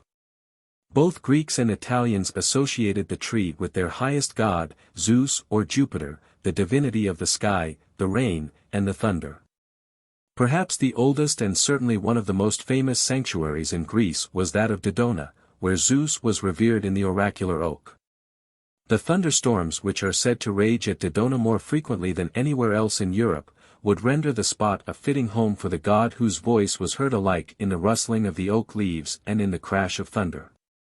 Perhaps the bronze gongs which kept up a humming in the wind round the sanctuary were meant to mimic the thunder that might so often be heard rolling and rumbling in the combes of the stern and barren mountains which shut in the gloomy valley. In Boeotia, as we have seen, the sacred marriage of Zeus and Hera, the oak god and the oak goddess, appears to have been celebrated with much pomp by a religious federation of states. And on Mount Lycaeus in Arcadia the character of Zeus as god both of the oak and of the rain comes out clearly in the rain charm practiced by the priest of Zeus, who dipped an oak branch in a sacred spring. In his latter capacity Zeus was the god to whom the Greeks regularly prayed for rain. Nothing could be more natural, for often, though not always, he had his seat on the mountains where the clouds gather and the oaks grow. On the Acropolis at Athens there was an image of earth praying to Zeus for rain. And in time of drought the Athenians themselves prayed, "Rain, rain, O dear Zeus," on the cornland of the Athenians and on the plains. Again, Zeus wielded the thunder and lightning as well as the rain. At Olympia and elsewhere he was worshipped under the surname of Thunderbolt. And at Athens there was a sacrificial hearth of lightning Zeus on the city wall, where some priestly officials watched for lightning over Mount Parnes at certain seasons of the year. Further, spots which had been struck by lightning were regularly fenced in by the Greeks and consecrated to Zeus the Descender, that is, to the god who came down in the flash from heaven. Altars were set up within these enclosures and sacrifices offered on them. Several such places are known from inscriptions to have existed in Athens. Thus when ancient Greek kings claimed to be descended from Zeus, and even to bear his name, we may reasonably suppose that they also attempted to exercise his divine functions by making thunder and rain for the good of their people or the terror and confusion of their foes. In this respect the legend of Salmoneus probably reflects the pretensions of a whole class of petty sovereigns who reigned of old, each over his little canton, in the oak-clad highlands of Greece. Like their kinsmen the Irish kings, they were expected to be a source of fertility to the land and of fecundity to the cattle. And how could they fulfill these expectations better than by acting the part of their kinsman Zeus, the great god of the oak, the thunder, and the rain? They personified him, apparently, just as the Italian kings personified Jupiter. In ancient Italy every oak was sacred to Jupiter, the Italian counterpart of Zeus, and on the Capitol at Rome the god was worshipped as the deity not merely of the oak, but of the rain and the thunder. Contrasting the piety of the good old times with the skepticism of an age when nobody thought that heaven was heaven, or cared a fig for Jupiter, a Roman writer tells us that in former days noble matrons used to go with bare feet, streaming hair, and pure minds, up the long Capitoline slope, praying to Jupiter for rain. And straightway, he goes on, it rained bucketsful, then or never, and everybody returned dripping like drowned rats. But nowadays, says he, we are no longer religious, so the fields lie baking.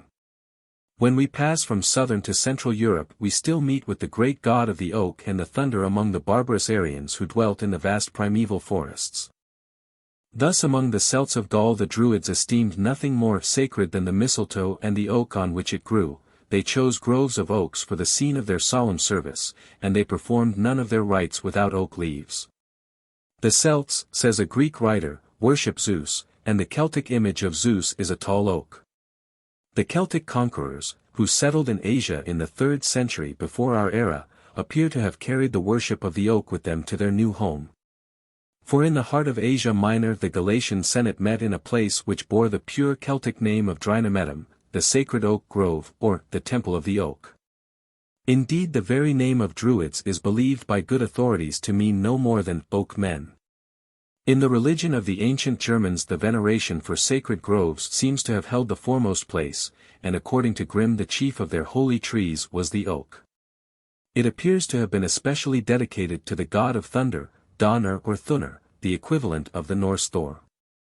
For a sacred oak near Geismar, in Hesse, which Boniface cut down in the 8th century, went among the heathen by the name of Jupiter's oak, Robur Jovis, which in Old German would be Donner's eye, the oak of Donner. That the Teutonic thunder god Donner, Thunner, Thor was identified with the Italian thunder god Jupiter appears from our word Thursday, Thunner's day, which is merely a rendering of the Latin dies Jovis. Thus among the ancient Teutons, as among the Greeks and Italians, the god of the oak was also the god of the thunder.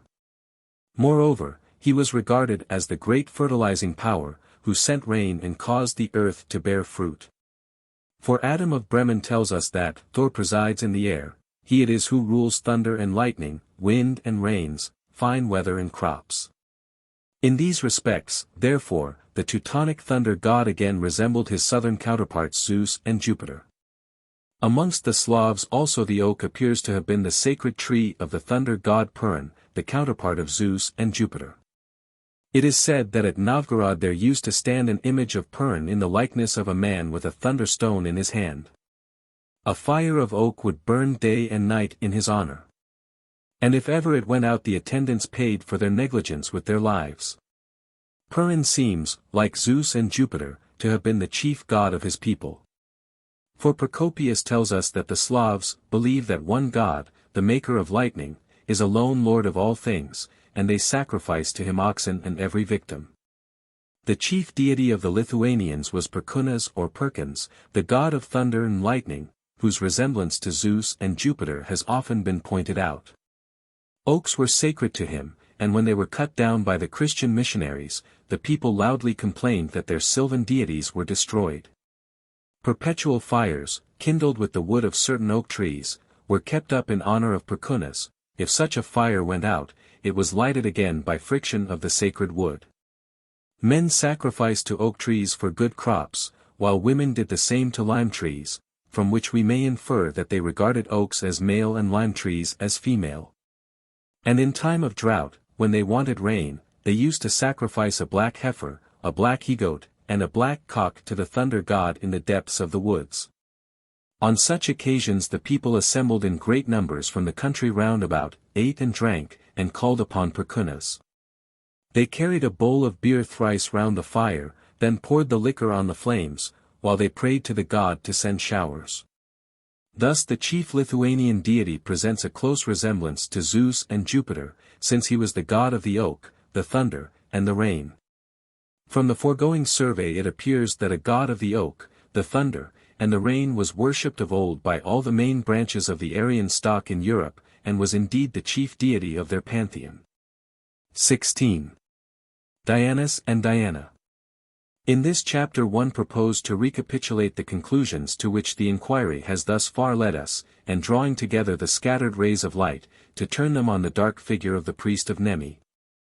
We have found that at an early stage of society men, ignorant of the secret processes of nature and of the narrow limits within which it is in our power to control and direct them, have commonly arrogated to themselves functions which in the present state of knowledge we should deem superhuman or divine. The illusion has been fostered and maintained by the same causes which begot it, namely, the marvelous order and uniformity with which nature conducts her operations. The wheels of her great machine revolving with a smoothness and precision which enable the patient observer to anticipate in general the season, if not the very hour, when they will bring round the fulfillment of his hopes or the accomplishment of his fears. The regularly recurring events of this great cycle, or rather series of cycles, soon stamp themselves even on the dull mind of the savage.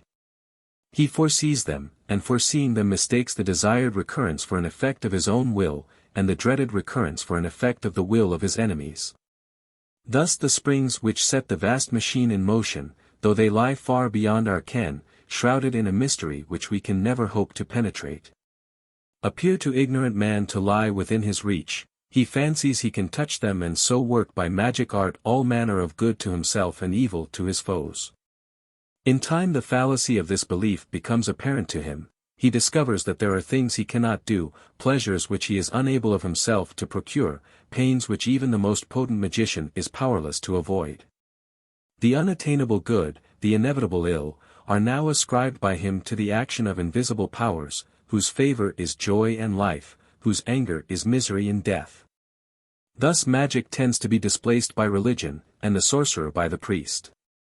At this stage of thought the ultimate causes of things are conceived to be personal beings, many in number and often discordant in character, who partake of the nature and even of the frailty of man, though their might is greater than his, and their life far exceeds the span of his ephemeral existence. Their sharply marked individualities, their clear-cut outlines have not yet begun, under the powerful solvent of philosophy, to melt and coalesce into that single unknown substratum of phenomena which, according to the qualities with which our imagination invests it, goes by one or other of the high-sounding names which the wit of man has devised to hide his ignorance. Accordingly, so long as men look on their gods as beings akin to themselves and not raised to an unapproachable height above them, they believe it to be possible for those of their own number who surpass their fellows to attain to the divine rank after death or even in life. Incarnate human deities of this latter sort may be said to halt midway between the age of magic and the age of religion. If they bear the names and display the pomp of deities, the powers which they are supposed to wield are commonly those of their predecessor the magician. Like him, they are expected to guard their people against hostile enchantments, to heal them in sickness, to bless them with offspring, and to provide them with an abundant supply of food by regulating the weather and performing the other ceremonies which are deemed necessary to ensure the fertility of the earth and the multiplication of animals. Men who are credited with powers so lofty and far-reaching naturally hold the highest place in the land, and while the rift between the spiritual and the temporal spheres has not yet widened too far, they are supreme in civil as well as religious matters. In a word, they are kings as well as gods. Thus the divinity which hedges a king has its roots deep down in human history, and long ages pass before these are sapped by a profounder view of nature and man. In the classical period of Greek and Latin antiquity the reign of kings was for the most part a thing of the past. Yet the stories of their lineage, titles, and pretensions suffice to prove that they too claimed to rule by divine right and to exercise superhuman powers. Hence we may without undue temerity assume that the king of the wood at Nemi, though shorn in later times of his glory and fallen on evil days, represented a long line of sacred kings who had once received not only the homage but the adoration of their subjects in return for the manifold blessings which they were supposed to dispense. What little we know of the functions of Diana in the Arician grove seems to prove that she was here conceived as a goddess of fertility, and particularly as a divinity of childbirth. It is reasonable, therefore, to suppose that in the discharge of these important duties she was assisted by her priest, the two figuring as king and queen of the wood in a solemn marriage, which was intended to make the earth gay with the blossoms of spring and the fruits of autumn, and to gladden the hearts of men and women with healthful offspring. If the priest of Nemi posed not merely as a king, but as a god of the grove, we have still to ask, what deity in particular did he personate? The answer of antiquity is that he represented Virbius, the consort or lover of Diana. But this does not help us much, for of Virbius we know little more than the name. A clue to the mystery is perhaps supplied by the Vestal fire which burned in the grove. For the perpetual holy fires of the Aryans in Europe appear to have been commonly kindled and fed with oak wood, and in Rome itself, not many miles from Nemi, the fuel of the Vestal fire consisted of oaken sticks or logs. As has been proved by a microscopic analysis of the charred embers of the Vestal fire, which were discovered by Commendator G. Boni in the course of the memorable excavations which he conducted in the Roman Forum at the end of the 19th century. But the ritual of the various Latin towns seems to have been marked by great uniformity. Hence it is reasonable to conclude that wherever in Latium a Vestal fire was maintained, it was fed, as at Rome, with wood of the sacred oak. If this was so at Nemi, it becomes probable that the hallowed grove there consisted of a natural oak wood, and that therefore the tree which the king of the wood had to guard at the peril of his life was itself an oak. Indeed, it was from an evergreen oak, according to Virgil, that Aeneas plucked the golden bough. Now the oak was the sacred tree of Jupiter, the supreme god of the Latins. Hence it follows that the king of the wood, whose life was bound up in a fashion with an oak, personated no less a deity than Jupiter himself. At least the evidence, slight as it is, seems to point to this conclusion. The old Alban dynasty of the Silvii or Woods, with their crown of oak leaves, apparently aped the style and emulated the powers of Latian Jupiter, who dwelt on the top of the Alban Mount. It is not impossible that the king of the wood, who guarded the sacred oak a little lower down the mountain, was the lawful successor and representative of this ancient line of the Silvii or Woods. At all events, if I am right in supposing that he passed for a human Jupiter, it would appear that Virbius, with whom legend identified him, was nothing but a local form of Jupiter, considered perhaps in his original aspect as a god of the greenwood. The hypothesis that in later times at all events the king of the wood played the part of the oak god Jupiter, is confirmed by an examination of his divine partner Diana. For two distinct lines of argument converge to show that if Diana was a queen of the woods in general, she was at Nemi a goddess of the oak in particular. In the first place, she bore the title of Vesta, and as such presided over a perpetual fire, which we have seen reason to believe was fed with oak wood. But a goddess of fire is not far removed from a goddess of the fuel which burns in the fire. Primitive thought perhaps drew no sharp line of distinction between the blaze and the wood that blazes. In the second place, the nymph Egeria at Nemi appears to have been merely a form of Diana, and Egeria is definitely said to have been a dryad, a nymph of the oak. Elsewhere in Italy the goddess had her home on oak-clad mountains. Thus Mount Algidus, a spur of the Alban hills, was covered in antiquity with dark forests of oak, both of the evergreen and the deciduous sort. In winter the snow lay long on these cold hills, and their gloomy oak woods were believed to be a favorite haunt of Diana, as they have been of brigands in modern times.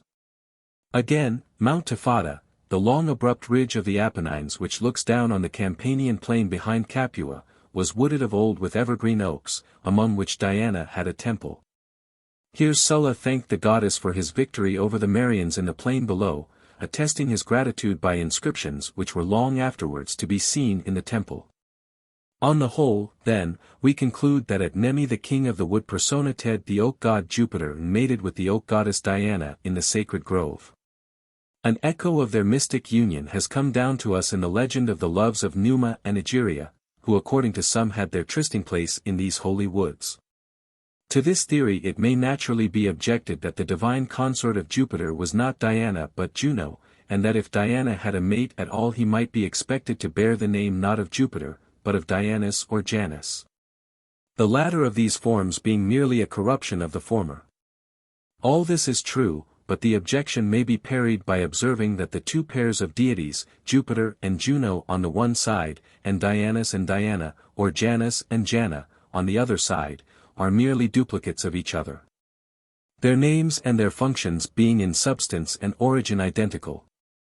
With regard to their names, all four of them come from the same Aryan root di, meaning bright, which occurs in the names of the corresponding Greek deities, Zeus and his old female consort Dione. In regard to their functions, Juno and Diana were both goddesses of fecundity in childbirth, and both were sooner or later identified with the moon. As to the true nature and functions of Janus the ancients themselves were puzzled. And where they hesitated, it is not for us confidently to decide.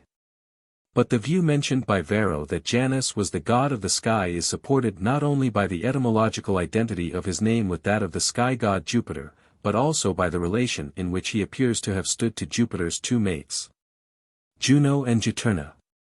For the epithet Junonian bestowed on Janus points to a marriage union between the two deities, and according to one account Janus was the husband of the water nymph Juturna, who according to others was beloved by Jupiter. Moreover, Janus, like Jove, was regularly invoked, and commonly spoken of under the title of father. Indeed, he was identified with Jupiter not merely by the logic of the learned St. Augustine, but by the piety of a pagan worshipper who dedicated an offering to Jupiter Dianus.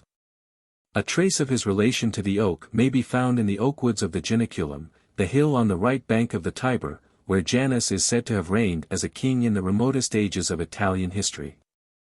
Thus, if I am right, the same ancient pair of deities was variously known among the Greek and Italian peoples as Zeus and Dione, Jupiter and Juno, or Dianus, Janus, and Diana, Jana, the names of the divinities being identical in substance, though varying in form with the dialect of the particular tribe which worshipped them. At first, when the peoples dwelt near each other, the difference between the deities would be hardly more than one of name, in other words, it would be almost purely dialectical. But the gradual dispersion of the tribes, and their consequent isolation from each other, would favor the growth of divergent modes of conceiving and worshipping the gods whom they had carried with them from their old home. So that in time discrepancies of myth and ritual would tend to spring up and thereby to convert a nominal into a real distinction between the divinities. Accordingly when, with the slow progress of culture, the long period of barbarism and separation was passing away, and the rising political power of a single strong community had begun to draw or hammer its weaker neighbors into a nation, the confluent peoples would throw their gods, like their dialects, into a common stock. And thus it might come about that the same ancient deities, which their forefathers had worshipped together before the dispersion, would now be so disguised by the accumulated effect of dialectical and religious divergencies that their original identity might fail to be recognized, and they would take their places side by side as independent divinities in the national pantheon. This duplication of deities, the result of the final fusion of kindred tribes who had long lived apart, would account for the appearance of Janus beside Jupiter, and of Diana or Jana beside Juno in the Roman religion. At least this appears to be a more probable theory than the opinion, which has found favor with some modern scholars, that Janus was originally nothing but the god of doors. That a deity of his dignity and importance, whom the Romans revered as a god of gods and the father of his people, should have started in life as a humble, though doubtless respectable, doorkeeper appears very unlikely. So lofty an end hardly consorts with so lowly a beginning. It is more probable that the door, Janua, got its name from Janus than that he got his name from it. This view is strengthened by a consideration of the word Janua itself. The regular word for door is the same in all the languages of the Aryan family from India to Ireland. It is dur in Sanskrit, thura in Greek, tur in German, dor in English, dorus in Old Irish, and forus in Latin. Yet besides this ordinary name for door, which the Latins shared with all their Aryan brethren, they had also the name Janua, to which there is no corresponding term in any Indo-European speech. The word has the appearance of being an adjectival form derived from the noun Janus. I conjecture that it may have been customary to set up an image or symbol of Janus at the principal door of the house in order to place the entrance under the protection of the great god. A door thus guarded might be known as a janua foris, that is, a genuine door, and the phrase might in time be abridged into janua, the noun foris being understood but not expressed. From this to the use of janua to designate a door in general, whether guarded by an image of Janus or not, would be an easy and natural transition. If there is any truth in this conjecture, it may explain very simply the origin of the double head of Janus, which has so long exercised the ingenuity of mythologists. When it had become customary to guard the entrance of houses and towns by an image of Janus, it might well be deemed necessary to make the sentinel god look both ways, before and behind, at the same time, in order that nothing should escape his vigilant eye. For if the divine watchman always faced in one direction, it is easy to imagine what mischief might have been wrought with impunity behind his back. This explanation of the double-headed Janus at Rome is confirmed by the double-headed idol which the bush Negroes in the interior of Suriname regularly set up as a guardian at the entrance of a village. The idol consists of a block of wood with a human face rudely carved on each side. It stands under a gateway composed of 2 uprights and a crossbar. Beside the idol generally lies a white rag intended to keep off the devil. And sometimes there is also a stick which seems to represent a bludgeon or weapon of some sort. Further, from the crossbar hangs a small log which serves the useful purpose of knocking on the head any evil spirit who might attempt to pass through the gateway. Clearly this double-headed fetish at the gateway of the Negro villages in Suriname bears a close resemblance to the double-headed images of Janus which, grasping a stick in one hand and a key in the other, stood sentinel at Roman gates and doorways.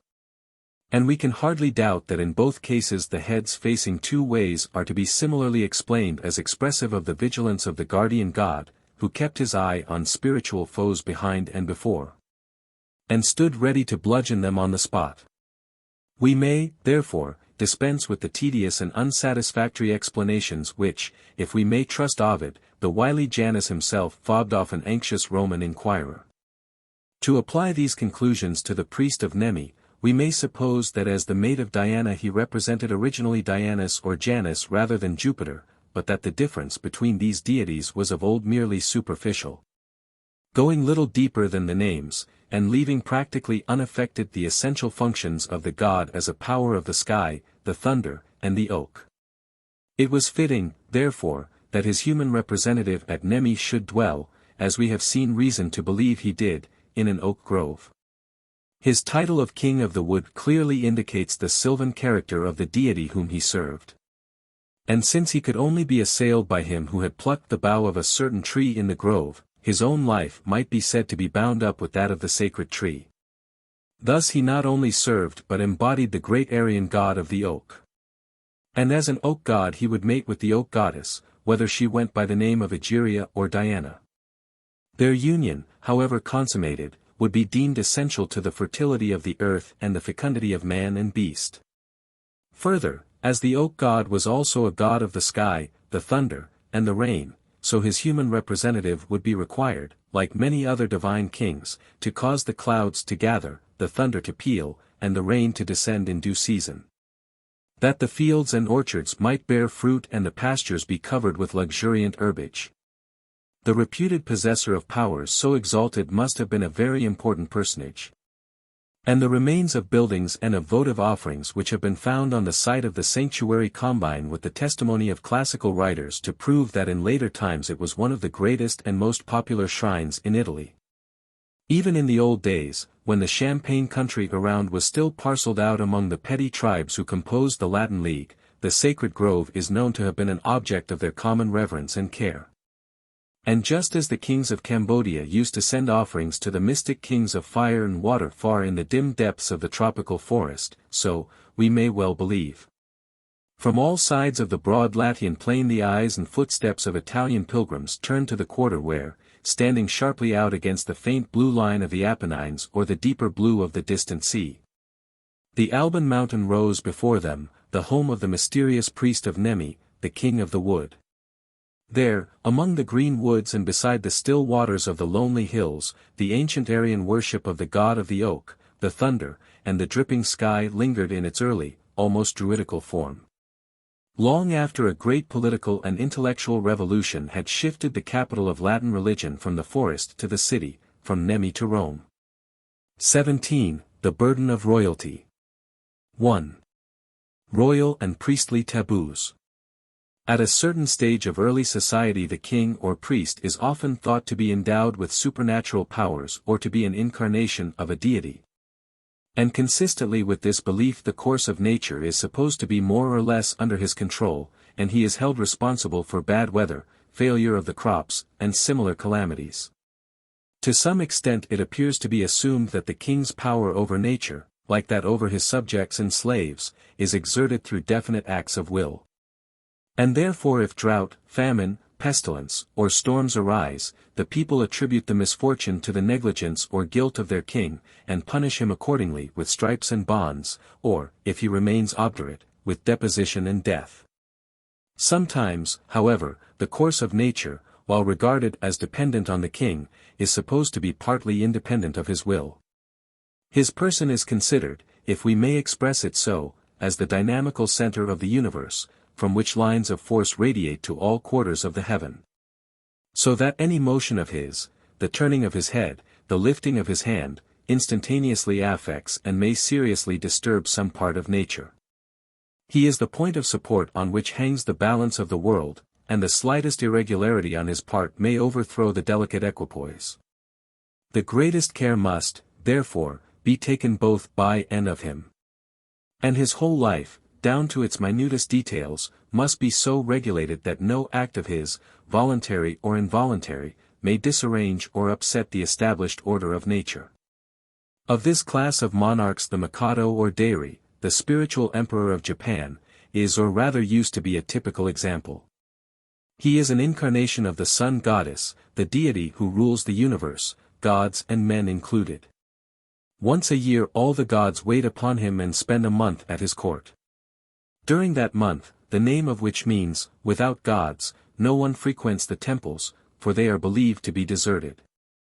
The Mikado receives from his people and assumes in his official proclamations and decrees the title of manifest or incarnate deity, and he claims a general authority over the gods of Japan.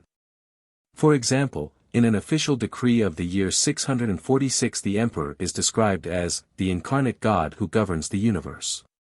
The following description of the Mikado's mode of life was written about 200 years ago. Even to this day the princes descended of this family, more particularly those who sit on the throne, are looked upon as persons most holy in themselves, and as popes by birth. And, in order to preserve these advantageous notions in the minds of their subjects, they are obliged to take an uncommon care of their sacred persons, and to do such things, which, examined according to the customs of other nations, would be thought ridiculous and impertinent. It will not be improper to give a few instances of it. He thinks that it would be very prejudicial to his dignity and holiness to touch the ground with his feet. For this reason, when he intends to go anywhere, he must be carried thither on men's shoulders. Much less will they suffer that he should expose his sacred person to the open air, and the sun is not thought worthy to shine on his head. There is such a holiness ascribed to all the parts of his body that he dares to cut off neither his hair, nor his beard, nor his nails. However, lest he should grow too dirty, they may clean him in the night when he is asleep. Because, they say, that which is taken from his body at that time, hath been stolen from him, and that such a theft doth not prejudice his holiness or dignity. In ancient times, he was obliged to sit on the throne for some hours every morning, with the imperial crown on his head, but to sit altogether like a statue, without stirring either hands or feet, head or eyes, nor indeed any part of his body. Because, by this means, it was thought that he could preserve peace and tranquility in his empire. For if, unfortunately, he turned himself on one side or the other, or if he looked a good while towards any part of his dominions, it was apprehended that war, famine, fire, or some other great misfortune was near at hand to desolate the country. But it having been afterwards discovered, that the imperial crown was the palladium, which by its immobility could preserve peace in the empire, it was thought expedient to deliver his imperial person, consecrated only to idleness and pleasures. From this burthensome duty, and therefore the crown is at present placed on the throne for some hours every morning.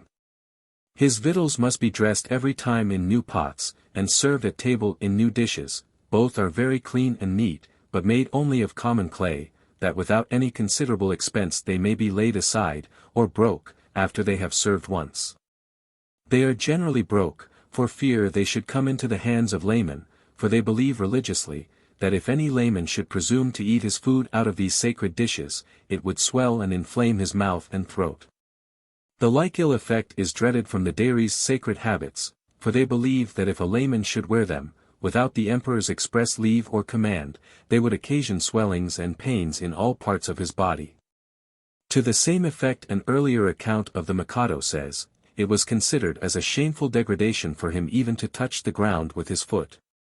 The sun and moon were not even permitted to shine upon his head. None of the superfluities of the body were ever taken from him, neither his hair, his beard, nor his nails were cut. Whatever he eat was dressed in new vessels. Similar priestly or rather divine kings are found, at a lower level of barbarism, on the west coast of Africa. At Shark Point near Cape Padrone, in Lower Guinea, lives the priestly king Kukulu, alone in a wood. He may not touch a woman nor leave his house, indeed he may not even quit his chair, in which he is obliged to sleep sitting, for if he lay down no wind would arise and navigation would be stopped. He regulates storms, and in general maintains a wholesome and equable state of the atmosphere. On Mount Agu in Togo there lives a fetish or spirit called Bagba, who is of great importance for the whole of the surrounding country. The power of giving or withholding rain is ascribed to him, and he is lord of the winds, including the harmattan, the dry, hot wind which blows from the interior. His priest dwells in a house on the highest peak of the mountain, where he keeps the winds bottled up in huge jars. Applications for rain, too, are made to him, and he does a good business in amulets, which consist of the teeth and claws of leopards. Yet though his power is great and he is indeed the real chief of the land, the rule of the fetish forbids him ever to leave the mountain, and he must spend the whole of his life on its summit. Only once a year may he come down to make purchases in the market, but even then he may not set foot in the hut of any mortal man, and must return to his place of exile the same day. The business of government in the villages is conducted by subordinate chiefs, who are appointed by him. In the West African kingdom of Congo there was a supreme pontiff called Chitom or Chitam, whom the Negroes regarded as a god on earth and all-powerful in heaven. Hence before they would taste the new crops they offered him the first fruits, fearing that manifold misfortunes would befall them if they broke this rule. When he left his residence to visit other places within his jurisdiction, all married people had to observe strict continence the whole time he was out, for it was supposed that any act of incontinence would prove fatal to him. And if he were to die a natural death, they thought that the world would perish, and the earth, which he alone sustained by his power and merit, would immediately be annihilated. Amongst the semi-barbarous nations of the New World, at the date of the Spanish conquest, there were found hierarchies or theocracies like those of Japan. In particular, the High Pontiff of the Zapotecs appears to have presented a close parallel to the Mikado. A powerful rival to the king himself, this spiritual lord governed Yopa, one of the chief cities of the kingdom, with absolute dominion. It is impossible, we are told, to overrate the reverence in which he was held.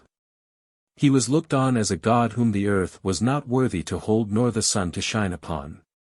He profaned his sanctity if he even touched the ground with his foot. The officers who bore his palanquin on their shoulders were members of the highest families, he hardly deigned to look on anything around him. And all who met him fell with their faces to the earth, fearing that death would overtake them if they saw even his shadow. A rule of continence was regularly imposed on the Zapotec priests, especially upon the High Pontiff. But, on certain days in each year, which were generally celebrated with feasts and dances, it was customary for the high priest to become drunk. While in this state, seeming to belong neither to heaven nor to earth, one of the most beautiful of the virgins consecrated to the service of the gods was brought to him. If the child she bore him was a son, he was brought up as a prince of the blood, and the eldest son succeeded his father on the pontifical throne. The supernatural powers attributed to this pontiff are not specified, but probably they resembled those of the Mikado and Chitome.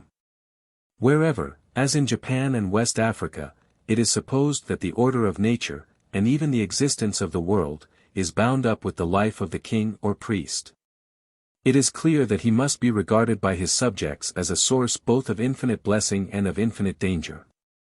On the one hand, the people have to thank him for the rain and sunshine which foster the fruits of the earth, for the wind which brings ships to their coasts, and even for the solid ground beneath their feet. But what he gives he can refuse.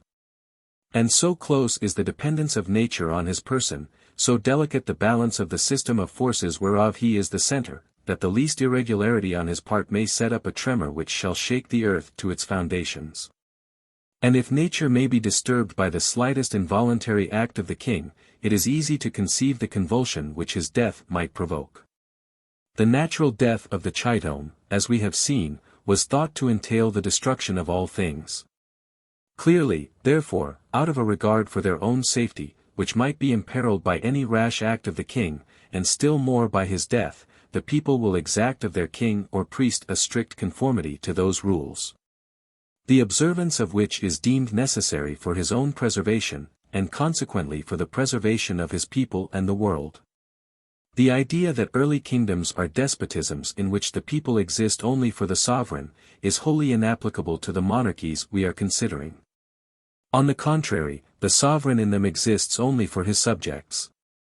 His life is only valuable so long as he discharges the duties of his position by ordering the course of nature for his people's benefit.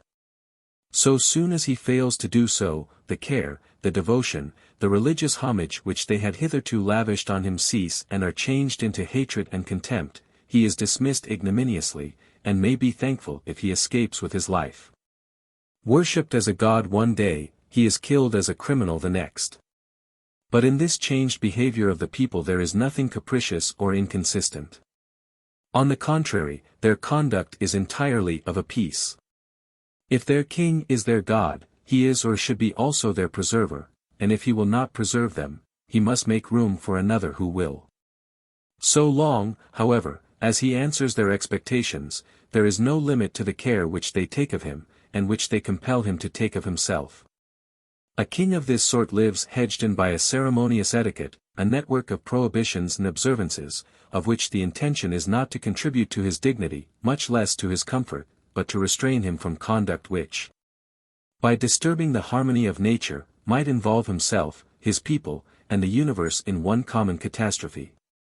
Far from adding to his comfort, these observances, by trammeling his every act, annihilate his freedom and often render the very life, which it is their object to preserve, a burden and sorrow to him. Of the supernaturally endowed kings of Longo it is said that the more powerful a king is, the more taboos is he bound to observe. They regulate all his actions, his walking and his standing, his eating and drinking, his sleeping and waking. To these restraints the heir to the throne is subject from infancy.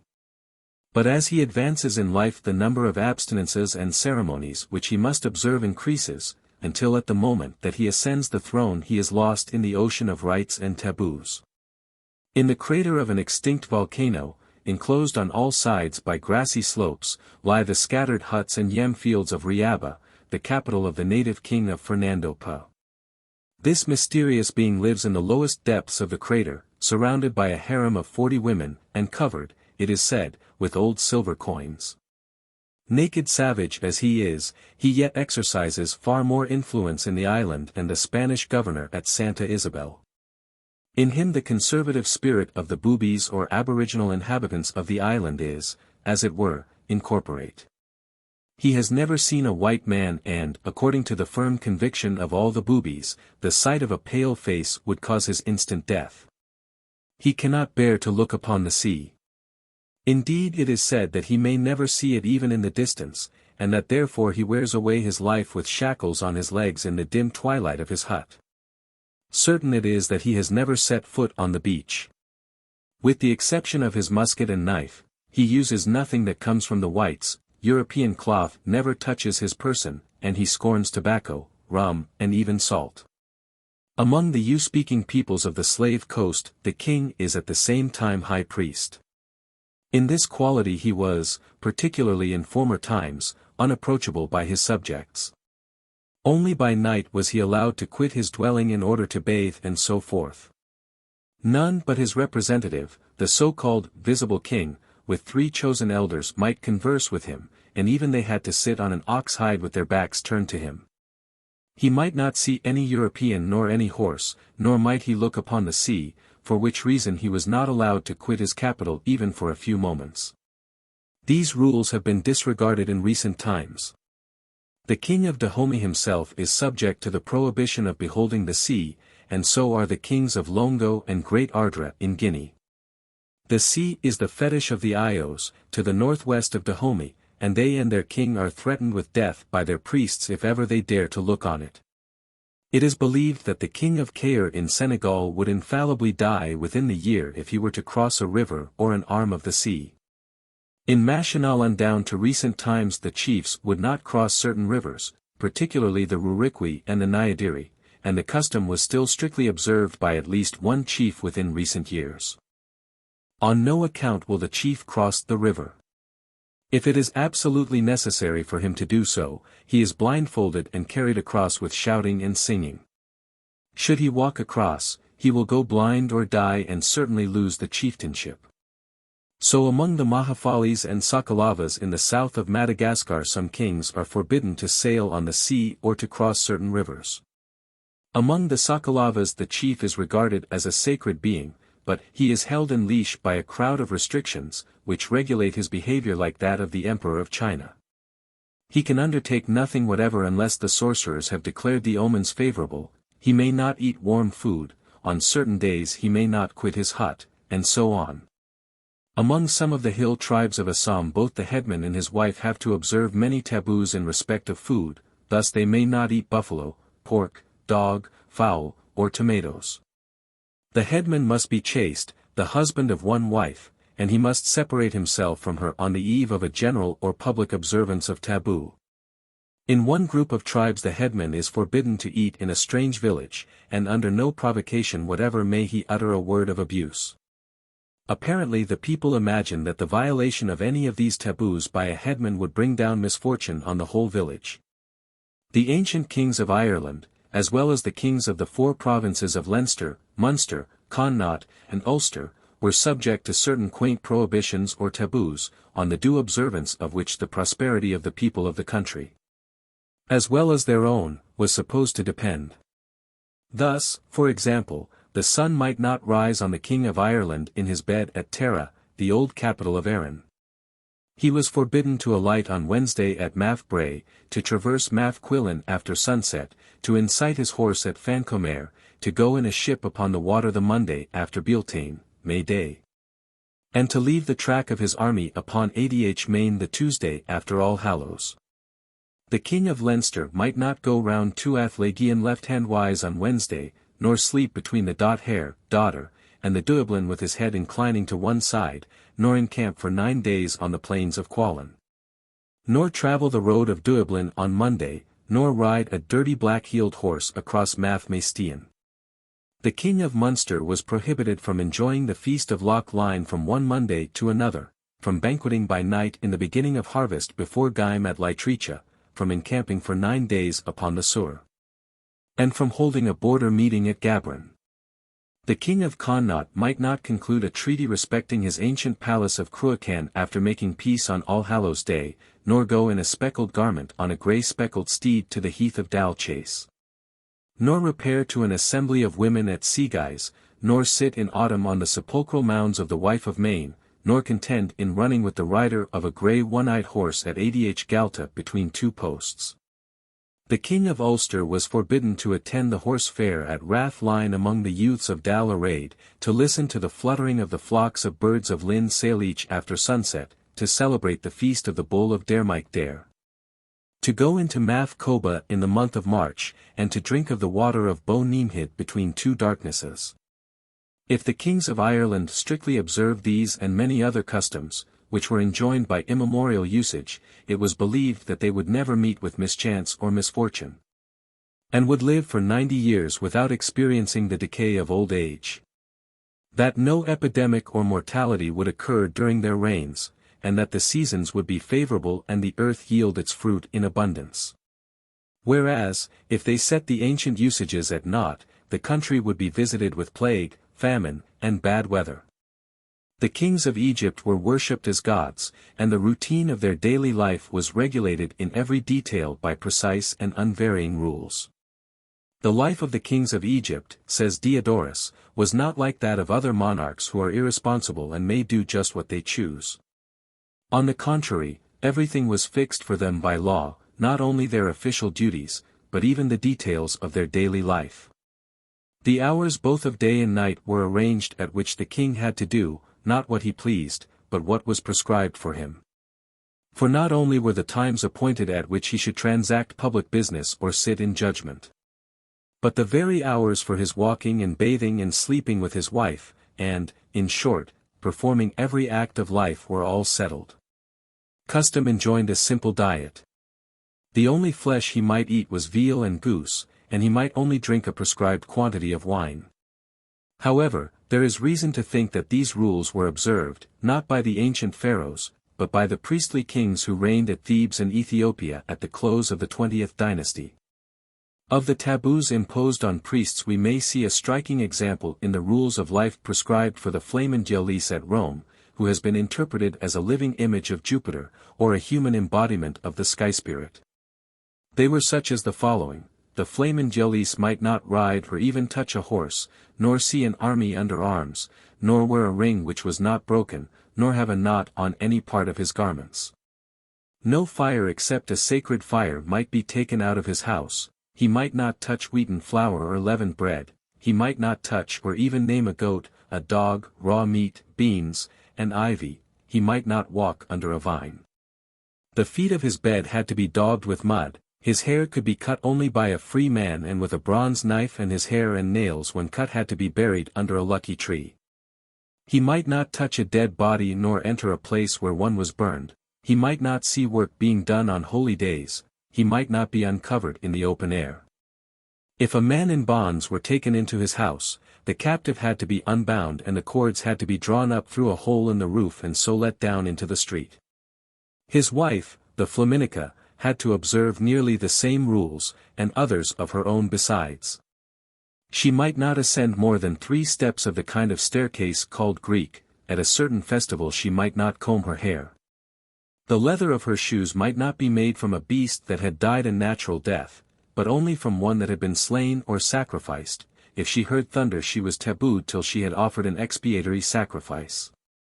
Among the Grebo people of Sierra Leone there is a pontiff who bears the title of Bodia and has been compared, on somewhat slender grounds, to the high priest of the Jews.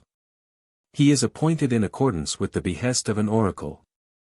At an elaborate ceremony of installation he is anointed, a ring is put on his ankle as a badge of office, and the doorposts of his house are sprinkled with the blood of a sacrificed goat. He has charge of the public talismans and idols, which he feeds with rice and oil every new moon, and he sacrifices on behalf of the town to the dead and to demons. Nominally his power is very great, but in practice it is very limited. For he dare not defy public opinion, and he is held responsible, even with his life, for any adversity that befalls the country. It is expected of him that he should cause the earth to bring forth abundantly, the people to be healthy, war to be driven far away, and witchcraft to be kept in abeyance. His life is trammeled by the observance of certain restrictions or taboos. Thus he may not sleep in any house but his own official residence, which is called the anointed house, with reference to the ceremony of anointing him at inauguration. He may not drink water on the highway. He may not eat while a corpse is in the town, and he may not mourn for the dead. If he dies while in office, he must be buried at dead of night, few may hear of his burial, and none may mourn for him when his death is made public.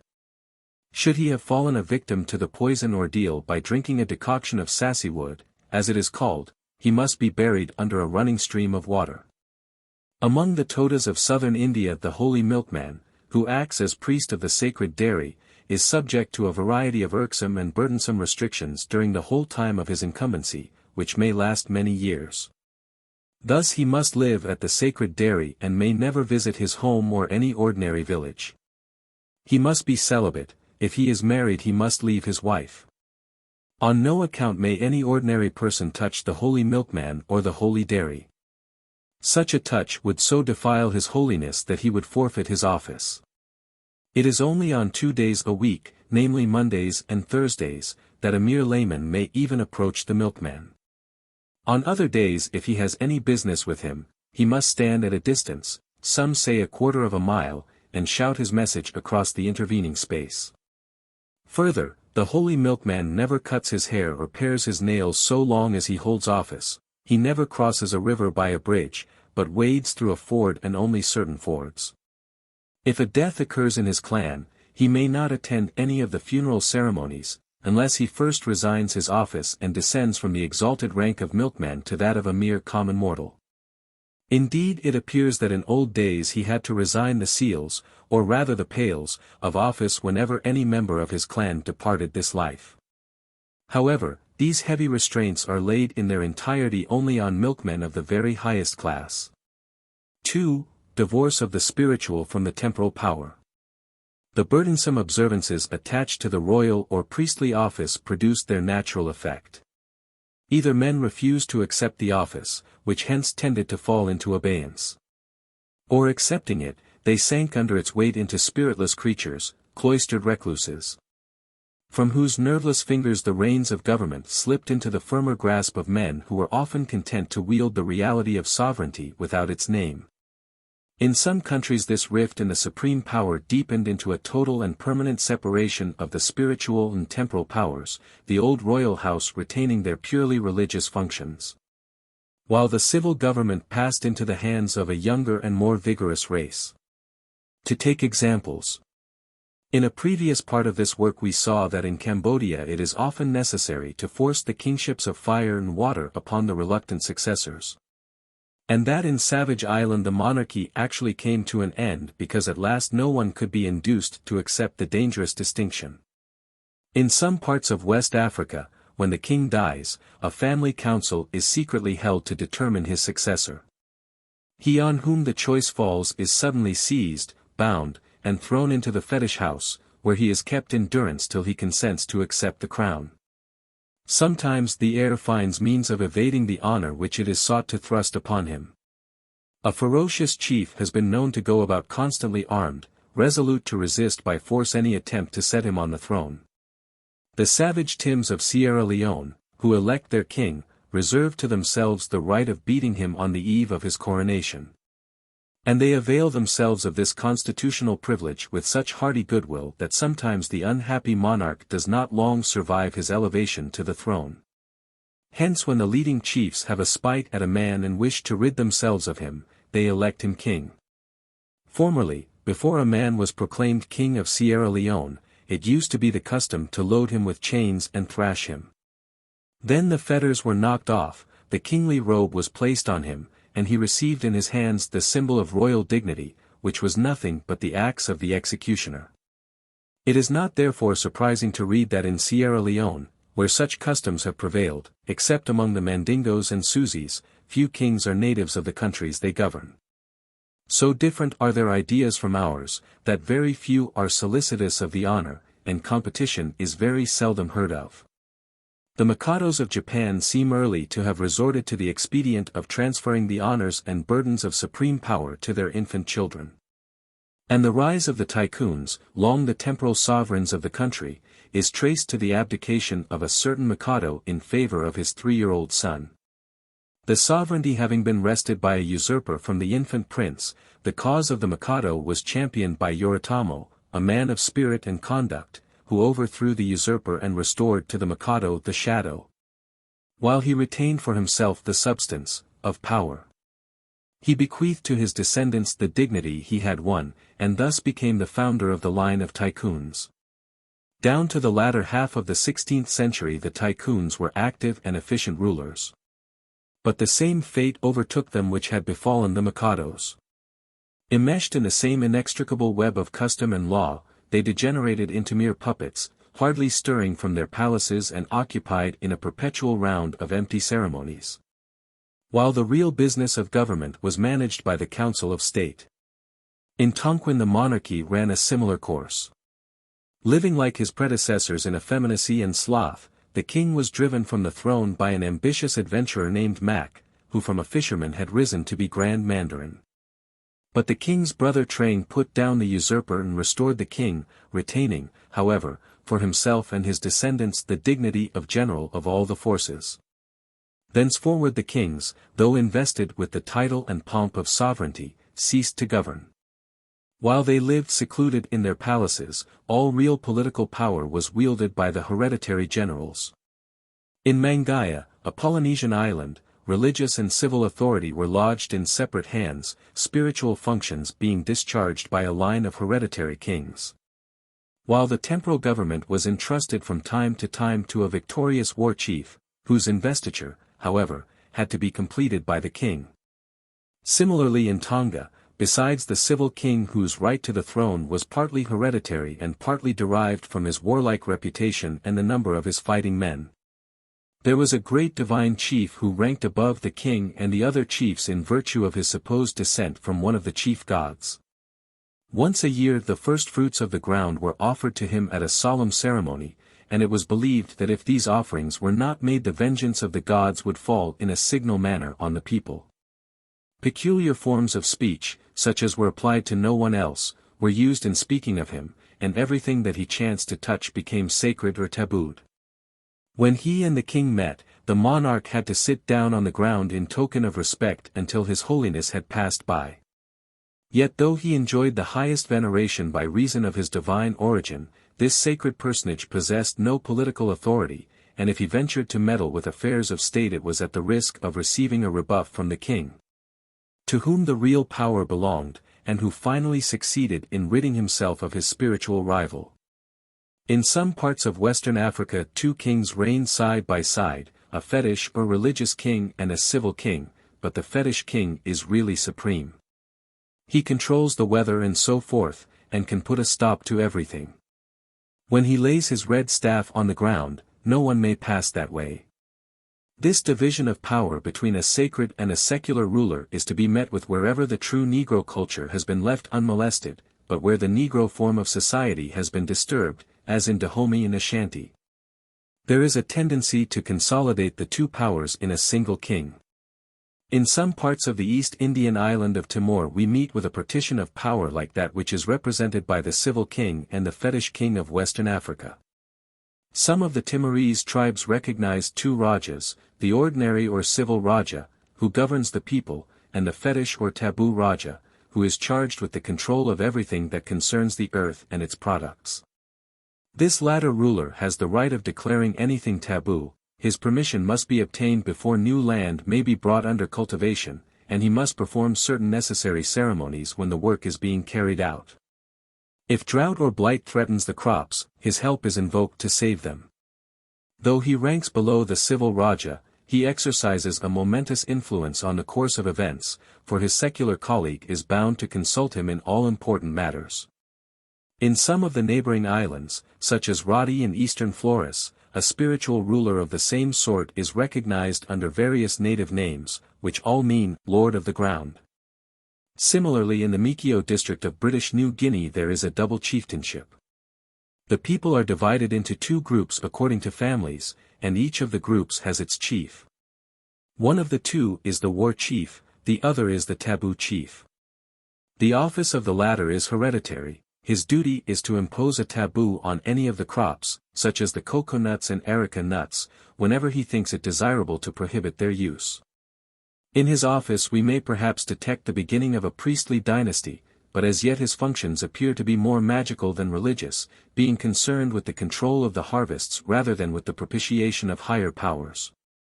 18. The Perils of the Soul. 1. The soul as a mannequin.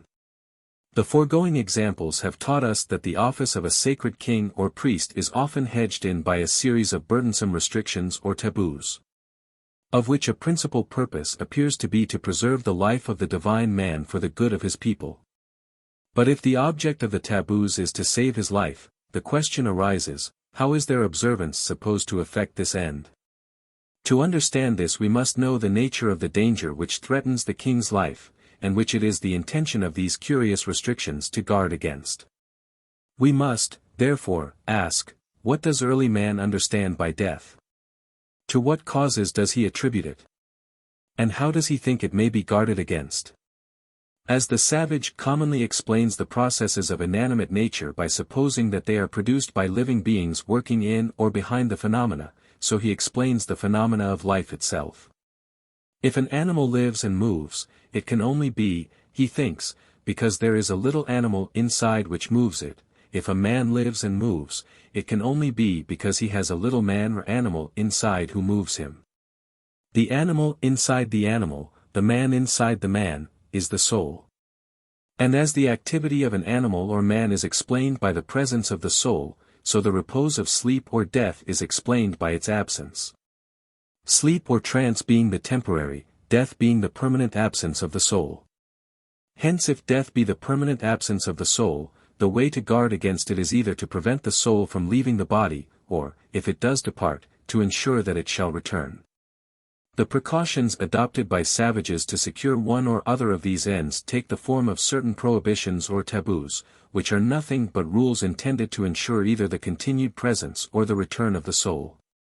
In short, they are life preservers or life guards.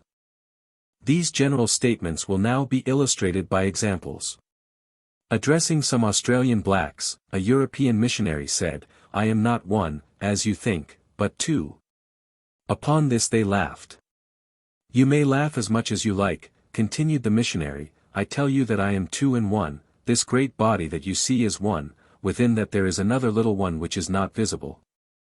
The great body dies, and is buried, but the little body flies away when the great one dies." To this some of the blacks replied, "Yes, yes. We also are two, we also have a little body within the breast." On being asked where the little body went after death, some said it went behind the bush, others said it went into the sea, and some said they did not know. The Hurons thought that the soul had a head and body, arms and legs. In short, that it was a complete little model of the man himself. The Eskimo believe that the soul exhibits the same shape as the body it belongs to, but is of a more subtle and ethereal nature. According to the Nootkas, the soul has the shape of a tiny man, its seat is the crown of the head. So long as it stands erect, its owner is hale and hearty, but when from any cause it loses its upright position, he loses his senses. Among the Indian tribes of the lower Fraser River, man is held to have 4 souls, of which the principal one has the form of a mannequin, while the other 3 are shadows of it. The Malays conceive the human soul as a little man, mostly invisible and of the bigness of a thumb, who corresponds exactly in shape, proportion, and even in complexion to the man in whose body he resides. This mannequin is of a thin, unsubstantial nature, though not so impalpable but that it may cause displacement on entering a physical object, and it can flit quickly from place to place. It is temporarily absent from the body in sleep, trance, and disease, and permanently absent after death.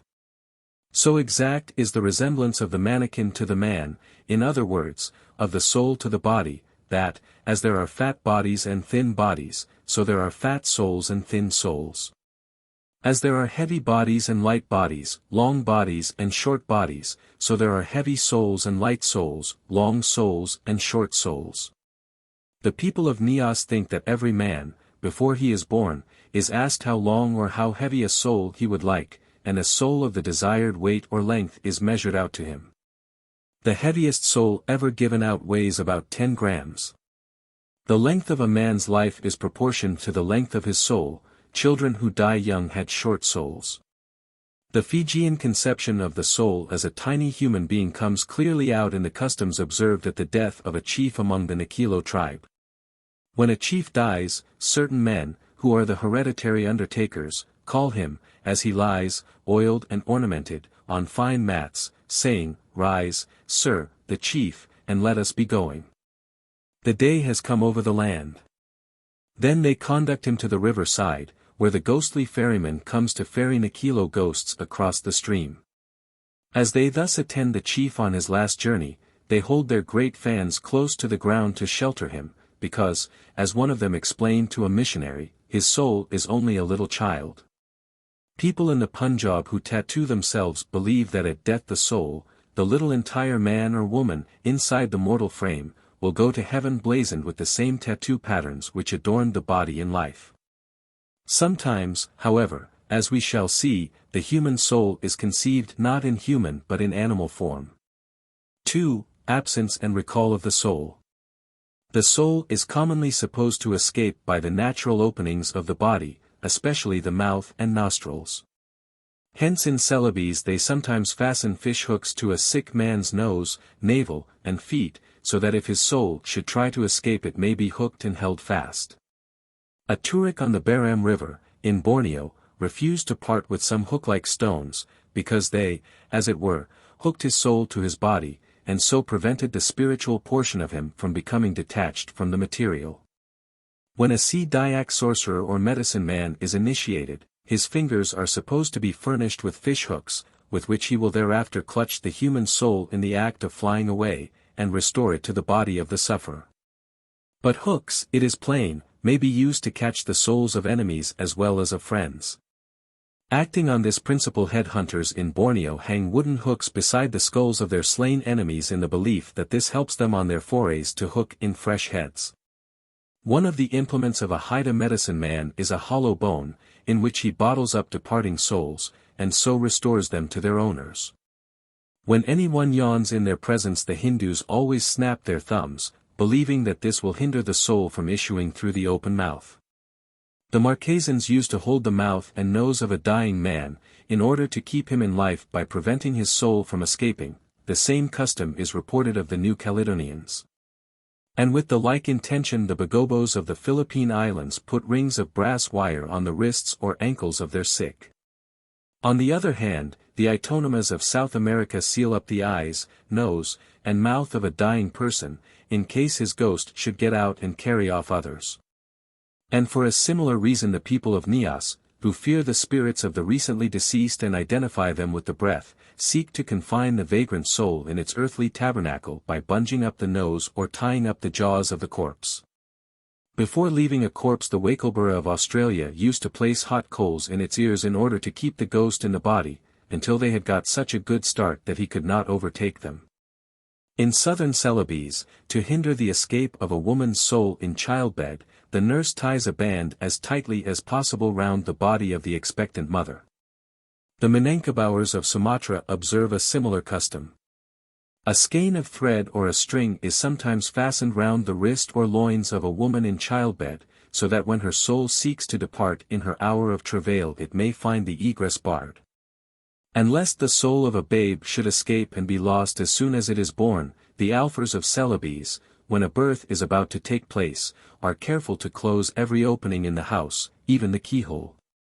And they stop up every chink and cranny in the walls. Also they tie up the mouths of all animals inside and outside the house, for fear one of them might swallow the child's soul. For a similar reason all persons present in the house, even the mother herself, are obliged to keep their mouths shut the whole time the birth is taking place.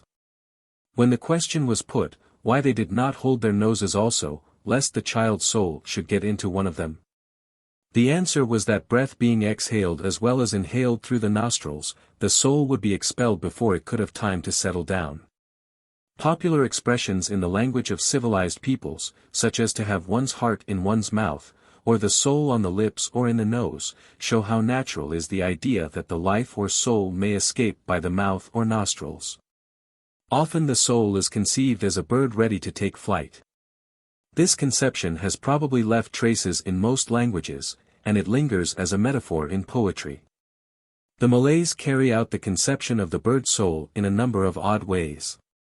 If the soul is a bird on the wing, it may be attracted by rice, and so either prevented from flying away or lured back again from its perilous flight. Thus in Java, when a child is placed on the ground for the first time, a moment which uncultured people seem to regard as especially dangerous, it is put in a hen coop and the mother makes a clucking sound, as if she were calling hens.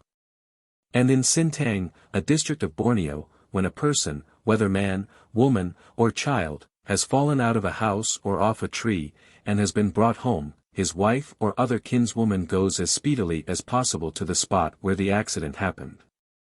And there strews rice, which has been colored yellow, while she utters the words, cluck, cluck, soul. So-and-so is in his house again. Cluck, cluck, soul. Then she gathers up the rice in a basket, carries it to the sufferer, and drops the grains from her hand on his head, saying again, cluck, cluck, soul. Here the intention clearly is to decoy back the loitering bird soul and replace it in the head of its owner. The soul of a sleeper is supposed to wander away from his body and actually to visit the places, to see the persons, and to perform the acts of which he dreams. For example, when an Indian of Brazil or Guyana wakes up from a sound sleep, he is firmly convinced that his soul has really been away hunting, fishing, felling trees, or whatever else he has dreamed of doing, while all the time his body has been lying motionless in his hammock. A whole Bororo village has been thrown into a panic and nearly deserted because somebody had dreamed that he saw enemies stealthily approaching it. A Makusi Indian in weak health, who dreamed that his employer had made him haul the canoe up a series of difficult cataracts, bitterly reproached his master next morning for his want of consideration in thus making a poor invalid go out and toil during the night. The Indians of the Gran Chaco are often heard to relate the most incredible stories as things which they have themselves seen and heard, hence strangers who do not know them intimately say in their haste that these Indians are liars. In point of fact, the Indians are firmly convinced of the truth of what they relate, for these wonderful adventures are simply their dreams, which they do not distinguish from waking realities. Now the absence of the soul in sleep has its dangers, for if from any cause the soul should be permanently detained away from the body, the person thus deprived of the vital principle must die. There is a German belief that the soul escapes from a sleeper's mouth in the form of a white mouse or a little bird, and that to prevent the return of the bird or animal would be fatal to the sleeper. Hence in Transylvania they say that you should not let a child sleep with its mouth open, or its soul will slip out in the shape of a mouse, and the child will never wake. Many causes may detain the sleeper's soul. Thus, his soul may meet the soul of another sleeper and the two souls may fight. If a Guinea Negro wakens with sore bones in the morning, he thinks that his soul has been thrashed by another soul in sleep. Or it may meet the soul of a person just deceased and be carried off by it. Hence in the Aru Islands the inmates of a house will not sleep the night after a death has taken place in it, because the soul of the deceased is supposed to be still in the house and they fear to meet it in a dream. Again, the soul of the sleeper may be prevented by an accident or by physical force from returning to his body. When a Dayak dreams of falling into the water, he supposes that this accident has really befallen his spirit, and he sends for a wizard, who fishes for the spirit with a hand net in a basin of water till he catches it and restores it to its owner. The Santals tell how a man fell asleep, and growing very thirsty, his soul, in the form of a lizard, left his body and entered a pitcher of water to drink. Just then the owner of the pitcher happened to cover it. So the soul could not return to the body and the man died. While his friends were preparing to burn the body, someone uncovered the pitcher to get water. The lizard thus escaped and returned to the body, which immediately revived. So the man rose up and asked his friends why they were weeping. They told him they thought he was dead and were about to burn his body. He said he had been down a well to get water, but had found it hard to get out and had just returned. So they saw it all. It is a common rule with primitive people not to waken a sleeper, because his soul is away and might not have time to get back, so if the man wakened without his soul, he would fall sick. If it is absolutely necessary to rouse a sleeper, it must be done very gradually, to allow the soul time to return. A Fijian in Matuku, suddenly wakened from a nap by somebody treading on his foot, has been heard bawling after his soul and imploring it to return. He had just been dreaming that he was far away in Tonga, and great was his alarm on suddenly wakening to find his body in Matuku. Death stared him in the face unless his soul could be induced to speed at once across the sea and reanimate its deserted tenement. The man would probably have died of fright if a missionary had not been at hand to allay his terror.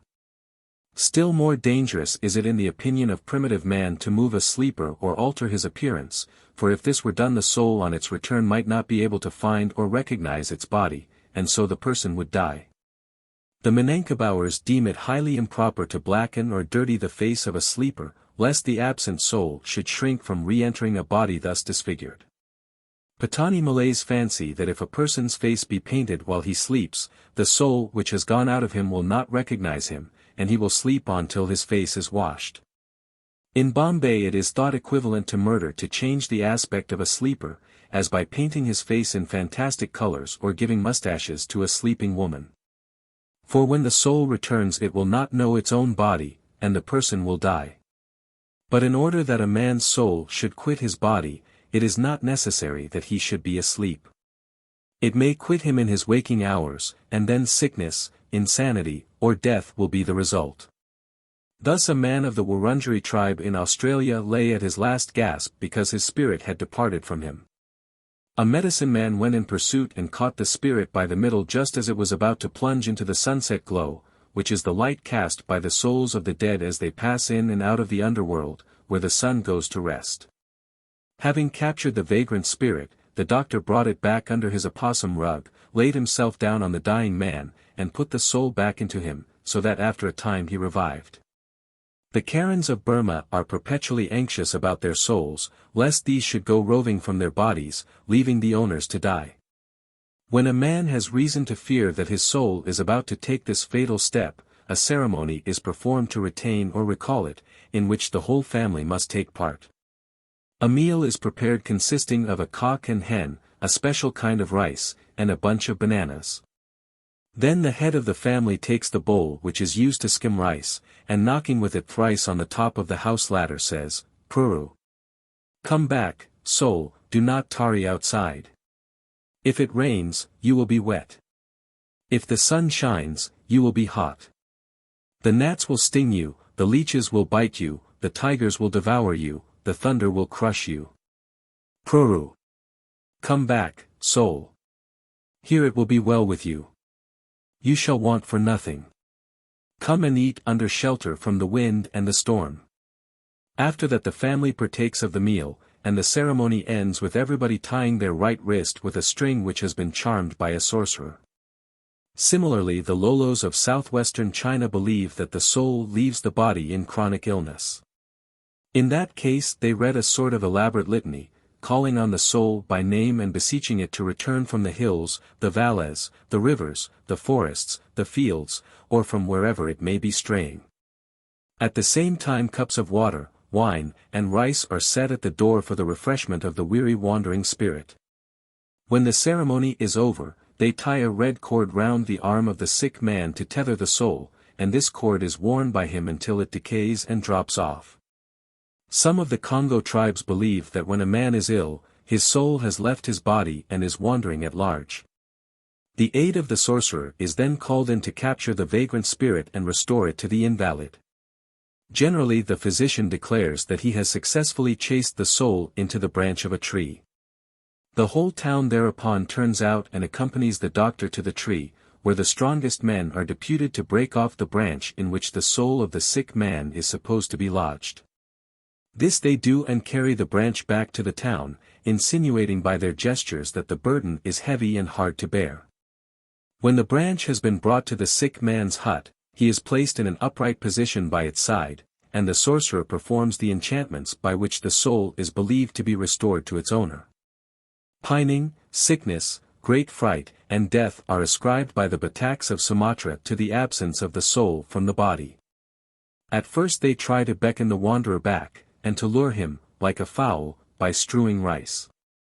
Then the following form of words is commonly repeated: "Come back, O soul, whether thou art lingering in the wood, or on the hills, or in the dale.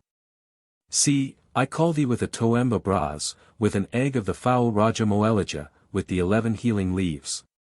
Detain it not, let it come straight here, detain it not, neither in the wood, nor on the hill, nor in the dale. That may not be. Oh, come straight home." Once when a popular traveler was leaving a Kayan village, the mothers, fearing that their children's souls might follow him on his journey, brought him the boards on which they carry their infants and begged him to pray that the souls of the little ones would return to the familiar boards and not go away with him into the far country.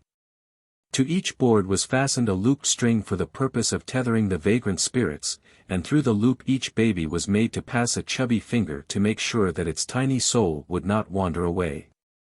In an Indian story, a king conveys his soul into the dead body of a Brahmin, and a hunchback conveys his soul into the deserted body of the king. The hunchback is now king and the king is a Brahmin.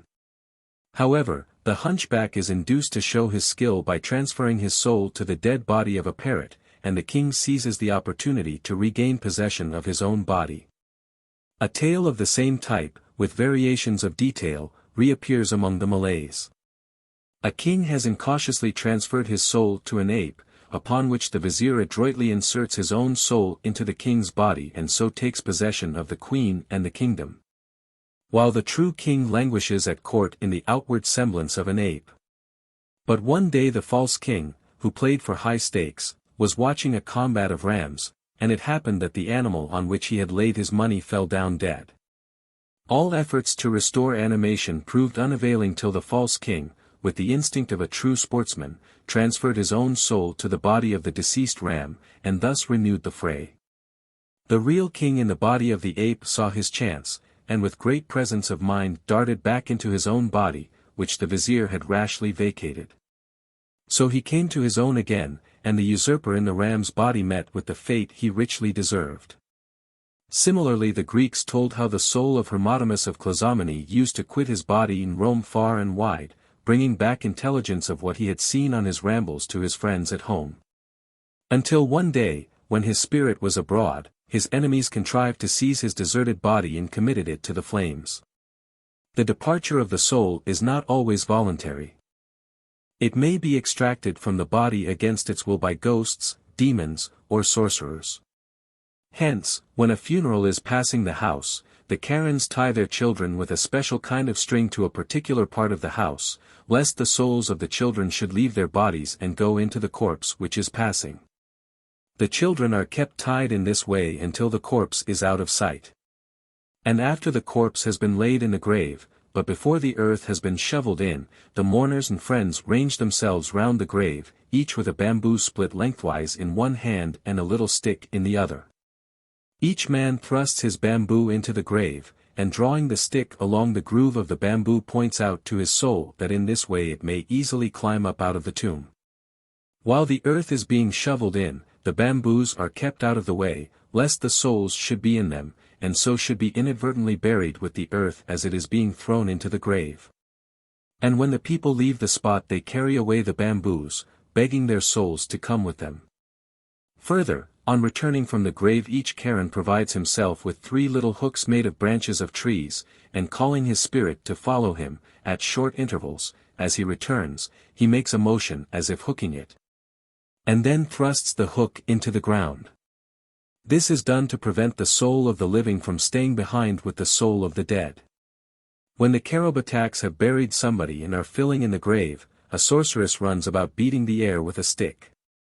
This she does in order to drive away the souls of the survivors, for if one of these souls happened to slip into the grave and to be covered up with earth, its owner would die. In UEA, one of the Loyalty Islands, the souls of the dead seem to have been credited with the power of stealing the souls of the living. For when a man was sick the soul doctor would go with a large troop of men and women to the graveyard. Here the men played on flutes and the women whistled softly to lure the soul home. After this had gone on for some time they formed in procession and moved homewards, the flutes playing and the women whistling all the way, while they led back the wandering soul and drove it gently along with open palms. On entering the patient's dwelling they commanded the soul in a loud voice to enter his body. Often the abduction of a man's soul is set down to demons. Thus fits and convulsions are generally ascribed by the Chinese to the agency of certain mischievous spirits who love to draw men's souls out of their bodies. At Amoy the spirits who serve babies and children in this way rejoice in the high-sounding titles of celestial agencies bestriding galloping horses and literary graduates residing halfway up in the sky. When an infant is writhing in convulsions, the frightened mother hastens to the roof of the house, and, waving about a bamboo pole to which one of the child's garments is attached, cries out several times, "My child so-and-so, come back. Return home." Meantime, another inmate of the house bangs away at a gong in the hope of attracting the attention of the strayed soul, which is supposed to recognize the familiar garment and to slip into it. The garment containing the soul is then placed on or beside the child, and if the child does not die, recovery is sure to follow, sooner or later. Similarly, some Indians catch a man's lost soul in his boots and restore it to his body by putting his feet into them. In the Moluccas, when a man is unwell, it is thought that some devil has carried away his soul to the tree, mountain, or hill where he, the devil, resides. A sorcerer having pointed out the devil's abode, the friends of the patient carry thither cooked rice, fruit, fish, raw eggs, a hen, a chicken, a silken robe, gold, armlets, and so forth. Having set out the food in order, they pray, saying, "We come to offer to you, O devil, this offering of food, clothes, gold, and so on. Take it and release the soul of the patient for whom we pray. Let it return to his body, and he who now is sick shall be made whole." Then they eat a little and let the hen loose as a ransom for the soul of the patient, also they put down the raw eggs. But the silken robe, the gold, and the armlets they take home with them.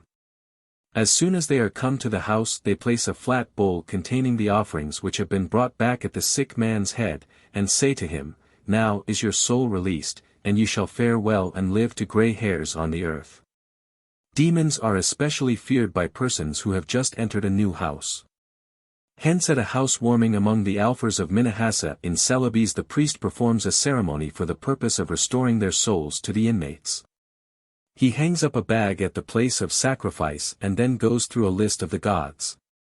There are so many of them that this takes him the whole night through without stopping. In the morning he offers the gods an egg and some rice. By this time the souls of the household are supposed to be gathered in the bag. So the priest takes the bag, and holding it on the head of the master of the house, says, "Here you have your soul, go, soul, tomorrow away again." He then does the same, saying the same words, to the housewife and all the other members of the family. Amongst the same Alfers, one way of recovering a sick man's soul is to let down a bowl by a belt out of a window and fish for the soul till it is caught in the bowl and hauled up.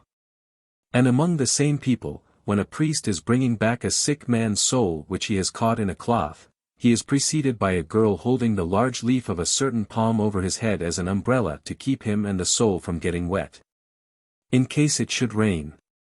And he is followed by a man brandishing a sword to deter other souls from any attempt at rescuing the captured spirit. Sometimes the lost soul is brought back in a visible shape. The Salish or Flathead Indians of Oregon believe that a man's soul may be separated for a time from his body without causing death and without the man being aware of his loss. It is necessary, however, that the lost soul should be soon found and restored to its owner or he will die. The name of the man who has lost his soul is revealed in a dream to the medicine man, who hastens to inform the sufferer of his loss.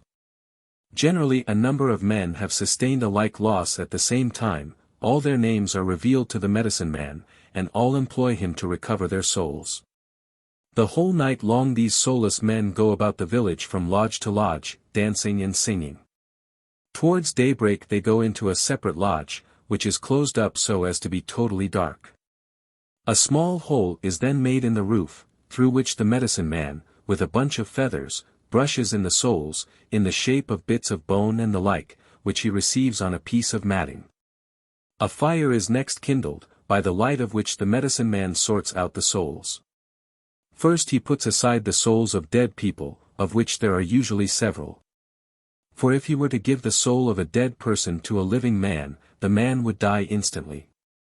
Next he picks out the souls of all the persons present, and making them all to sit down before him, he takes the soul of each, in the shape of a splinter of bone, wood, or shell, and placing it on the owner's head, pats it with many prayers and contortions till it descends into the heart and so resumes its proper place.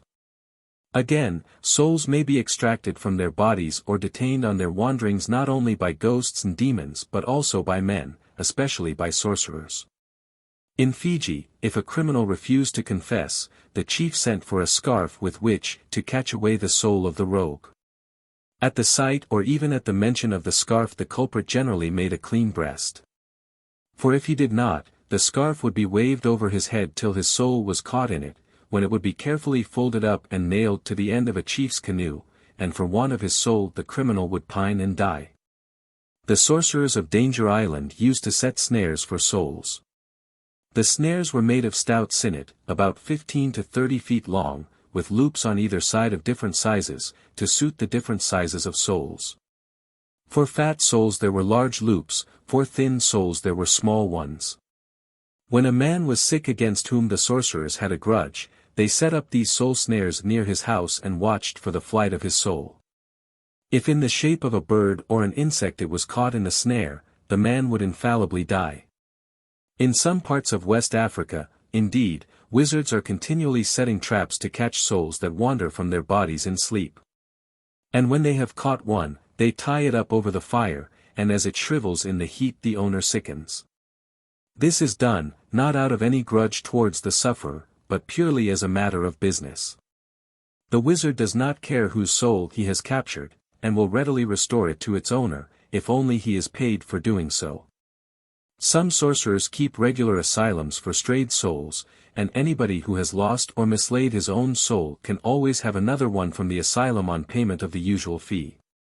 No blame whatever attaches to men who keep these private asylums or set traps for passing souls. It is their profession, and in the exercise of it they are actuated by no harsh or unkindly feelings.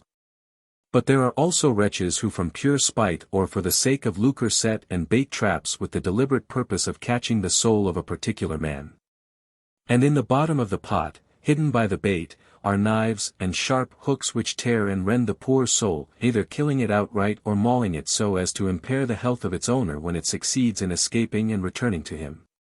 Miss Kingsley knew a crewman who became very anxious about his soul, because for several nights he had smelt in his dreams the savory smell of smoked crawfish seasoned with red pepper. Clearly some ill-wisher had set a trap baited with this dainty for his dream soul, intending to do him grievous bodily, or rather spiritual, harm, and for the next few nights great pains were taken to keep his soul from straying abroad in his sleep. In the sweltering heat of the tropical night he lay sweating and snorting under a blanket, his nose and mouth tied up with a handkerchief to prevent the escape of his precious soul. In Hawaii there were sorcerers who caught souls of living people, shut them up in calabashes, and gave them to people to eat. By squeezing a captured soul in their hands they discovered the place where people had been secretly buried. Nowhere perhaps is the art of abducting human souls more carefully cultivated or carried to higher perfection than in the Malay Peninsula. Here the methods by which the wizard works his will are various, and so too are his motives. Sometimes he desires to destroy an enemy, sometimes to win the love of a cold or bashful beauty. Thus, to take an instance of the latter sort of charm, the following are the directions given for securing the soul of one whom you wish to render distraught. When the moon, just risen, looks red above the eastern horizon, go out, and standing in the moonlight, with the big toe of your right foot on the big toe of your left. Make a speaking trumpet of your right hand and recite through it the following words. Om.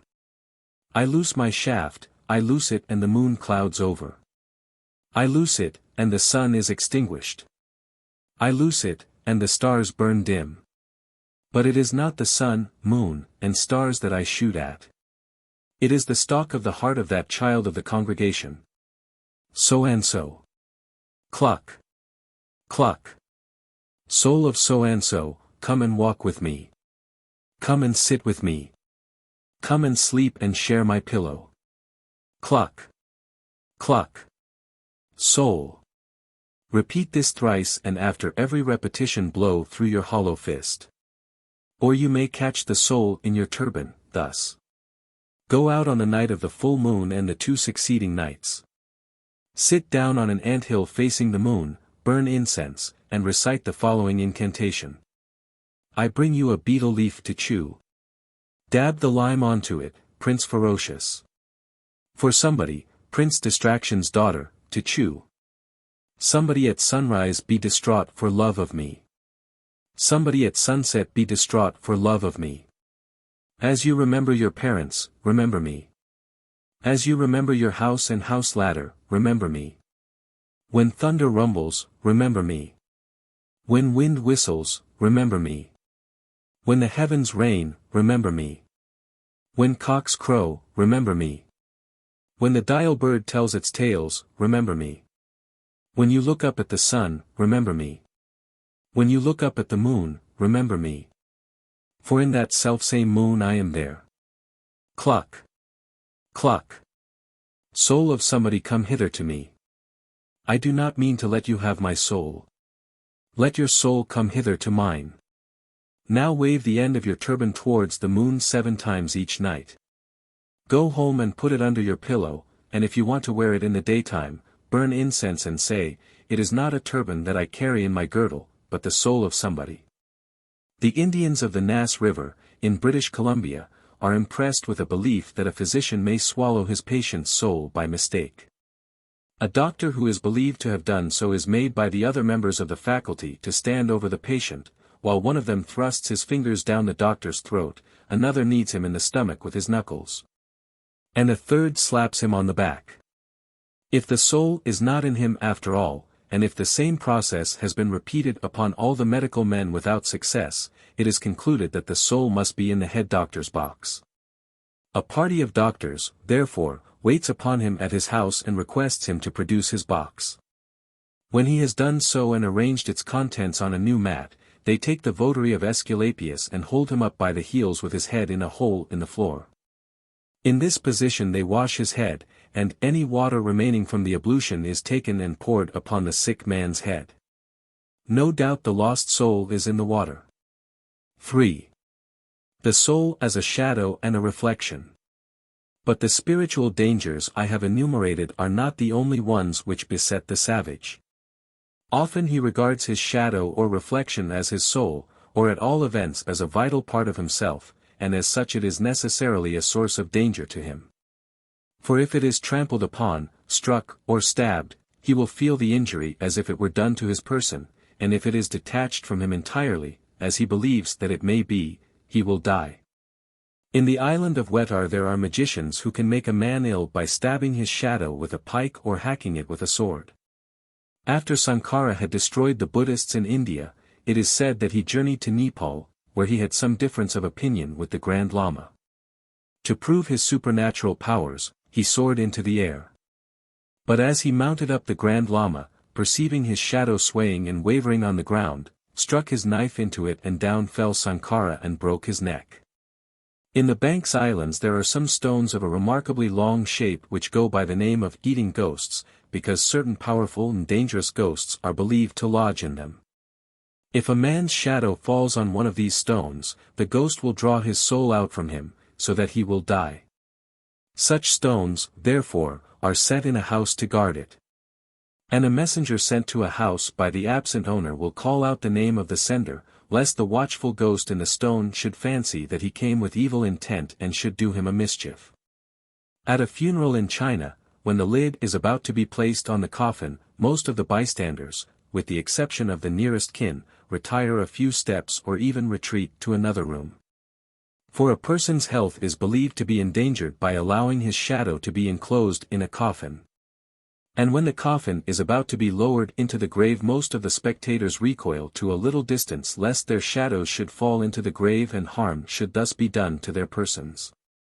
The geomancer and his assistants stand on the side of the grave which is turned away from the sun, and the grave diggers and coffin bearers attach their shadows firmly to their persons by tying a strip of cloth tightly round their waists.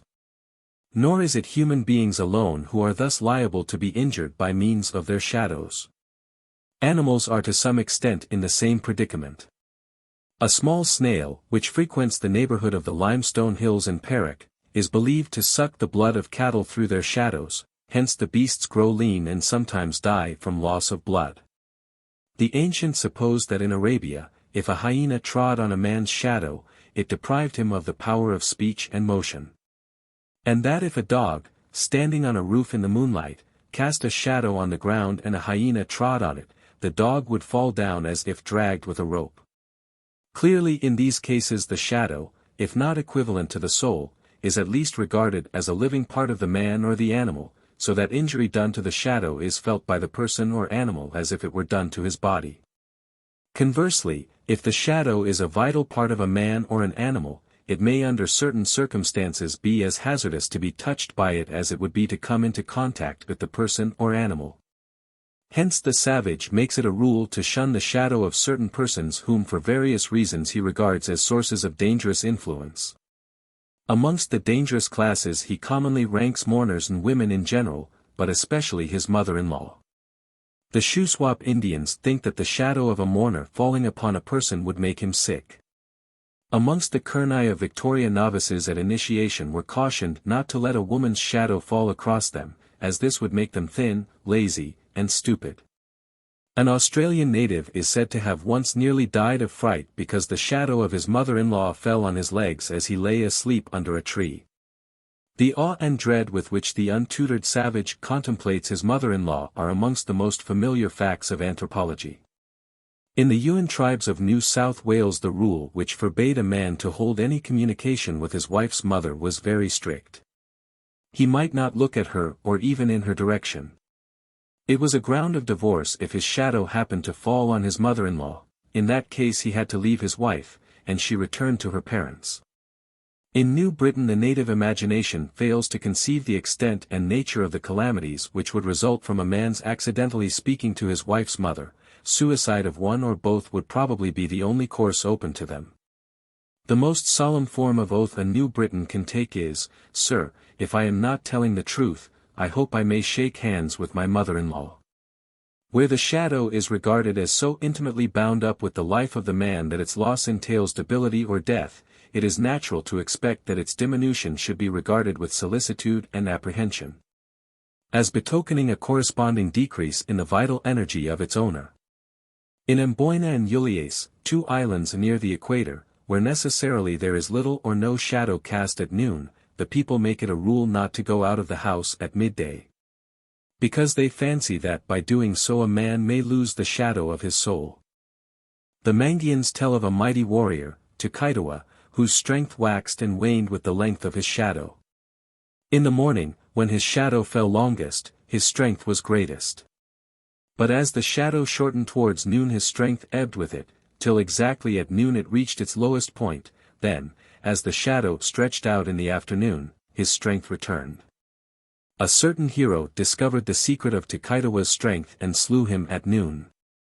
The savage Besisis of the Malay Peninsula fear to bury their dead at noon, because they fancy that the shortness of their shadows at that hour would sympathetically shorten their own lives. Nowhere, perhaps, does the equivalence of the shadow to the life or soul come out more clearly than in some customs practiced to this day in southeastern Europe. In modern Greece, when the foundation of a new building is being laid, it is the custom to kill a cock, a ram, or a lamb, and to let its blood flow on the foundation stone, under which the animal is afterwards buried. The object of the sacrifice is to give strength and stability to the building. But sometimes, instead of killing an animal, the builder entices a man to the foundation stone, secretly measures his body, or a part of it, or his shadow, and buries the measure under the foundation stone.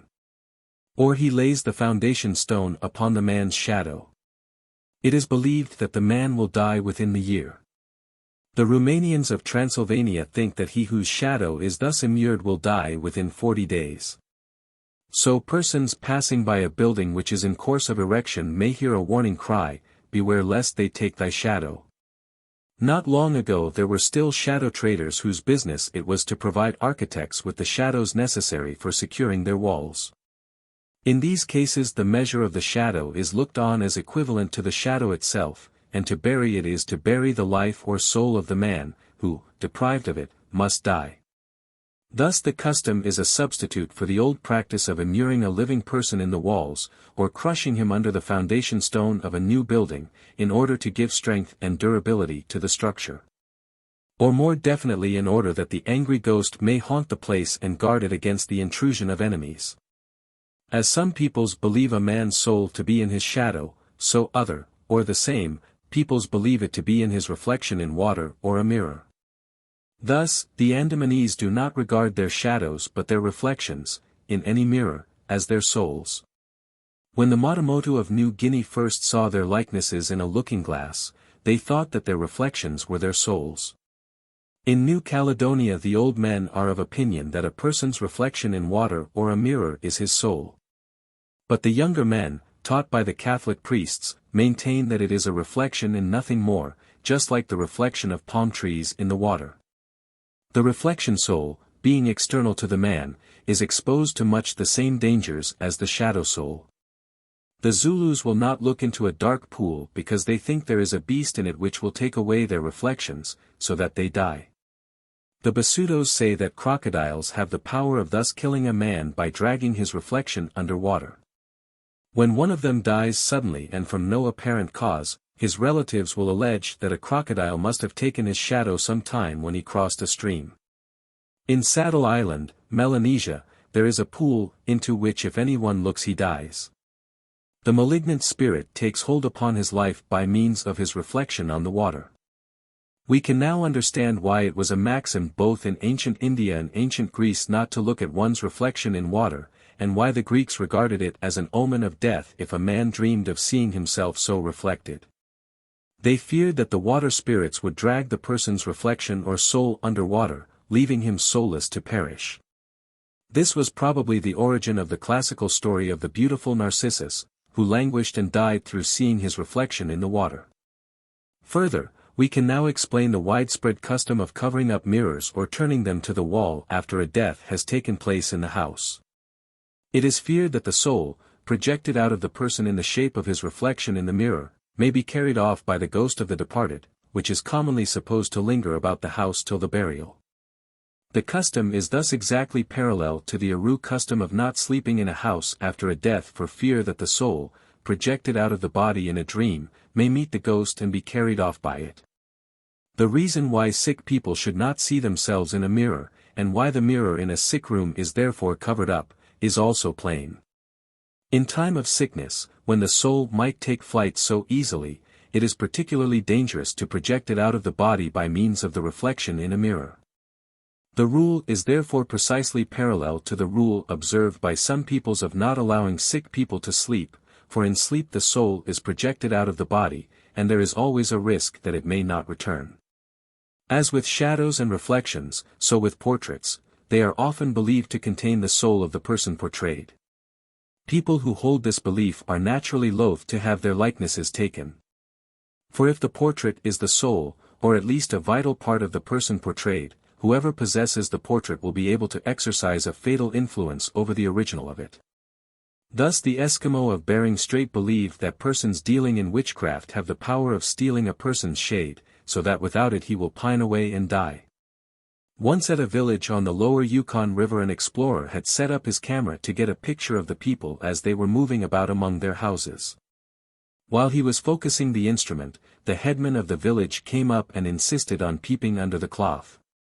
Being allowed to do so, he gazed intently for a minute at the moving figures on the ground glass, then suddenly withdrew his head and bawled at the top of his voice to the people, "He has all of your shades in this box." A panic ensued among the group, and in an instant they disappeared helter-skelter into their houses. The Tepuanes of Mexico stood in mortal terror of the camera, and 5 days' persuasion was necessary to induce them to pose for it. When at last they consented, they looked like criminals about to be executed. They believed that by photographing people the artist could carry off their souls and devour them at his leisure moments. They said that, when the pictures reached his country, they would die or some other evil would befall them. When Dr. Cadet and some companions were exploring the Bara country on the west coast of Madagascar, the people suddenly became hostile. The day before the travelers, not without difficulty, had photographed the royal family, and now found themselves accused of taking the souls of the natives for the purpose of selling them when they returned to France. Denial was vain. In compliance with the custom of the country they were obliged to catch the souls, which were then put into a basket and ordered by Dr. Cadet to return to their respective owners. Some villagers in Sikkim betrayed a lively horror and hid away whenever the lens of a camera, or the evil eye of the box, as they called it, was turned on them. They thought it took away their souls with their pictures, and so put it in the power of the owner of the pictures to cast spells on them, and they alleged that a photograph of the scenery blighted the landscape. Until the reign of the late king of Siam, no Siamese coins were ever stamped with the image of the king, for at that time there was a strong prejudice against the making of portraits in any medium. Europeans who travel into the jungle have, even at the present time, only to point a camera at a crowd to procure its instant dispersion. When a copy of the face of a person is made and taken away from him, a portion of his life goes with the picture. Unless the sovereign had been blessed with the years of a Methuselah, he could scarcely have permitted his life to be distributed in small pieces together with the coins of the realm. Beliefs of the same sort still linger in various parts of Europe. Not very many years ago some old women in the Greek island of Carpathus were very angry at having their likenesses drawn, thinking that in consequence they would pine and die. There are persons in the west of Scotland, who refuse to have their likenesses taken lest it prove unlucky, and give as instances the cases of several of their friends who never had a day's health after being photographed. 19. Tabooed Acts. 1. Taboos on intercourse with strangers. So much for the primitive conceptions of the soul and the dangers to which it is exposed. These conceptions are not limited to one people or country. With variations of detail they are found all over the world, and survive, as we have seen, in modern Europe. Beliefs so deep-seated and so widespread must necessarily have contributed to shape the mold in which the early kingship was cast. For if every person was at such pains to save his own soul from the perils which threatened it on so many sides, how much more carefully must he have been guarded upon whose life hung the welfare and even the existence of the whole people? And whom therefore it was the common interest of all to preserve?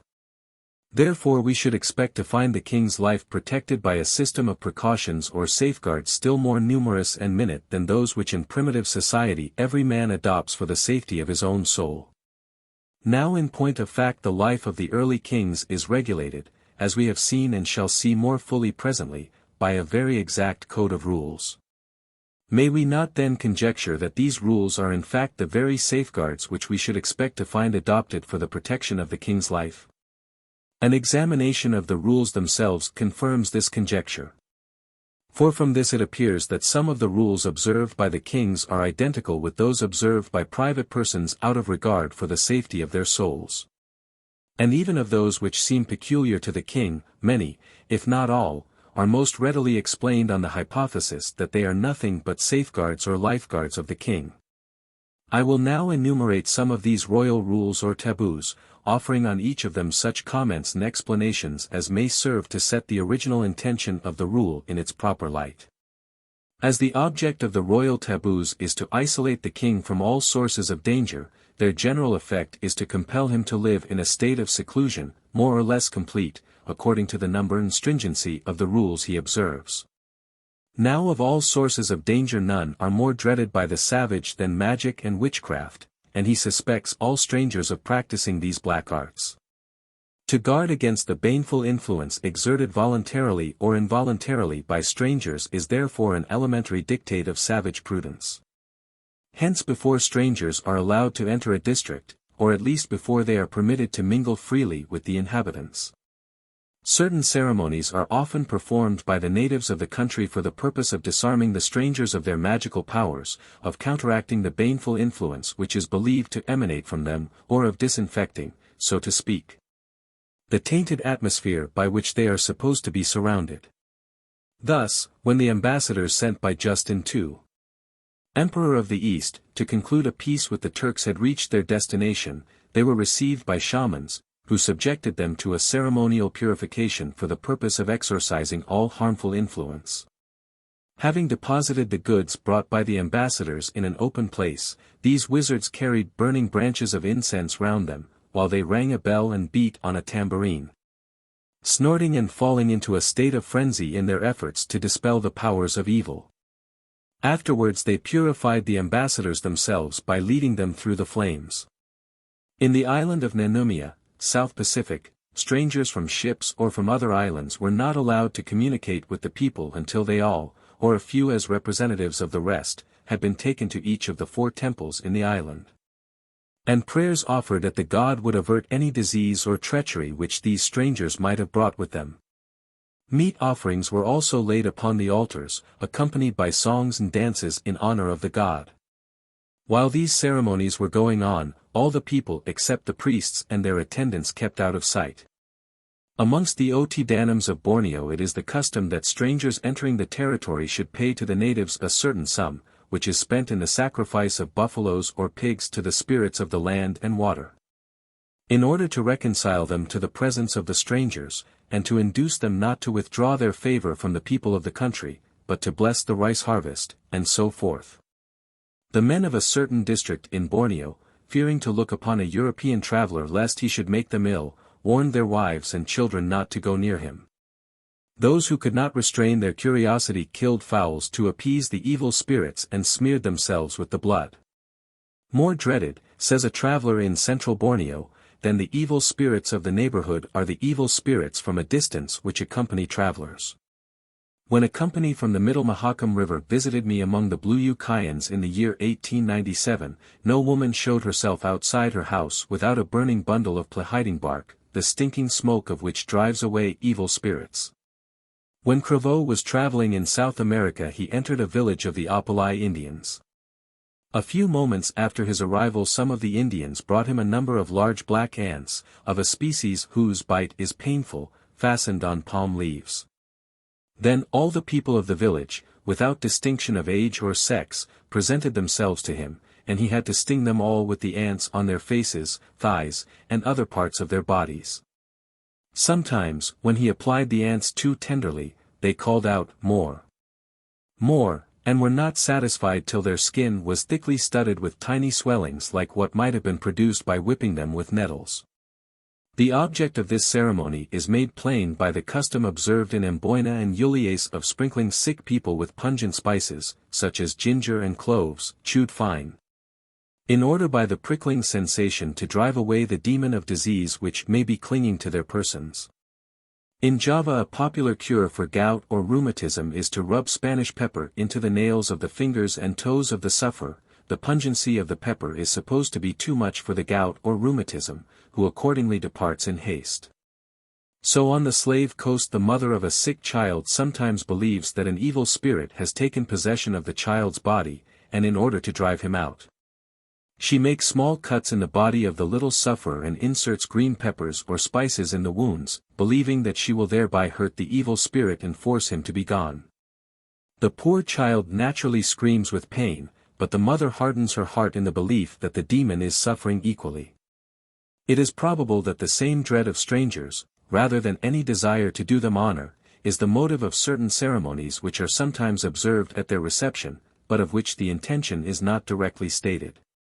In the Ontong Java Islands, which are inhabited by Polynesians, the priests or sorcerers seem to wield great influence. Their main business is to summon or exorcise spirits for the purpose of averting or dispelling sickness, and of procuring favorable winds, a good catch of fish, and so on. When strangers land on the islands, they are first of all received by the sorcerers, sprinkled with water, anointed with oil, and girt with dried pandanus leaves. At the same time sand and water are freely thrown about in all directions, and the newcomer and his boat are wiped with green leaves. After this ceremony the strangers are introduced by the sorcerers to the chief. In Afghanistan and in some parts of Persia the traveler, before he enters a village, is frequently received with a sacrifice of animal life or food, or of fire and incense. The Afghan boundary mission, in passing by villages in Afghanistan, was often met with fire and incense. Sometimes a tray of lighted embers is thrown under the hoofs of the traveler's horse, with the words, "You are welcome." On entering a village in Central Africa Emin Pasha was received with the sacrifice of 2 goats, their blood was sprinkled on the path and the chief stepped over the blood to greet Emin. Sometimes the dread of strangers and their magic is too great to allow of their reception on any terms. Thus when Speke arrived at a certain village, the natives shut their doors against him, because they had never before seen a white man nor the tin boxes that the men were carrying. "Who knows," they said, "but that these very boxes are the plundering Wat Yuta transformed and come to kill us? You cannot be admitted." No persuasion could avail with them, and the party had to proceed to the next village. The fear thus entertained of alien visitors is often mutual. Entering a strange land, the savage feels that he is treading enchanted ground, and he takes steps to guard against the demons that haunt it and the magical arts of its inhabitants. Thus, on going to a strange land, the Maoris performed certain ceremonies to make it common, lest it might have been previously sacred. When Baron Maclucho Maclay was approaching a village on the Maclay coast of New Guinea, one of the natives who accompanied him broke a branch from a tree and going aside whispered to it for a while. Then stepping up to each member of the party, one after another, he spat something upon his back and gave him some blows with the branch. Lastly, he went into the forest and buried the branch under withered leaves in the thickest part of the jungle. This ceremony was believed to protect the party against all treachery and danger in the village they were approaching. The idea probably was that the malignant influences were drawn off from the persons into the branch and buried with it in the depths of the forest. In Australia, when a strange tribe has been invited into a district and is approaching the encampment of the tribe which owns the land, the strangers carry lighted bark or burning sticks in their hands, for the purpose, they say, of clearing and purifying the air. When the Tarajas are on a head-hunting expedition and have entered the enemy's country, they may not eat any fruits which the foe has planted nor any animal which he has reared until they have first committed an act of hostility, as by burning a house or killing a man. They think that if they broke this rule they would receive something of the soul or spiritual essence of the enemy into themselves, which would destroy the mystic virtue of their talismans. Again, it is believed that a man who has been on a journey may have contracted some magic evil from the strangers with whom he has associated.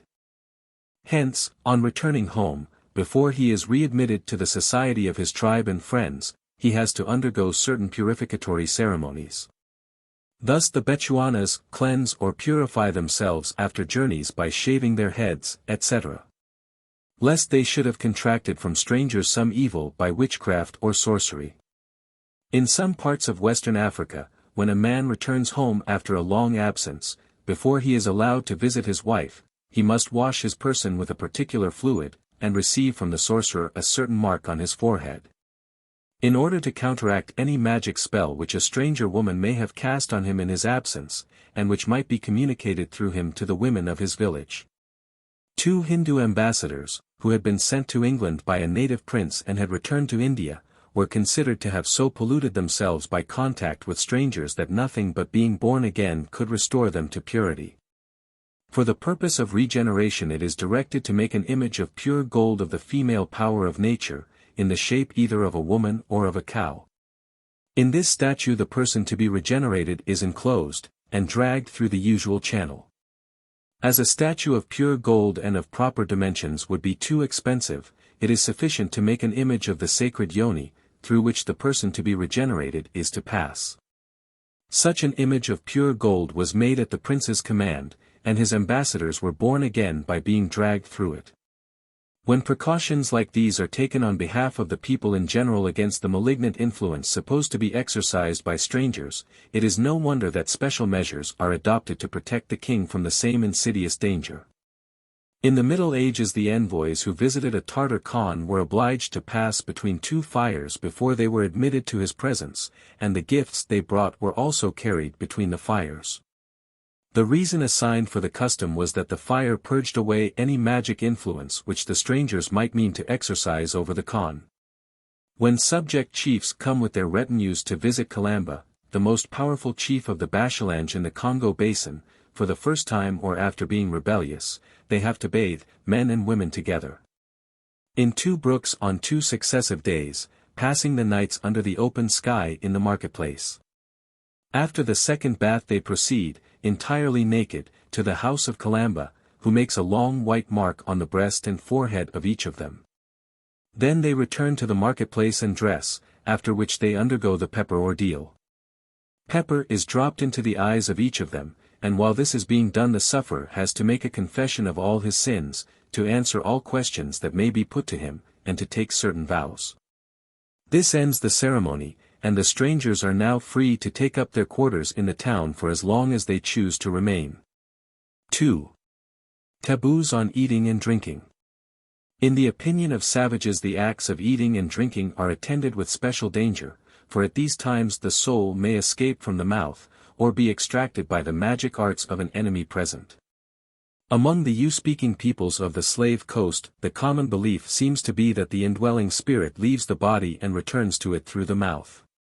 Hence, should it have gone out, it behoves a man to be careful about opening his mouth, lest a homeless spirit should take advantage of the opportunity and enter his body. This, it appears, is considered most likely to take place while the man is eating. Precautions are therefore adopted to guard against these dangers. Thus of the Bataks it is said that, since the soul can leave the body, they always take care to prevent their soul from straying on occasions when they have most need of it. But it is only possible to prevent the soul from straying when one is in the house. At feasts one may find the whole house shut up, in order that the soul may stay and enjoy the good things set before it. The Zafamanilo in Madagascar lock their doors when they eat, and hardly anyone ever sees them eating. The Warua will not allow anyone to see them eating and drinking, being doubly particular that no person of the opposite sex shall see them doing so. I had to pay a man to let me see him drink, I could not make a man let a woman see him drink. When offered a drink they often ask that a cloth may be held up to hide them whilst drinking. If these are the ordinary precautions taken by common people, the precautions taken by kings are extraordinary. The king of Longo may not be seen eating or drinking by man or beast under pain of death. A favorite dog having broken into the room where the king was dining, the king ordered it to be killed on the spot. Once the king's own son, a boy of 12 years old, inadvertently saw the king drink. Immediately the king ordered him to be finely apparelled and feasted, after which he commanded him to be cut in quarters, and carried about the city with a proclamation that he had seen the king drink. When the king has a mind to drink, he has a cup of wine brought. He that brings it has a bell in his hand, and as soon as he has delivered the cup to the king, he turns his face from him and rings the bell, on which all present fall down with their faces to the ground, and continues so till the king has drank.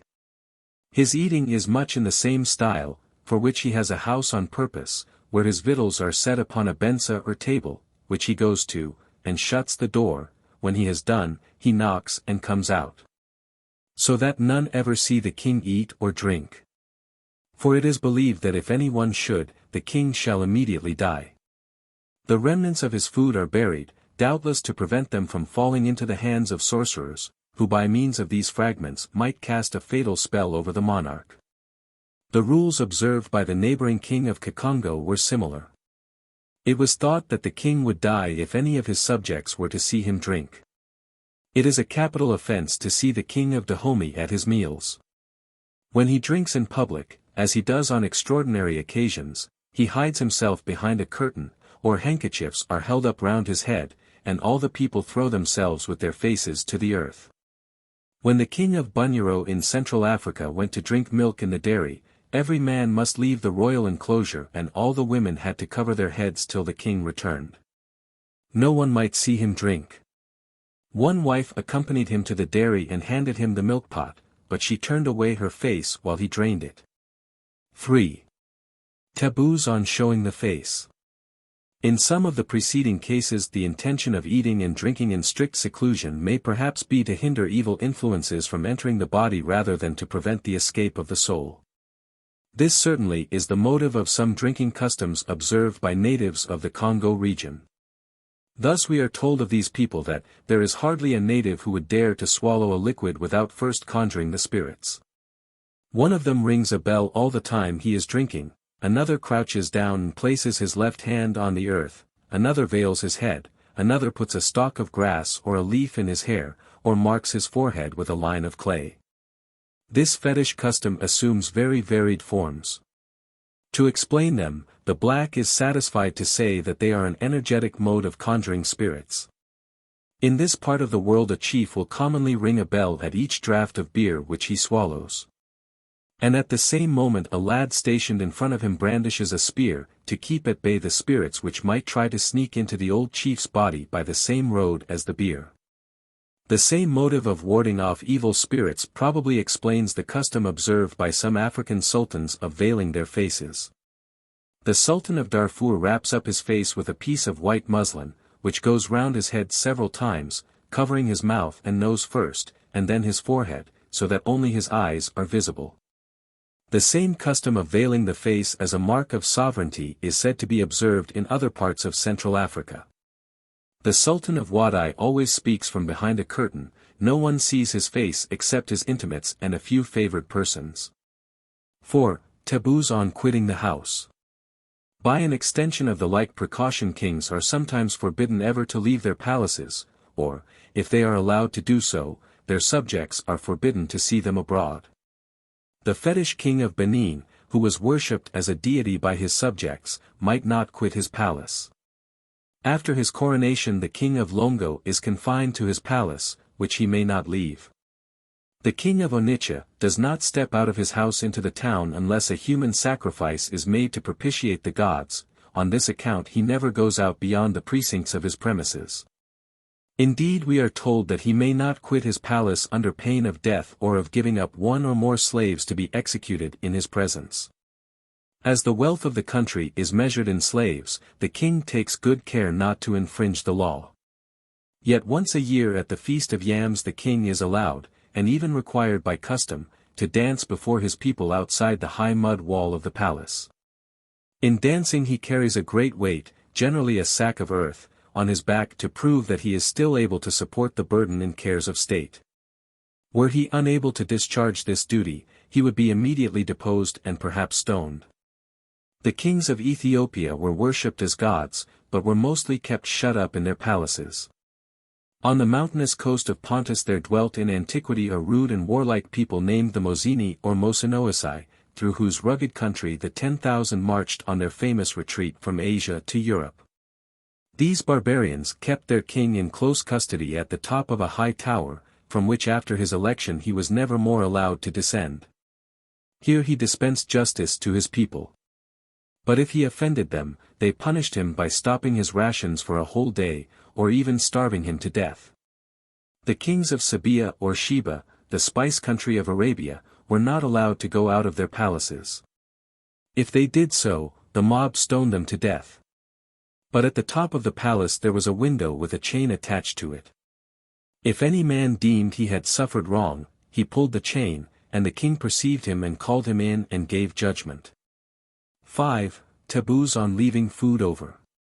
Again, magic mischief may be wrought upon a man through the remains of the food he has partaken of, or the dishes out of which he has eaten. On the principles of sympathetic magic a real connection continues to subsist between the food which a man has in his stomach and the refuse of it which he has left untouched, and hence by injuring the refuse you can simultaneously injure the eater. Among the Ngarrindjeri of South Australia every adult is constantly on the lookout for bones of beasts, birds, or fish, of which the flesh has been eaten by somebody, in order to construct a deadly charm out of them. Every one is therefore careful to burn the bones of the animals which he has eaten, lest they should fall into the hands of a sorcerer. Too often, however, the sorcerer succeeds in getting hold of such a bone, and when he does so he believes that he has the power of life and death over the man, woman, or child who ate the flesh of the animal.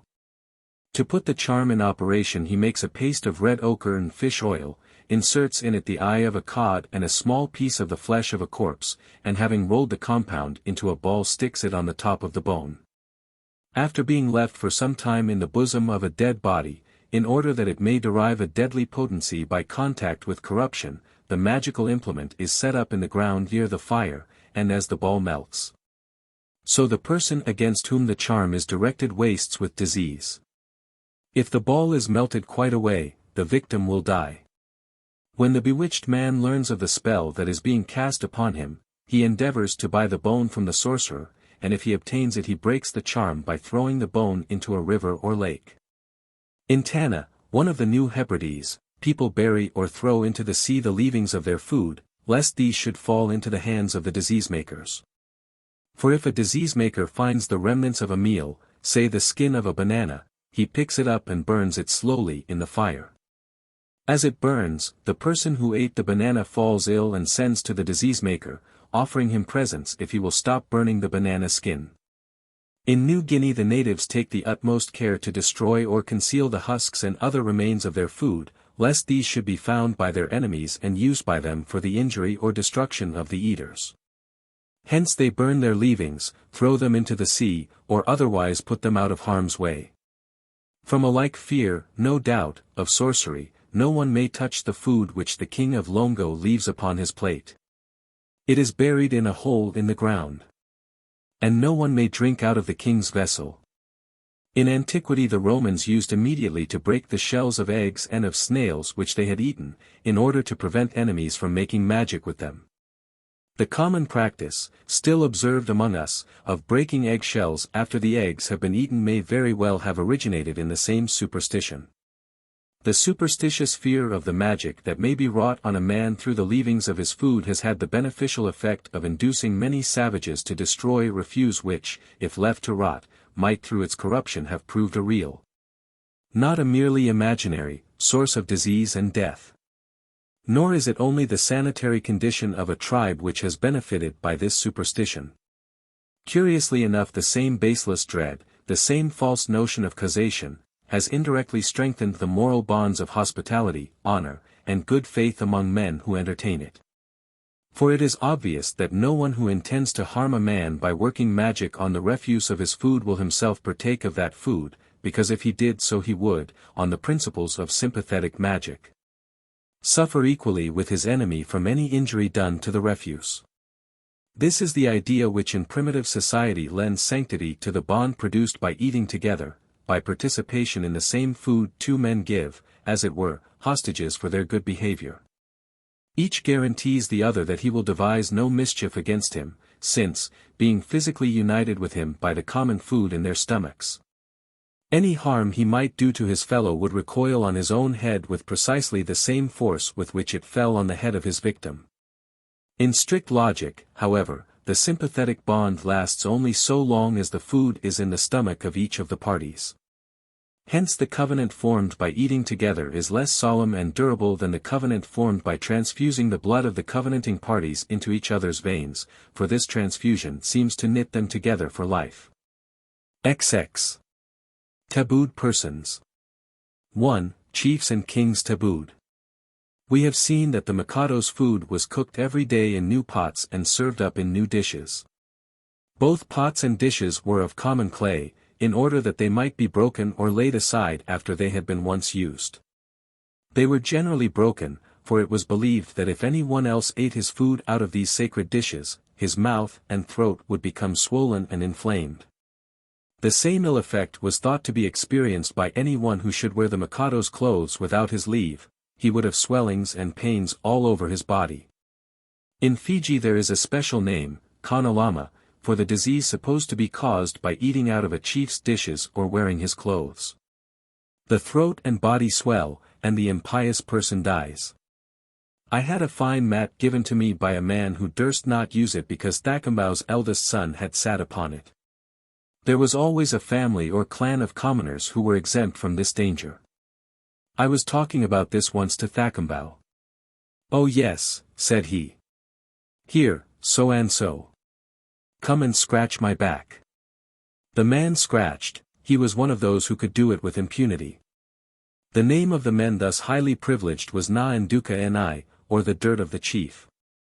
In the evil effects thus supposed to follow upon the use of the vessels or clothes of the Mikado and a Fijian chief we see that other side of the God-man's character to which attention has been already called. The divine person is a source of danger as well as of blessing. He must not only be guarded, he must also be guarded against. His sacred organism, so delicate that a touch may disorder it, is also, as it were, electrically charged with a powerful magical or spiritual force which may discharge itself with fatal effect on whatever comes in contact with it. Accordingly the isolation of the man-god is quite as necessary for the safety of others as for his own. His magical virtue is in the strictest sense of the word contagious. His divinity is a fire, which, under proper restraints, confers endless blessings, but, if rashly touched or allowed to break bounds, burns and destroys what it touches. Hence the disastrous effects supposed to attend a breach of taboo. The offender has thrust his hand into the divine fire, which shrivels up and consumes him on the spot. The Nubas, for example, who inhabit the wooded and fertile range of Jebel Nuba in eastern Africa, believe that they would die if they entered the house of their priestly king. However, they can evade the penalty of their intrusion by baring the left shoulder and getting the king to lay his hand on it. And were any man to sit on a stone which the king has consecrated to his own use, the transgressor would die within the year. The Kazembis of Angola regard their king as so holy that no one can touch him without being killed by the magical power which pervades his sacred person. But since contact with him is sometimes unavoidable, they have devised a means whereby the sinner can escape with his life. Kneeling down before the king, he touches the back of the royal hand with the back of his own, then snaps his fingers. Afterwards he lays the palm of his hand on the palm of the king's hand, then snaps his fingers again. This ceremony is repeated 4 or 5 times, and averts the imminent danger of death. In Tonga it was believed that if anyone fed himself with his own hands after touching the sacred person of a superior chief or anything that belonged to him, he would swell up and die. The sanctity of the chief, like a virulent poison, infected the hands of his inferior, and, being communicated through them to the food, proved fatal to the eater. A commoner who had incurred this danger could disinfect himself by performing a certain ceremony, which consisted in touching the sole of a chief's foot with the palm and back of each of his hands, and afterwards rinsing his hands in water. If there was no water near, he rubbed his hands with the juicy stem of a plantain or banana. After that he was free to feed himself with his own hands without danger of being attacked by the malady which would otherwise follow from eating with tabooed or sanctified hands. But until the ceremony of expiation or disinfection had been performed, if he wished to eat he had either to get someone to feed him, or else to go down on his knees and pick up the food from the ground with his mouth like a beast. He might not even use a toothpick himself, but might guide the hand of another person holding the toothpick. The Tongans were subject to induration of the liver and certain forms of scrofula, which they often attributed to a failure to perform the requisite expiation after having inadvertently touched a chief or his belongings. Hence they often went through the ceremony as a precaution, without knowing that they had done anything to call for it. The king of Tonga could not refuse to play his part in the rite by presenting his foot to such as desired to touch it, even when they applied to him at an inconvenient time. A fat unwieldy king, who perceived his subjects approaching with this intention, while he chanced to be taking his walks abroad, has been sometimes seen to waddle as fast as his legs could carry him out of their way, in order to escape the importunate and not wholly disinterested expression of their homage. If anyone fancied he might have already unwittingly eaten with tabooed hands, he sat down before the chief, and, taking the chief's foot, pressed it against his own stomach, that the food in his belly might not injure him, and that he might not swell up and die. Since scrofula was regarded by the Tongans as a result of eating with tabooed hands, we may conjecture that persons who suffered from it among them often resorted to the touch or pressure of the king's foot as a cure for their malady. The analogy of the custom with the Old English practice of bringing scrofulous patients to the king to be healed by his touch is sufficiently obvious, and suggests, as I have already pointed out elsewhere, that among our own remote ancestors scrofula may have obtained its name of the king's evil, from a belief, like that of the Tongans, that it was caused as well as cured by contact with the divine majesty of kings. In New Zealand the dread of the sanctity of chiefs was at least as great as in Tonga. Their ghostly power, derived from an ancestral spirit, diffused itself by contagion over everything they touched, and could strike dead all who rashly or unwittingly meddled with it. For instance, it once happened that a New Zealand chief of high rank and great sanctity had left the remains of his dinner by the wayside. A slave, a stout, hungry fellow, coming up after the chief had gone, saw the unfinished dinner, and ate it up without asking questions. Hardly had he finished when he was informed by a horror-stricken spectator that the food of which he had eaten was the chief's. I knew the unfortunate delinquent well. He was remarkable for courage, and had signalized himself in the wars of the tribe, but no sooner did he hear the fatal news than he was seized by the most extraordinary convulsions and cramp in the stomach, which never ceased till he died. About sundown the same day. He was a strong man, in the prime of life, and if any Pakeha, European, Freethinker should have said he was not killed by the tapu of the chief, which had been communicated to the food by contact. He would have been listened to with feelings of contempt for his ignorance and inability to understand plain and direct evidence. This is not a solitary case. A Maori woman having eaten of some fruit, and being afterwards told that the fruit had been taken from a tabooed place, exclaimed that the spirit of the chief, whose sanctity had been thus profaned, would kill her. This was in the afternoon, and next day by 12 o'clock she was dead. A Maori chief's tinderbox was once the means of killing several persons. For, having been lost by him, and found by some men who used it to light their pipes, they died of fright on learning to whom it had belonged. So, too, the garments of a high New Zealand chief will kill anyone else who wears them. A chief was observed by a missionary to throw down a precipice a blanket which he found too heavy to carry.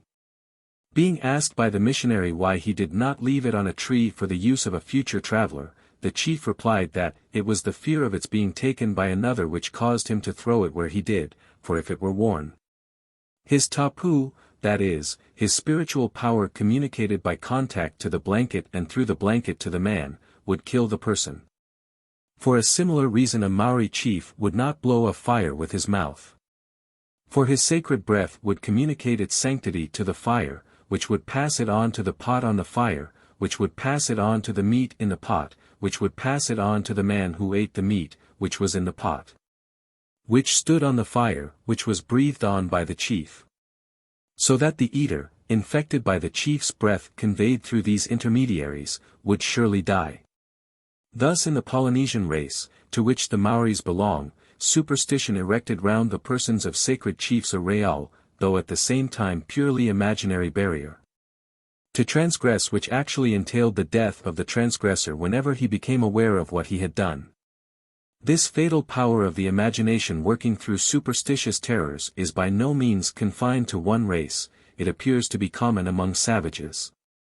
For example, among the Aborigines of Australia a native will die after the infliction of even the most superficial wound, if only he believes that the weapon which inflicted the wound had been sung over and thus endowed with magical virtue.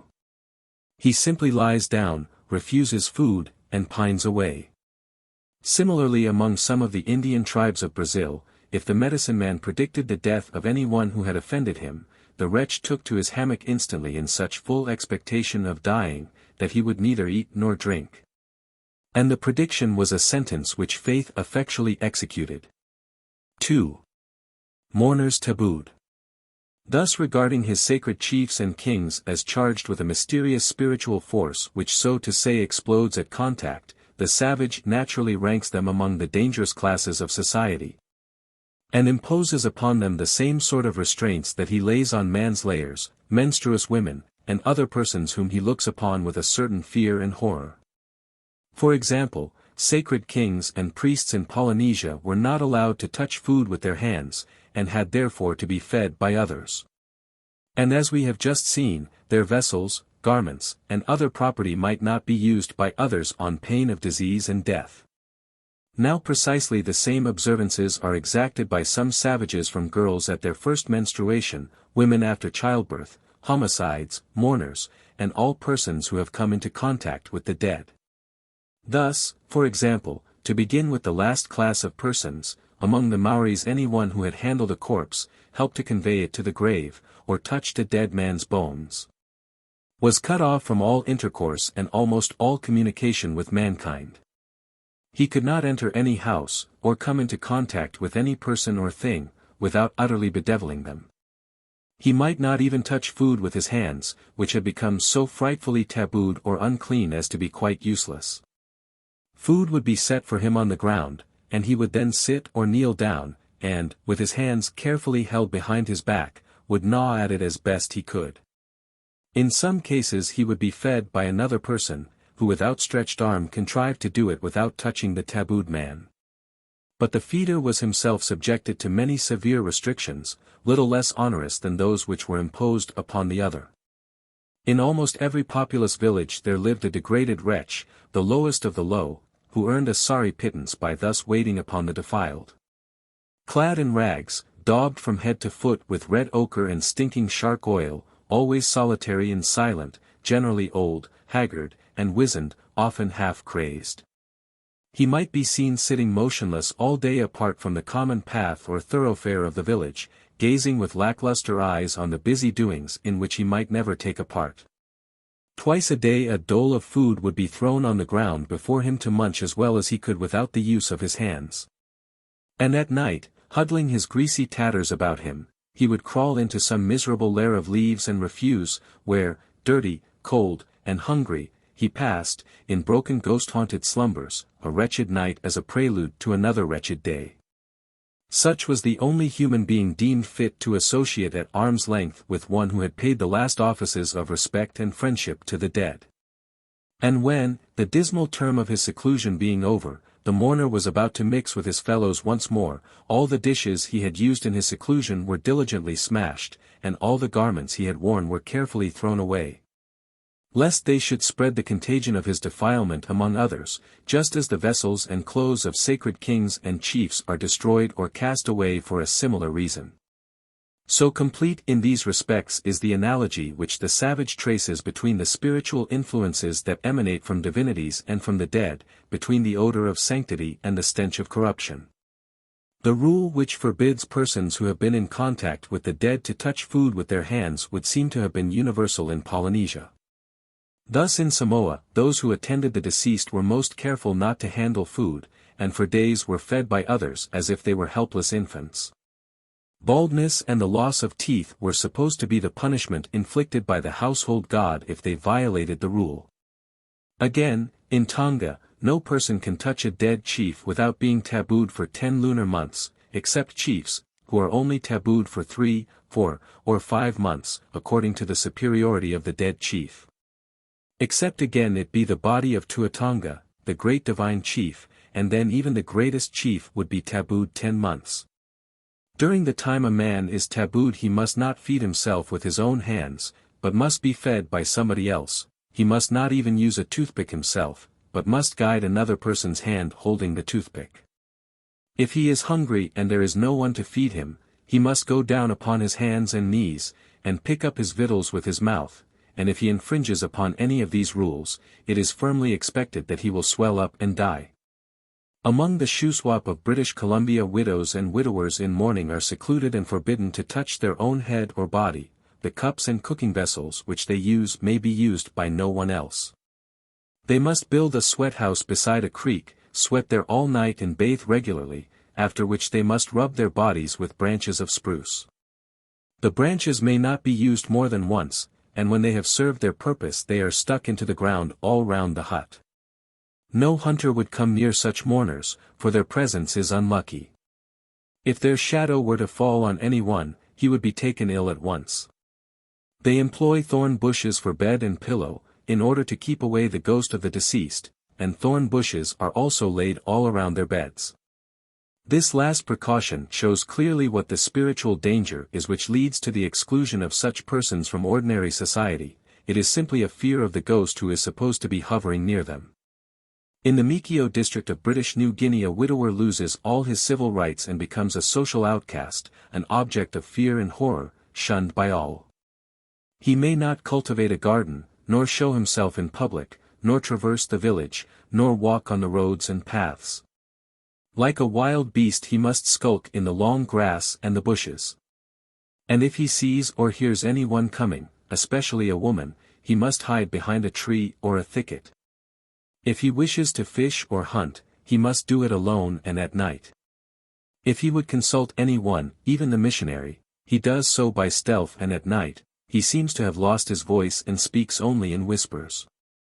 Were he to join a party of fishers or hunters, his presence would bring misfortune on them. The ghost of his dead wife would frighten away the fish or the game. He goes about everywhere and at all times armed with a tomahawk to defend himself, not only against wild boars in the jungle, but against the dreaded spirit of his departed spouse, who would do him an ill turn if she could. For all the souls of the dead are malignant and their only delight is to harm the living. 3.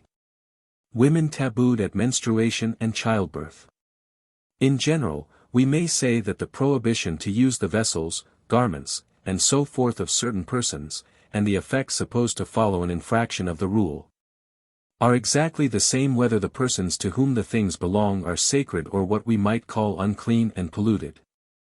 As the garments which have been touched by a sacred chief kill those who handle them, so do the things which have been touched by a menstruous woman.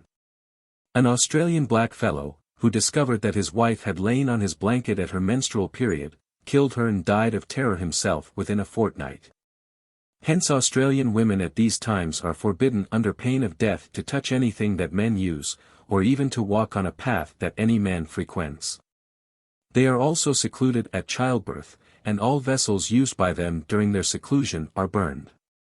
In Uganda the pots which a woman touches, while the impurity of childbirth or of menstruation is on her, should be destroyed. Spears and shields defiled by her touch are not destroyed, but only purified. Among all the Dean and most other American tribes, hardly any other being was the object of so much dread as a menstruating woman. As soon as signs of that condition made themselves apparent in a young girl she was carefully segregated from all but female company, and had to live by herself in a small hut away from the gaze of the villagers or of the male members of the roving band. While in that awful state, she had to abstain from touching anything belonging to man, or the spoils of any venison or other animal, lest she would thereby pollute the same, and condemn the hunters to failure. Owing to the anger of the game thus slighted, dried fish formed her diet, and cold water, absorbed through a drinking tube, was her only beverage. Moreover, as the very sight of her was dangerous to society, a special skin bonnet, with fringes falling over her face down to her breast, hid her from the public gaze, even some time after she had recovered her normal state. Among the Bribri Indians of Costa Rica a menstruous woman is regarded as unclean. The only plates she may use for her food are banana leaves, which, when she has done with them, she throws away in some sequestered spot. For were a cow to find them and eat them, the animal would waste away and perish. And she drinks out of a special vessel for a like reason, because if any one drank out of the same cup after her, he would surely die. Among many peoples similar restrictions are imposed on women in childbed and apparently for similar reasons. At such periods women are supposed to be in a dangerous condition which would infect any person or thing they might touch. Hence they are put into quarantine until, with the recovery of their health and strength, the imaginary danger has passed away. Thus, in Tahiti a woman after childbirth was secluded for a fortnight or 3 weeks in a temporary hut erected on sacred ground. During the time of her seclusion she was debarred from touching provisions, and had to be fed by another. Further, if any one else touched the child at this period, he was subjected to the same restrictions as the mother until the ceremony of her purification had been performed. Similarly in the island of Kadiak, off Alaska, a woman about to be delivered retires to a miserable low hovel built of reeds, where she must remain for 20 days after the birth of her child, whatever the season may be. And she is considered so unclean that no one will touch her, and food is reached to her on sticks. The Bribri Indians regard the pollution of childbed as much more dangerous even than that of menstruation. When a woman feels her time approaching, she informs her husband, who makes haste to build a hut for her in a lonely spot. There she must live alone, holding no converse with anybody save her mother or another woman. After her delivery the medicine man purifies her by breathing on her and laying an animal, it matters not what, upon her. But even this ceremony only mitigates her uncleanness into a state considered to be equivalent to that of a menstruous woman. And for a full lunar month she must live apart from her housemates, observing the same rules with regard to eating and drinking as at her monthly periods. The case is still worse, the pollution is still more deadly, if she has had a miscarriage or has been delivered of a stillborn child. In that case she may not go near a living soul, the mere contact with things she has used is exceedingly dangerous, her food is handed to her at the end of a long stick. This lasts generally for 3 weeks, after which she may go home, subject only to the restrictions incident to an ordinary confinement.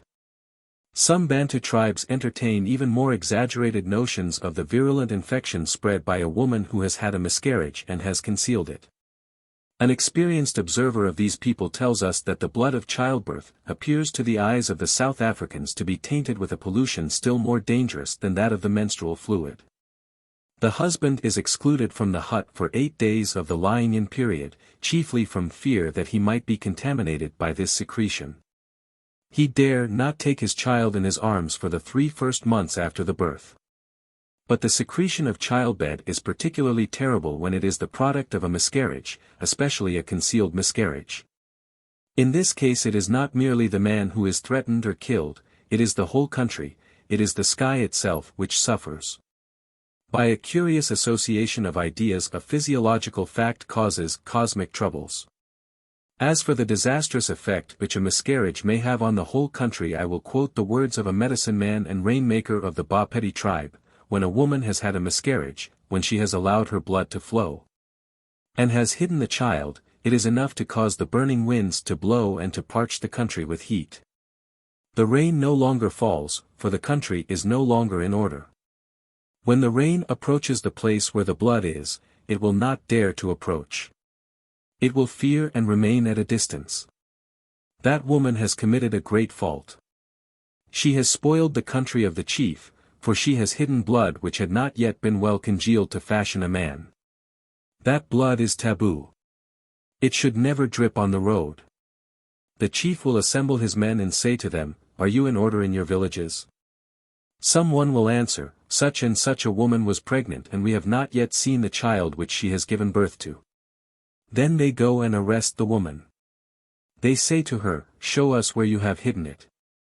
They go and dig at the spot. They sprinkle the whole with a decoction of 2 sorts of roots prepared in a special pot. They take a little of the earth of this grave, they throw it into the river, then they bring back water from the river and sprinkle it where she shed her blood. She herself must wash every day with the medicine. Then the country will be moistened again, by rain. Further, we, medicine men, summon the women of the country, we tell them to prepare a ball of the earth which contains the blood. They bring it to us one morning. If we wish to prepare medicine with which to sprinkle the whole country, we crumble this earth to powder. At the end of 5 days we send little boys and little girls, girls that yet know nothing of women's affairs and have not yet had relations with men. We put the medicine in the horns of oxen, and these children go to all the fords, to all the entrances of the country. A little girl turns up the soil with her mattock, the others dip a branch in the horn and sprinkle the inside of the hole, saying, "Rain! Rain!" So we remove the misfortune which the women have brought on the roads, the rain will be able to come. The country is purified. 4. Warriors tabooed.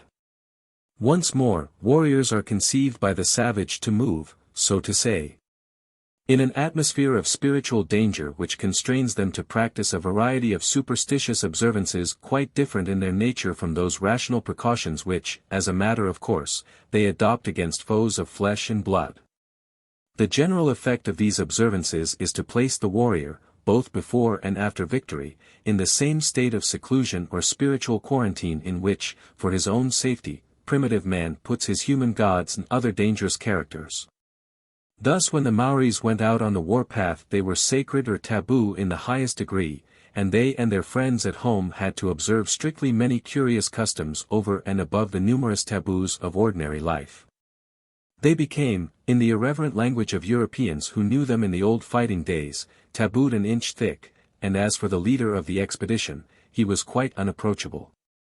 Similarly, when the Israelites marched forth to war they were bound by certain rules of ceremonial purity identical with rules observed by Maoris and Australian blackfellows on the warpath. The vessels they used were sacred, and they had to practice continence and a custom of personal cleanliness of which the original motive, if we may judge from the avowed motive of savages who conformed to the same custom, was a fear lest the enemy should obtain the refuse of their persons, and thus be enabled to work their destruction by magic. Among some Indian tribes of North America a young warrior in his first campaign had to conform to certain customs, of which 2 were identical with the observances imposed by the same Indians on girls at their first menstruation. The vessels he ate and drank out of might be touched by no other person. And he was forbidden to scratch his head or any other part of his body with his fingers. If he could not help scratching himself, he had to do it with a stick. The latter rule, like the one which forbids a tabooed person to feed himself with his own fingers, seems to rest on the supposed sanctity or pollution, whichever we choose to call it, of the tabooed hands. Moreover, among these Indian tribes the men on the warpath had always to sleep at night with their faces turned towards their own country. However uneasy the posture, they might not change it. They might not sit upon the bare ground, nor wet their feet, nor walk on a beaten path if they could help it. When they had no choice but to walk on a path, they sought to counteract the ill effect of doing so by doctoring their legs with certain medicines or charms which they carried with them for the purpose. No member of the party was permitted to step over the legs, hands, or body of any other member who chanced to be sitting or lying on the ground, and it was equally forbidden to step over his blanket, gun, tomahawk, or anything that belonged to him. If this rule was inadvertently broken, it became the duty of the member whose person or property had been stepped over to knock the other member down, and it was similarly the duty of that other to be knocked down peaceably and without resistance. The vessels out of which the warriors ate their food were commonly small bowls of wood or birch bark, with marks to distinguish the two sides. In marching from home the Indians invariably drank out of one side of the bowl, and in returning they drank out of the other. When on their way home they came within a day's march of the village, they hung up all their bowls on trees, or threw them away on the prairie. Doubtless to prevent their sanctity or defilement from being communicated with disastrous effects to their friends, just as we have seen that the vessels and clothes of the sacred Mikado, of women at childbirth and menstruation, and of persons defiled by contact with the dead are destroyed or laid aside for a similar reason. The first 4 times that an Apache Indian goes out on the warpath, he is bound to refrain from scratching his head with his fingers and from letting water touch his lips. Hence he scratches his head with a stick, and drinks through a hollow reed or cane. Stick and reed are attached to the warrior's belt and to each other by a leathern thong. The rule not to scratch their heads with their fingers, but to use a stick for the purpose instead, was regularly observed by Ojibways on the warpath.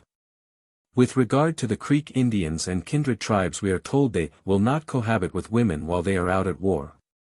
They religiously abstain from every kind of intercourse even with their own wives, for the space of 3 days and nights before they go to war, and so after they return home, because they are to sanctify themselves. Among the Bapedi and Bathonga tribes of South Africa not only have the warriors to abstain from women, but the people left behind in the villages are also bound to continence. They think that any incontinence on their part would cause thorns to grow on the ground traversed by the warriors, and that success would not attend the expedition. Why exactly many savages have made it a rule to refrain from women in time of war, we cannot say for certain, but we may conjecture that their motive was a superstitious fear lest, on the principles of sympathetic magic, close contact with women should infect them with feminine weakness and cowardice. Similarly, some savages imagine that contact with a woman in childbed enervates warriors and enfeebles their weapons.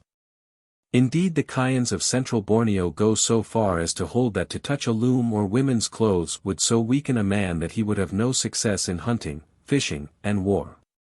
Hence it is not merely sexual intercourse with women that the savage warrior sometimes shuns, he is careful to avoid the sex altogether. Thus among the hill tribes of Assam, not only are men forbidden to cohabit with their wives during or after a raid, but they may not eat food cooked by a woman, nay, they should not address a word even to their own wives.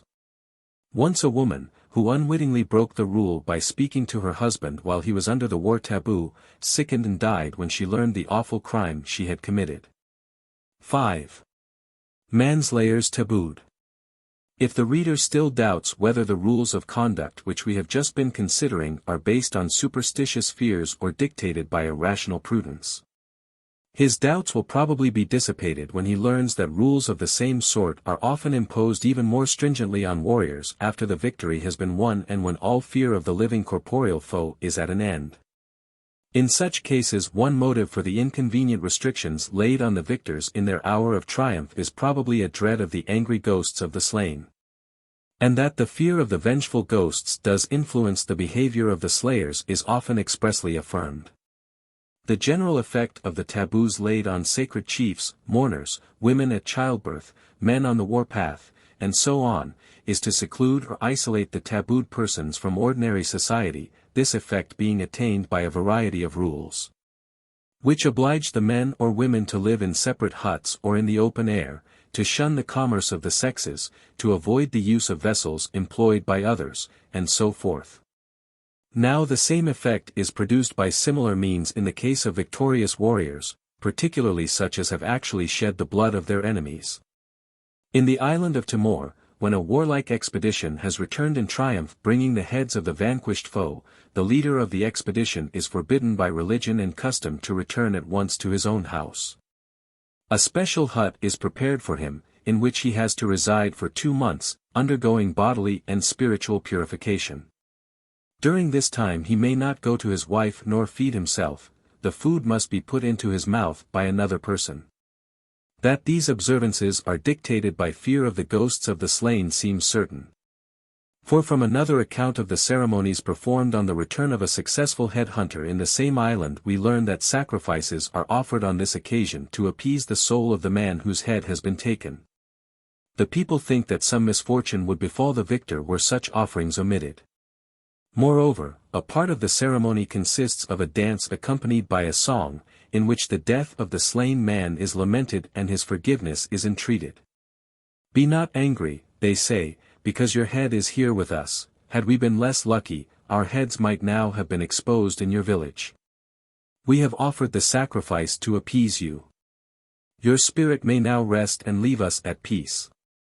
Why were you our enemy? Would it not have been better that we should remain friends? Then your blood would not have been spilt and your head would not have been cut off. The people of Pulut in central Celebes take the heads of their enemies in war and afterwards propitiate the souls of the slain in the temple. Among the tribes at the mouth of the Wanagila River, in New Guinea, a man who has taken life is considered to be impure until he has undergone certain ceremonies. As soon as possible after the deed he cleanses himself and his weapon.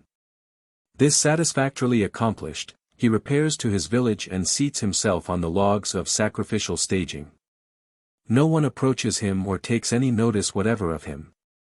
A house is prepared for him which is put in charge of 2 or 3 small boys as servants. He may eat only toasted bananas, and only the center portion of them, the ends being thrown away.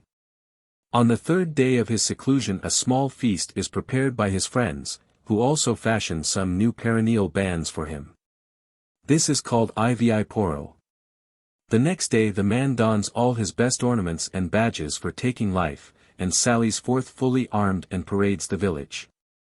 The next day a hunt is organized, and a kangaroo selected from the game captured. It is cut open and the spleen and liver rubbed over the back of the man. He then walks solemnly down to the nearest water, and standing straddle-legs in it washes himself. All the young untried warriors swim between his legs. This is supposed to impart courage and strength to them. The following day, at early dawn, he dashes out of his house, fully armed, and calls aloud the name of his victim. Having satisfied himself that he has thoroughly scared the ghost of the dead man, he returns to his house. The beating of flooring boards and the lighting of fires is also a certain method of scaring the ghost. A day later his purification is finished. He can then enter his wife's house.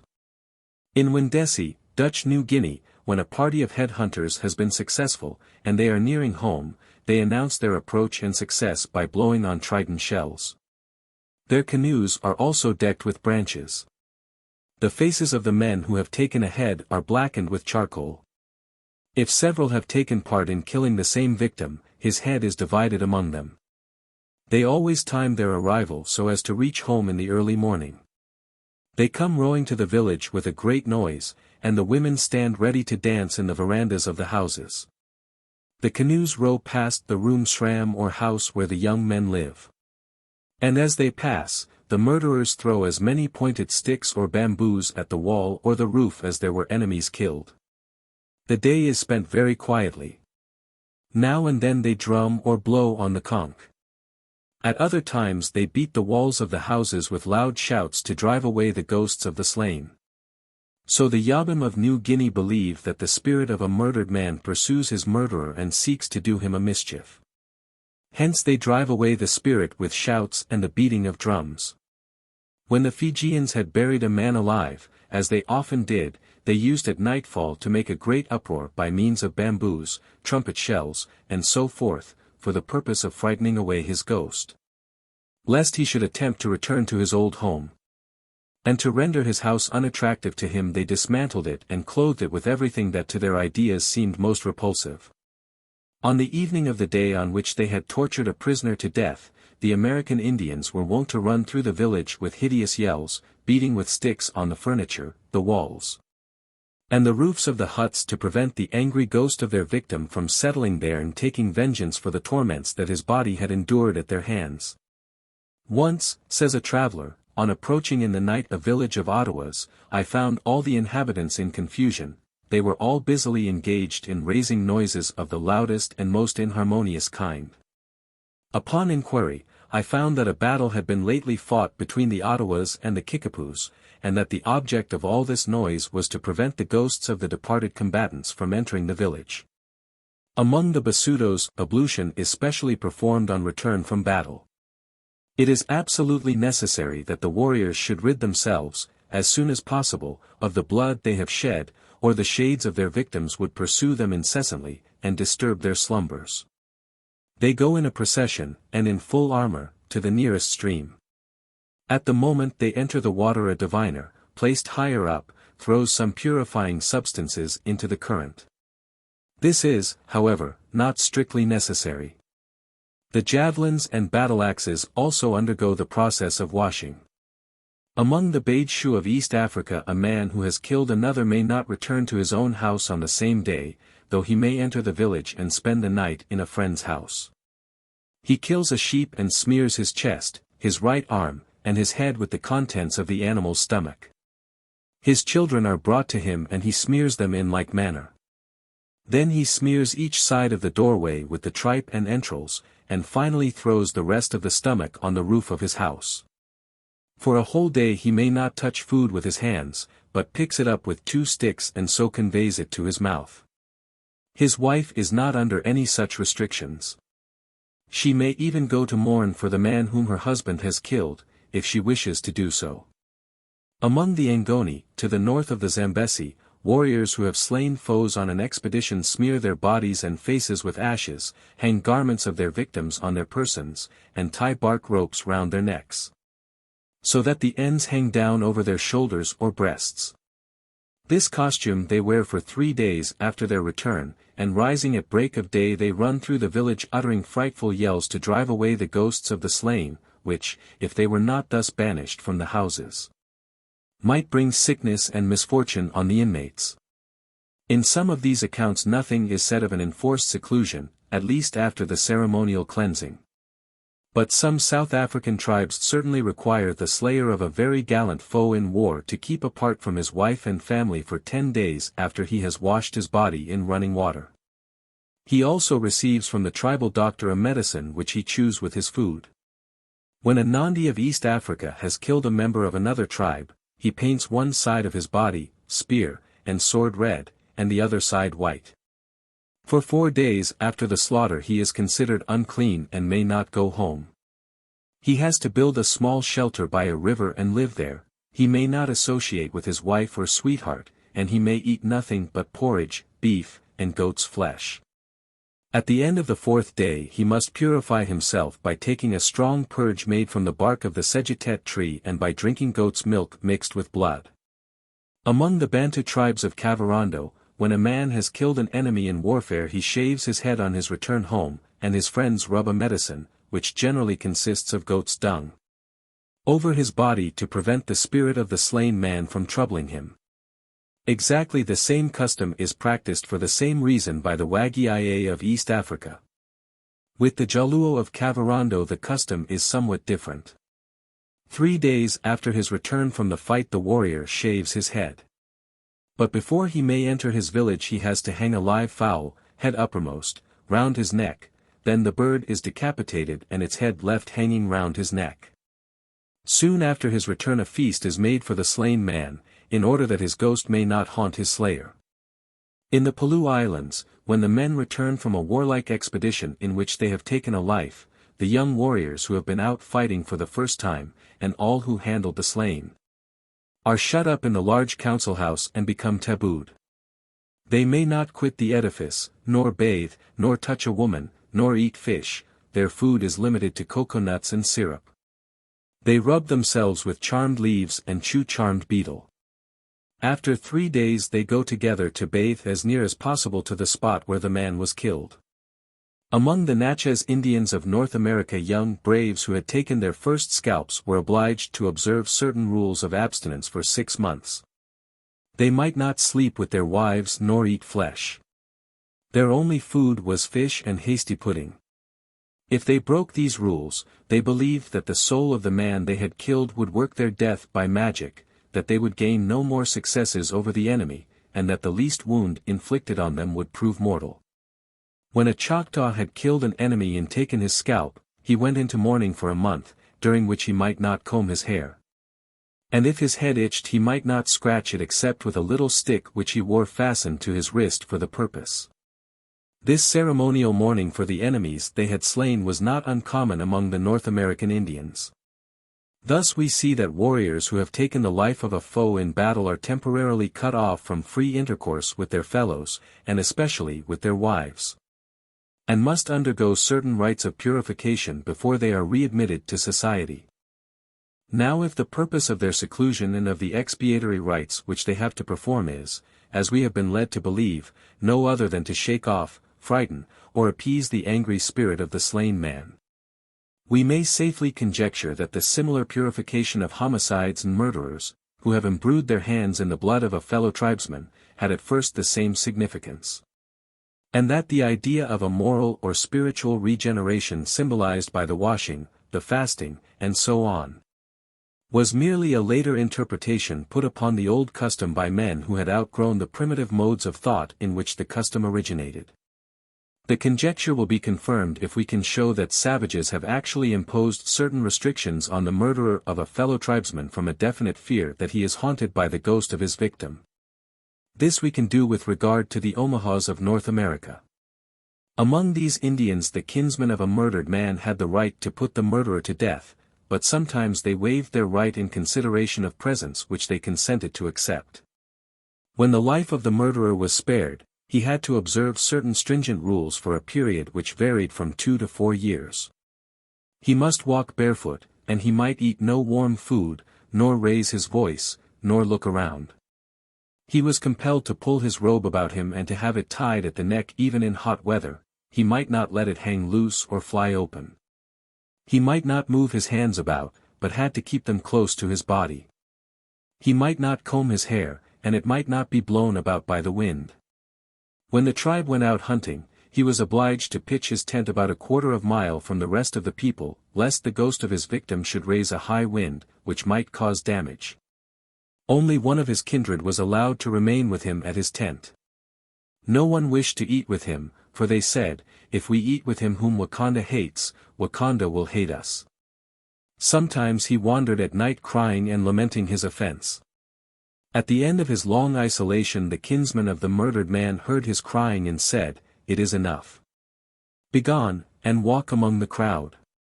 Put on moccasins and wear a good robe." Here the reason alleged for keeping the murderer at a considerable distance from the hunters gives the clue to all the other restrictions laid on him. He was haunted and therefore dangerous. The ancient Greeks believed that the soul of a man who had just been killed was wroth with his slayer and troubled him.